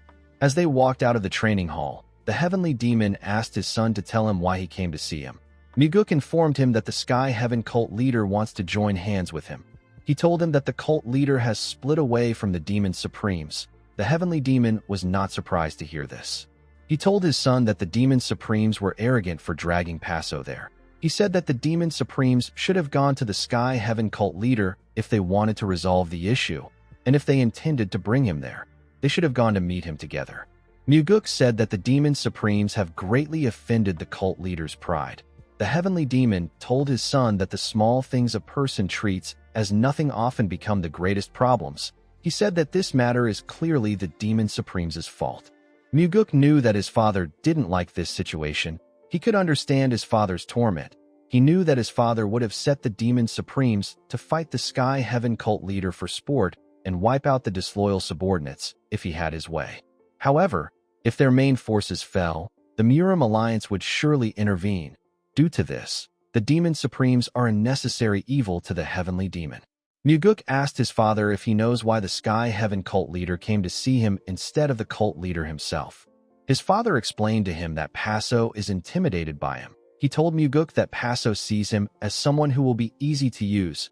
Our boy decided to play dumb and question his father. He asked the heavenly demon to tell him what Paso would need to use him for. The heavenly demon turned to his son and asked him to direct his question to his strategist. Muguk told his father that he doesn't have a strategist. The heavenly demon told him that he needs to get one. Muguk asked his father to tell him where he will find a skilled strategist like the chief advisor. The heavenly demon didn't say anything to him. Our boy told him that he said something like that because he already has a good strategist. Although he said this, Muguk knew that his father was right. He also wanted to find a strategist that is as clever as Myung. The heavenly demon told his son that he has been managing well without a strategist. Muguk thanked him for saying this. He told his father that most things worked out thanks to his luck. Muguk knew that he was only able to navigate situations based on the experience he gained from his past life. He was well aware that he wasn't a naturally strategic person. He knew that he had to find a strategist with a clear vision and good insight to support him. He begged his father to answer one question. He asked him to tell him what the Sky Heaven cult leader wants. The heavenly demon stopped walking when he heard this. He revealed to his son that the Sky Heaven cult leader wants to advance to the Central Plains. He said that Paso's dream is to move into the Central Plains. Muguk recalled that the Sky Heaven cult leader failed to advance to the Central Plains in his previous life because while Mugi swept the Murim, Paso never dared to set foot in the Central Plains. He eventually died in the Outer Lands. Muguk believed that Paso's life could change now that he has regressed. In this life, Paso has come to the Central Plains and entered the divine cult. These are things that he didn't do in the previous life. The heavenly demon revealed to his son that the people of the blood cult have always dreamed of entering the Central Plains. Although they are never successful, this desire is in their blood. Muguk smiled and said that he now understands why Paso came to him. Our boy didn't have to ask his father these things, but sometimes it is better to learn things from him. It is sometimes better for a person to act as if they don't know something even when they do. Muguk did this to show respect for his father. He understood that most parents want their children to come and ask questions like this. He was certain that his father was no different. The moment he thought of this, his father turned around and asked him to eat before leaving. Muguk was shocked to hear this. He gladly accepted his father's offer. Later in the day, we are taken to the Nirvana Pavilion. We see Muguk looking at someone in his office. The person turned out to be the demonic Buddha. Rabin told Muguk that he couldn't just stand by after hearing that his friend's divine relic has been stolen. He said that he came to see how the investigation is going. He asked our boy if the relic was really stolen by thieves. Muguk asked him about what he means. Rabin said that no one can believe that there are actually thieves within their cult. Muguk asked him if it makes sense that Paso would stage this incident by himself. The demonic Buddha glared at our boy. He said that their cult's reputation will be greatly damaged if there are truly thieves among them. He told our boy that they need to handle this case quietly. Muguk asked him about what he means. Rabin suggested that they send the cult leader away for now, so that he can't make a fuss. He said that Paso won't suddenly catch the thieves just because he is there. Muguk understood that Rabin was trying to test him. He could tell that the man believed that the incident was staged and that he was helping Paso. Our boy told the demonic Buddha that the cult leader won't listen to what he says. He said that he is just a mere pavilion master. Rabin informed him that the cult leader believes that he will become the successor. Muguk told the man that the cult leader didn't show any sign of this. He asked him to tell him why he thinks that Paso believes that he will be the successor. Rabin told him that Paso is used to people paying him respect. He told him that the cult leader must have seen that he has the potential to be the successor since he came to visit him. Muguk noticed that the demonic Buddha was constantly watching his reactions to read his thoughts. Unfortunately for Rabin, this is something that even the heavenly demon can't do. With a serious look on his face, Rabin told Muguk that they need to send Paso back for the sake of their cult. Our boy told him that they can't send him back if it is for their cult. The demonic Buddha was surprised to hear this. He asked our boy about what he means. Muguk explained to him that they need to keep the cult leader there if he is going to use this incident to damage their cult's reputation. He said that Paso won't dare to speak freely while he is in the cult. He told Rabin that he will subtly ask Paso not to blab if he wants to find his relic. The demonic Buddha did not expect things to go this way. In the next scene, we see Daryong standing in front of his master. He explained to Muguk that the soul-absorbing supreme demon had 5 disciples in total. In terms of age and skill, the most likely candidates for succession are the first disciple whose name is Yongdu and the female third disciple whose name is Chongxian. Muguk asked the man about how their reputations are within the West Illusion Fort. Daryong explained to him that Yongdu is superior in experience and martial skill because of his age. However, within the West Illusion Fort, Chongxian is more popular. Muguk asked him to tell him why it is like this. According to Daryong, Chongxian is young, beautiful, and has a pleasant personality. On the other hand, Yongdu has a brutal temperament, and he has injured many skilled martial artists. Some have even lost their lives to him. Despite his terrible nature, the late soul-absorbing supreme demon favored Yongdu the most. This makes him highly likely to be the successor. Of course, the situation has now changed.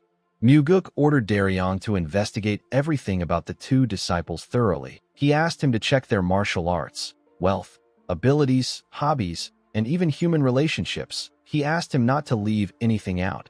Daryong told him that he understands. Muguk asked the man if he knows who the Sky Heaven cult leader will choose. Daryong was shocked to hear this. He asked his lord if the cult leader will select one of them. Muguk told him that he will. He said that this is why he also sent the disciples' data to the cult leader. Daryong asked his master about why he did this. Muguk revealed to him that he intends on joining the succession battle in the West Illusion Fort. Daryong was shocked to hear this. He used the frequency whispering technique to ask his master if he plans on killing the cult leader, Yongdu, and even Chongxian. Our boy asked him if he looks like a killer who kills everyone. The investigator was relieved to hear this. Muguk noticed that everyone has been worried about who he will kill. He said that this has now become his reputation. Daryong asked his lord to tell him who else is worried about him killing someone. He asked him if it is his master. Muguk was surprised to hear this. Daryong told him that he is referring to the Blood Heaven Sword Demon. He said that the old man has not yet allowed him to call him master. Muguk found it surprising that Daryong regarded himself as the Blood Heaven's sword demon's disciple. He knew that the man unconsciously called the old man his master. The scene shifts, and we are taken to Passo's chambers. We see him asking his advisor to tell him who they should support. He asked him about why he is staring at the bell. He asked him if the demon engraved on it is trying to speak to him. The man asked him about how he knew. Passo asked him about why he is so serious. The man told him that the demon sometimes talks to him. The cult leader turned to the bell and asked his advisor about what the demon says. The advisor said that the demon usually asks him about why he lives like this. Passo didn't expect to hear this. He asked the man about the answer he gave the demon. The man told him that he used to tell the demon that he lives like this because of one petty and greedy person. The cult leader asked him about the answer he gives now. The man said that he told the demon that it was not entirely because of that one person. Passo asked him to tell him what the demon said next. The advisor didn't answer him. Passo became annoyed. He asked him to give him an answer. The advisor asked him about why he keeps questioning him. He told him that the demon is just a carving. He said that a carving can't speak. He asked Passo if he has lost his mind. The cult leader became furious. He said that it would be weird if he didn't lose his mind. He said that he will soon sit in front of the demon and converse with it. He pointed at the demon and asked it to tell him why he accepts being looked down upon. He asked it to tell him the answer. Immediately he said this. His advisor told him that they should support Chongxian. The cult leader was shocked to hear this. He thought that the voice came from the demon. He asked his advisor to give him some warning before doing something like that. He cleared his throat and asked the man to tell him why he chose Chongxian. He said that Yongdu seems like the obvious choice. The advisor asked him to pick Yongdu if he wants to. Passo was surprised to hear this. He became nervous. He moved close to the man and asked him to tell him why he chose Chongxian. His advisor asked him to follow his conscience and pick Yongdu. He told him that a cult leader isn't someone who always follows what others say. Passo became annoyed when he heard this. He cleared his throat and said that he will choose Chongxian. The man turned to him and opened his mouth. Passo wanted to hear what he had to say.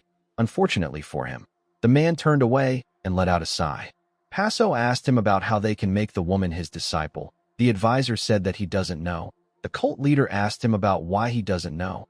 The man asked him if it wouldn't be strange for him to know this while he is chained up like this. Passo told him that he is correct. He carefully looked at the man. He knew that he couldn't tell the man that he would release his shackles no matter how much they talk. This was an absolute taboo for him. If he ever removed the shackles, his advisor would leave. He knew that no one would willingly stay in a place like this. He asked his advisor if he should go find Chongxian and ask her to be his disciple. He said that it might be too overbearing for him to ask her directly. He said that he will tell the woman that he will allow her to become his disciple. He asked his advisor if this is fine. The man laughed and told him that it sounds convincing. Passo asked his advisor about what he should do. The man asked him to consider it from the woman's perspective. He asked him if she will accept an offer from a strange old outsider who tells her to become his disciple. The cult leader knew that he was right. He said that she will reject this offer. The advisor told him that the others will also reject his offer. He explained to him that it can't be done casually. Passo was shocked to hear this. He asked the man if he is saying that he has to pay a price. He said that he will be Chongxian's master and he will teach her martial arts. He believed that the woman was the one who should be paying him. The man told him that the price is paid by the one who desires it more. While yelling at the top of his voice, Passo said that he is tired of this. He told the man that he shouldn't always have to be the one giving. He said that he is someone who prefers to be receiving. He said that the woman should be the one to bring sacred treasures to fill his vault, and she should be kneeling all day in the courtyard to get a chance to see him. His advisor gently smiled and told him that the price to be paid will go to Muguk. The cult leader became angrier when he heard this. The man told him that Muguk will desire one of his treasures. He told him that our boy had his eyes on certain things the last time he observed this place. Passo clenched his fist out of anger. His advisor told him that Muguk will bring a solution again. The cult leader grit his teeth out of anger. He didn't like hearing Muguk's name. The man told him that it will always be Muguk that will help them out. The next day, we see Muguk reading a book. The book contained the data gathered on Yongdu and Chongxian. Daryong revealed to him that he discovered something strange while he was investigating Chongxian. Our boy asked him to tell him what it is. The man said that Chong Xian met Sa Wuzhong several times. Muguk did not expect to hear this. Daryong said that there was no obvious connection between them. He told his lord that he simply wanted him to know about it. In Muguk's past life, Wuzhong tried to kill the Flower Sword Supreme with the soul-absorbing arts, but he ended up dying instead. At that time, no one knew whose soul-absorbing art was used. Muguk realized that it was Chong Xian's soul-absorbing art. He slammed his hand on his table and said that Chong Xian and Wuzhong are dating. Daryong was surprised to hear this. He asked his lord about how he knew. Our boy recalled that Wuzhong likes the Flower Sword Supreme.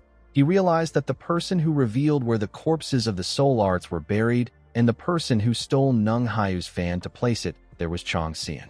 Only a disciple of the soul-absorbing Supreme Demon could have known or done such things. Also, she wouldn't have leaked such an important information if she wasn't dating Wuzhong.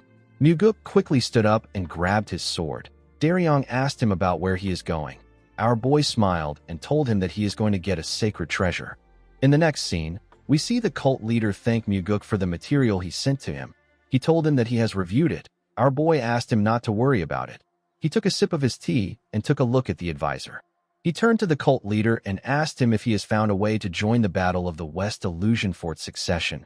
Paso said that he hasn't. Muguk told him that he has to hurry. He revealed to him that the Demon Supremes will soon intervene and choose the successor by themselves. The cult leader told him that he is shackled to his chamber just like the Guardian. He said that it won't be easy to even meet the disciples. Muguk told him that he understands. Paso asked him about who he thinks he should accept as his disciple. Our boy asked him to take Chong Xian in.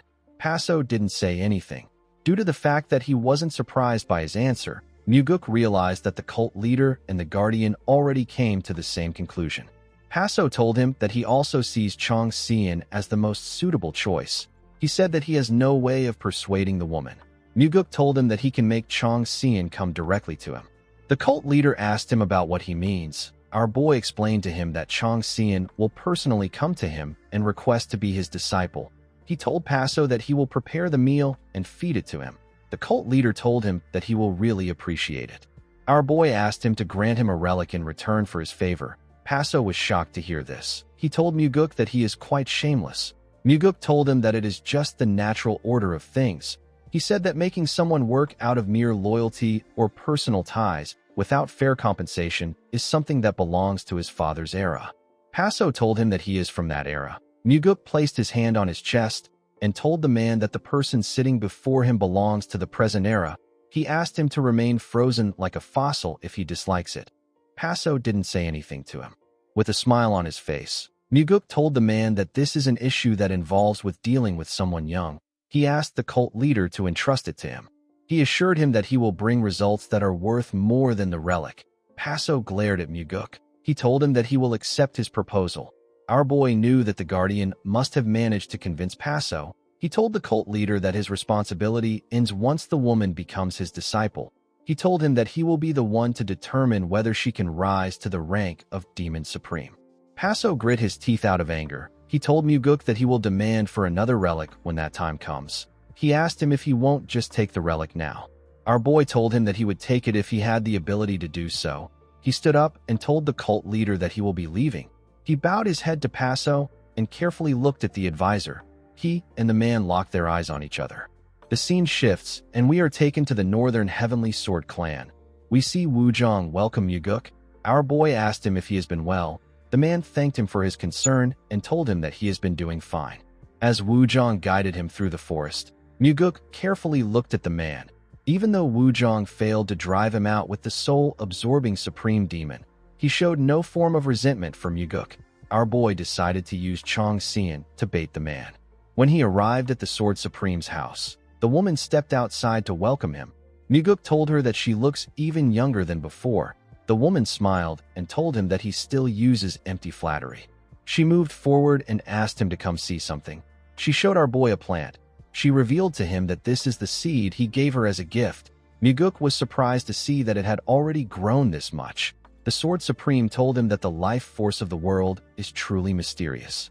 While our boy was looking at the plant, Wuzhong was subtly releasing his energy. Muguk smiled when he noticed this. He realized that Wuzhong was calming his energy down. Ever since our boy arrived in this place, he had been discreetly releasing his energy to observe the man. He used the frequency whispering technique to ask the Sword Supreme if she can ask Wu Zhang to bring them some wine and side dishes. He said that he has some information that he needs to leak. He assured her that he will explain his reason later. Yonrang did not expect to hear a request like this. She ordered Wu Zhang to bring her some wine. She told him that it has been a while since she last shared a drink with Muguk. The man bowed his head and accepted her order. He was annoyed to see that she wanted to drink with Muguk after saying that she won't drink again. Some minutes later, we see Wu Zhang carrying the wine and side dishes on a small table before he could enter his master's room. He heard Muguk tell her that the most likely candidates to succeed the soul-absorbing supreme demon are Yang Du and Chang Xian. Wu Zhang was shocked to hear his girlfriend's name. The Sword Supreme told Muguk that Yang Du is the stronger contender. Our boy told her that she is correct. He told her that Chang Xian still has options. Yonrang asked him to tell her the options she has. Muguk explained to her that the martial arts of the Sky Heaven cult leader and the soul-absorbing supreme demon share the same origin. He said that Chang Xian can win if she can learn from the Sky Heaven cult leader, who is currently staying at the cult. Yonrang asked him if the Sky Heaven cult leader will accept her as his disciple. Muguk assured her that Paso will accept the woman. He reminded her that the Sky Heaven cult has always sought to establish a foothold in the Central Plains. If he takes Chang Xian as his disciple, he will have a legitimate reason to stay in the Central Plains. Yonrang finally understood the situation. Muguk told her that Yang Du will inevitably take the position of the soul-absorbing supreme demon if Chang Xian doesn't become Paso's disciple. Immediately he said this. Wu Zhang stepped into the room.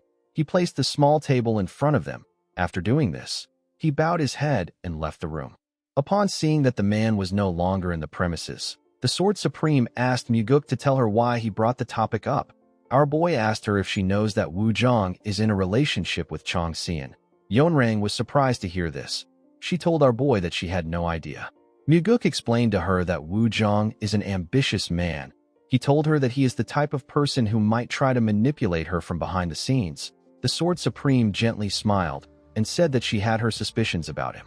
Muguk told her that he kept a close eye on Wu Zhang to ensure that no harm comes her way. He said that he discovered his relationship while watching him. He said that he found a use for the information, and that is why he made the request. Yonrang thanked Muguk for sharing this information with her. Our boy told her that he should be the one thanking her. He advised her to stay cautious and to keep treating matters related to Wu Zhang as she normally would. The Sword Supreme told him that she will take his advice. In order to thank her for her help, Muguk decided to repay her with something that she desires. He told the Sword Supreme that they need to cross swords soon. Yonrang told him that she looks forward to it. In the next scene, we see a beautiful busted woman in a short dress come out of a forest. She asked someone to tell her about why he came there. She told the man that it is unusual for him to be the one asking to meet first. This beautiful woman is Chang Xian. The person she was talking to was Wu Zhang. With a smile on his face, Wu Zhang told the girl that he simply missed her so much. He quickly gave her a hug. Some minutes later, we see Chang Xian and Wu Zhang resting on a huge tree. Wu Zhang wrapped his hand around his girlfriend and asked her if she has been busy lately. The woman revealed to him that there are people advising her to become a demon supreme. Wu Zhang asked her about what she thinks about it. Chang Xian said that no one would dislike becoming a demon supreme. She said that she is simply not good enough to defeat her senior brother. Wu Zhang told her that she must become a demon supreme. Chang Xian was surprised to hear this. She moved away from Wu Zhang and asked him about why she needs to become one. Wu Zhang explained to her that her senior brother won't let her live if he becomes the demon supreme. He told her that she already joined the dueling platform where life and death decide the outcome the moment she was mentioned as a candidate for the next demon supreme. Chang Xian believed that her boyfriend was right. She told him that her senior brother is stronger than her. She said that it is impossible for her to defeat him. Wu Zhang told her that there is still a way for her. Chang Xian asked him to tell her the way. The man revealed to her that it concerns the Sky Heaven cult leader. He reminded her that the cult leader is in their cult. He told her that she will be able to defeat her senior brother if she receives his martial teachings. Chang Xian did not expect to hear this. She didn't seem very interested in this idea. Wu Zhang wanted the woman to rise to the position of a demon supreme. He knew that this was the only way he could control the great power of the soul-absorbing supreme demon from behind the scenes. He wanted to become strong to the point where he could make the sword supreme his woman. The scene shifts, and we see the Sky Heaven cult leader grit his teeth as he read a letter. He squeezed the paper out of anger. His advisor asked him about what is going on. Paso revealed to him that he just got a report that the food and side dishes provided to his subordinates in the outer court has changed. The food portions have reduced, the meat is mostly fat, and the wine has been replaced with cheap swill. The advisor laughed and said that the cult is trying to drive them out.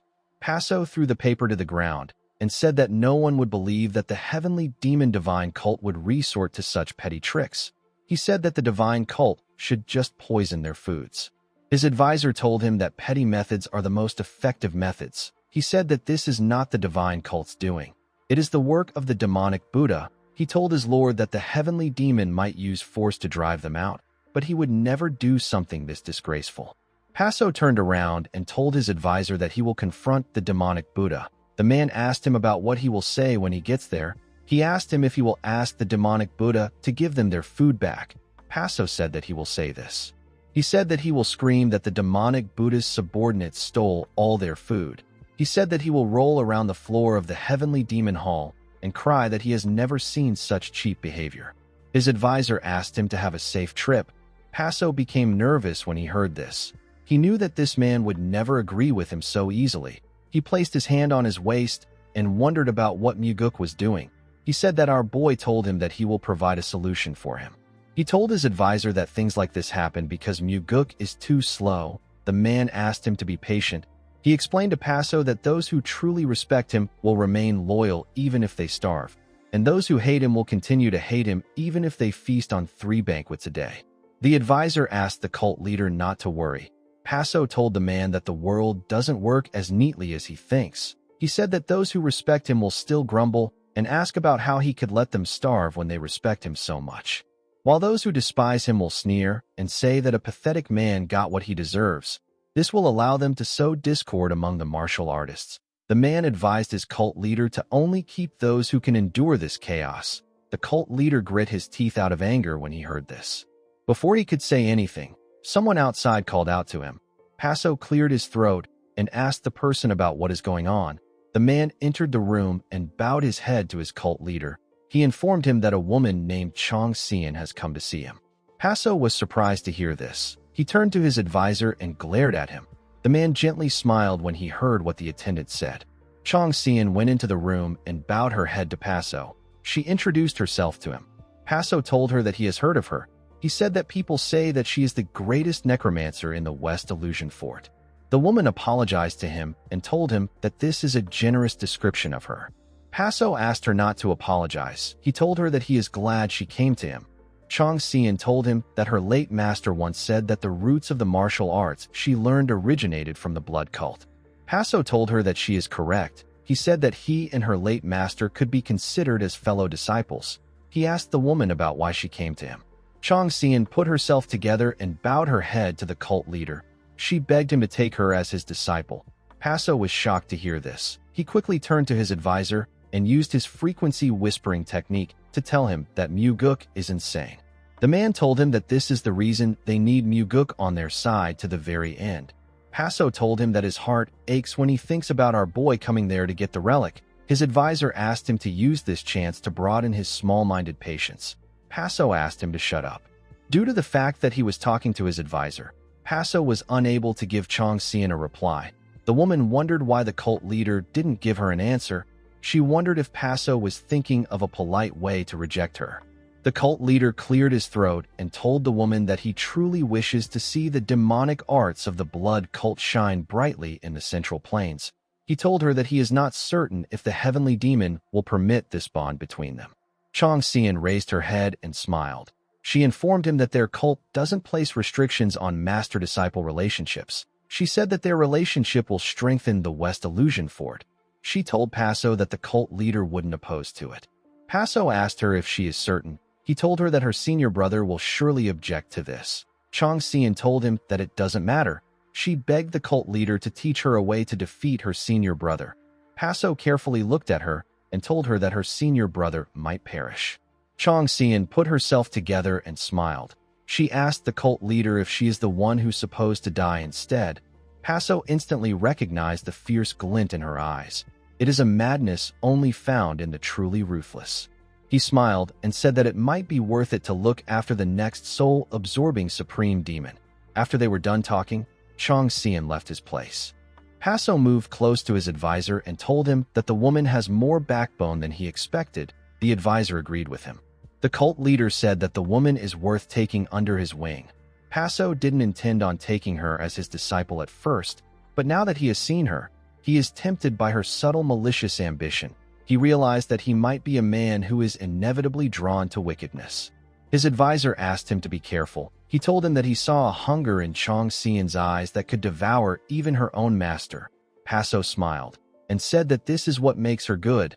The advisor did not expect to hear this. He took a look at his lord and smiled. He looked away as he smiled. The cult leader didn't know why he did this. He told the man that he seems to be in a good mood these days. The advisor was surprised to hear this. He asked the cult leader if he is serious. Paso told him that he is. He reminded the man that he hasn't cursed in a while. The advisor turned to him and asked him if he wants him to start cursing again to make him feel better. While screaming at the top of his voice, the cult leader told his advisor that he is fine like this. The advisor did not expect the cult leader to act like this. Paso cleared his throat and said that the heavenly demon has been awfully quiet lately. The advisor said that the heavenly demon will stay this way. Paso asked him about why he thinks this. The man explained to him that Muguk must have already met his father and settled things with him. Paso asked him if he really thinks that Muguk went this far. The man told him that he does. He said that success and failure often comes down to one's meticulousness. The cult leader asked the man about why he is so favorable towards Muguk. He reminded him that he praised our boy highly. He asked him if Muguk paid him off. The man took a look at Paso when he heard this. The cult leader asked him to give him an answer. The advisor suggested that they leave this place and return to their cult if he doesn't like Muguk. He told him that there will be no one to praise Muguk if they go somewhere without him. Paso didn't know what to say. His advisor reminded him that he is not a man blessed with much fortune. The cult leader was annoyed to hear this. He asked the man to stop bringing this topic up. He asked him about why he keeps calling him an unlucky man. His advisor explained to him that he keeps walking down the path of misfortune, so he needs to point it out to him. The cult leader became angrier when he heard this. He asked his advisor if he never stops talking. Immediately he said this. Someone outside called out to him and told him that he has a report. Paso cleared his throat and asked the man to tell him what happened. The man revealed to him that the cooks came to the outer court and prepared food for their warriors. The cult leader was shocked to hear this. He asked the man about who the cooks work for. The man revealed to him that the cooks were sent by Muguk. He said that the cooks prepared the finest dishes with top-grade ingredients and left when they were done. The cult leader couldn't believe what he was hearing. He now understood what his advisor meant when he said that the difference lies in a person's meticulousness. The advisor found it impressive that Muguk was able to achieve this much at such a young age. He said that this might be the moment when an unprecedented figure is born, not just in the demonic cult, but in the entire Murim. He told his cult leader that they have the honor of witnessing this moment together. Paso let out a sigh and said that he is losing all of his sacred treasures in this historic moment. The man told him that his relics are being used for a great cause. The cult leader asked his advisor if he is truly not the protagonist of this great cause. He said that he has no intention of being a mere tool for someone else's success. His advisor explained to him that he has to work as diligently as Muguk if he wants to be the protagonist. Paso asked him if he hasn't worked hard. The man asked him if his definition of working hard is to ask him questions every single day. Paso couldn't argue with him. He looked away in disappointment. His advisor told him that he is aware that he is doing his best. The cult leader was surprised to hear this. He quickly turned to his advisor. He saw the man smiling at him. He felt a bit embarrassed. He told his advisor that he is right. He said that he is not putting in effort. The man told him that it doesn't necessarily have to be this kind of effort. He explained to Paso that he is making an effort by resisting his own greed and handing over his sacred relics. He told him that perseverance is needed to gather, guard, and even long for these treasures. The man said that he is aware that greed is also a form of effort. He said that greed is as hard as the blood-soaked efforts of those who barely escape a heavenly net formation. The advisor assured the cult leader that he is well aware of his struggles. Paso did not expect the man to comfort him. He felt kind of free. He thought about how no one has ever truly understood his heart. He remembered watching his people suffer in the desolate desert. All he could do was helplessly stand at the top. He didn't like the view he saw below. Paso noticed that he was about to cry. He quickly put himself together and said that he hates this situation. He told his advisor that he doesn't want to give Muguk his sacred relics anymore. While screaming at the top of his voice, he said that he will ask Muguk to get lost the moment he steps into his chambers. He told his advisor that he will scream so loud that Muguk's ear will burst. The man simply smiled at him. The moment Paso said this, his attendant announced that Muguk has arrived. The cult leader quickly became calm. His advisor laughed out loud when he heard what the attendant said. The cult leader grit his teeth out of anger. He couldn't believe that Muguk showed up at this time. The advisor covered his ears and asked Paso to start screaming. The cult leader felt embarrassed when he heard this. Some minutes later, we see Muguk pointing at the treasure he wanted. He pointed at a fabric. The cult leader glared at him and asked him if he even knows what he is looking at. Of course, Muguk knew what it was, but he told the cult leader that he doesn't know what it is. He said that he chose it because it looked mysterious. Paso grit his teeth out of anger. He calmed himself and revealed to Muguk that this is the supreme heavenly silk. He explained to him that it is a legendary treasure that is said to be uncuttable even by sword strikes. When layered, it can even block enhanced sword energy. The cult leader told our boy that he can wrap the silk around his arms or legs, or even coil it near his heart for protection. The silk also blocks cold, and it doesn't burn even in fire. Paso said that there are only a handful of weapons in the Murim that are capable of cutting the supreme heavenly silk without enhanced energy. Muguk recalled that his black demonic sword is one of the few weapons that Paso speaks of. He told the cult leader that he didn't realize it was such a precious item. He said that his ignorance is inexcusable. The cult leader grit his teeth out of anger when he heard this. He asked Muguk to tell him why he chose the item if he didn't know its value. Muguk apologized to him. The cult leader picked the silk up and asked our boy to use it well. Muguk grabbed the silk and thanked Paso. The cult leader tightened his grip around the silk. He didn't want to let it go. Muguk didn't know what to say. After Paso gave him the item, our boy told him that he will never forget his generosity. Paso did not care about this. Due to how reluctant the cult leader was to give this item away, Muguk realized that Paso would have never given him any of his relics easily. He would have never given our boy the blood god pill and this supreme heavenly silk without persuasion. Muguk realized that he was able to get these relics thanks to the chained man. He carefully looked at the advisor. The advisor also stared at him. Our boy thanked the man in his head and promised to never forget the favor. The advisor looked away even though he didn't know why Muguk was looking at him. It was as if he knew what our boy said in his head.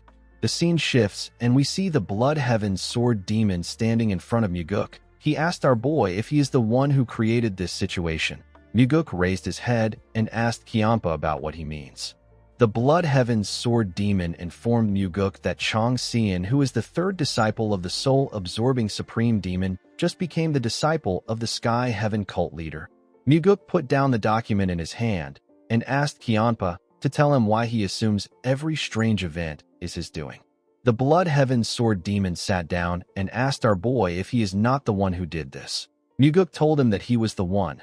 Kiampa was shocked to hear this. He asked Muguk about the kind of conspiracy he is plotting with the Sky Heaven cult leader. Muguk told him that conspiracy is a harsh word. He said that he is simply helping the cult leader out. The Blood Heaven sword demon asked him if he seriously intends on helping the Sky Heaven cult expand into the Central Plains. Muguk asked him if this is forbidden. Kiampa asked him if he knows what he is getting himself into. Our boy smiled and told Kiampa that he has him. He told the old man that he should be able to help him face the cult leader if he refuses to fight the demon supremes. Kiampa grit his teeth and advised Muguk not to underestimate Paso. He told him that Paso is still someone capable of leading the Outer Murim even if he got dragged into their territory. He said that the Central Plains will drown in blood if the Outer Murim begins to rampage. Muguk noticed that the Blood Heaven sword demon didn't refuse the proposal he made earlier, yet he speaks as if Paso is terrifying. Muguk smiled and told Kiampa that he will remember his words. Kiampa let out a sigh. He asked Muguk about why he chose Chong Xian. Our boy told him that the girl was the easiest one to move. The Blood Heaven Sword Demon asked him if he truly believes that Chong Xian can become a demon supreme. Muguk told him that the first disciple and Chong Xian are equally unqualified. It will take a long time before either of them could truly embody the image of a demon supreme. The Blood Heaven Sword Demon agreed with Muguk.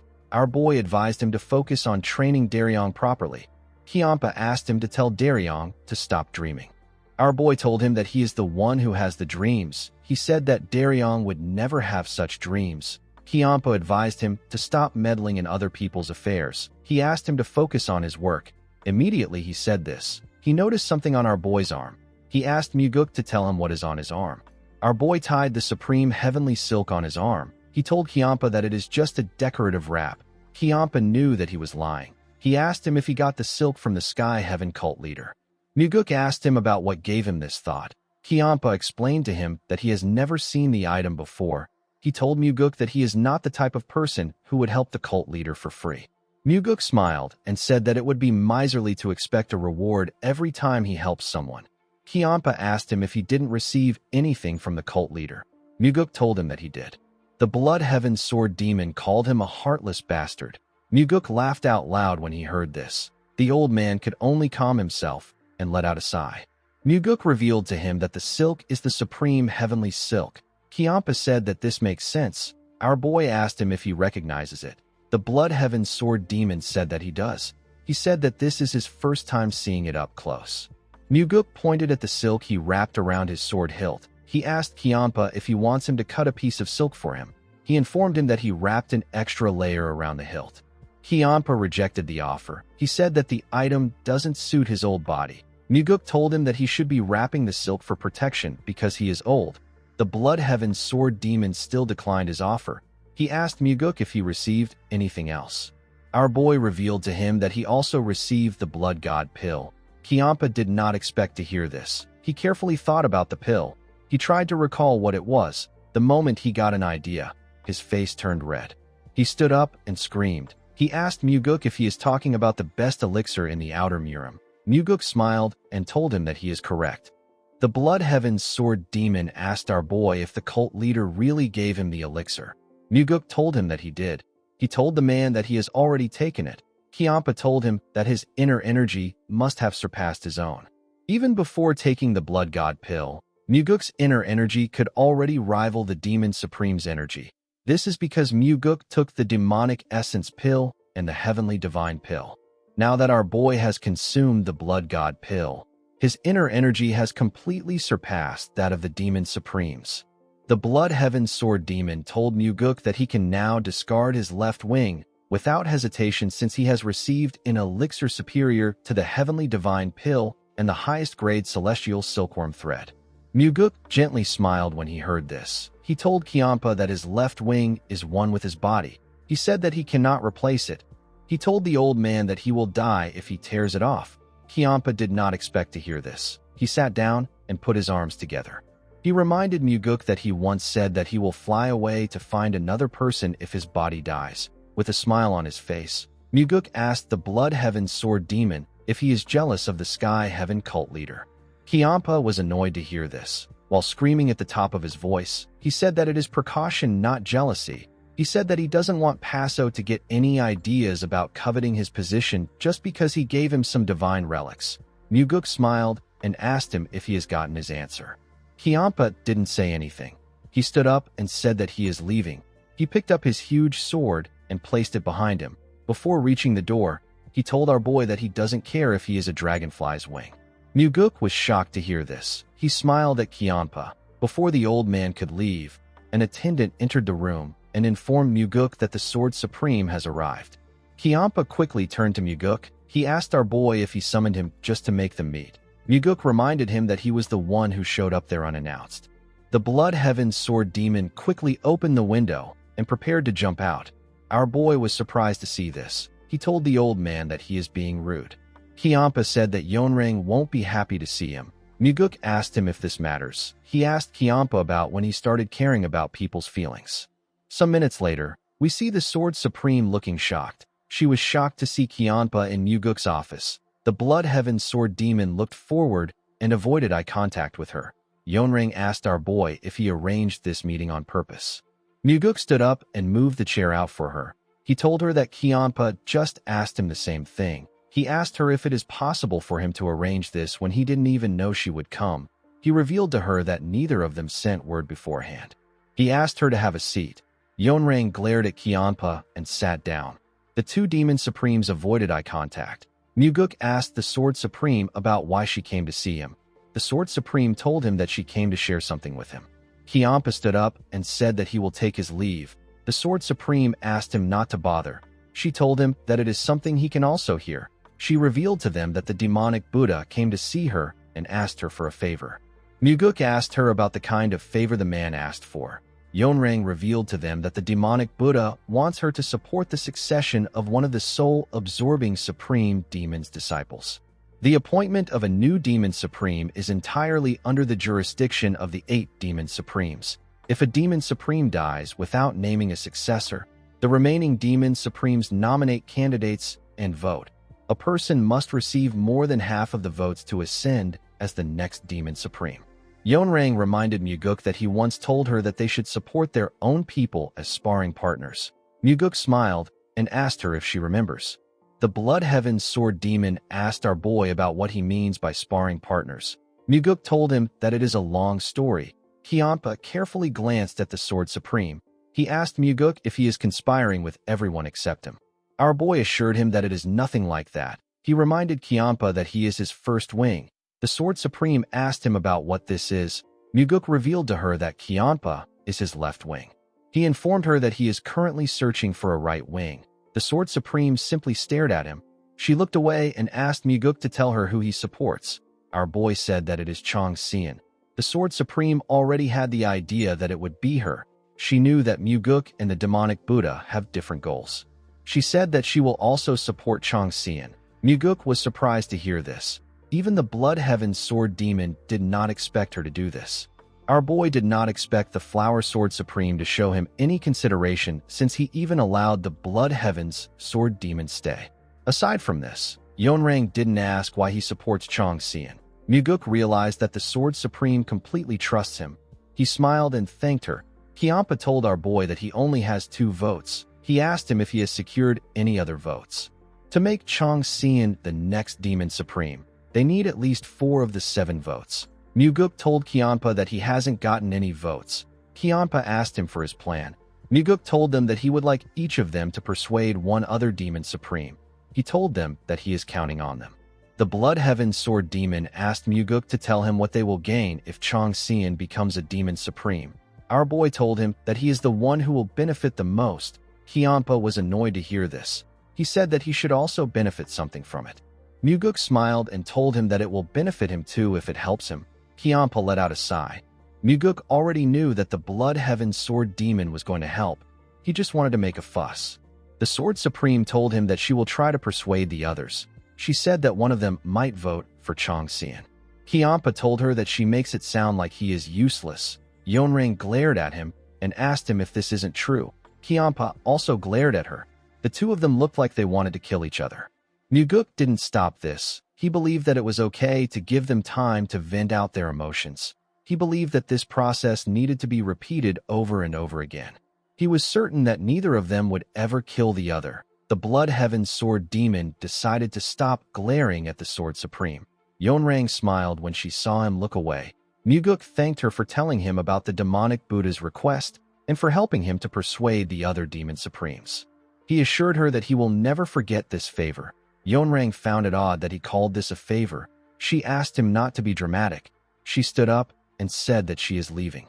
After she left the room, Kianpa also stood up and said that he is leaving. Muguk found it odd that the Blood Heaven Sword Demon didn't give him a serious reaction to the fact that he received sacred relics from the cult leader and got called a sparring partner by the Sword Supreme. Muguk called out to the Blood Heaven Sword Demon and told him that he is always going to be the highest priority. Kianpa stopped walking and turned to him. He told our boy that he is really good at talking. Muguk smiled when he heard this. Kianpa also smiled. He explained to him that even though the Sword Supreme left with confidence, it will still be difficult for her to persuade the demon supremes. He said that the demonic Buddha's side will also be making their moves. Muguk told him that this is the reason he needs his help. The old man asked him if he believes that someone who has been ostracized by the others can be of any help. He walked forward after saying this. Muguk smiled as he looked at the man's back. He knew that Kiampa was still the most dependable person he could trust. The scene shifts, and we see the Sky Heaven cult leader looking at something. He was looking at the place he kept his relics. He screamed and said that it is ugly. He said that the place was once a perfect beauty, but now it is missing 2 front teeth. His advisor said that the relics still have their fangs and molars. He said that they can bite off enemies or clench their teeth and steal their resolve. The cult leader turned to him and told him that he always seems delighted whenever a relic disappears. The man asked him about how he knew. He told Paso that he would have danced if he unlocked his shackles. Paso was annoyed to hear this. He let out a sigh and revealed to the man that he is actually afraid. His advisor asked him about what he is afraid of. Paso explained to him that he is scared that everything will turn out to be a meaningless dream. He said that he is afraid that he will wake up and find nothing left. He told his advisor that he will wonder about what made him give everything to Muguk. The advisor raised his hair and showed his cult leader his face. Paso asked him about what he is doing. The man told him that he's showing him how he got charmed by his face to give up everything. Paso didn't know what to say. He looked into the man's eyes. He could tell that he was serious. He called his advisor a crazy bastard. In the next scene, we see Paso asking his advisor to tell him how they are going to make Chong Xian into a demon supreme. The man explained to him that they need to convince the existing demon supremes one by one. He told him that they need to persuade, negotiate, and recruit the demon supremes. He said that they will need to use at least 2 divine relics. It might even be 3 relics if their luck is bad. Paso asked his advisor if he is telling him to just invest in Muguk. The man asked him about how long he plans on relying on Muguk. He told his cult leader that he needs to be a man and move forward by himself. He asked Paso if he wants him to teach him the approach that would win over the demon supremes. Paso was annoyed to hear this. He asked his advisor to stop mocking him. The man asked him to do nothing and just stay put. Paso asked him if this is how an advisor should talk. The man raised his shackles and asked the cult leader to tell him the kind of advisor that wears chains. Paso didn't know what to say. The man could tell that he was shocked. He told the cult leader that he is talking to him because he considers him as an advisor. He asked him to just stay still. He explained to him that doing nothing sometimes brings the best results.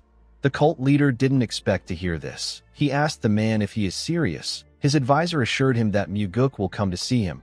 He said that our boy will demand divine relics in exchange for making Chong Xian a demon supreme.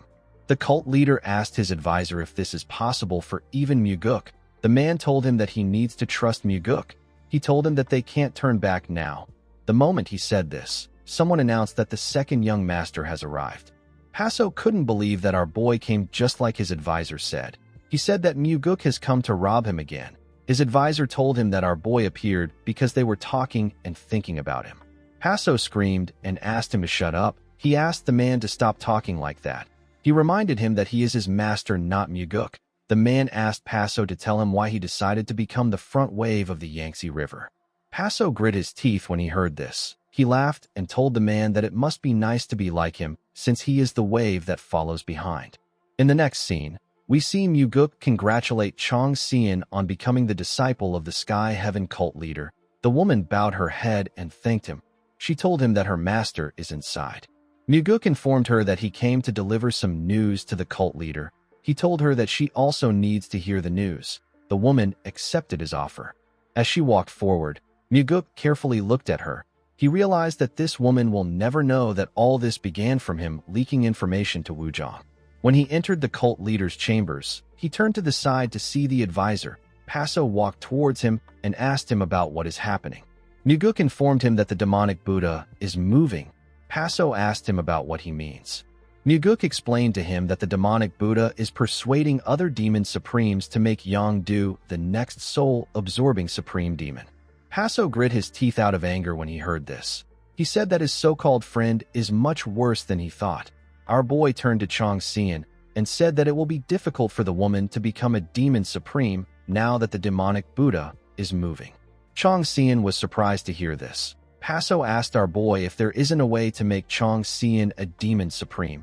He reminded him that he is not allowed to move freely in the heavenly demon divine cult. Muguk told him that there is a way to achieve their goal, but it won't be easy. Paso asked him to tell him the way. Our boy explained to him that they have to move the other demon supremes themselves.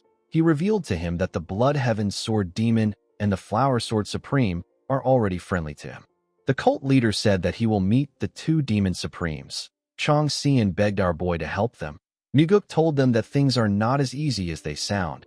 He said that they don't know what the demon supremes will demand in return. He told them that he will be deeply indebted to Yonrang and Qianpa if everything goes well. Paso told him that him and his disciple will be receiving his help. He assured him that they will never forget the favor. Muguk looked into Paso's eyes when he heard this. The cult leader didn't look away when he noticed this. Muguk let out a sigh and told Paso that he will do his best. The cult leader thanked him and asked him to wait there for a moment. He turned to Chong Xian and asked her to go train outside. The woman bowed her head and accepted his order. After she left, Paso asked Muguk to tell him what he wants this time. Muguk told him that he doesn't want anything this time. The cult leader was shocked to hear this. He said that the only thing more valuable than the divine relics is his life. Muguk smiled and said that he doesn't want anything. Paso couldn't believe what he was hearing. He asked him if he is serious. Our boy assured him that he is. The cult leader still wasn't convinced. He asked him if he is certain. Muguk smiled and told him that he will treat him to a drink when this whole thing is over. Paso didn't expect to hear this. Muguk reminded him that he has already given him two divine relics. He said that they need to share a drink whether they win or lose. He told him that he will prepare some liquor and food. He put his hands together and told Paso that he will try his best to make sure that they share a victory toast. He said that he will take his leave now. Paso didn't know what to say. He didn't understand the situation. He watched Muguk walk forward. Our boy never offered to share a drink with the cult leader just for the sake of drinking. He did it because he wanted to drink in the same place where the shackled man was. The scene shifts, and we see someone training. The person turned out to be Leon. The girl ran forward and swung her sword gracefully with her inner energy. Every twist and turn was good and precise. She pushed herself up to the ceiling and swung her sword at a crazy speed as she descended. She landed on the ground with a large amount of energy. The ground shattered and dust filled the room. Leon carefully breathed out. The moment she did this, she realized that she messed up. She saw that she damaged the ground again. While she was looking around, someone told her that her soaring sword art has advanced tremendously. The girl turned to the side to see her master. She smiled brightly when she heard Muguk call out her name. Muguk told her that she can leave any time in the future once she receives the sacred poison purification. Leon walked up to her master and asked him about why he would suddenly say this. Muguk wondered if this girl wears invisible shackles around her ankles too. He wondered if it is just like how he was bound by unseen chains to his resolve to kill Wamugi.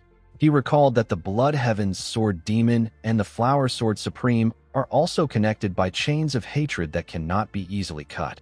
Our boy wondered if his father is also bound to something just like the man who is bound to the Thunder Bell.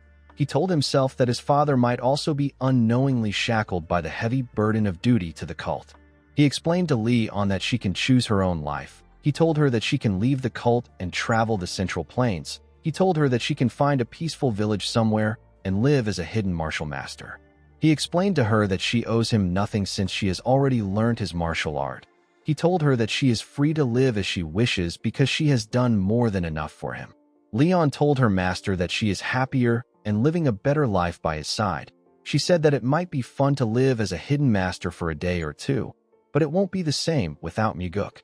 She smiled brightly and told Muguk that being around him every day brings her happiness. She said that she is not a fool. She told Muguk that she would have risked her life to run away a long time ago if she truly hated things around her. She explained to him that she never understood why he always looks at her with such pity. Muguk was shocked to hear this. He gently smiled. The scene shifts, and we see the Sky Heaven cult leader facing his friend. The demonic Buddha asked Paso if he knows how long they have known each other. Paso said that he doesn't even remember. The demonic Buddha told him that their relationship has lasted for so long that he can hardly remember when it started. He told his friend that he didn't expect him to do this. He said that he didn't expect him to resort to such a transparent trick. Paso asked him about what he means. The demonic Buddha told him that he seduced the young disciple of the soul-absorbing supreme demon and took her in as his own disciple. He asked the cult leader to tell him the kind of scheme he is planning. Paso told his friend that he didn't seduce her. He revealed to him that Chong Xian came to him on her own. The demonic Buddha told him that he should have sent the woman back. He told him that he should have known better since he is the adult. Paso asked him to tell him why he should do this. The demonic Buddha asked him about why he is helping the woman. The cult leader reminded him that the martial arts used by demon sorcerers originated from the blood cult.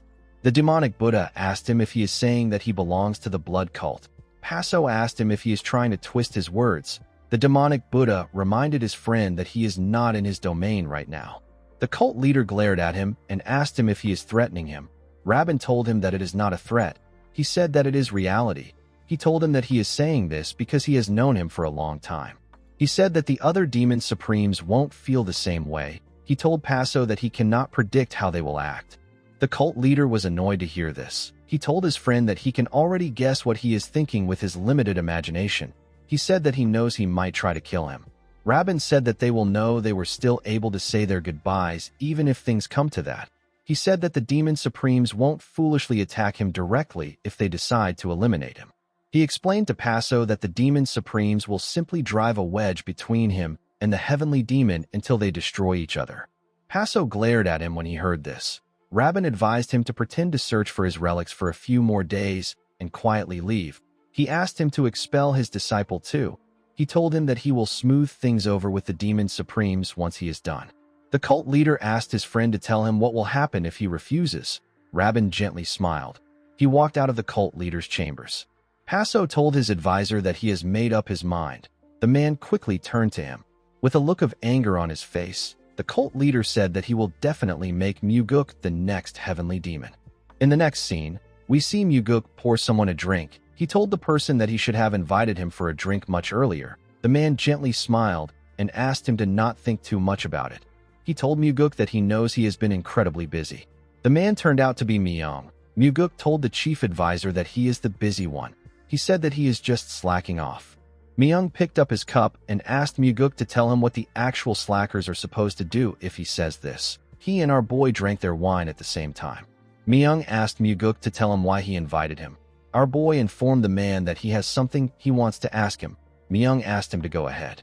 With a serious look on his face, Muguk asked the man to tell him what makes a person a good advisor. Myung was surprised to hear this. He told our boy that he did not expect to hear this question.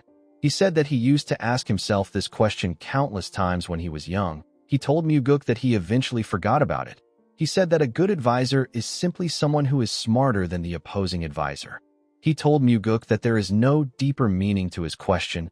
It means exactly what it sounds like. Myung said that his answer is that a good advisor is one who is more intelligent than the enemy's advisor. Muguk did not expect such a simplistic answer. Myung explained to him that it doesn't matter if someone in the cult is smarter than him. It doesn't matter if someone in this tavern is smarter than him. He said that it doesn't matter if Muguk is smarter than him. He said that what is important is that he must be smarter than the advisor of the Murim Alliance, and he must also be smarter than the advisor of the Unorthodox Alliance. Muguk didn't expect to get an answer like this. Myung asked him if the answer sounds boring. Our boy picked up a bottle and poured the man some wine. He told him that the answer struck him so clearly because it is boring. Myung picked up his cup and explained to him that martial artists in the front lines can easily improvise. They can change tactics according to the situation, but an advisor cannot do this because a group could be annihilated if the advisor chooses the wrong plan even once. Myung looked at his wine and said that there is less regrets when one dies by one's own choice. However, it is unbearably unjust for one to die due to the mistake of a single person. Myung said that this is why he always tells the junior advisors to become smarter with their life on the line. After saying this, the man drank his wine. He poured Muguk a drink and told him that it is his turn to ask a question. He asked our boy to tell him why he asked his question. Muguk picked up his cup and revealed to the man that he has recently been looking for an advisor. Our boy asked the man to meet him today to discuss about this. Myung asked our boy if he is not enough. Muguk smiled and reminded him that him and his father have different ambitions. He explained to the man that he came to seek his advice. He said that he wants to know the kind of advisor he should be looking for. Myung picked up his cup and looked into the wine. Muguk noticed this. He realized that Myung was hesitating and wondering about how much he should reveal to him. He understood that the chief advisor was worried about how his words would affect him, the cult, and even the succession struggle. Myung asked our boy if he has already decided. Muguk realized that this man already knows about the man in chains. He knew that the advisor was indirectly asking him if he is considering the man from the Sky Heaven cult. Muguk told Myung that he has someone he is considering. He said that he is not still certain. This was our boy's way of asking if it is acceptable to make the man his advisor. Myung explained to Muguk that no one can ever be certain when it comes to choosing people. A person can only know the outcome after going through a long process. Myung asked our boy to just trust his intuition for now. Muguk couldn't believe that Myung asked him to trust his intuition when he already knows that he is considering the man in chains. He understood that Myung was asking him to accept the shackled man. He raised his cup and told Myung that he will trust his intuition. The chief advisor also raised his cup when he heard this. In the next scene, we are taken to Muguk's office. We see Daryong in the office with him. The man told his lord that some people are probably discussing right now. While looking at a document, Muguk told him that he is correct. At this moment, the Demon Supremes are having a meeting to choose the successor of the soul-absorbing Supreme Demon. It was impossible for Muguk to know whether the Blood Heaven Sword Demon and the Flower Sword Supreme managed to persuade the other Demon Supremes. Our boy didn't visit them to ask, and they did not come to tell him. Daryong asked his lord if he is involved in this matter. Our boy told him that he is. He asked Daryong if he finds it upsetting that he was left out of this, even though he is his right-hand man. Daryong told him that it is fine. He said that he prefers to not know these things. He told his lord that he has never felt bad about being excluded from such matters. He begged Muguk to continue hiding things like this from him. He said that it is fine if he learns that our boy has unified the Murim tomorrow. Muguk was surprised to hear this. He gently smiled and told Daryong that he didn't know that he was such a funny person. He asked him if he acted gloomy on purpose the first time they met. Daryong said that he also doesn't know. He said that he doesn't even know the kind of person he is. The moment he said this, someone ran inside the office and said that it has been decided. Muguk and Daryong turned to the person. The investigator informed them that the votes ended in a tie because one Demon Supreme chose to abstain. Due to this, the first and the third disciple will have a duel to decide the person who will become the next Demon Supreme. Daryong was surprised to hear this. Muguk didn't expect this outcome. Daryong turned to him and asked him about who he thinks will win. Our boy asked him about why he wants to know. The investigator informed him that he wants to go to the marketplace and place a bet on the duel. He said that a poor man like him needs a chance to turn his life around. Muguk smiled and asked him to bet everything on Chong Xian. Daryong asked him about why he chose the third disciple. Muguk explained to him that he is not betting on the third disciple. He told the man that he is betting on the desperation of the Sky Heaven cult leader. Immediately he heard this. Daryong turned around. Our boy asked him about where he is going. Daryong said that he is going to mortgage his house. Before leaving the room, he turned around and asked Muguk if he isn't going to stop him. Our boy told him that he isn't actually going to gamble. Daryong smiled nervously and asked him about how he knows this. Our boy explained to him that people who gamble chase instant fortune. However, he is not the kind of person who has any intention of changing his life through such means. Daryong smiled brightly and told his lord that he got him. He said that he will take his leave. After he left, Muguk told himself that he would have never made it this far without the help of the Blood Heaven Sword Demon and the Sky Heaven cult leader. He was quite grateful for their help. In the next scene, we see a large amount of martial artists gathered outside. Kiampa sat in a pavilion with other Demon Supremes. Yonrang also sat down with some Demon Supremes. The faces of the Demon Supremes weren't shown. The officials of the divine cult all sat in different pavilions. The pavilions were built around a stage. Even Muguk and the Sky Heaven cult leader were present at the dueling arena. The duel was between the first disciple and third disciple of the soul-absorbing Supreme Demon. Yangdu called Chong Xian a despicable coward. He told her that she is stupid for trying to replace their master. Chong Xian told her senior that it is blasphemous to bring up their master's name to justify himself. She asked him if he doesn't realize this. Yangdu raised his hand fan and asked his junior to shut up. He created several huge hands behind him and used them to attack Chong Xian. The woman raised her fan and released some huge, evil-looking spirits. The spirits charged at the huge hands. Yongdu and Chong Xian tried to push each other back with their attacks. Yongdu quickly noticed that he needed to use another attack to take out Chong Xian. He grit his teeth and raised his head. He manifested a ridiculously huge monster made out of hands. The martial artists watching the fight became scared when they saw the monster. They couldn't believe their eyes. Muguk nervously looked at the monster. He now understood why the Orthodox sects consider the soul-absorbing supreme demon to be the most troublesome demon supreme. Just by looking at the fight, Muguk tell that he wouldn't be able to figure out a way to counter their attacks. Yongdu's huge monster began to crush Chong Xian's spirits. When Chong Xian saw that she was about to lose, she made her evil spirit bigger and gave it a bigger head and mouth. Her evil spirit began to eat and crush the hands of the monster. The monster's body began to crumble. Muguk said that the match has been decided. Paso didn't seem surprised with the result. Immediately our boy spoke. The creations of the two disciples disappeared. Yongdu asked Chong Xian about how she used her last technique. The woman told him that her new master taught her a lethal demonic art. Yongdu grit his teeth and called her a bastard. He told her that he has always known the kind of trash she was since when they were kids. Chong Xian smiled and told her senior that he must understand that she will become a far superior soul-absorbing supreme demon than their late master ever was. She screamed and said that the West Illusion Fort will be the greatest among the 8 demon branches. Immediately she said this. Yongdu spat out a large amount of blood. Blood poured out from his ears and eyes. He fell to the ground. The martial artists there were shocked to see how Chong Xian won. They all began to cheer for Chong Xian. The woman moved closer to the pavilion and bowed her head. She introduced herself to them. The Blood Heaven's sword demon got up. He hit his sword on the ground and announced that the new master of the West Illusion Fort has been born. All the martial artists cheered harder when they heard the announcement. Chong Xian did not expect this. She turned to her new master and bowed her head to him. Paso gently smiled when he saw this. Chong Xian turned to Muguk and smiled at him. She looked at someone else in the pavilion. The person turned out to be Wu Zhong. The woman walked past him and didn't greet him.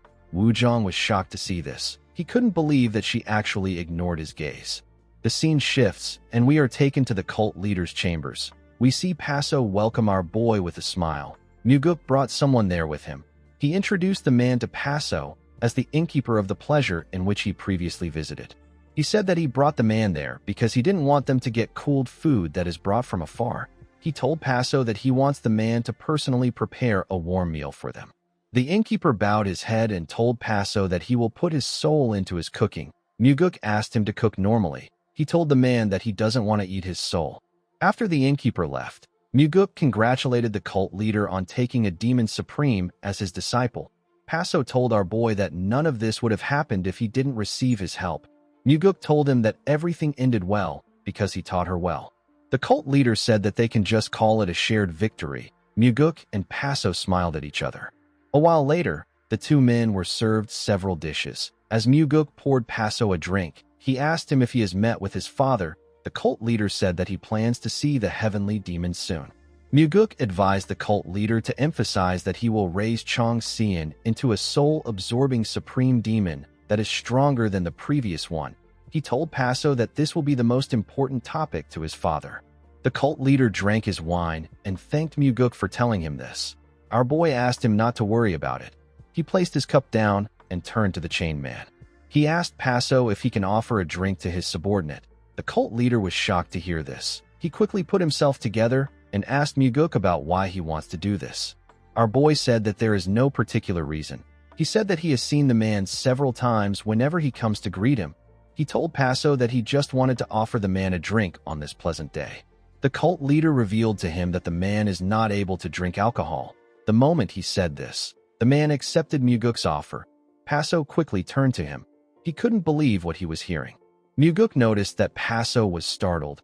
For someone like Paso to fail to hide his expression like this, Muguk deduced that the chain man must have never truly accepted alcohol from him.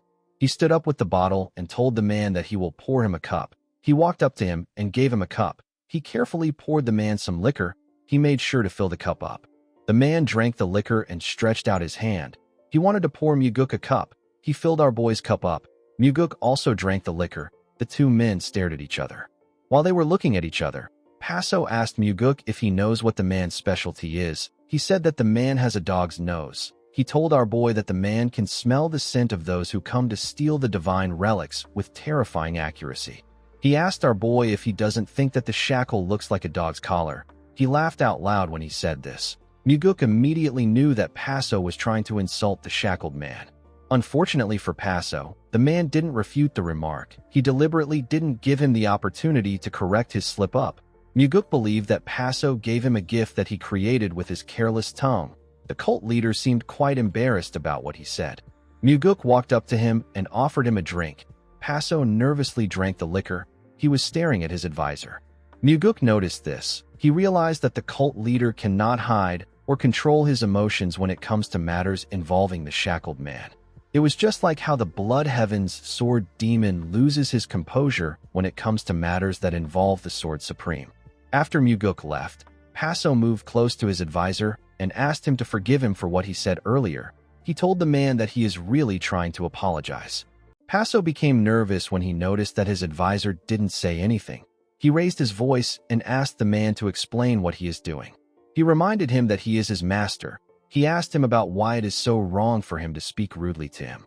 He told him that he spoiled him for so long, and now he has gotten arrogant. He asked the man if he wants to die. He asked him if he knows that he lets him speak informally to him 5 times a day.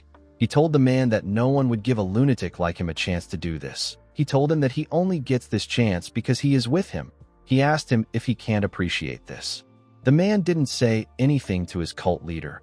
While screaming at the top of his voice, Paso reminded his advisor that he said that he couldn't drink when he offered it to him previously. He reminded him that he said that he would rather die than drink.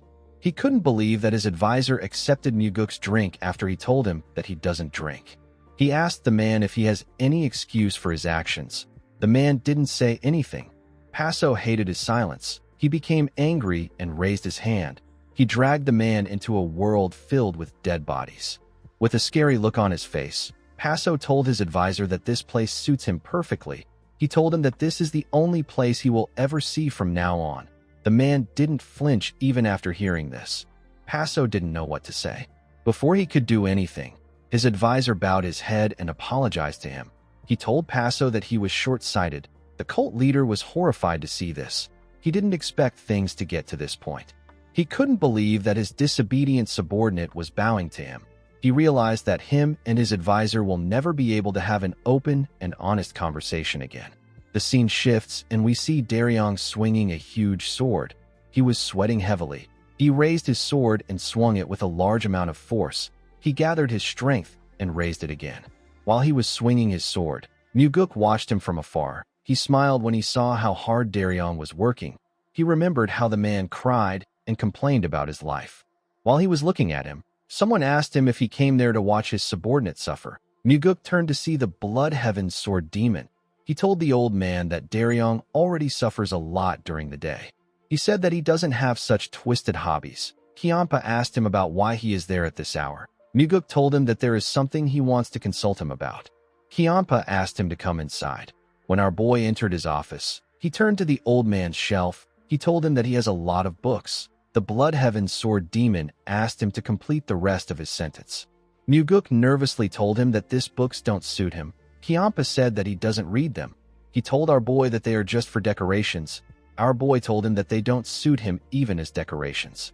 The Blood Heaven's sword demon became angry and raised his voice. He called Muguk a brat and told him that if he counts the number of books he read in his younger days, it would amount to the number of people the heavenly demon has killed. Muguk sat down and told him that he would be a grand scholar if this were true. Kiampa decided not to argue with Muguk. He asked him about what he wants to discuss. Our boy informed him that there is someone whose shackles he wants to remove. The Blood Heaven's sword demon asked him about who it is. Muguk revealed to him that it is one of the subordinates of the Sky Heaven cult leader. Kiampa knew that the person must be competent if Muguk wants him. This means that the Sky Heaven cult leader values the person a lot. Muguk smiled and told the man that this is the dilemma. Kiampa asked him if Paso knows that he wants him. Our boy told him that Paso has not yet realized it. Kiampa asked him if he has spoken with the subordinate. Muguk informed him that he has not shared a single word with him. He said that he simply believes that their hearts are connected. The Blood Heaven Sword Demon didn't expect to hear this. He said that this is a tough situation. Muguk told him that this is why he came to him. He begged Kiampa to teach him a way to get the man. The Blood Heaven Sword Demon was shocked to hear this. He raised his voice and asked our boy if he wants him to help him figure out this situation. Muguk also raised his voice and told the old man that he trusts him this much. He said that he needs a solution. Kiampa was annoyed to hear this. Our boy looked him in the eye. Kiampa could tell that he was being serious. He calmed himself and advised Muguk to do what he is best at. Our boy asked him about what he means. The sword demon pointed at him and asked him to kill the Sky Heaven cult leader. Muguk didn't expect to hear this. Kiampa told him that he will gain 2 benefits at once if he does this. He told him that no one would dream of opposing him becoming the next heavenly demon, and he would be able to obtain the subordinate he wants. Muguk told the Blood Heaven Sword Demon that he won't be killing Paso. The old man curiously asked him for his reason. Muguk explained to him that Paso is not a good man, but he is also not evil enough that he needs to be killed.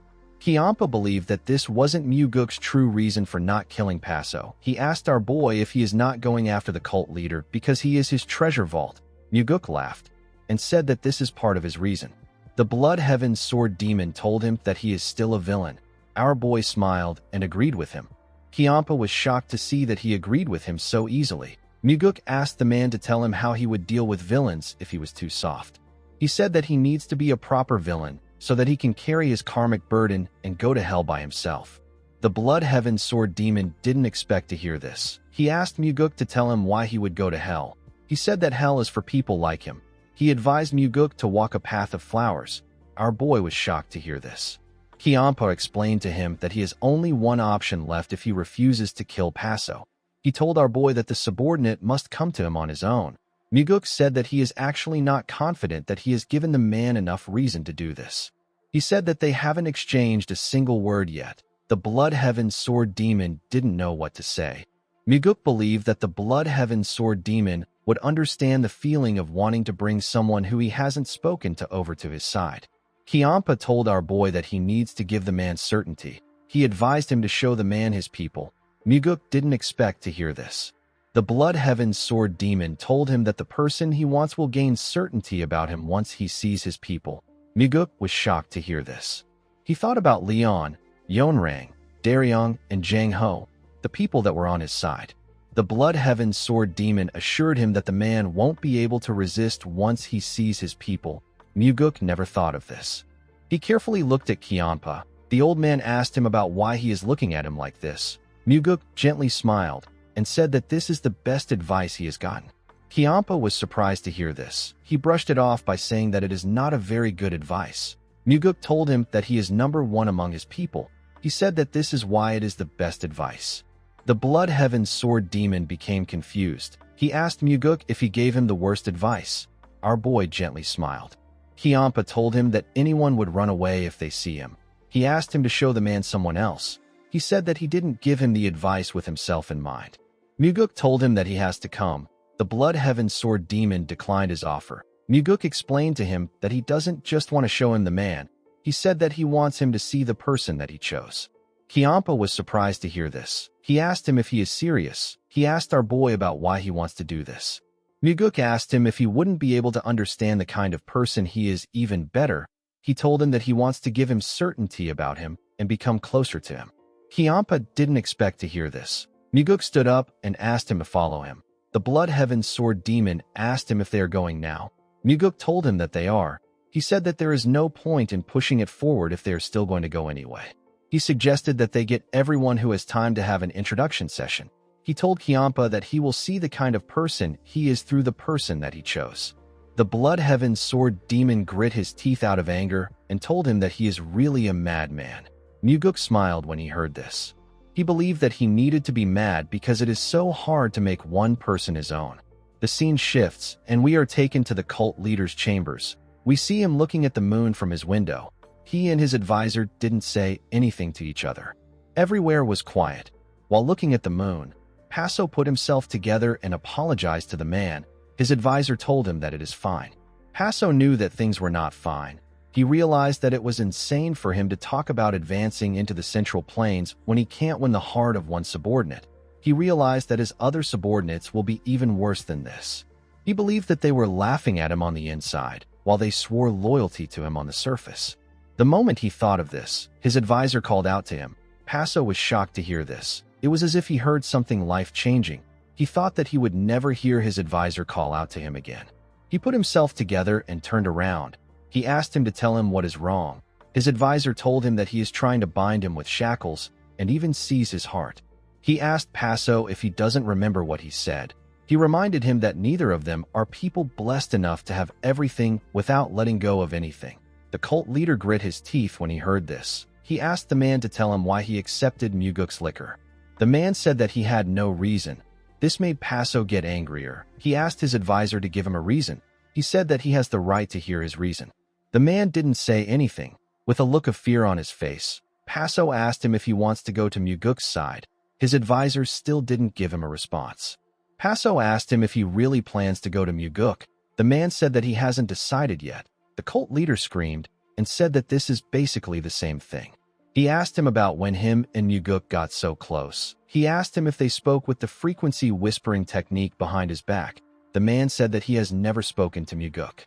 Paso asked him for his reason. The man raised his head and looked at the demon on the thunder bell. He told his cult leader that he read our boy's mind. He said that Muguk wants him. Paso became angry and raised his voice. He asked his advisor to stop spouting nonsense. He asked him if he is trying to imitate the soul-absorbing supreme demon. He asked him to tell him how he could read minds. His advisor didn't say anything. The moment he saw this, Paso became nervous. He now understood why he got so angry. It wasn't because his advisor accepted Muguk's liquor. It was because he had a premonition that something like this would happen. He raised his voice and asked his advisor if he thinks he will let him go. He told him that he will kill him before he lets him go. The man told him that he has to kill him now. The cult leader was shocked to hear this. His advisor asked him to kill him while he still can. He told him that he won't be able to do it after today. Paso became angry when he heard this. He asked his advisor if he is acting this way because he thinks that he won't be able to kill him. He asked him if he is looking down on him. He walked up to him and gathered his energy in his hand. He raised his hand and prepared to strike his advisor down. The man didn't say anything. He simply faced his head down. Paso wasn't comfortable with this. He couldn't believe that his advisor was lowering his head and avoiding eye contact so that he won't feel guilty for killing him.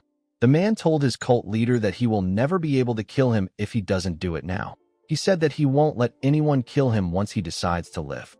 He asked Paso to kill him now if he wants to end his life. The cult leader grit his teeth out of anger. He carefully looked at his advisor. He realized that he couldn't kill the person in front of him. He took away his energy and put his hand down. He asked his advisor if he thinks that he is going to run away by himself in this hellhole of a world. He told him that he won't let this happen. The man raised his head to see his cult leader. Paso reminded him that he said that he hasn't made a decision. The man smiled and told the cult leader that he is correct. Paso placed his hand on his chest and told his advisor that he simply has to make sure that he doesn't lose. He said that he just needs to become someone greater than Muguk. The man told him that he is correct. He asked him to keep living like this. Paso was annoyed to hear this. He asked him not to speak to him, as if they are saying goodbye. His advisor asked him not to cling to him. He told him that he only looks better right now because someone else is trying to take him away. Paso pointed at him and asked him to shut up. He asked him to just give him a chance to persuade him. He told him that he can choose who he will serve after he is done persuading him. He said that people say hateful ties are still ties. He asked him if he isn't allowed to struggle a bit after spending so many years together in the cult. He told his advisor that he is going to cling to him like a mad dog and try to hold on. The man told him that this won't work. He explained to him that Muguk isn't someone he can stand against. Paso was annoyed to hear this. He raised his voice and told his advisor that he can't just let him go. He asked the man to take him with him if he wants to leave. The advisor smiled and asked the cult leader to join Muguk's side with him. Paso was shocked to hear this. He asked the man if he is insane. His advisor reminded him that he said that he will make Muguk the heavenly demon. He asked the cult leader to join hands with him and make our boy the next heavenly demon. He told him that his dreams will naturally be fulfilled once this happens. He assured him that someone like Muguk will definitely set up a Sky Heaven cult headquarters next to the Heavenly Demon Divine cult. Paso called his advisor a lunatic. He asked him if he is even listening to himself. The moment he asked his question, an attendant called out to him. He informed him that Muguk and some guests have arrived. The cult leader asked him about which guests he is referring to. The attendant informed him that there is a whole party of 5 people with Muguk. Paso was shocked to hear this. He didn't expect our boy to push this hard. In the next scene, we see Muguk and his people step into Paso's chambers. Muguk brought the Blood Heaven's Sword Demon, the Flower Sword Supreme, Leon, Daryong, and Jang Ho. Aside from the Blood Heaven's Sword Demon, Muguk didn't inform the others that he was going to meet the Sky Heaven cult leader. He wanted them to show their authentic self to him. With a smile on his face, Paso said that honored guests have come to visit him. He welcomed all of them. Muguk put his hands together and explained to the cult leader that he suddenly wanted to see him. He said that he came to pay his respects with the companions he was with. He asked Paso to forgive him for his discourtesy. The cult leader told him that it is fine. He said that this is an opportunity to mingle with the heroes of the divine cult. Muguk thanked him and told him that he is as broad-minded as the sea. Kiampa greeted the cult leader. Paso welcomed him and told him that he heard that he has recently grown close to Muguk. The Blood Heaven's Sword Demon told Paso that he heard wrong. He said that he and Muguk are not just close. He told Paso that he is our boy's left wing. Muguk and Yonrang were surprised to hear this. Our boy didn't think that Kiampa would say something like this. They always tossed the wing talk as a casual joke among themselves. Muguk never expected Kiampa to say it to another person. Yonrang said that she is not Muguk's right wing. The cult leader told her that he heard she greatly helped them with Chong Xian becoming a demon supreme. The Sword Supreme said that she did it because she trusts Muguk. She revealed to Paso that the Blood Heaven Sword Demon was the one who provided the greatest help. She said that she was only able to gain an abstention. She told Paso that Kiampa secured a full vote for them. Muguk was surprised to hear this. He assumed that it was the Sword Supreme that secured the full vote, while the Blood Heaven's Sword Demon only managed to get the abstention. He smiled and used the frequency whispering technique to ask Kiampa if he didn't say that he was being ostracized. The old man said that someone must have helped him out because they felt sorry for him. Muguk assured him that he will make the Demon Supremes kneel if he ever gets ostracized again. Kiampa told him that he won't go around asking for favors for a second time. Our boy thanked him for his help. Kiampa asked him to forget it. Muguk couldn't believe that the Blood Heaven's Sword Demon didn't try to take the credit after working so hard to pull something this big. Paso put his hands together and told Kiampa that he is better than his friend. The Blood Heaven's Sword Demon asked him if it isn't strange to look for friends in the Jianghu. He said that people simply meet and part depending on what they need at the time. He told Paso that living this way keeps life clean in many ways. The cult leader said that he shall not forget this good lesson. Jang Ho put his hands together and introduced himself as the demonic army commander. He told Paso that it is an honor to meet him.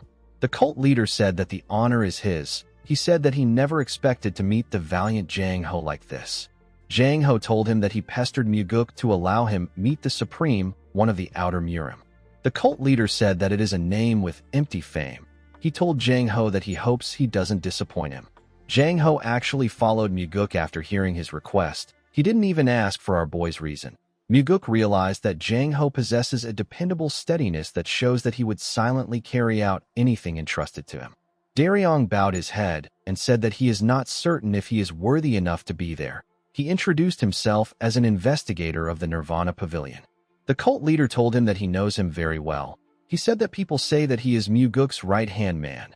Daryong was surprised to hear this. He asked the cult leader if people really say this. Muguk smiled and said that people must really be thinking this way if Paso knew about it without him saying anything. Leon put her hands together and introduced herself as the one who attends to Muguk.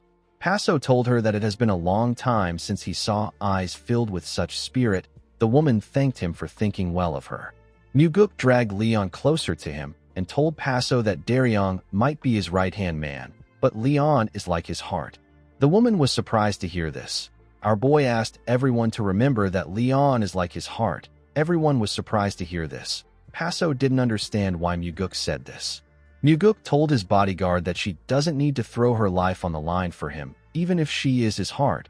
He said that no one needs to sacrifice themselves for him, even if they value him a lot. He asked Leon not to forget it. Muguk spoke like this to show the man his view of superiors and subordinates. The cult leader told him that he is jealous that he has someone that he can praise like this. He said that he can't just sit still and watch him boast about his subordinates. He said that he will introduce someone too. He pointed at the chained man and introduced him as his right-hand man. Muguk quickly turned around when he heard this. He knew that Paso never once introduced the chained man to him. He realized that something must have changed between Paso and his advisor after his slip of tongue. The Blood Heaven Sword Demon asked Paso to tell him why he binds his right-hand man with shackles. Paso explained to him that his advisor is someone that would ascend to the heavens the moment he takes his eyes off him. He said that he has to force him to stay. The Blood Heaven Sword Demon asked the cult leader if he isn't supposed to allow him to ascend if he is meant to do it. Paso told him that it is not as easy as he makes it sound. The Blood Heaven Sword Demon told him that he understands. He said that Amujis are so willful that humans like them can't handle them so easily. He carefully looked Muguk in the eye as he spoke. Muguk realized that Kianpa just asked the cult leader to release someone that ought to be sent off, while also praising the shackled man as a dragon that is meant to ascend. Our boy believed that he would have made the Blood Heaven Sword Demon his advisor if he was 20 years younger. Kianpa's words seemed to stick with the cult leader. Some minutes later, we see the martial artists put their weapons aside. They all sat together. Several drinks and dishes were placed on their table. Muguk and Paso laughed together as they shared a drink. Leon and Yonrang spoke to each other. Paso shared funny stories with the group. While they were drinking, Leon turned to the side and asked if it will be all right for her to offer the advisor a drink. Muguk did not expect to hear this. He recalled that Paso made a huge verbal blunder when he offered the man a drink before. He couldn't believe that Leon was making the same suggestion at this moment. Paso smiled and asked her to go ahead. He said that his advisor would like that. Muguk didn't expect to hear this. He became certain that the cult leader has changed. As she poured him a drink, Leon asked the man if he is guarding the Thunder Bell. The man said that he used to guard it, but now the Thunder Bell is guarding him. The woman told him that she is also in the same situation. The man was surprised to hear this. With a smile on her face, Leon said that she used to protect her young master, but now he protects her.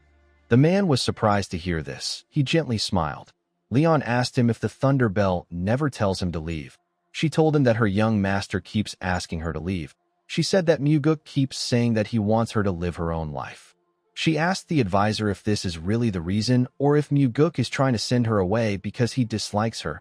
The man explained to her that Muguk wouldn't call her his heart in front of everyone if he disliked her and wanted her to stay away. Leon smiled and turned around. She said that this must be true.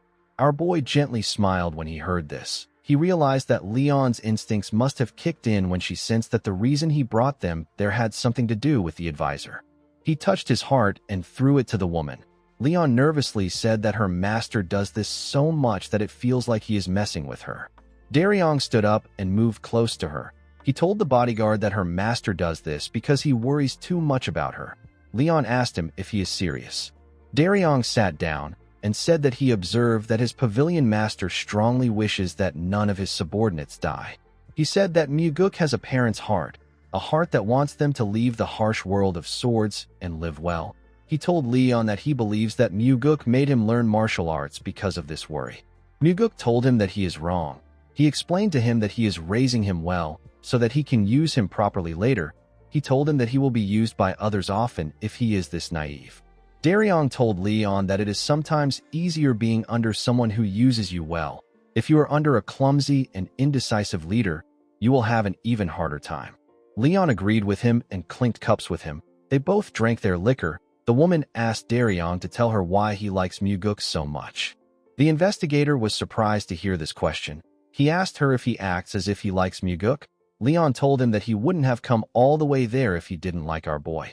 Everyone carefully focused on the investigator to hear his answer. After thinking about it, Daryong placed his cup down and said that he is there because he is Muguk's right-hand man. Muguk smiled when he heard this. Daryong and Leon laughed out loud. The cult leader carefully looked at the people around him when he heard Daryong's answer. The advisor turned to Daryong and asked him about what he will do if someone tries to take his position. Daryong was surprised to hear this question. Leon and Zhang Ho turned to him to hear his answer. Daryong smiled and said that the person can have it.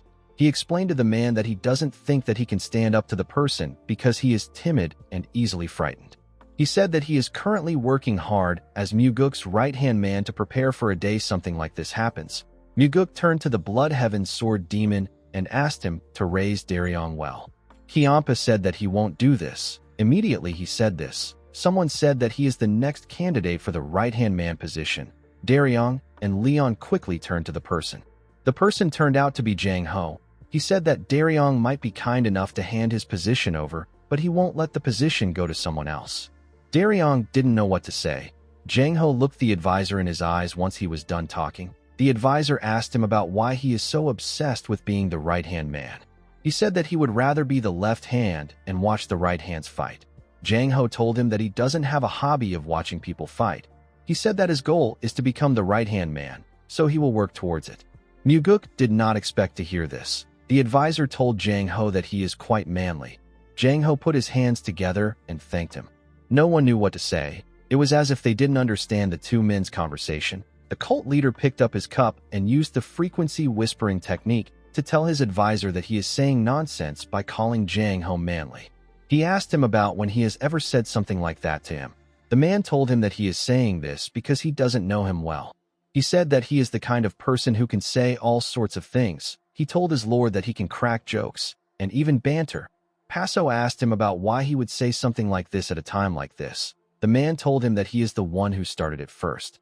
Paso agreed with him and said that he doesn't know what these people are scheming for them to swarm him like this. His advisor asked him if it isn't obvious. He said that they are all working for their leader. Paso told him that this is cowardly. He said that he is alone in the room. The man asked him about what he has been doing all this time. He reminded him that he has so many subordinates. Paso asked him about what he means. He asked him if he is saying that Muguk is the type of leader who cherishes his subordinates more.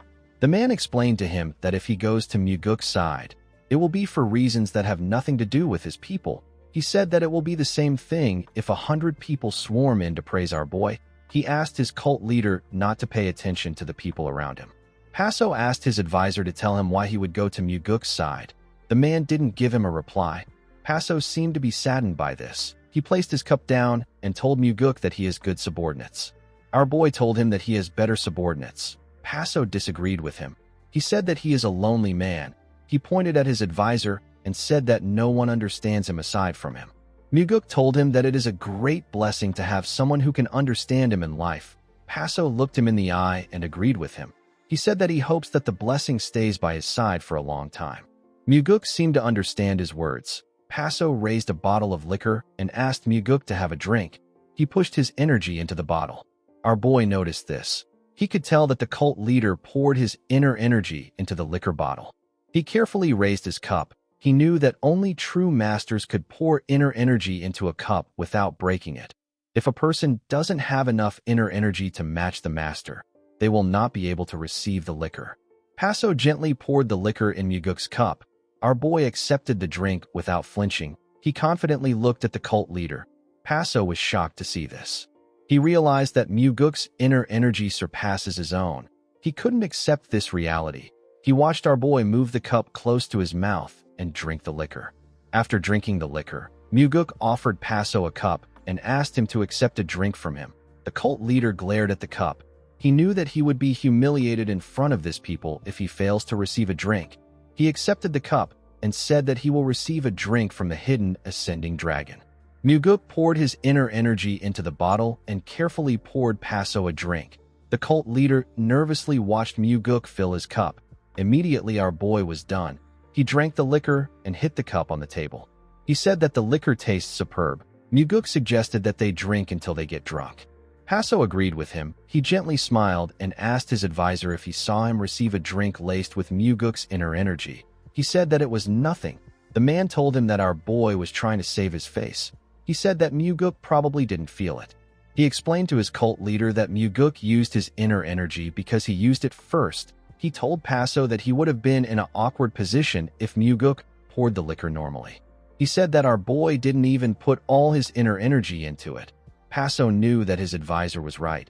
He directly exchanged inner energy with our boy, so he completely understood the situation. His advisor asked him not to get discouraged. He assured him that he is well aware of the kind of person he is. Paso was surprised to hear this. He said that this statement makes him shrink even more.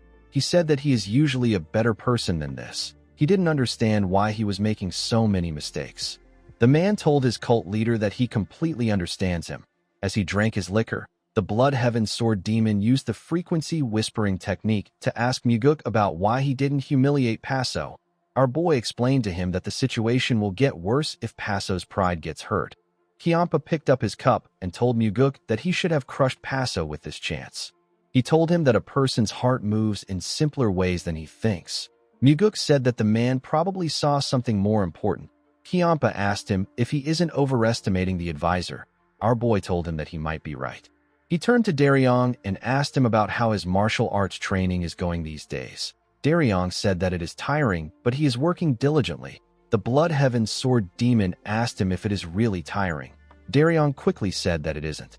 Kiampa told him that he will increase the training volume soon. Daryong screamed and told Kiampa that it is tiring enough to kill him. Muguk smiled and told the man that pandering to Kiampa will be as hard as trying to strike his father's pressure points.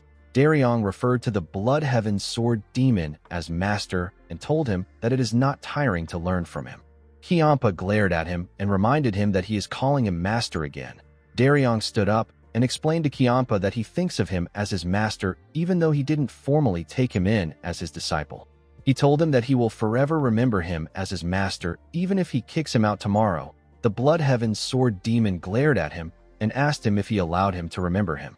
Muguk smiled and asked him if he won't let the man remember what he wants. Someone said that this is the kind of person Kiampa is. The Blood Heaven's Sword Demon and Muguk were shocked to hear this. They quickly turned to the person. The person who spoke turned out to be the Sword Supreme.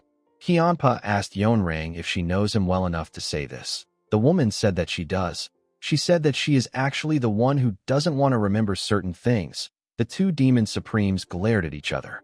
Muguk gently smiled. Jang Ho nervously looked at Kiampa. Even Daryong and Leon could tell that something was up. Paso couldn't fully understand what was happening. He used his frequency whispering technique to tell his advisor that the two demon supremes are having an emotional fight in front of him. He asked him to tell him the kind of scheme they are trying to pull. The man reminded him that he already knew that these two demon supremes don't get along. The cult leader said that he knew this. However, it didn't make sense to him that these two sly foxes were openly showing their emotions and fighting in front of him.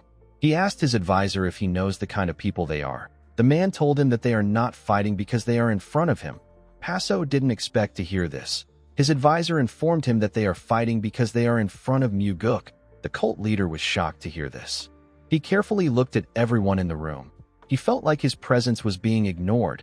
As he looked at Muguk, Paso realized that his advisor was right. He hated this situation. He believed that these people were a bunch of lunatics. He grit his teeth out of anger. He wanted to push the table aside and ask everyone to get lost. He couldn't believe that they came to his place as a pack to act like this in front of him. Paso wanted to threaten the group by asking them if they want to start a war with the Outer Murim. However, he knew that this wasn't the place for him to act like this. He calmed himself and told Muguk that his cult will spare no support to ensure that he becomes the next heavenly demon. Muguk thanked him and assured him that he will do his best to make sure that the Sky Heaven cult advances into the Central Plains. Paso told him that his disciple was able to become a demon supreme thanks to him. He told Muguk that he still wants to reward him even though he didn't ask for any compensation. Everyone turned to the cult leader when they heard this. Paso was trying to show his advisor that he is not such a narrow-minded and greedy person. He stood up and asked Muguk to choose something in the room. He assured him that he will give it to him. Our boy looked around and asked Paso if he will really give him anything. Paso told him that he will. Muguk turned to the advisor and pointed at his shackles. He asked the cult leader to give it to him. Paso was surprised to hear this. The Demon Supremes didn't expect Muguk to make such a request. Daryong and Jang Ho were quite shocked to hear Muguk's request. Even Leon was shocked to hear her master's request. The advisor didn't say anything. Paso glared at Muguk with a face filled with anger. He couldn't believe that our boy would say something like this after he told him that the man is his right-hand man. He told Muguk that he won't be giving him his right-hand man. Muguk corrected him by saying that he wasn't asking for his right-hand man. He told him that he is asking for the shackles that were made from 10,000-year cold iron. Paso realized that he messed up. He asked our boy about what he is going to use his shackles for. Muguk turned to Daryong and said that he wants to use the shackles to tie up someone who won't listen. Daryong told him that shackles are for binding someone who listens well. He told his lord that the real trouble begins when he binds someone like him who doesn't listen well. Paso was shocked to hear this. He carefully looked at his advisor. He remembered the times he unlocked the man's shackles and let him roam freely in another dimension. He had never thought about the shackles like this. Muguk told Paso that he will like to melt the 10,000-year cold iron and make something more valuable. He said that a treasure of this caliber will be hard to find even among the divine relics. He begged Paso to give him the shackles. The cult leader knew that Muguk was saying that he wants to set his advisor free. He wondered about what he should do. He wanted someone to offer him some advice with the frequency whispering technique. However, this was about undoing his advisor's shackles. Paso knew that the man would never advise him in this situation. To his surprise, his advisor used the frequency whispering technique to tell him that he should reject Muguk's request. Paso was shocked to hear this. His advisor explained to him that he must not accept this request for his own sake. The cult leader asked him about why he is telling him this. He reminded him that this is an important matter concerning the undoing of his shackles. The man reminded his cult leader that he said that he wanted things to be fair. Paso became confused. He didn't know what Muguk and his advisor were thinking. He couldn't keep up with them because they were shrewder than him. He said that he will keep his promise. He took out a necklace that had a key attached to it and carefully looked at it. Paso wasn't keeping his promise because of pride or to save his face. He did this because he wanted to show his advisor that he had changed. He hoped that the man would acknowledge his change. He walked past Muguk and his comrades. He moved close to his advisor and used the key to unlock his shackles. He gave Muguk the shackles. Our boy thanked him for it. After he sat down, Muguk turned to the advisor and asked him if there is something he would like to make after he melts the shackles down. Kianpa and Yonrang turned to him when they heard this. Jang Ho nervously looked at Muguk. He didn't expect him to ask a question like this. The cult leader couldn't believe that Muguk was asking his subordinate a question like this after he just gave him the shackles. He believed that the only thing he could do when dealing with these people was to flip the drinking table. Immediately, he grabbed the table. Kianpa placed his hand on it and released some energy. Paso was shocked to feel his energy. He quickly turned to him. Kianpa used the frequency whispering technique to ask Paso to hold himself back. He told him that he won't see the table hit the floor if it gets flipped. He told the cult leader that his body will be what hits the floor. Paso didn't expect to hear something like this. Kianpa glared at him. The cult leader also looked him in the eye. He carefully let go of the table. The advisor told Muguk that he wants a single fan. Our boy asked him if this is all. The man said that it is. Muguk gave Jang Ho the shackles and asked him to take it to artisan Guak in the cult's forge. He asked him to tell the artisan to make a fan with the 10,000-year cold iron and make 8 daggers with what remains. Jang Ho said that he understands. Muguk said that they can commemorate this day by each taking 1 dagger. His comrades realized that our boy was also making a dagger for the Sky Heaven cult leader and his right-hand man. Daryong got up and said that he doesn't feel like he should be allowed to accept such a precious dagger. Leon got up and said that she also feels this way. Jang Ho agreed with them. Muguk liked their behaviors. He asked them to repay him by working themselves to death instead of wasting time being modest. The 3 of them thanked him for his generosity. Paso asked him to tell him why he is giving him a dagger too. Muguk smiled and said that he would like to commemorate this day. Paso said that he is not interested in commemorating today. His advisor used the frequency whispering technique to ask him to take it. He told the cult leader that he understands that he is worked up because of him. He reminded him that he still needs to advance into the Central Plains. The cult leader couldn't believe that his advisor was really doing his best up to the very end. He carefully looked at the man. He realized that he was the one at fault for failing to meet his advisor's expectations. He calmed himself and told Muguk that he is joking. He asked our boy to also give him a dagger. He said that the shackles are meaningful to him too. Our boy smiled and accepted his request. Paso told him that he is truly remarkable. He said that a dagger made out of 10,000-year cold iron isn't easy to obtain even in the Central Plains. He couldn't believe that Muguk was handing them out to everyone. Our boy told him that he is doing this because they are precious to him. The cult leader asked him if there is any guarantee that these precious people will remain precious later on. Muguk revealed to him that he is not making an investment. Paso was surprised to hear this.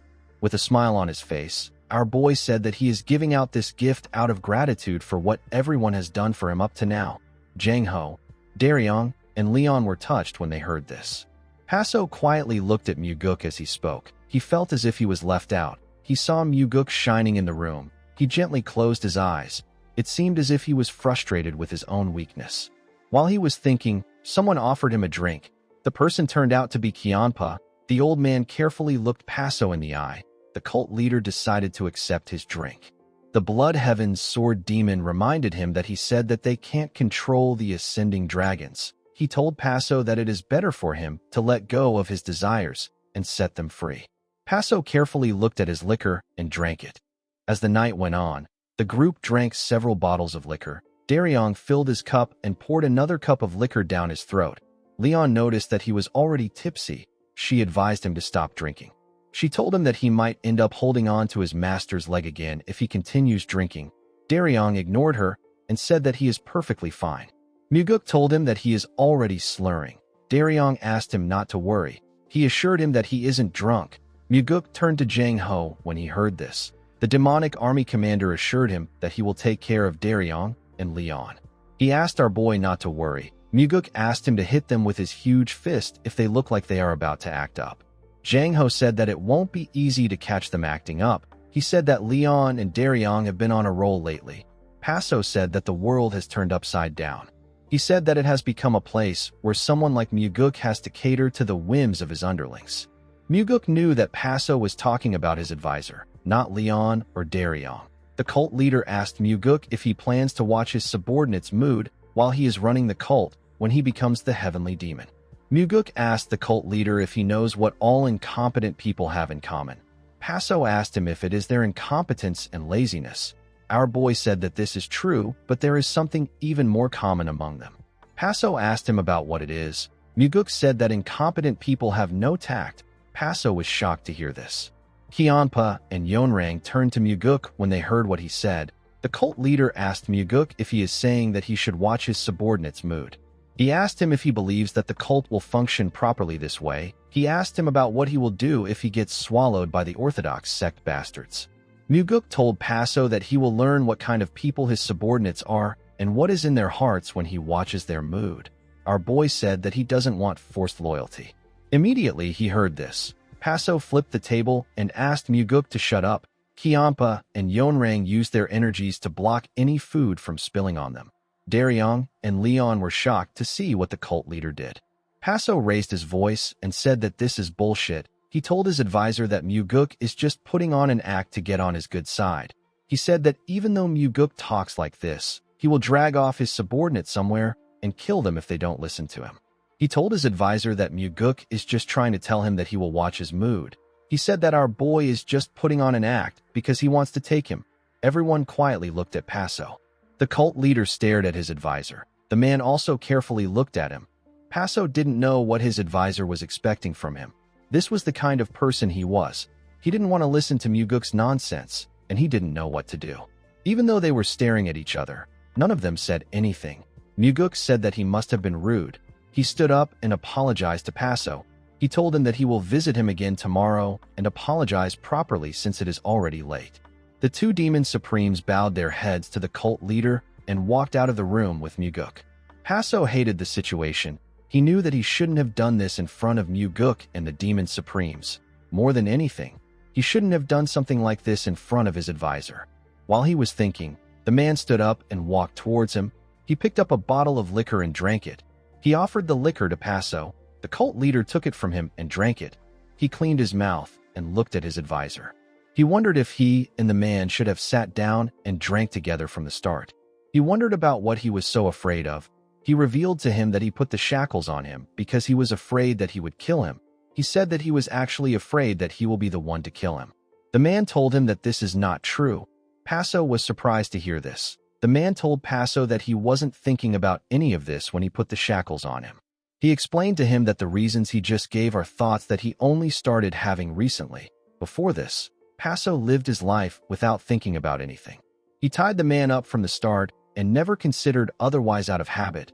Paso knew that his advisor was right. He only realized how big of a problem the shackles were after he got tangled up with Muguk. The advisor told the cult leader that it is fine. He said that this is how everyone lives. Paso said that this is not fine. He told the man that he is leaving because of this mistake. The advisor revealed to him that he is not leaving him because he bounded him in shackles. Paso asked him for the reason he is leaving. He asked the man if he thinks that he can change the world if he is with Muguk. The man said that he doesn't have dreams of changing the world. Paso raised his voice and asked him to tell him why he is leaving. The advisor raised his head up and said that he is leaving because he couldn't predict anything further. Paso didn't understand what the man was talking about. His advisor reminded him that he handles everything related to the Murim situation in the outer Murim together with him. He said that he wasn't able to predict a single thing about Muguk. Paso reminded him that he actually predicted things. He reminded him that he was the one who told him when Muguk would come, and he even predicted that our boy would demand for divine relics. The advisor said that those things were trivial. He revealed to his lord that he heard so many reports about the divine cult in the outer Murim. Most of these reports were about Muguk every single time. Our boy slipped past his expectations. He said that he didn't know that Muguk would kill the demonic army commander or that he would also kill the soul-absorbing supreme demon. The advisor said that he didn't know that Muguk would bring the Blood Heaven's sword demon under him. He told Paso that he never thought that Muguk would bring everyone under him there, or that he would ask for his shackles.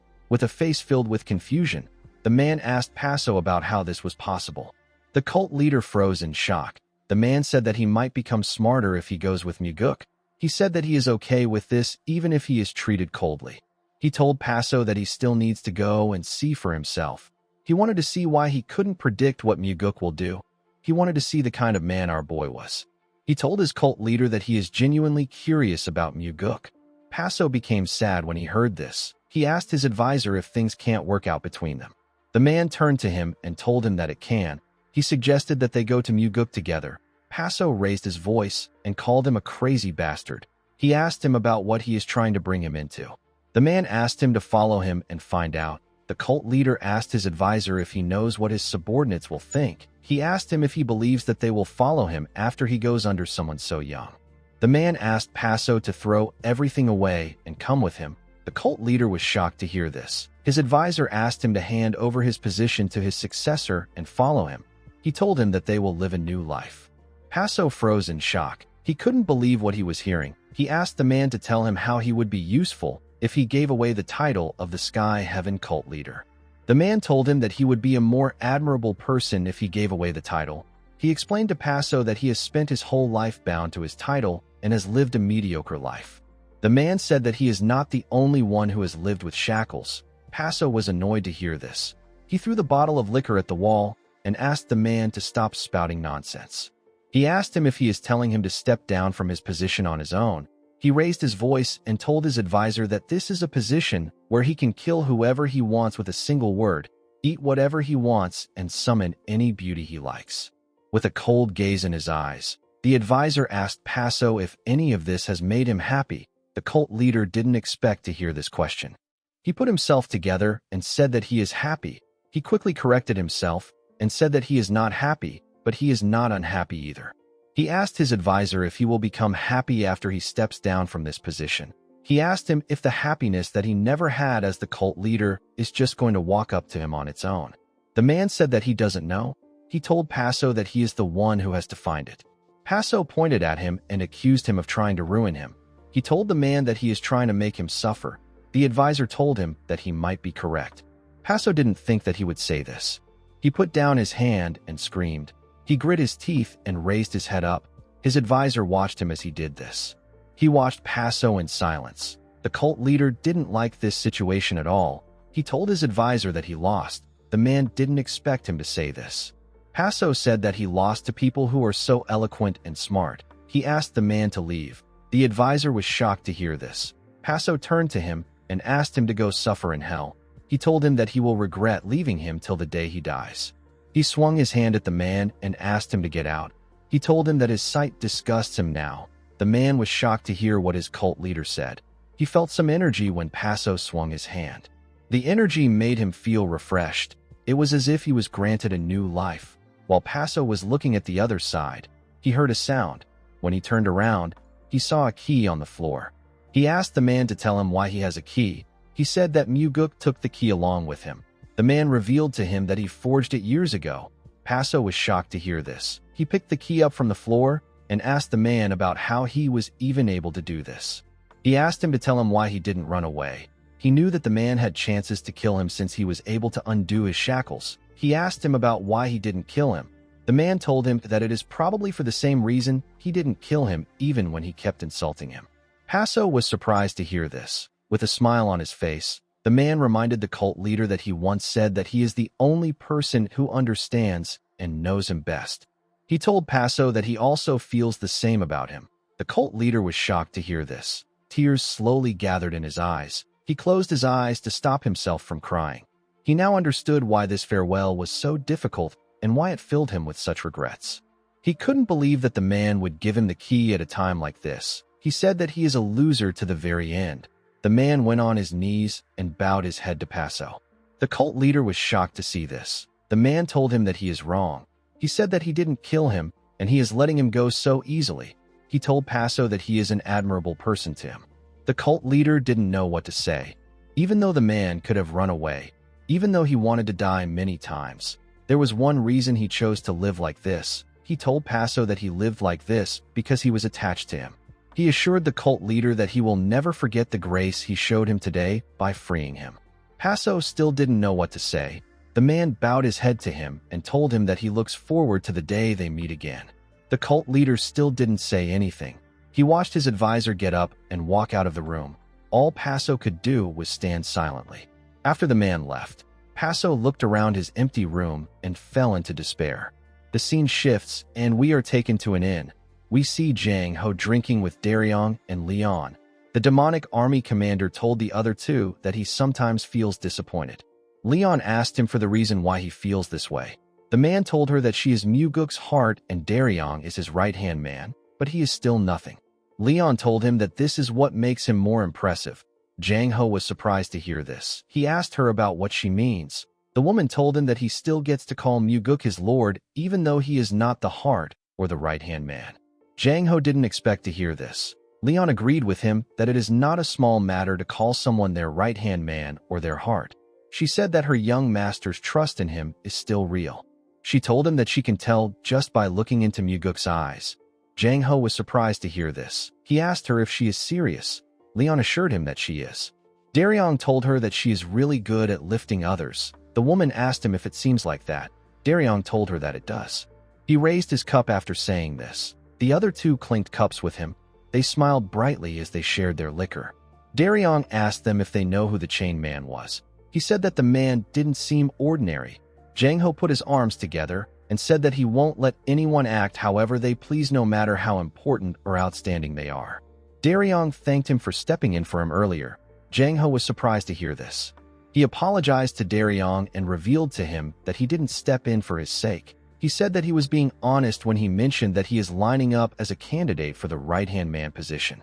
Daryong didn't expect to hear this. He mentioned that Jang Ho is the demonic army commander.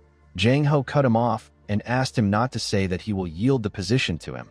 He said that he doesn't believe that Muguk's right-hand man position is something that can be handed over so easily. Daryong was surprised to hear this. He told the man that he was going to say that he won't give him his position. Jang Ho was surprised to hear this. He asked him about why he said that he would give up the position at the cult leader's chambers. Daryong revealed to him that he was lying. He said that the flow of the moment made it seem like it wasn't his place to step up. He told the man that he will never yield the position to him. Leon smiled when she heard this. Daryong revealed to the other two that his senior at the Nirvana Pavilion was killed by the former demonic army commander. He said that he was consumed by nothing but thoughts of revenge. He even memorized all the personal details of the demonic army. However, this was all he did. He couldn't bring himself to suggest a reinvestigation. He just kept burning with revenge in his heart. Daryong drank his liquor and allowed Jang Ho to fill his cup again. He told the other two that his actions were pathetic, but it was the only way he could go through his pain. Daryong looked at his cup and said that he would have spent his whole life drowning in self-blame. living in darkness and depression if he hadn't appeared as a temporary investigator to Muguk. Daryong asked Jang Ho if he knows what he hears the most from Muguk these days. He said that Muguk always asks him about why he has gotten so cheerful. He asked the man if he thinks that he will give up his right-hand man position so easily. He told him that he won't yield to him. He reminded him that he is improving in martial arts day by day. Jang Ho and Leon smiled when they heard this. The scene shifts, and we see Muguk meditating on a rock. He opened his eyes when he sensed someone's presence. He saw the man standing in front of him. He carefully looked him in the eyes. He turned to his ankles and asked him about how they are. The advisor didn't expect to hear this. He told Muguk that he keeps defying his expectations to the very end. Our boy asked him about what he means. The man explained to him that he didn't expect him to check his ankles before even exchanging greetings. Our boy told him that his ankles are more important than the greetings. The man said that his ankles are fine. He explained to Muguk that he is still a martial artist, even though he doesn't possess any extraordinary martial arts. He said that he once mastered the famed fist art up to the 7th star. Muguk asked him if he is referring to the secret martial art of Yang Sung, the fist master who is among the Outer Murim's top 19 martial artists. The man asked Muguk about how he knows about the martial art. Our boy said that he has an interest in all sorts of miscellaneous things. The advisor introduced himself as Go Wool. Our boy told him that he has a fine name. The man thanked him for this. He and Muguk carefully looked each other in the eye. Our boy asked him to become his advisor. Go Wool explained to him that he will become the chief advisor of the entire Heavenly Demon Divine cult when he later becomes the Heavenly Demon. He asked Muguk if he is certain that he can entrust such an important post to him. Our boy explained to him that he will be entrusted with the post when he plays a major role in him becoming the Heavenly Demon. He told Go Wool that he is not handing any post to him. He told him that he has to rise up to it himself. Go Wool went on his knees and put his hands together when he heard this. He told Muguk that he might be lacking, but he will serve him with utmost loyalty if he accepts him as his advisor. He swore to heaven and earth and said that he will stake his life and honor for our boy. Muguk got off his rock and moved closer to Go Wool. He told him that he will now be his chief advisor. He asked the man to guide him well. Upon hearing this, the man stood up and faced his new master. As he and Muguk looked each other in the eye, the sun slowly rose up. In the next scene, we are taken to Muguk's office. We see our boy telling someone that it was worth it for him to spend the last few days getting his body back in shape. The person he was talking to was Go Wool. The advisor smiled at our boy in his new robe and told him that he was only able to get better thanks to him. Muguk told him that he will have to start working now. Go Wool asked him to tell him what he needs to do. Muguk told him that he needs to focus on building an intelligence organization and seizing control of all information across the Central Plains. He explained to him that his target needs to be an organization that surpasses the Heavenly Insight Pavilion, which is the cult's existing intelligence network. Muguk placed 3 million Niang on the table and told the man that he will need funds to build an organization. He asked the man to use the money. Go Wool didn't seem too shocked to see the cash. He found it odd that Muguk was entrusting him with such an absurd amount of money. He asked him about what he will do if he takes the money and runs away. Our boy told him that he will send people to catch him. Go Wool asked him about what he will do after this. Muguk said that he will start by melting down the fan and the daggers he is forging right now in order to create the shackles. After this, he will show him off to the person he hates the most. Muguk told him that he will need to have his mysterious aura act ready at that time. Go Wool smiled when he heard this. Muguk stood up and suggested that they go out to eat today.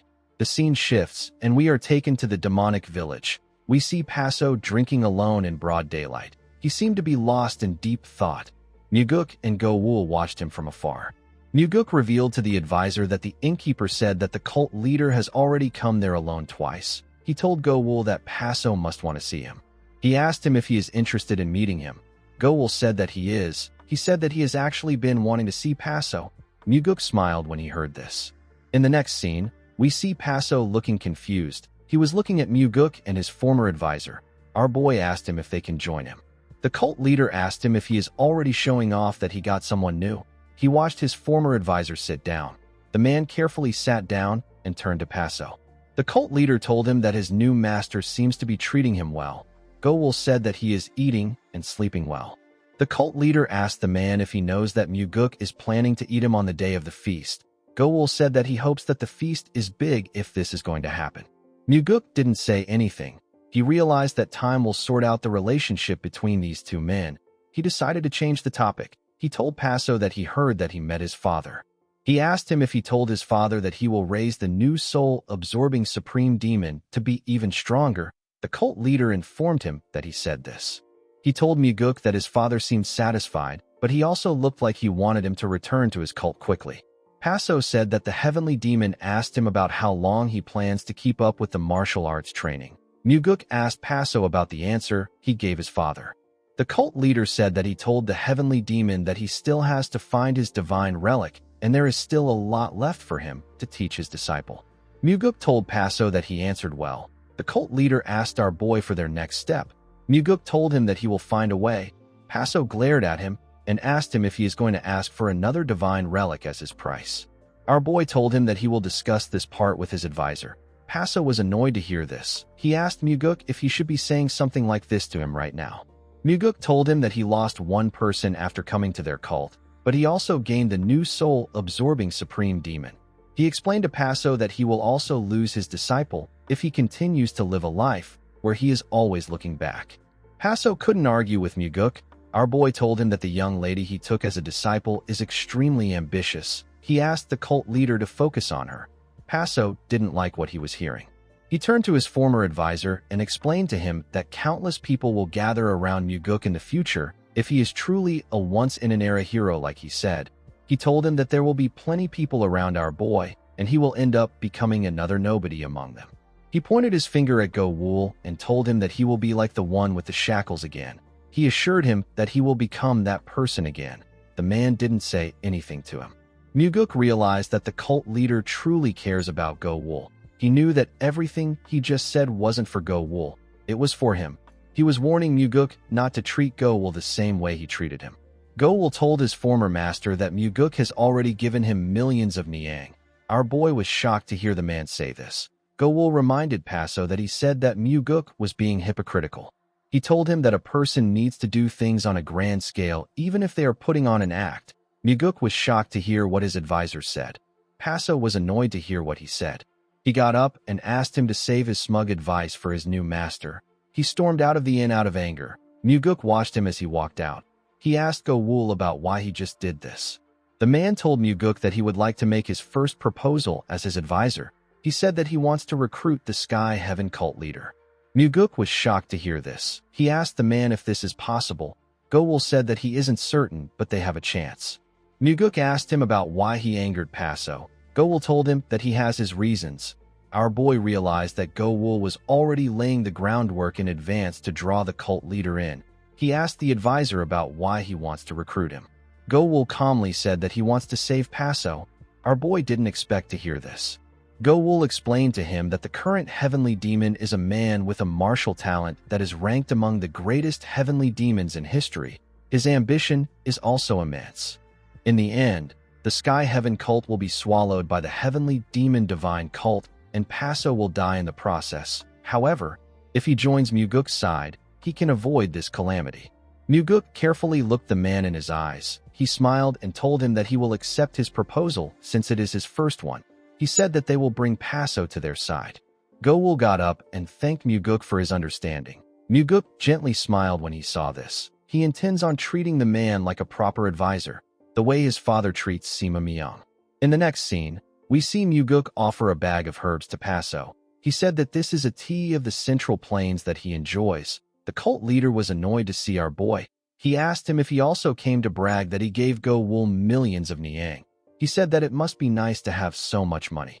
Muguk told him that he actually came to see him. He reminded the cult leader that he has 100 times more money than him. Paso asked him not to be ridiculous. He corrected him by saying that he has 1,000 times more money than him. Muguk told him that he is poorer than him. He told Paso that he cannot brag about money in front of him. Paso asked him for the reason he came. Our boy told him that he wanted to have a cup of tea with him and chat. The cult leader didn't believe him. He glared at Muguk. Our boy decided to go straight to the point. He told Paso that he has a concern related to Go-wul. The cult leader glared at him again and asked him about what the concern is. Muguk reminded him that Go-wul bragged about money so recklessly in front of him yesterday. The cult leader asked him if he was disappointed with this. Muguk said that he doesn't know Go-wul well. Paso asked him about why he showed such devoted care if he doesn't know him well. Our boy said that he has also thought about this. He said that Go-wul was probably meant to serve as a stepping stone who ties the two of them together in a relationship. Paso glared at Muguk with a face filled with disgust. He asked him if Go-wul knows that he is stabbing him in the back like this. Muguk said that this is not slander or betrayal. He told Paso that it is simply the truth. The cult leader asked our boy about what he is trying to say. Muguk told Paso that he was wondering whether Go-wul is someone he can trust. The cult leader hated what he was hearing. With a scary tone in his voice, he asked Muguk to leave for today while he is still being nice. Muguk carefully looked at the man. He told him that he will see him next time. In the next scene, we see Go-wul standing in front of Paso. The cult leader called him a bastard and asked him about what he is doing there. Go-wul asked him to show some courtesy to him since he is a guest there. Paso asked him to stop spouting nonsense. The scene shifts and we see Go-wul filling some cups up with tea. Paso asked him if he is slipping poison into the tea. Go-wul asked him about what he will gain from poisoning him. Paso told him that he will be able to live a happy life with Muguk in a world without him. The advisor told him that he needs to be alive in order for him to brag about his happy life. He said that it will be like how he bragged about money yesterday. The cult leader called him a crazy bastard when he heard this. Go-wul placed the tea on the table and asked Paso to drink it. He realized that this was the first time he brewed some tea for Paso. The cult leader realized that he had no choice but to taste the tea. He picked up the cup and blew on it. Go-wul smiled when he saw this. He told Paso that he will have a cup of tea too before he leaves. Paso asked him to do as he wishes. Before he could sit down, Paso revealed to him that Muguk doesn't fully trust him. The advisor acted surprised to hear this. He sat down and carefully looked at Paso. The cult leader normally wouldn't have told Go-wul about this. Part of him wanted Go-wul to get a taste of hell for abandoning him. But now that he is actually seeing the man face to face, Paso couldn't bring himself to say anything. Go-wul asked him if he is trying to drive a wedge between him and Muguk. Paso was shocked to hear this. He turned to the man and told him that he was actually trying to be nice. He quickly noticed that Go-wul was smiling. The man told him that he is touched that he would tell him something like this. Paso found this odd. He asked him if he didn't just ask him if he was trying to drive a wedge between him and Muguk. Go-wul told him that he knows that he is not trying to drive a wedge. He revealed to the cult leader that this is an operation. Paso didn't understand what he meant. He asked him about the kind of operation it is. Go-wul told him that it is an operation to lure him in. He explained to him that he planned to allow Muguk to suspect and corner him, and then our boy will use his soft heart to pull him over to their side. Paso was surprised to hear what the man said. He quickly became angry. He stood up and raised his voice. He asked the man if he believes that he would fall for such a cheap trick. Go-wul asked him if he is just going to sit back and watch if he gets driven to the corner. Paso told him that he would. He reminded the advisor that he already left him. He asked him to tell him why he will help him. Go-wul asked him to tell him why he is getting so worked up. Paso screamed at him and told him that he is not worried. Go-wul carefully looked him in the eye. Paso calmed himself and sat down when he saw this. He asked the advisor to tell him why he is telling him this. Go-wul told him that he doesn't want to deceive him and drag him to their side. The cult leader didn't know what to say. Go-wul revealed to him that telling him this part is also part of his operation. He told him that it is an operation to make him trust him even more. Paso grit his teeth out of anger when he heard this. He was annoyed to hear what the advisor said. He got up again and asked the man about what he is saying. He told him that he is just like a ghost who won't stop tormenting him. Go-wul smiled and told him that he is acting like his usual self. Paso became angrier when he heard this. He asked Go-wul if he is someone who only yells just to be mocked. He told him that he will yell until he has had his fill. He asked the advisor to go ahead and mock him. He screamed at the top of his voice. Go-wul didn't say anything to the angry cult leader. Paso calmed himself and sat down back. He asked Go-wul about why he is going this far just to take him with him. Go-wul revealed to him that he is afraid that he will be killed by the heavenly demon. Paso dismissed his words by saying that nothing will happen. He said that he will find a new advisor as soon as he returns to the cult. Go-wul told him that he already knows the kind of person who will end up taking his place in the cult. He told Paso that the person won't be enough. Paso told him that he will just find someone the same way he found him. Go-wul asked him if he thinks that he can be lucky twice. Paso became angry when he heard this. He called the man an arrogant bastard. Gowul told him that he has shown all his cards. He told Paso that it is now his turn. The cult leader didn't like this situation. He told Gowul that he already knows all his cards. He told him that Muguk intends to strip him of everything. Gowul advised him to take back what he wants every time Muguk takes something from him. He told him that if he loses one thing, he should gain another and fill the gap. Paso said that he is not smart enough to do this. Gowul told him that he will help him. Paso advised him to focus on helping himself and do his best not to end up penniless and chained up again. He explained to him that no matter how much humans pretend to be kind or act superior, they are all the same. Gowul agreed with him and told him that it is better they go together since they are all the same. Paso carefully stared at him. He asked the man if he can trust him. Gowul asked him if he is nervous. Paso asked him if he wouldn't be nervous if it was him. Gowul referred to him as cult leader. Paso was shocked to hear this. He quickly looked at the man. Gowul asked him not to lie. He told him that he has never been nervous in his entire life because nothing ever threatened him. He asked Paso if he is now saying that he is nervous by simply thinking about advancing into the Central Plains. He asked Paso to stop lying. He explained to him that even though he kept talking about advancing into the Central Plains, he has never once seriously thought about it. Paso was shocked to hear this. Gowul explained to him that he has never really thought about what it means to advance into the Central Plains and the kind of consequences it brings. This is because all of this is just a hassle to him. As he spoke, Paso felt like crying. He knew that he couldn't deny Gowul's words. The dream to advance into the Central Plains was his grandfather's wish and his father's own. Paso felt like he would become a sinner in the cult if he refused this dream. All everyone wanted was to advance into the Central Plains. Gowul explained to Paso that he is living a life where one word from him can kill a man, where he can hold any beauty he wants, where he can eat rare delicacies every day. This life sounds nice because it is a life everyone dreams of. And yet, Paso has already lived this life to his heart's content. Gowul told the cult leader that there is no stimulation left for him in this life. And there is no happiness either. He told Paso that they need to live a different life. A life that is intense and thrilling. One that makes their heart drop into their stomach. Gowul told Paso that his martial arts are rusting away in the sandstorms. He asked him to show the world what a real storm of blood is. He wanted the cult leader to live a life where he might die with a squawk if things go bad. He told the cult leader that they're lucky enough to have someone who will bring a single flower to the other person's grave. The cult leader carefully stared at the man. Gowul also looked him in the eye. Paso put himself together and asked Gowul to bring Muguk. In the next scene, we see Muguk in Paso's chambers. The cult leader carefully observed our boy. He asked him to tell him what will change if he joins hands with him. Muguk told him that nothing will change. Paso didn't expect to hear this.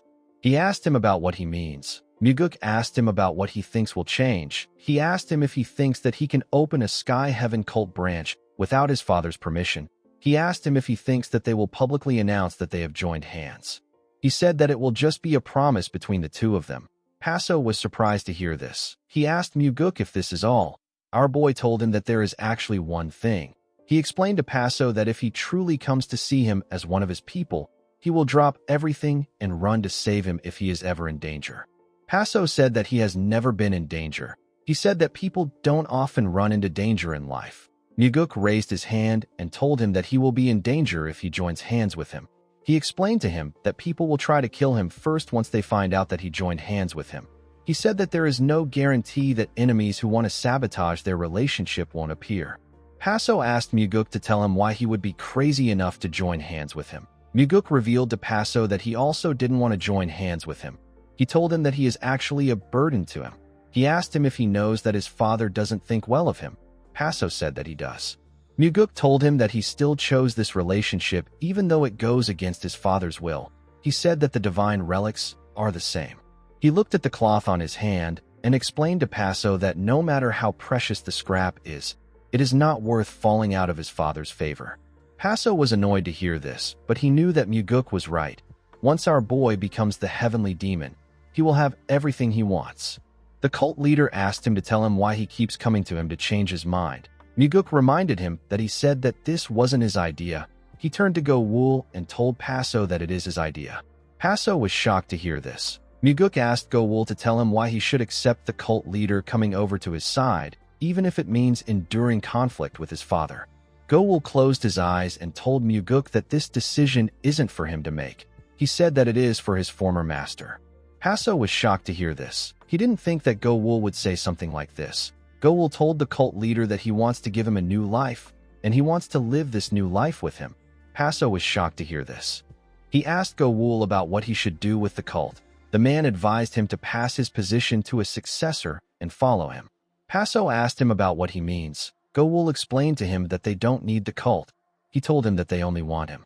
With a look of shock on his face, the cult leader asked Go-wul if he is really asking him to leave his cult and follow him. The man told him that he is. Paso didn't expect him to be so serious. Muguk turned to his advisor and turned back to Paso. He knew that the cult leader wasn't a man suited to lead a group. He knew that Paso didn't have the selfishness and greed that could deceive everyone. He wondered if the cult leader would really give up his seat and come to him just because of his relationship with one man. Our boy wondered if a relationship like that really exists in the world. Paso told the advisor that the cult won't run well if he is not there. The man told him that it will actually operate better. He asked Paso not to worry and just follow him.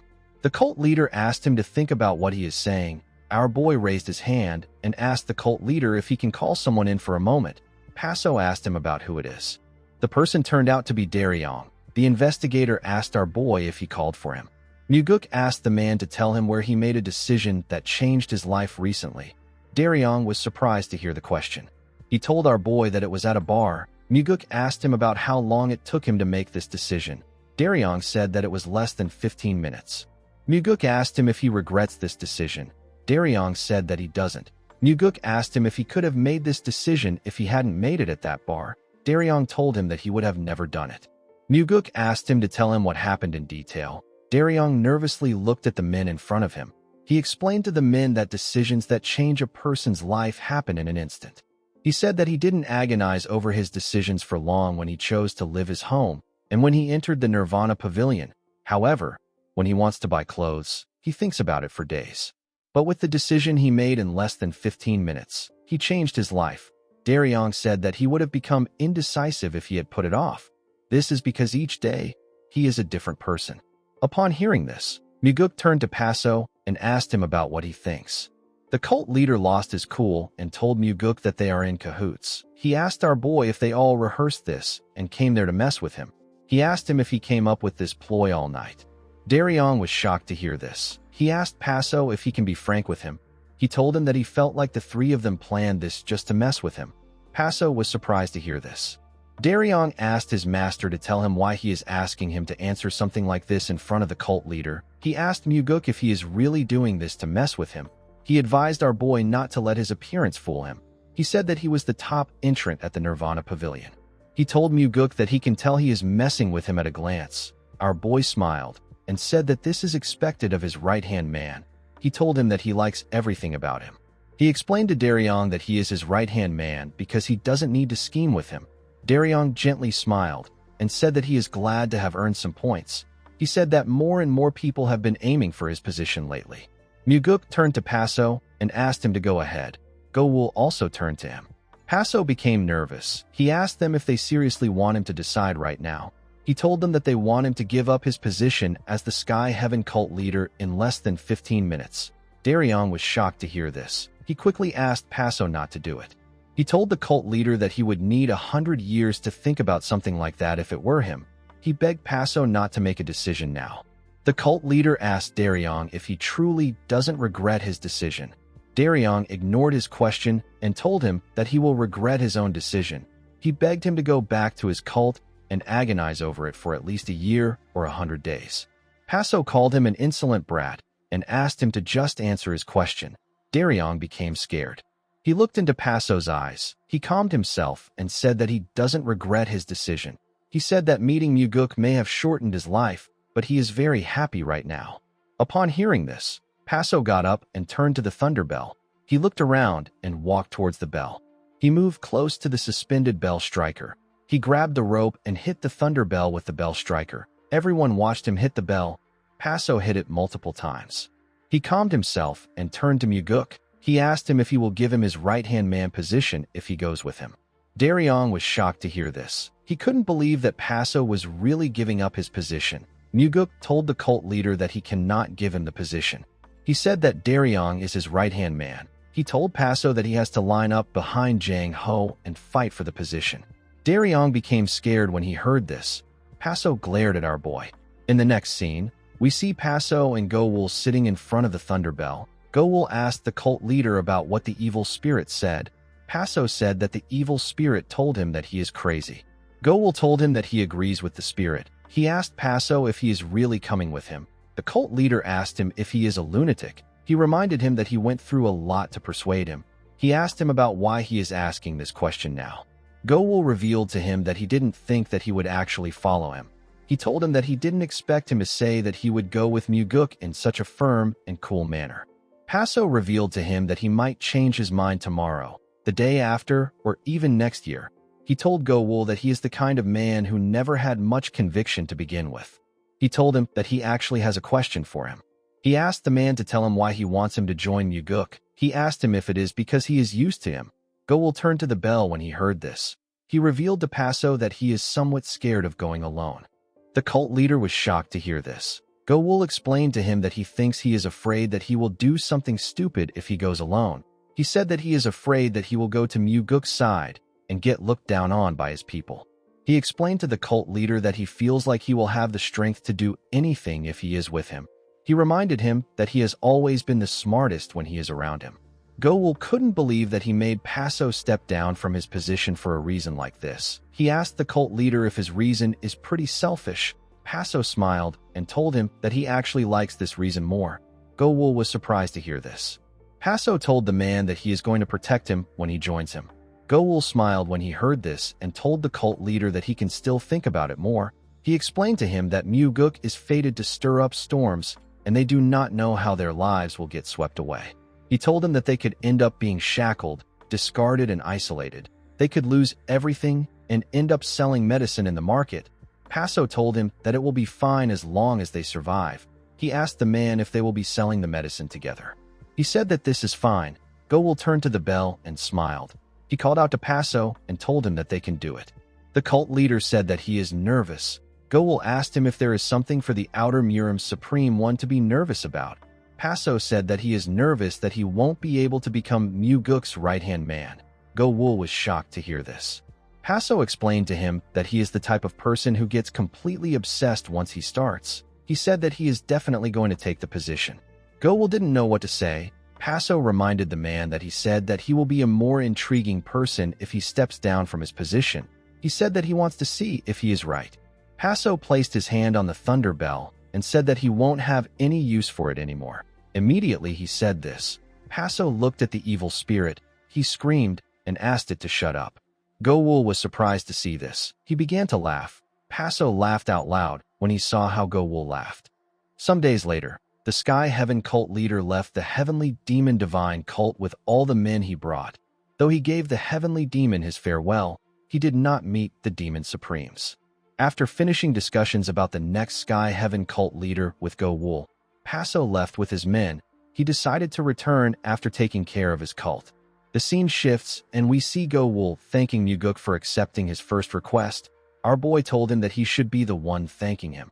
He said that a martial artist as skilled as the Sky Heaven cult leader has joined his side thanks to him. Muguk was well aware that the cult leader is the most powerful martial artist in the Outer Murim. No Demon Supreme would be able to guarantee their victory against him. With a smile on his face, Gowul reminded Muguk that he saw how fat Paso had gotten from being so old and lazy. He told him that he will have to train Paso properly when he returns. Our boy smiled and told the advisor that this will be his job. He said that no one else will have the guts to ask Paso to train other than him. Gowul smiled and asked Muguk to leave it to him. The scene shifts, and we see the Heavenly Demon playing a game of Go. While he was focused on moving his stones, someone asked him if he plays Go. The Heavenly Demon ignored the person and took out a white stone. He placed the stone on the board and told Muguk that there are few people who can defeat him in the cult. Muguk asked his father if he is certain that he doesn't swipe his hand across his neck whenever he starts losing and allow someone appear behind his opponents and slice them. The heavenly demon moved a stone and said that he does this occasionally. He said that games are made to be won. He asked his son to sit and play a game with him. Muguk told him that he is fine with this. He asked his father to not just signal for his assassination whenever he starts losing. The two men calmly looked at the board and began to move their stones. They took out the stones from a small wooden box and carefully placed it on the board. While his father was moving his stones, Muguk carefully looked at him. He thought about how he hunted and ate with his father, and now he is playing Go with him. Our boy realized that he was enjoying all sorts of things that he never would have imagined before his regression. All that was happening was a simple game of Go between a father and a son. Muguk wondered why they never did such a simple thing before. He wondered why he was so scared of his father's gaze. He calmly moved his stones again. Some minutes later, we see the heavenly demon heavily staring at the board. Muguk told his father that he really loves playing aggressively. He said that this is what he expects from someone like him. He told him that he barely won. The heavenly demon carefully looked at his son. He asked him about when he learned to play Go. Muguk told him that he learned it whenever he found the time. He told his father that he heard he learned from strategist Sima. He told him that he is always open for revenge matches. The heavenly demon ignored his son and turned to the board. He used his energy to raise each stone. Muguk was shocked to see this. He instantly knew that this was the celestial seas. He watched his father move the white and black stones to their separate boxes. Muguk couldn't believe that celestial seas can even do such precise things. With a scary look on his face, the heavenly demon told his son that he can't just let him walk away. He asked him to have a duel with him.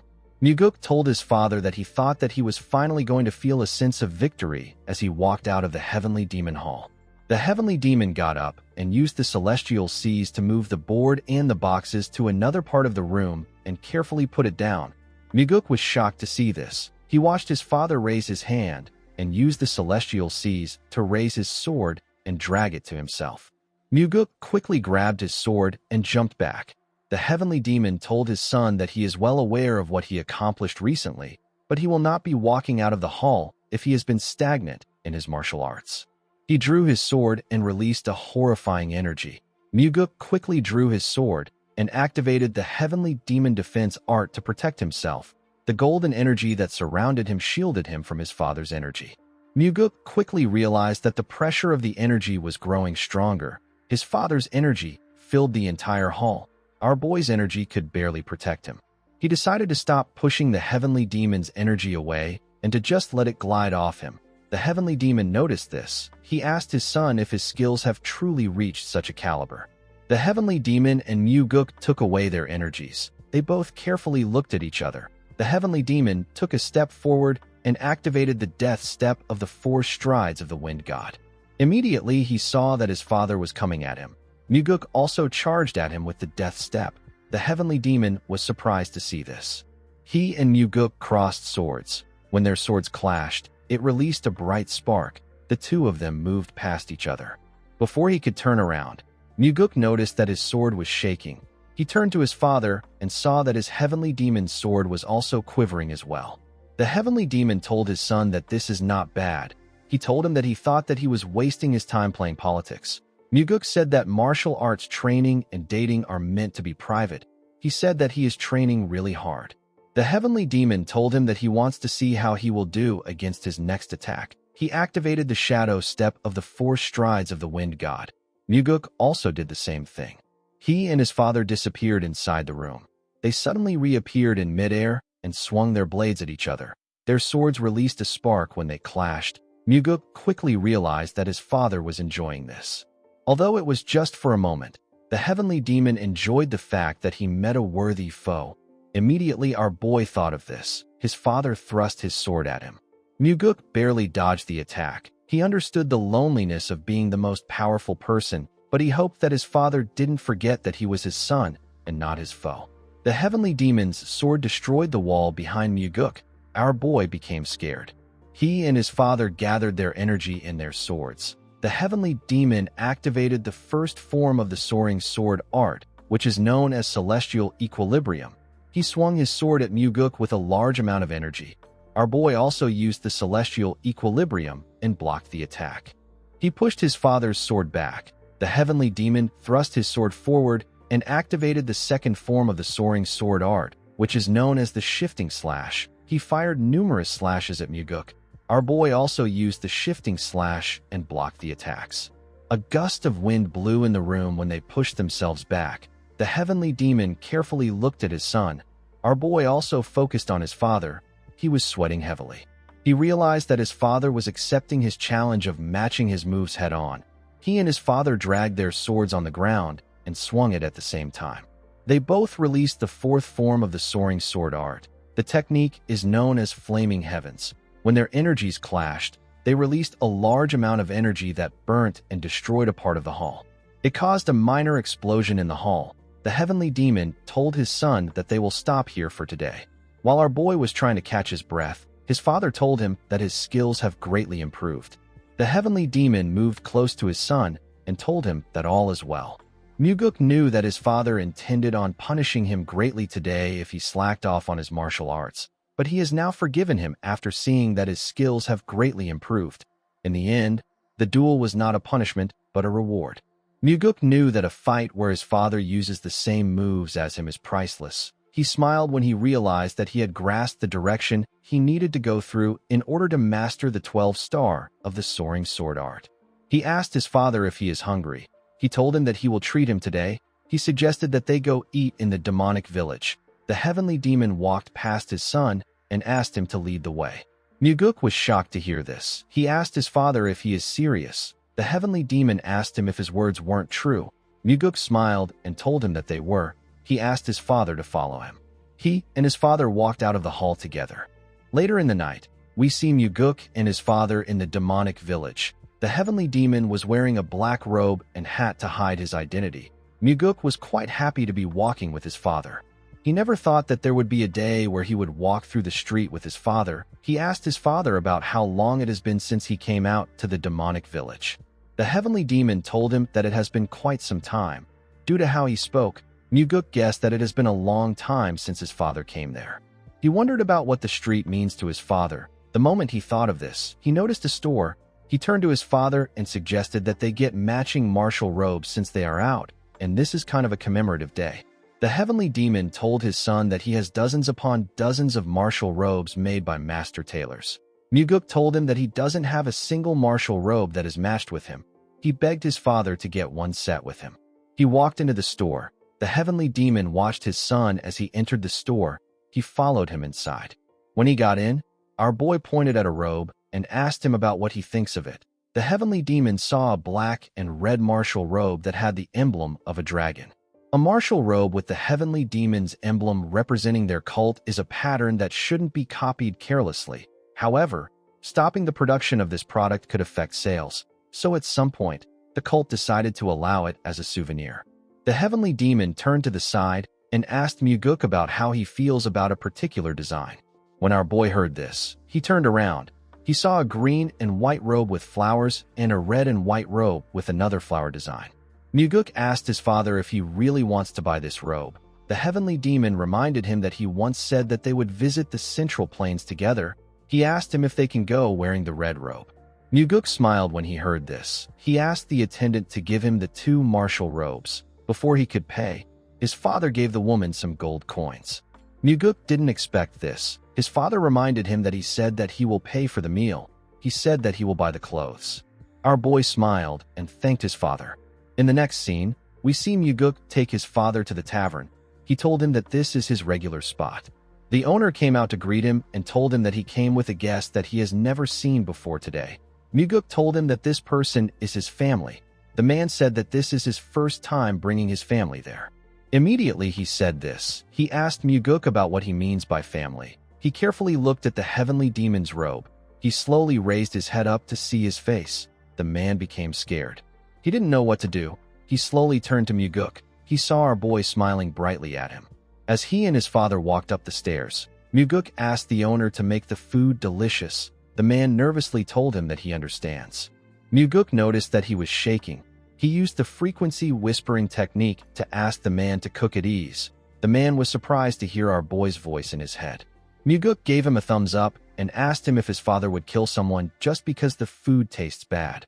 When they went upstairs, Our boy asked his father about the last time he drank at a tavern like this. The heavenly demon told him that he came there when he was young. Muguk asked him if he hasn't been there ever since he became the heavenly demon.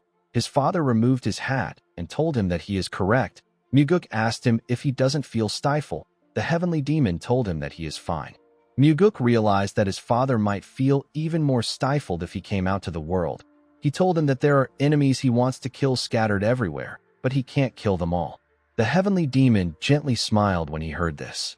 The scene shifts and we see Muguk pouring his father a drink. The heavenly demon took the bottle from his son and also poured him a drink.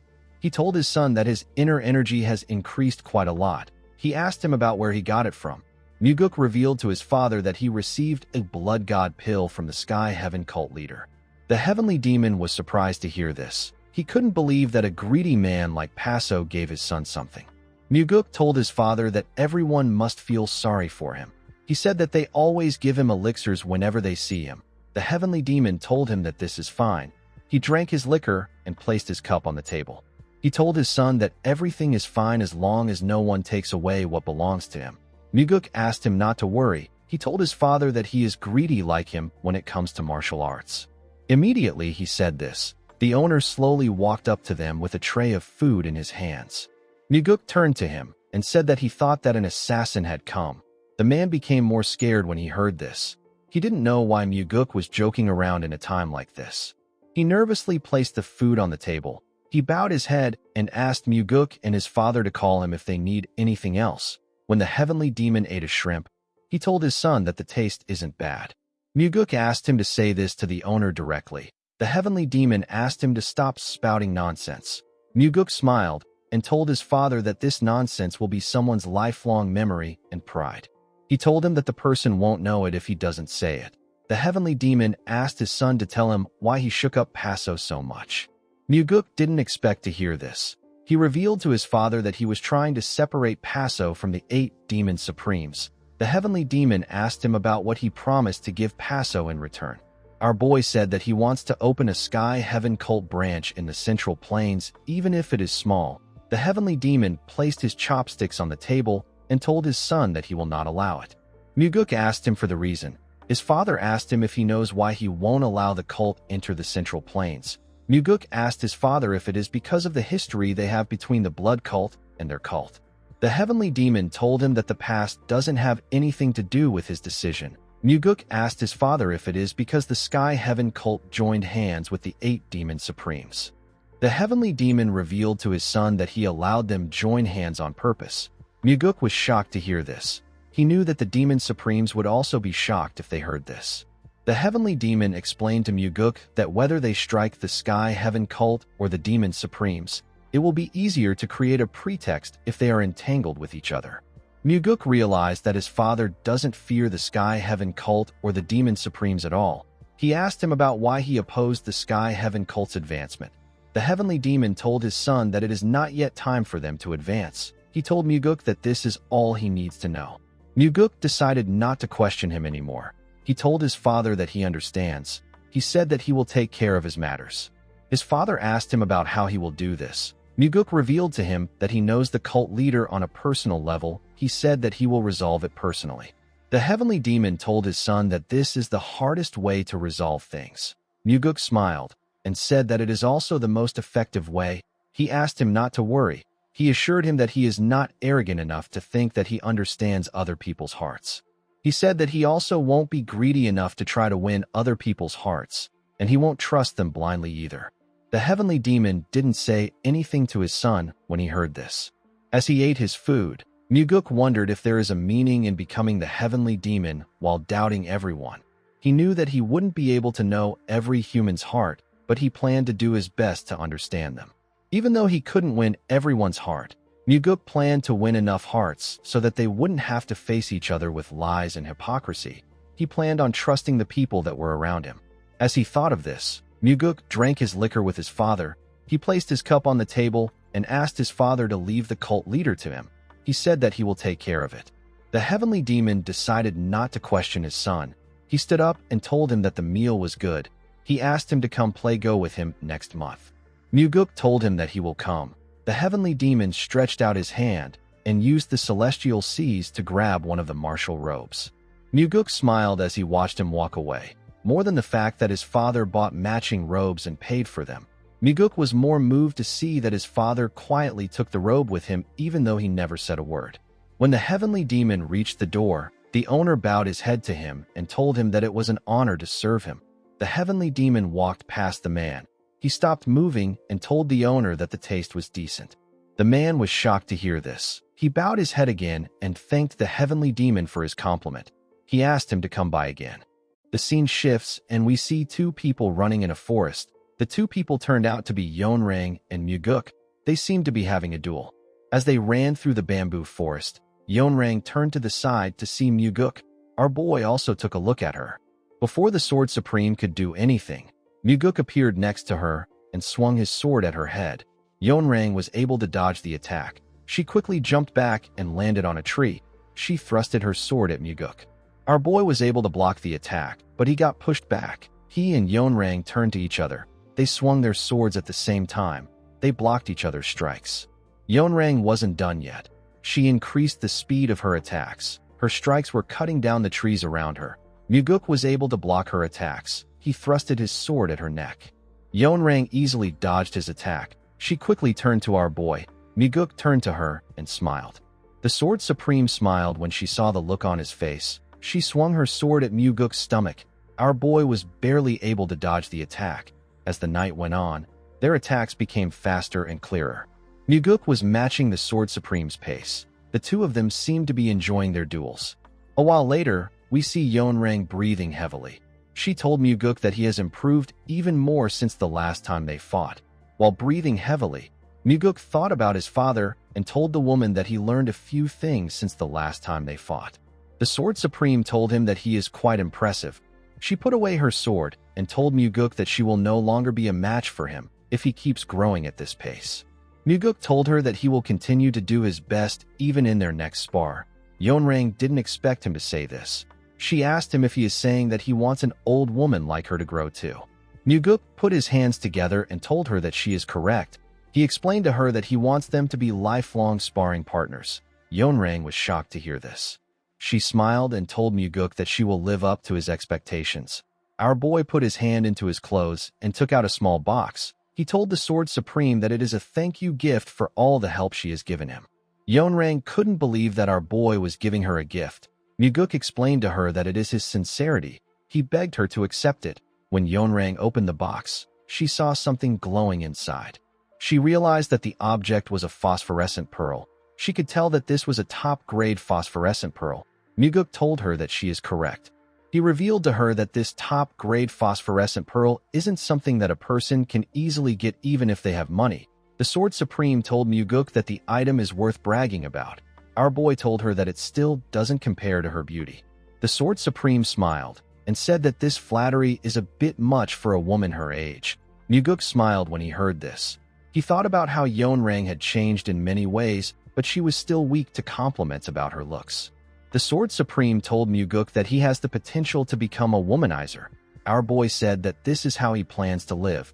He told Yeonrang that he is going to have fun, travel the Central Plains, and meet all the beauties. Yeonrang advised him to play around now. She told him that it will be difficult for him to do this later. Muguk smiled and told her that he understands. In the next scene, we see someone ask Muguk about why he is wandering around so much at night. Muguk was a bit surprised to see who it was. The person turned out to be Kyeonpa. The old man asked our boy if he is hiding a woman somewhere. After meeting the Sword Supreme, Muguk actually went to see Kyeonpa, but he wasn't in his office.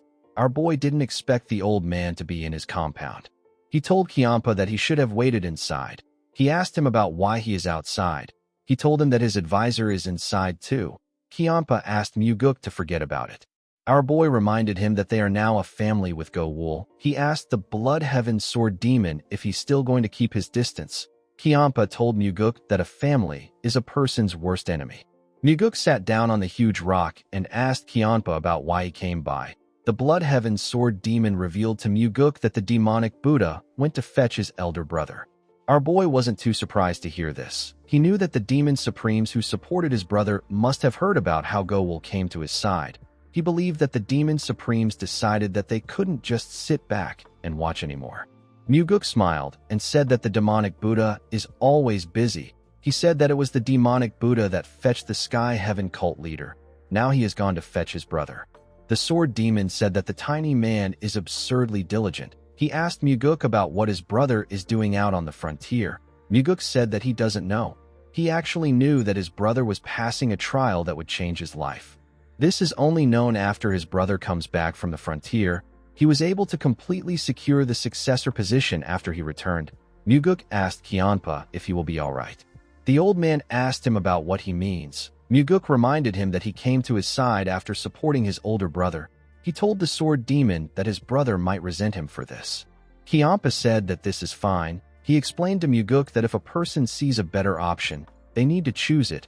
Anyone who tries to bind a person with relationships and condemns this choice is of absolutely no help in life.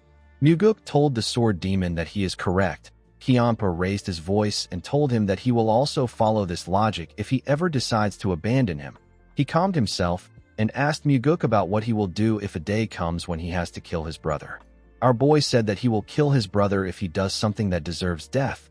Kianpa asked him if he is trying to act tough. Muguk smiled when he heard this. He was actually acting tough. It is not easy to kill one's sibling. He told Kianpa that he is right. He said that it is natural that he won't be all right. He said that he is not a cold-blooded monster. He told the sword demon that he will never be okay with killing his own brother. He said that his brother isn't a person who would die easily. He called out to Go Wool and asked him to come out. Some minutes later, we see Go Wool greet his master. He noticed that the Blood Heaven sword demon was there. He greeted him too. Muguk informed him that the demonic Buddha went to get his brother. He asked him about what he thinks of this. The advisor explained to him that his brother's life and death won't be something he decides. It is something that the first young master will decide himself. Muguk realized that Go Wool was saying that his brother's fate will be decided by how he chooses to act. Kianpa got up and told Muguk that he helped him because he wanted to recruit Go Wool. He looked the advisor in the eye and asked our boy if there is any guarantee that the advisor won't betray them. Muguk smiled when he heard Kianpa say this. The man who threatened him by jabbing his side until it was bruised was now referring to them as a team.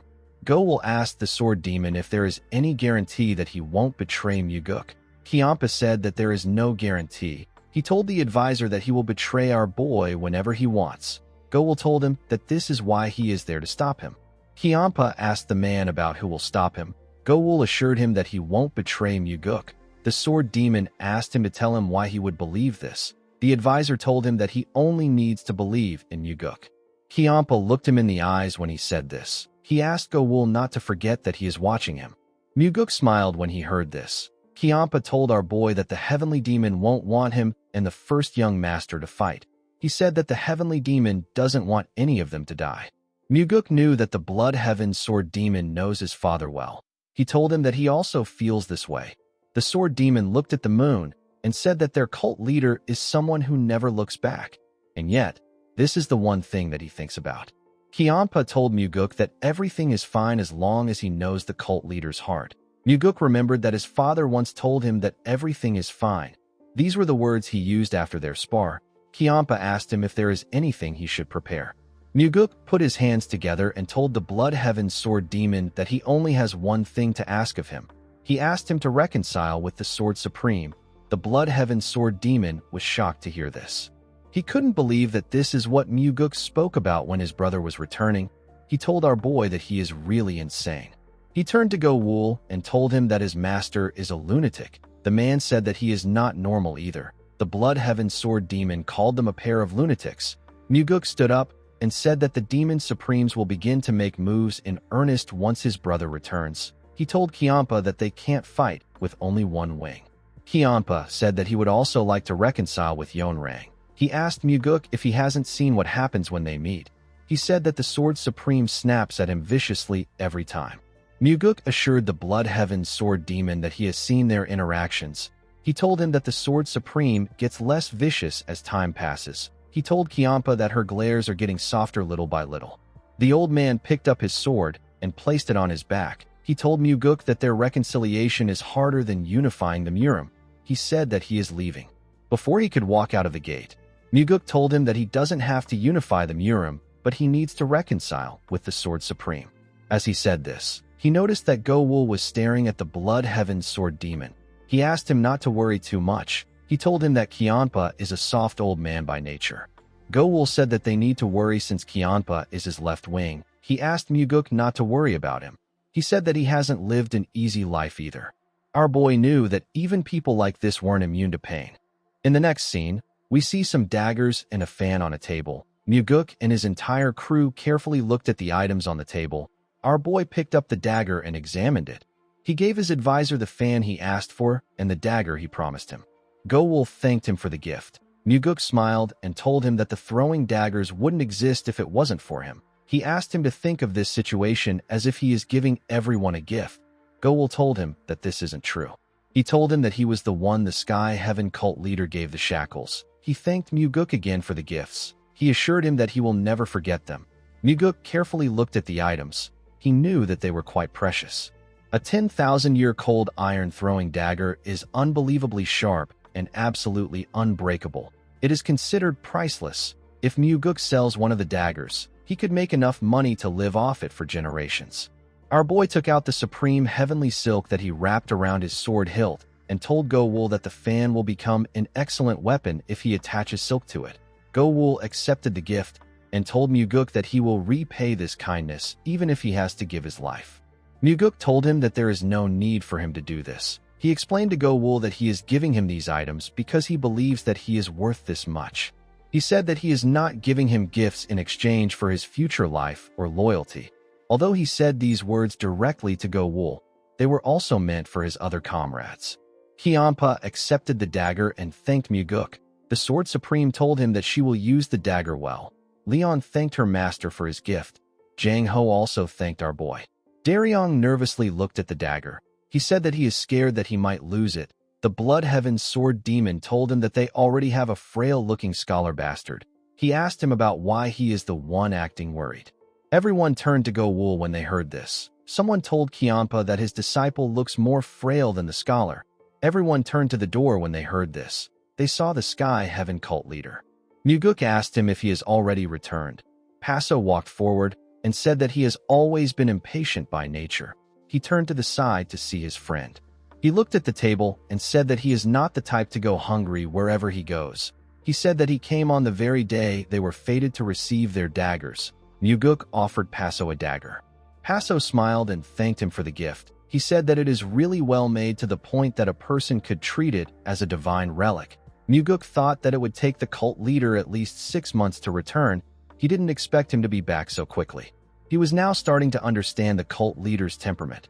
While he was thinking, someone asked him if he was there all along. Muguk and everyone in the room turned to the door. The person calmly stepped into the room. The cult leader and Go-Wul didn't seem surprised to see this person. Leon was a bit surprised. Jang Ho and the sword demon remained calm. Only Daryong seemed nervous to see this person. This tall man with light blue hair is Muyang. He is the first young master and Muguk's elder brother. The demonic Buddha and 2 other men stepped into the room with Muyang. Muguk carefully looked at the other 2 men. He seemed angry to see them. Muyang raised his arms and asked his little brother if he has been well. Muguk instantly remembered his brother's personality. Muyang was always brimming with confidence. He was someone who knew perfectly well that he was above others. Muguk ran into his brother's arms and hugged him tightly. He told him that he has been fine. He said that it has been a while. Muyang seemed to be shocked that his little brother gave him a hug. Muguk hoped that his brother wouldn't do something that would make him end up holding his corpse. He said that he will have regrets. He didn't want to walk the same path that his father did. Muyang placed his hands on his brother's shoulders and smiled at him. He told Muguk that he heard that he made a name for himself while he was gone. Muguk said that the fox became the king since there was no tiger in the valley. Muyang raised his voice and asked his little brother about why he would be a fox if he is the tiger. He told Muguk that he doesn't have to pretend to be humble in front of him. Muguk carefully looked at him when he heard this. At a glance, Muyang really looks like an affectionate older brother who cherishes his sibling, but in Muguk's previous life, he tormented him relentlessly. Ever since Muguk was young, Muyang tried to plant negative impressions in him about the Murim and about power using any means he could. He would tell our boy stories about martial artists killing each other, stories about people going insane from inner demons, stories about demon supremes betraying the heavenly demon. Most of what Muyang told Muguk was cruel and negative. Whenever our boy tried to open his conception and governor vessels, Muyang would shake him with stories about his blood vessels bursting and him dying. Back then, Muguk didn't realize that his brother was bullying him.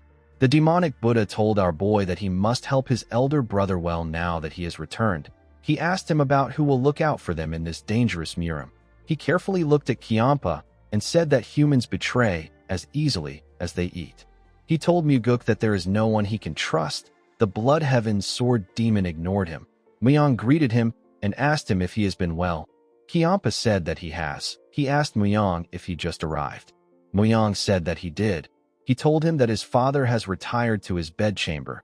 He said that he will greet the heavenly demon tomorrow morning. Kiampa said that the heavenly demon will be pleased. Muyang told him that he heard that he has been helping his younger brother a lot. The sword demon said that old people are quite fickle by nature. He asked him if he understands. Muyang said that it is all right. He explained to him that Muguk's affairs are his affairs, and also the affairs of the cult. He told Kiampa that he is thankful as Muguk's older brother. He turned to Yonrang and told her that she is still as beautiful as ever. Yonrang smiled and told him that he and Muguk are definitely brothers. She told him that he is also a flirt. Muyang took out something from his clothes and presented it to the Sword Supreme. He explained to her that they are cosmetics that he obtained with great difficulty in the Outer Murim. He told Yonrang that the products are said to be far superior to what women in the Central Plains use. He begged Yonrang to try them. The Sword Supreme accepted his gifts and thanked him. Muguk carefully observed his brother. He knew that he must have brought a pile of things to suit the moods of the Demon Supremes. Even from this brief greeting, Muguk could understand why his brother was ahead of him around this time. Back then, our boy didn't even know that he was taking such meticulous care of the Demon Supremes. Muyang turned to Jang Ho and congratulated him on becoming a demonic army commander. Jang Ho bowed his head and thanked him. Muyang turned to the side to see Muguk's subordinates. Daryong and Leon were too shy to look him in the eye. Muyang ignored them and turned to his brother. Muguk noticed this. The demonic Buddha asked Paso if someone smeared honey on their cult's pillars. He asked him about why he keeps wandering there. Paso said that he took a dump and he didn't clean it before he left. With a smile on his face, he said that it was a small golden dump.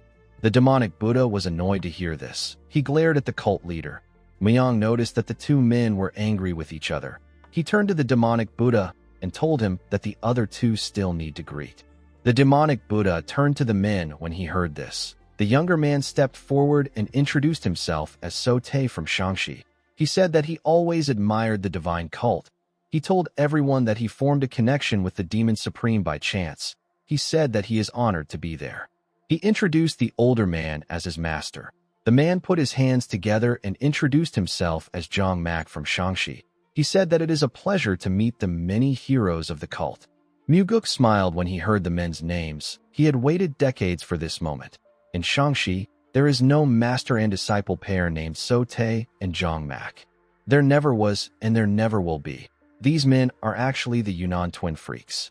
They are masters of disguise that routinely lie about their age. Sometimes they would disguise themselves as a skinny man, sometimes as a fat man, sometimes as a merchant, a monk, or even a woman. They deceive people by disguising themselves as all kinds of individuals, and in the process, they commit countless atrocities. They loot merchants' wealth. They molest and kill strangers just because they look irritating. Their lust is quite vile. If they saw a beautiful woman, they would force themselves on her. They would kill anyone who tried to stop or restrain them. These animals were also the ones who ruined Muguk's life. The twin acting as So-Tae said that it would be the glory of his clan if Muguk could teach him a move. This same thing happened in Muguk's past life. It just took place in a different place. It was at a banquet where the cult's demonic practitioners were gathered. The demonic Buddha introduced the Yunnan twin freaks and stirred the room so that Muguk wouldn't be able to refuse their challenge. The demonic Buddha asked the man about why he would make a sparring request to someone so esteemed. He told him that this isn't his place to step in. He explained to him that he won't be able to keep his life if Muguk gets hurt. Muguk realized that this was the same thing that the demonic Buddha said in the past. At this time, Muguk was 20 years old. His eyes were burning after losing the new demon skirmish. He was desperate to make up for this loss. This was why he fell for the provocation. The result of the duel was horrific. He was complacent because he thought that there was no way he would lose to someone around his age. Unfortunately, this animal was never his peer to begin with. The Yunnan freaks fled that very day. Muguk wasn't even able to uncover who they were at that time. Our boy couldn't believe that these bastards have appeared in front of him again. He wondered if his brother knew the kind of people who keep company with the demonic Buddha were. Whether he knew or he didn't know, it was a problem either way. Muguk said that he can't let his precious body get harmed. He told the man that it would be rude to refuse his request since he begged so earnestly. The freak put his hands together and thanked him for accepting the spar. He said that this is what he expected from the famed second young master. Muguk glared at him when he heard this. He told the man that he has been overly complimenting him for a while. He asked him if he has heard anything about his reputation. The man was surprised to hear this. Muguk asked him to tell him one thing that he knows that he has done recently. The freak became nervous. He said that he is not very bright, so he can't remember well. He said that he is uneducated, so he has no manners. He asked Muguk for his understanding. Our boy said that he expected this. He said that he already knew that the man had no manners to begin with when he asked him for a spar the moment they met. He told the man that it is odd that he can't figure out why he is reacting this way even though he doesn't know his temperament or his skills. He told him that he is really stupid. He said that it is good that he knows himself so well. The freak glared at Muguk when he heard this. He told our boy that they can just enjoy the spar since his head is no good. The scene shifts and we see everyone outside. Muguk was facing the man. He asked the man if he uses fist and palm strike techniques. The freak told him that he is correct. Muguk told him that he uses sword techniques. He asked him to be careful so that his two hands don't get cut by his sword. The freak asked our boy to be careful too. He told him that he might end up having to hold the sword with his left hand. Kiampa announced that he will be leaving first. He said that he is getting old. He told everyone that he gets sleepy in the evening these days. Muyang and the demonic Buddha didn't expect this. Yonrang said that she will be taking her leave. She said that her skin gets dry if she doesn't sleep. The demonic Buddha told them that they are acting as if they are not even worried about the second young master. The Blood Heaven Sword Demon said that he isn't. Jang Ho bowed his head to the demonic Buddha and said that he has some business to take care of. He said that he has to go. Leon bowed her head and said that she will be leaving too. Muguk was shocked to hear this. He asked Leon if she is also leaving. The woman said that she needs to train. Muguk told her that she has changed. He told her that he expected her to act like she was worried and stay there with him. Leon told him that she has changed. She reminded him that he was the one who kept telling her that she needs to change. She turned to Daryong and asked him if he isn't going too. Daryong smiled and said that he wants to watch the fight. He said that he feels like it will help him with his martial arts training. The Blood Heaven Sword Demon raised his voice and told Daryong that it won't help him with anything. He advised him to go to sleep. Daryong turned to Muguk and said that his master has spoken. He said that he will be leaving too. The Sky Heaven cult leader believed that he would look like he has too much free time if he stays. He decided to leave. Muguk told them that they are all being too much. He turned to Go Wool and told him that he is truly his loyal retainer. The advisor revealed to Muguk that he was just about to tell him that he wanted to go inside and sleep. He said that he doesn't like watching fights. Muguk told him that one person needs to stay to watch the fight. Go Wool advised him to finish the fight fast. Muguk smiled and accepted his request. The freak was annoyed to see how everyone acted. He said that the mood has died down because the spectators are gone, but the strength of his fist is still there. He asked our boy to go around with him. Muguk said that he has waited quite long for the fight. He had waited longer than the man could imagine. Muguk believed that this man and his twin were the kind of people who treat other people's lives like flies, and yet they cling desperately to their own lives as if it is priceless. The freak told Muguk that he won't go easy on him just because he is the second young master. He asked our boy to be careful. Immediately he said this. He gathered his energy and thrust his fist at Muguk at a crazy speed. His fist appeared in front of our boy's face. The man smiled because he was certain that his attack would reach our boy. He quickly stopped smiling when he saw something odd. His hand was no longer attached to his body. Muguk had cut it off. The man was shocked to see what happened. He screamed out in pain. While he was trying to put himself together, Muguk swung his sword and cut off his other hand with a clean strike. The man screamed out in pain, blood gushed out of his body. His blood filled the air. It covered Muguk and his brother. Our boy looked his brother in the eye. Muyang also stared at him. He saw the other freak charging at Muguk from behind. The freak was about to attack our boy with his sword. Muyang calmly reached for his sword and swung it past Muguk. His attack went through the freak. He tore the freak apart with his strike. Blood gushed out of the man's body as he fell to the ground. Muguk didn't seem fazed by his brother's attack. He continued staring at him. Muyang didn't break eye contact either. The two brothers stared at each other in silence. It was as if the death of the Yunnan twin freaks was insignificant. Muguk turned to the demonic Buddha and asked him about what he was expecting. He grabbed the younger man's hair and tore off his mask. He said that the men were only good at disguising themselves. The moment he said this, the man's head began to swell. It exploded in front of Muguk. Our boy turned to the demonic Buddha. He knew that the man was the one who used his energy to blow up the man's head. Rabin asked Muguk if he asked him about what he expected. He said that he wanted to show Muyang the reality of things. He wanted him to understand that someone who can cut down the Yunnan twin freaks in a single move is his rival. He said that he wanted to show the one that the heavenly demon wouldn't give the black demonic sword to a scene where some bastards were cut down. He told Muguk that he wanted someone to understand that this is reality. Muguk understood that these words were meant for his brother, not him. He carefully looked his brother in the eye. Muyang also glared at him. Muyang told his little brother that he is happy to see that his martial arts has improved. He said that it is a good thing for their cult. Muguk told his brother that he has gotten better at acting. Muyang asked him about what he means. Our boy asked him if he is the type of person who just brings anyone along with him. Muyang asked Muguk whether he is asking if he knew that the two men were the Yunnan twin freaks. He told him that he didn't know. He put his sword away and told his brother that he will see him tomorrow when they go greet their father. He walked towards the exit with the demonic Buddha. Muguk put his sword away and carefully looked at his brother. He didn't expect Muyang to be able to keep his composure even in a situation like this. He now understood why the Blood Heaven's sword demon supported Muyang in the past. Later in the night, we are taken to Muyang's building. We see him filling a cup with tea in his nightwear. Muyang asked Rabin about what worries him so much. The demonic Buddha said that Muguk's ability is a problem, but the fact that someone as crafty as the Blood Heaven's sword demon chose him means that he has something else. Muyang glared at the demonic Buddha when he heard this. He explained to him that the reason Kianpa is supporting Muguk is because of their father.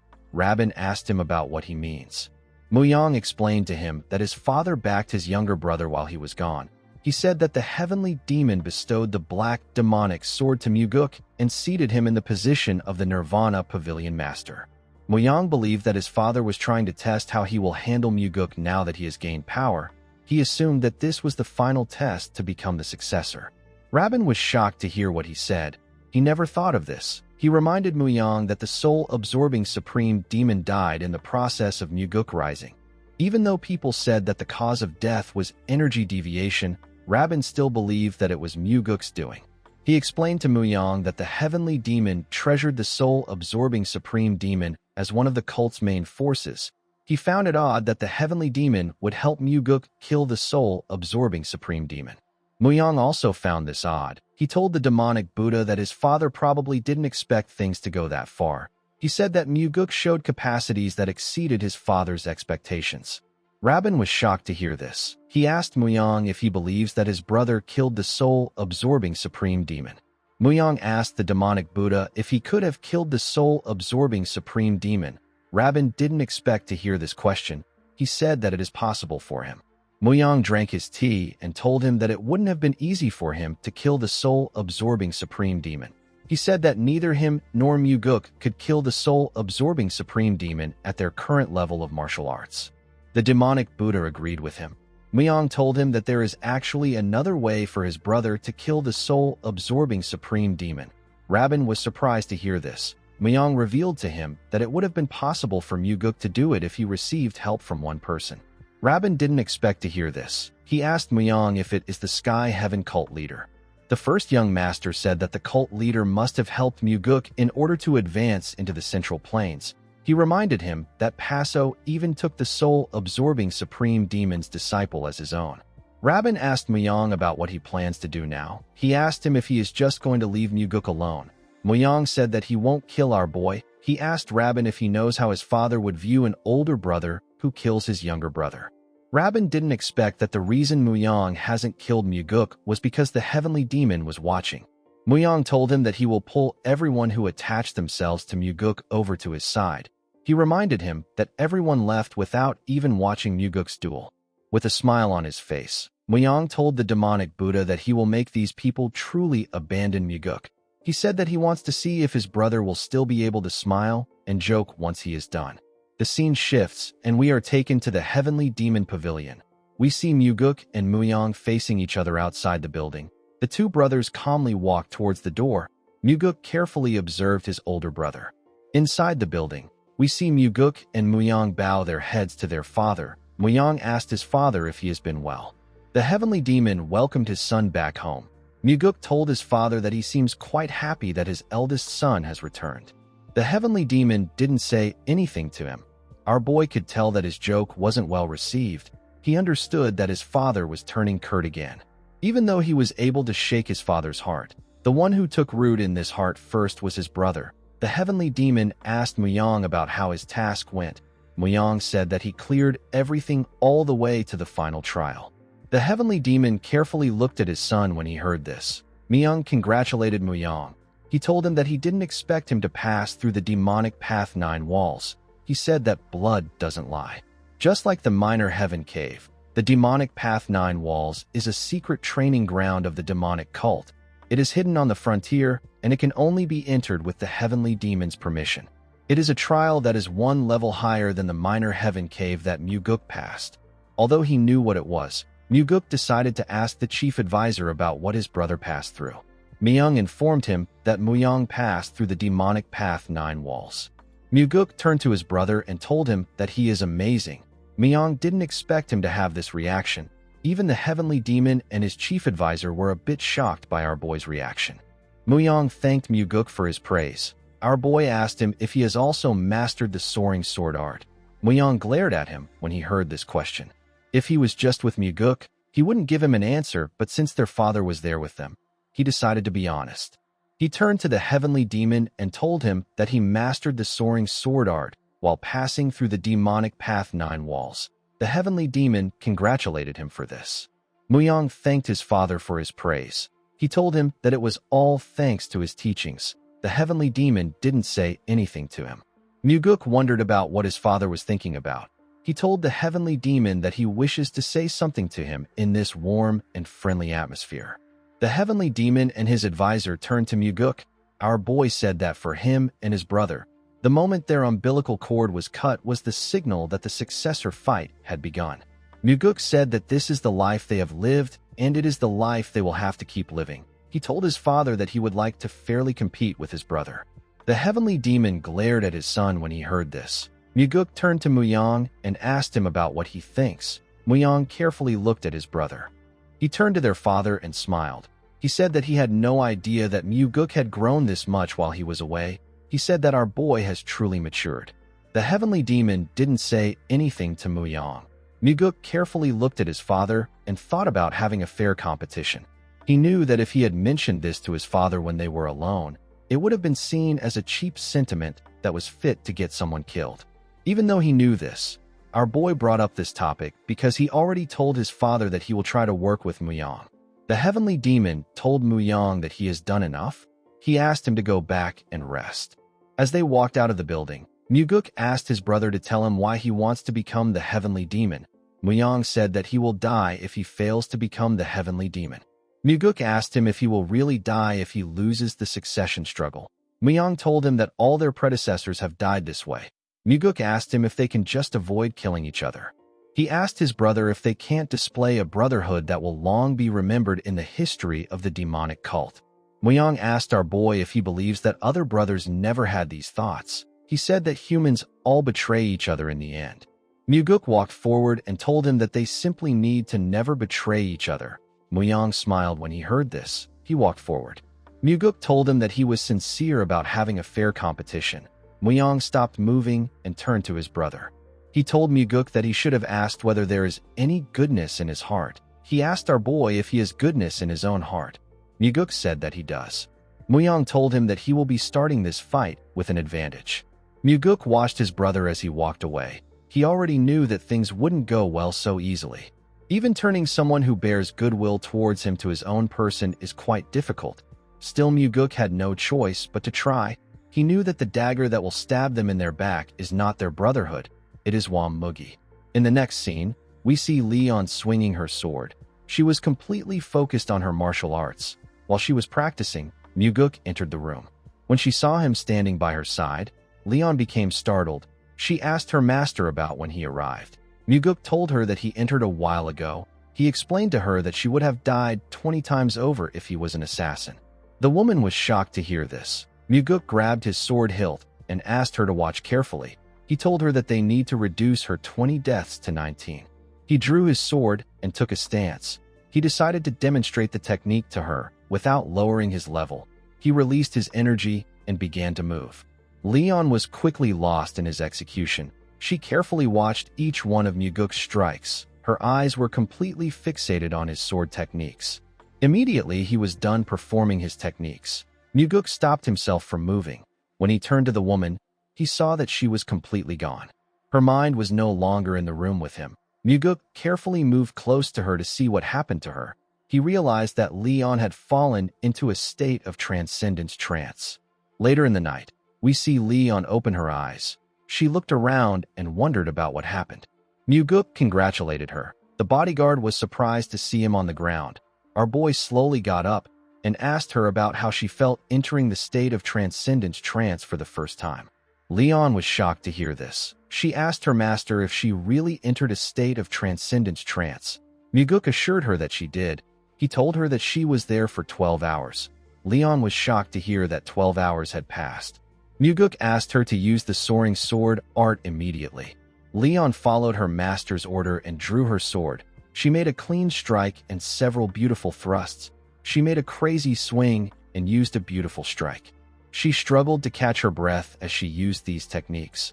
While she was breathing heavily, Muguk congratulated her for achieving the 8th star of the soaring sword art. With a smile on his face, he told her that she will only die twice now instead of 20 times. Muguk was very happy that the woman advanced her martial arts. He understood that the time for him to use the sacred poison purification technique on her was getting closer. He turned around and walked towards the door. Leon bowed her head and thanked him for his help. The scene shifts and we see Muguk asking the Blood Heaven Sword Demon about why he is at his house. Kiampa told him that he was reminded of the day he first met him there. Muguk moved closer to him and asked him if he wishes for things to go back to how they were now that his older brother has returned. Kiampa explained to him that he just wanted him to know that he is not bound to anyone. He picked up his sword and used it to draw a line on the ground. He created a vertical line on it and told Muguk that he was there when he first met him. He drew another vertical line and told our boy that he is now there. Muguk noticed that the second line was past halfway. Kiampa grit his teeth and told him that he'd barely crossed it. He asked him if this is really something for him to be happy about. Muguk said that it is enough for him. The Blood Heaven Sword Demon asked him if he is serious. Our boy explained to him that if the question is friend or enemy, he chooses friend, and if the question is life or death, he chooses life. He told the Blood Heaven Sword Demon that if someone gets too close, it becomes burdensome for him. He told him that he is not confident that he can take care of this person to the very end. Yet this person keeps crossing the line and coming towards him. Muguk placed his sword past the second line and explained to Kiampa that if the person gets this far, they would at least have to be one's own child. Muguk drew a line in between the two lines and told Kiampa that he is probably around there for his father. The Blood Heaven Sword Demon let out a sigh when he heard this. He asked Muguk about how he is so good with words. He asked him if he stays up all night preparing them, or if he spends the whole night memorizing what he will say and how he will say it. Muguk explained to him that this would only work on days when he goes to see him. He told him that it can't work on a day when he suddenly comes to find him. The Blood Heaven Sword Demon couldn't argue with Muguk. He revealed to him that his brother will probably go to see the evil smiling demon first. He advised Muguk to prepare himself accordingly. Muguk smiled and said that the evil smiling demon is the closest person to his brother after the demonic Buddha. Kiampa revealed to him that it used to be him. He said that his place will be taken by the evil smiling demon. He explained to Muguk that he expects his brother to meet all the other demon supremes except him. He said that he simply doesn't know the order in which Muyang will meet them. Muguk didn't say anything to the Blood Heaven Sword Demon. Kiampa decided to warn him. He told him that the evil smiling demon is no ordinary person. Muguk assured him that he knows this. The Blood Heaven Sword Demon told him that he needs to prepare. He asked him if he plans on staying like this. Muguk said that he does. Kiampa told him that he is right about preparing. He quickly realized that Muguk didn't say he was going to prepare.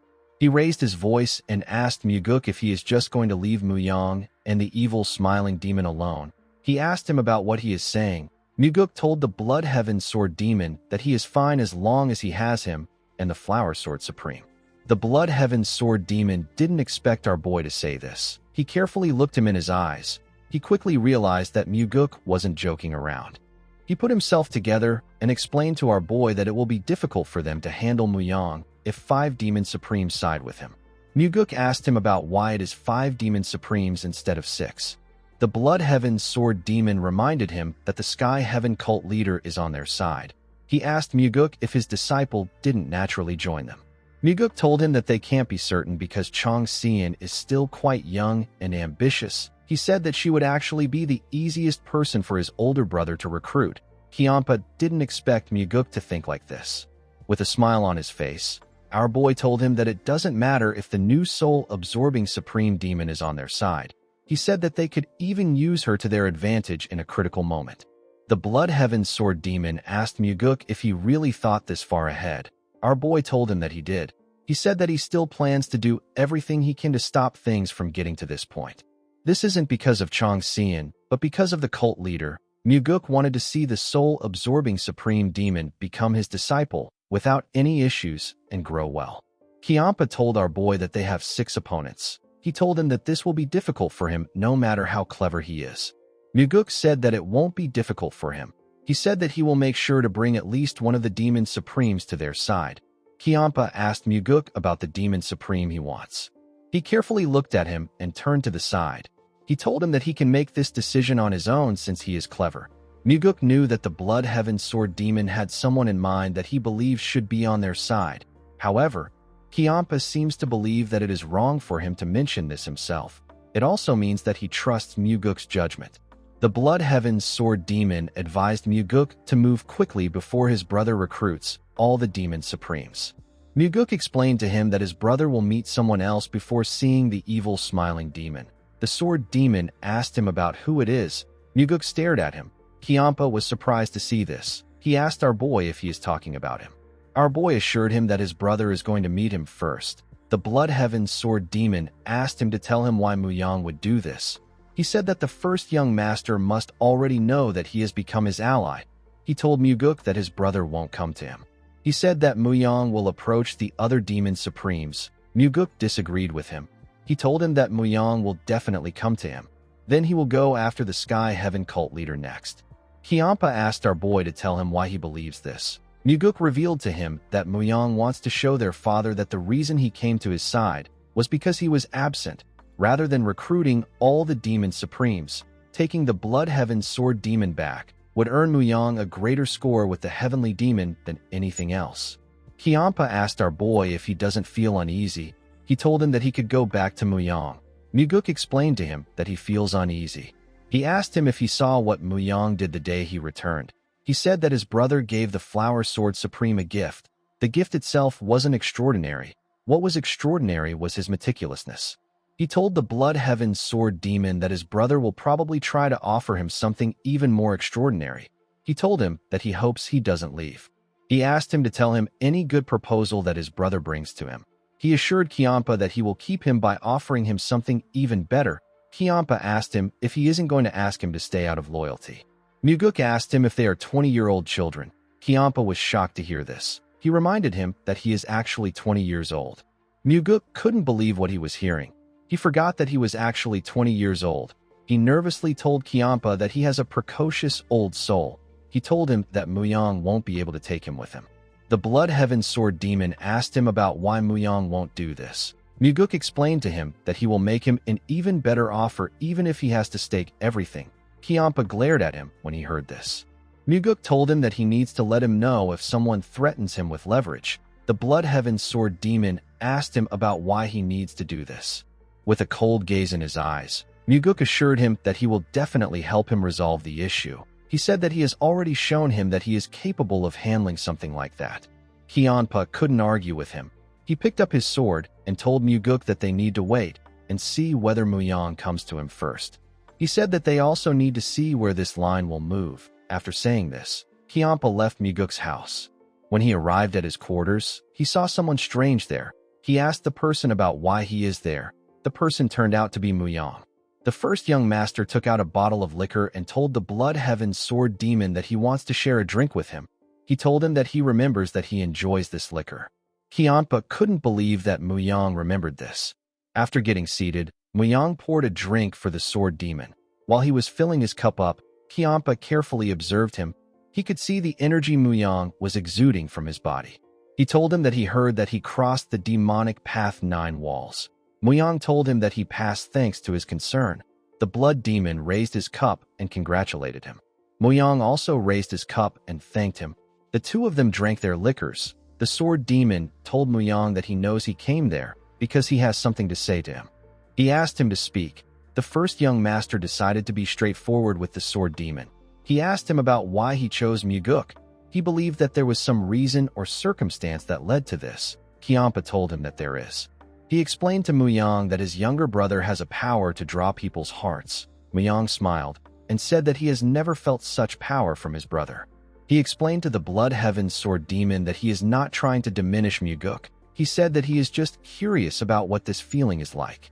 Kianpa told Muyang that it is natural that he didn't feel it because Muguk had no reason to draw his heart. He reminded him that he also left no room to accept Muguk's heart. Muyang told him that he is correct. The Sword Demon picked up the bottle and told Muyang that he is an excellent warrior. He assured him that he has the qualities to become a heavenly demon. Kianpa carefully filled Muyang's cup up. He genuinely believed what he was saying. He knew that he would have sided with Muyang if Muguk hadn't tried to win him over like a madman. The first young master asked him if he has already chosen his younger brother. The Blood Heaven Sword Demon told him that people sometimes get swept along by the winds that blow suddenly in life. Muyang told him that he wants this wind to lead him back to him. He explained to him that he wants to walk the same path as him. Kianpa carefully looked Muyang in his eyes when he heard this. He reminded him that there are many other demon supremes aside from him. Muyang told him that he wants him. Kianpa asked him to tell him his reason. Muyang placed his hand on his chest and told Kianpa that he is someone he absolutely needs. The Blood Heaven's Sword Demon glared at him when he heard this. As he poured himself another drink, Muyang promised him that he will place him in the seat of the first Demon Supreme when he becomes the Heavenly Demon.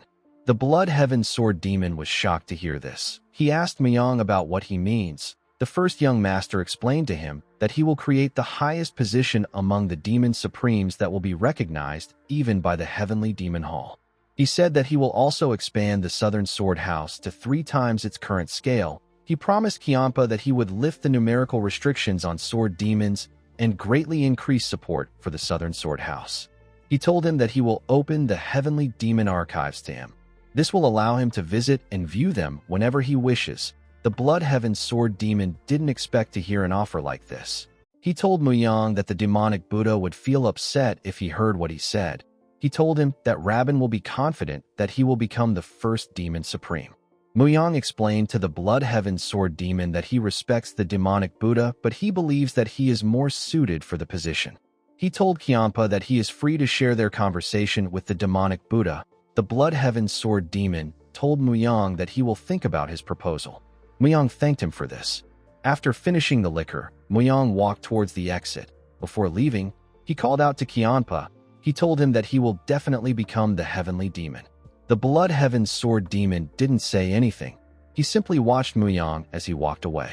Immediately, the first young master left. Kianpa took out something from his mouth. It was a red pill. The Blood Heaven Sword Demon said that there was a time when he also felt like Muyang would become the Heavenly Demon too. The scene shifts, and we see Muyang return to his chamber. He saw the demonic Buddha inside his chamber. Rabin asked him if he paid a visit to the Blood Heaven Sword Demon. Muyang smiled and said that there are truly no secrets in their cult.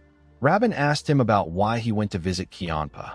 Muyang revealed to him that he was trying to recruit the Blood Heaven's sword demon. He told the demonic Buddha that Kianpa said that he would think about his offer. The demonic Buddha told the first young master that Kianpa is a traitor. He asked him if he doesn't know that a person's heart can easily change again once they have changed it before. Muyang walked past the demonic Buddha and revealed to him that the Blood Heaven's sword demon was holding a blood poison pearl while they were drinking. Rabin was surprised to hear this. He turned to the first young master and asked him if Kianpa has lost his mind. Muyang revealed to him that the Blood Heaven's sword demon didn't even bother to hide the pill. He said that Kianpa is trying to tell him that he doesn't trust him. The demonic Buddha advised Muyang to not try to associate with the Blood Heaven's sword demon again. Muyang revealed to him that he offered the position of the first demon supreme to Kianpa. Rabin didn't expect to hear this. He couldn't believe that Muyang offered the position to the Blood Heaven's sword demon. He glared at him. Muyang carefully looked Rabin in his eyes. The demonic Buddha understood that Muyang didn't just make the offer to persuade Kianpa. He was actually going to give him the position. He didn't understand why Muyang shared the information with him. He wondered if the first young master made a mistake or if he was being careless. He wondered if Muyang deliberately shared the information with him. Rabin and the first young master sat in silence. Nobody said anything. Rabin wondered if Muyang was punishing him for bringing in the Yunnan twin freaks. He recalled that he had experienced similar behaviors like this before. What troubled Rabin most at times like this was that the first young master was more intelligent and sharper than anyone. Rabin was always confused and left wondering if Muyang's action contained some hidden intent or if they were just mere mistakes. The worst part about this situation was that the demonic Buddha couldn't voice out his feelings. He understood why Muyang was treating him this way. He believed that it was because the first young master was young. He told Muyang that he needs to also look after their own people. He said that they are watching everything he does. Muyang glared at Rabin when he heard this. He revealed to him that he feels little attachment to the other demon supremes. He reminded him that he and the Blood Heaven's sword demon are the only ones who openly declare who they support. He said that the other demon supremes are simply watching to see if they gain an advantage. They will join whichever side that is favorable to them. Muyang believed that this was pathetic. Rabin told him that the other demon supremes are still indispensable. Muyang smiled and told him that this is why he trusts only him. Rabin didn't expect to hear this. He smiled at Muyang. He wondered about who the first young master will give the position of the first demon supreme to. The scene shifts and we see Muguk meditating in his room. He opened his eyes when he sensed something outside. When Muguk went outside, he saw the Blood Heaven's sword demon. The old man told him that he was correct. Our boy asked him about what he means. The Blood Heaven's sword demon revealed to him that his brother really came to see him. He asked Muguk about how he knew that Muyang would do this. Muguk smiled when he heard the question. He moved close to him and whispered that he is going to share a secret with him. He told Kianpa that he has the ability to see the future. The Blood Heaven's sword demon didn't expect Muguk to be joking around at a time like this. He told our boy that he can tell that no one has stolen his mind with the soul-absorbing art, since he is still able to spout nonsense. Our boy told him that his brother has always been this way. The Blood Heaven's sword demon told him that he discovered something deep again this night. Muguk didn't expect him to say this. He asked him about what it is. The Blood Heaven's sword demon told Muguk that he discovered the kind of person he is to him. Our boy was surprised to hear this. He asked the old man about what he means. The Blood Heaven's sword demon revealed to Muguk that none of the things Muyang offered him moved him. He told our boy that his brother made a very bold proposal, but it didn't sway him at all. Muguk was shocked to hear this. Kianpa carefully looked him in his eyes. Our boy smiled and drew his sword. He used his sword to draw a horizontal line on the ground. He then drew a vertical line on the line. He told Kianpa that his affection for him has gotten to that point. The Blood Heaven's sword demon asked him if he knows what will happen if he becomes arrogant. Muguk asked him to tell him what will happen. Kianpa told him that he will pay a terrible price. He said that arrogance is always first among all things with a price to pay. Muguk smiled and told him that he will remember this. Kianpa let out a sigh. Our boy carefully looked at the man. He was happy that the old man told him the truth. He believed that it was good that Kianpa directly shared his feelings with him. Most people act like they know what other people are feeling, but they don't really understand anything until it is spoken. The Blood Heaven Sword Demon reminded Muguk that he said that Muyang is going to visit the Sky Heaven cult leader next. He asked him if they should leave Paso alone. Muguk said that they should. The Blood Heaven Sword Demon asked our boy if the cult leader will be as resolute as him. Muguk assured him that it is fine. He said that his brother will need to convince two people. Kiampa asked him if the second person is Gowul. Muguk told him that he is correct. He explained to him that the cult leader will discuss the matter with Gowul. The Blood Heaven Sword Demon asked Muguk if he trusts Gowul. Our boy said that he does. Kiampa advised him not to trust people so easily. Muguk agreed that he needed to be cautious. He asked Kiampa to also be vigilant. The Blood Heaven Sword Demon asked Muguk if he is just going to remain idle while his brother is strutting around like this. Our boy explained to him that he wants to yield the first move to his brother since he just returned after a long time. He said that he wants to see how his brother does. Muguk actually wanted his brother to test all of them. He told the Sword Demon that they need to see whether the ground hardens after rain or if they will wallow naked in the muddy earth. The Blood Heaven Sword Demon carefully looked at him when he heard this. The scene shifts, and we are taken to Paso's chambers. We see Muyang bow his head and tell Paso that he wishes to see him. He apologized to the cult leader for not giving him any advance notice. In the next scene, we see Muyang with the cult leader. He told him that he heard that he became very close to Muguk. Paso told him that there were many twists and turns in their relationship. Muyang said that his brother must have had a great opportunity. Paso told him that this isn't really true. He explained to him that Muguk was so clever that he had so much to learn from him. Muyang didn't expect the cult leader to speak highly of Muguk. He drank his tea and said that his brother is truly intelligent. Paso told him that Muguk is the smartest person he has ever met. Muyang recalled that the Blood Heaven Sword Demon said that Muguk moves hearts. Now the cult leader was saying that he is the smartest person that he has ever met. Muguk was now seen as a smart person who had the charm to move hearts. Muyang believed that these praises don't suit Muguk. Paso asked Muyang to tell him why a busy man like him is there. He asked him if he isn't the busiest person in the cult. Muyang placed his cup down and told the cult leader that he can give him the two things he desires most if he joins hands with him. Paso was surprised to hear this. The scene shifts, and we see the cult leader barge into Muguk's office. He asked someone to tell him where our boy is.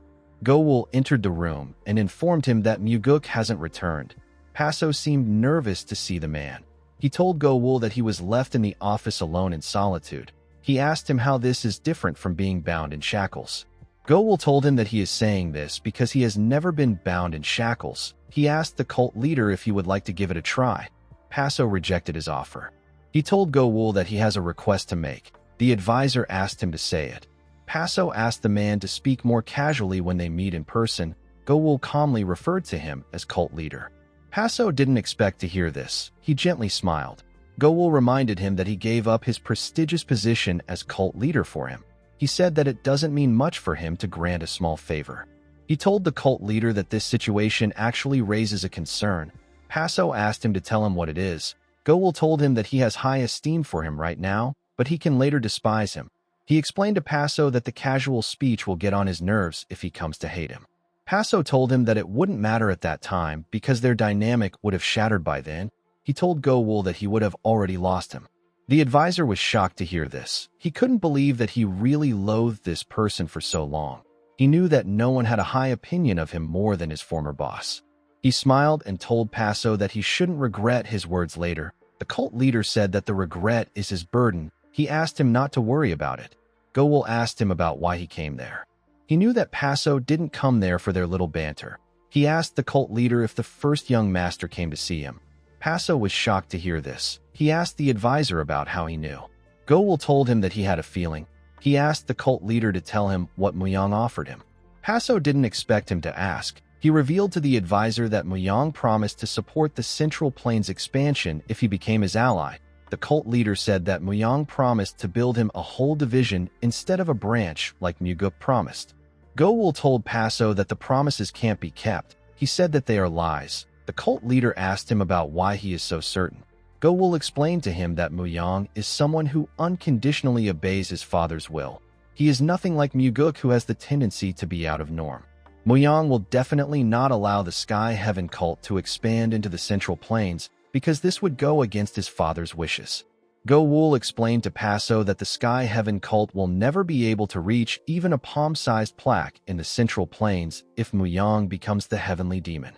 The cult leader asked Go-Wool if he isn't being biased in his judgment because he is on Muguk's side. Go-Wool asked him about the other things Muyang offered him. Paso said that there was no other offer. Go-Wool glared at him. He told him that he always shows it when he lies. Paso asked him to tell him how he shows it. Go-Wool asked him if Muyang offered him.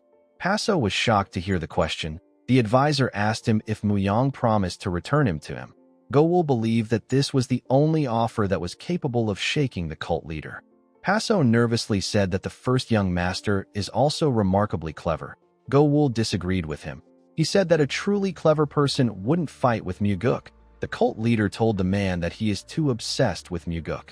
Go-Wool asked him about what he told Muyang. The cult leader asked him not to worry. He assured him that he rejected Muyang's offer. Go-Wool asked Paso not to lie. He knew that Paso was scheming on how to get him back by exploiting the conflict between the two brothers. He told the cult leader that he came looking for him as a test to see whether there was a way for him to carry out his plans. Paso knew that Go-Wool had caught him. He asked the man if he really shows it when he lies. Go-Wool asked the cult leader about why he keeps forgetting that he once said something about this with his own mouth. He reminded him that he said that he cannot match these clever people. Go-Wool asked the cult leader about why he keeps trying to be cunning. Paso nervously told him that it is his fault. Go-Wool told him that doing something like this would only make his resolution more firm. The cult leader looked into his eyes when he heard this. He could tell that Go-Wool was serious. He apologized to the advisor and said that he acted foolish even though he knew better. Go-Wool explained to Paso that he has to fight with different strengths. He told him that he needs to use different charms as weapons against people who use their minds. Paso asked Go-Wool if he has any charms. The man told him that he would still be in shackles if he had no charm. The cult leader told the man that he is the only one who would speak like this to him. Go-Wool explained to him that he is fixated on what he lost because he sat in a position of power and looked down on others carelessly. Now that he has truly come out to the world, it is possible for him to find many people who will say things like this to him if he showed the kind of person he really is. The advisor smiled and told Paso that he might speak of him like this when the time comes. He told him that he would wonder if the shackles from the past are still in good condition. The cult leader let out a sigh and told the advisor that his words make no sense. Go-Wool smiled when he heard this. He asked the cult leader to think of him as a bonfire. He told him that he needs to stay a little far away and warm himself up. He explained to the cult leader that he will get burned if he gets too close, and soot will cover him completely. Paso told the man that he shouldn't remember him as the cult leader from the past. Go-Wool didn't expect to hear this. Paso and the advisor gently smiled at each other. Go-Wool told the cult leader that he needs to chant some words before he goes to sleep from now on. Paso asked him about what they are. Go-Wool asked him to say that he will stick with the second young master until the very end. The cult leader was shocked to hear this. Go-Wool asked him to repeat what he said. Paso grit his teeth out of anger when he heard this. The advisor still asked him to repeat it. Paso forced himself to say it twice. Go-Wool told him that he still needs to say it 3 more times. The cult leader was really annoyed to hear this. He forced himself to repeat the sentence. He really envied Muguk, as he said it for the last time. He called our boy a bastard in his head. In the next scene, we see Muguk return to his residence. He saw Paso waiting for him outside. He asked the cult leader about when he arrived. Paso told him that he came there to see his esteemed military advisor. He asked him not to worry about the fact that he kept him waiting for long. Muguk asked him if he had a pleasant meeting with his advisor. Paso told him that all he got was a scolding. Muguk said that this isn't allowed. He promised the cult leader that he will personally punish Go-Wool for him. Paso asked him not to say things that he doesn't mean. He told him that his words only make him dislike him more. Muguk smiled at him when he heard this. The cult leader revealed to Muguk that his older brother came to see him. He told our boy that he waited for him because he wanted to directly tell him that he wasn't shaken. Muguk smiled and said that he is moved. Paso told him that he should be moved. He revealed to him that he rejected the favorable conditions his brother presented to him. Muguk thanked him for this. The cult leader turned around and said that he will be leaving. He told our boy that he has heard that dawdling around at times like this ruins the moment. The impact of what he does will diminish. Muguk told him that he is correct. He explained to him that the moment would have been perfect if he left without saying anything. Paso quickly realized that he messed up. Muguk believed that this was how the connection between him and the cult leader will grow. He believed that they will form an even deeper relationship as they go forward. Immediately he thought of this. He snapped his fingers and dragged Paso into a field filled with trees and grass. The cult leader was shocked to see what Muguk did. He quickly turned to him. He looked at the trees around him and said that this is a completed space-time transference illusion art. Paso couldn't believe his eyes. He carefully looked at the trees again. He saw how well detailed everything was. He told Muguk that it is perfect. Our boy told him that he was only able to do this because he passed down such an excellent martial art to him. Paso told our boy that he must be the first person to master this martial art so quickly since it came into existence. He told him that he cannot understand how many years he spent cultivating to create his own space. Muguk said that he was simply fortunate. Paso asked him not to be humble. He told him that there is no need for humility. He moved closer to our boy and offered his sincere congratulations to him. Muguk didn't expect to hear this. He put his hands together and bowed his head to the cult leader. He thanked Paso and told him that he is his teacher within this space. Paso was surprised to hear this. He didn't expect Muguk to say this. He told him that he is truly incredible. He and Muguk carefully looked at each other. Our boy told his teacher that he has one thing to ask. Paso asked him to go ahead. Muguk asked the cult leader if it was possible to make time flow differently inside the space-time transference illusion art than in reality. He asked him if he can make time move slowly in this space. Paso revealed to Muguk that many past cult leaders and himself have attempted to do this, but it has proved to be impossible for them. Muguk raised his hand and thanked him for the information. Before he could snap his fingers, Paso asked him to wait. He asked him if he was sincere about what he said earlier. Our boy asked him about what he means. The cult leader reminded him that he said that he regards him as his teacher in this place. Muguk assured him that he was being sincere. Paso asked him to open this space for him occasionally. He told him that this is the only chance he has to serve as his teacher. Muguk smiled and assured him that he will open the space for him. He snapped his fingers and took Paso back to reality. The cult leader told him that he will see him next time. Muguk bowed his head to him. Immediately, he turned around. He heard Paso say that he will always choose his side. Our boy quickly turned to him. He saw the cult leader looking shy. The scene shifts, and we see Rabin asking Muyang if he met the cult leader. Muyang told him that he went to Paso to draw him to their side. The demonic Buddha didn't like this response. He understood why Muyang went to see the Blood Heaven Sword Demon. He knew that the first young master still had unfinished business with Qianpa. He didn't expect Muyang to visit the cult leader even after seeing him and the cult leader quarreling. Muyang explained to the demonic Buddha that the soul-absorbing supreme demon will naturally become their ally if they are able to get Paso on their side. He told him that this is why he met the cult leader. Rabin asked him about what Paso said. Muyang told him that the cult leader said that he will consider it. The demonic Buddha glared at him when he heard this. He told Muyang that he made a mistake by calling upon the Yunnan twin freaks. The first young master asked him about what he means. Rabin said that his judgment was lacking. He told Muyang that he shouldn't have involved trash like them in his affairs. Muyang assured the man that he understood that he did this out of concern for him. Rabin told him that he is grateful that he sees things this way. He told the first young master that he really has a magnanimous spirit. Muyang said that there is one thing he needs to set straight. Rabin asked him to tell him. Muyang reminded him that he said he brought the Yunnan twin freaks into his affairs. He told the demonic Buddha that it was his own affairs. Rabin didn't expect to hear this. He told himself that Muyang is walking the path to become a successor. He said that the first young master wouldn't want even a thread of connection with trash like the Yunnan twin freaks. The demonic Buddha smiled and told Muyang that he misspoke. He said that the Yunnan twin freaks matter was entirely his personal affair.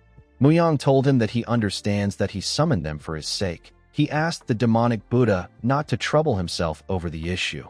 The man calmly smiled at him when he heard this. In the next scene, we see Rabin walking out of Muyang's residence with a face filled with anger. He seemed to dislike the fact that Muyang separated their affairs apart. On his way to his residence, he saw someone shocking. He saw Muguk. Our boy told Rabin that he has been waiting because he wanted to see him. The demonic Buddha was surprised to hear this. He asked Muguk about why he wants to see him. He quickly wondered if our boy was trying to recruit him. Muguk asked Rabin if he would like to join him for a drink at a tavern. Rabin asked him if he really wants to have a drink with him. Muguk told him that he does. Rabin didn't understand what was happening. He recalled that the first young master met the Blood Heaven Sword Demon and the Sky Heaven cult leader. He told himself that he is also allowed to meet Muguk as he pleases. He accepted our boy's offer. In the next scene, we see Muguk and the demonic Buddha sitting together in a tavern. A bottle of liquor and some snacks were placed in front of them. The two men carefully looked at each other. Muguk told Rabin that this is the first time they have sat together like this. The demonic Buddha asked him not to pretend to be close to him.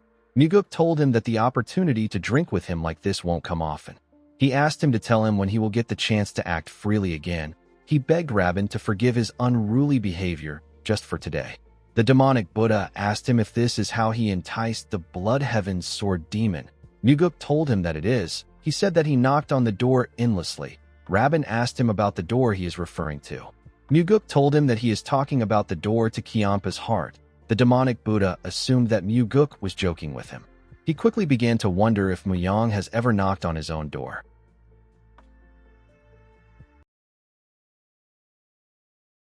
Guys, we have come to the end of our video. Would you guys like to see Rabin join Muguk's team? Let me know your opinions in the comments section. Don't forget to like and smash that subscribe button for more recaps. See you guys later.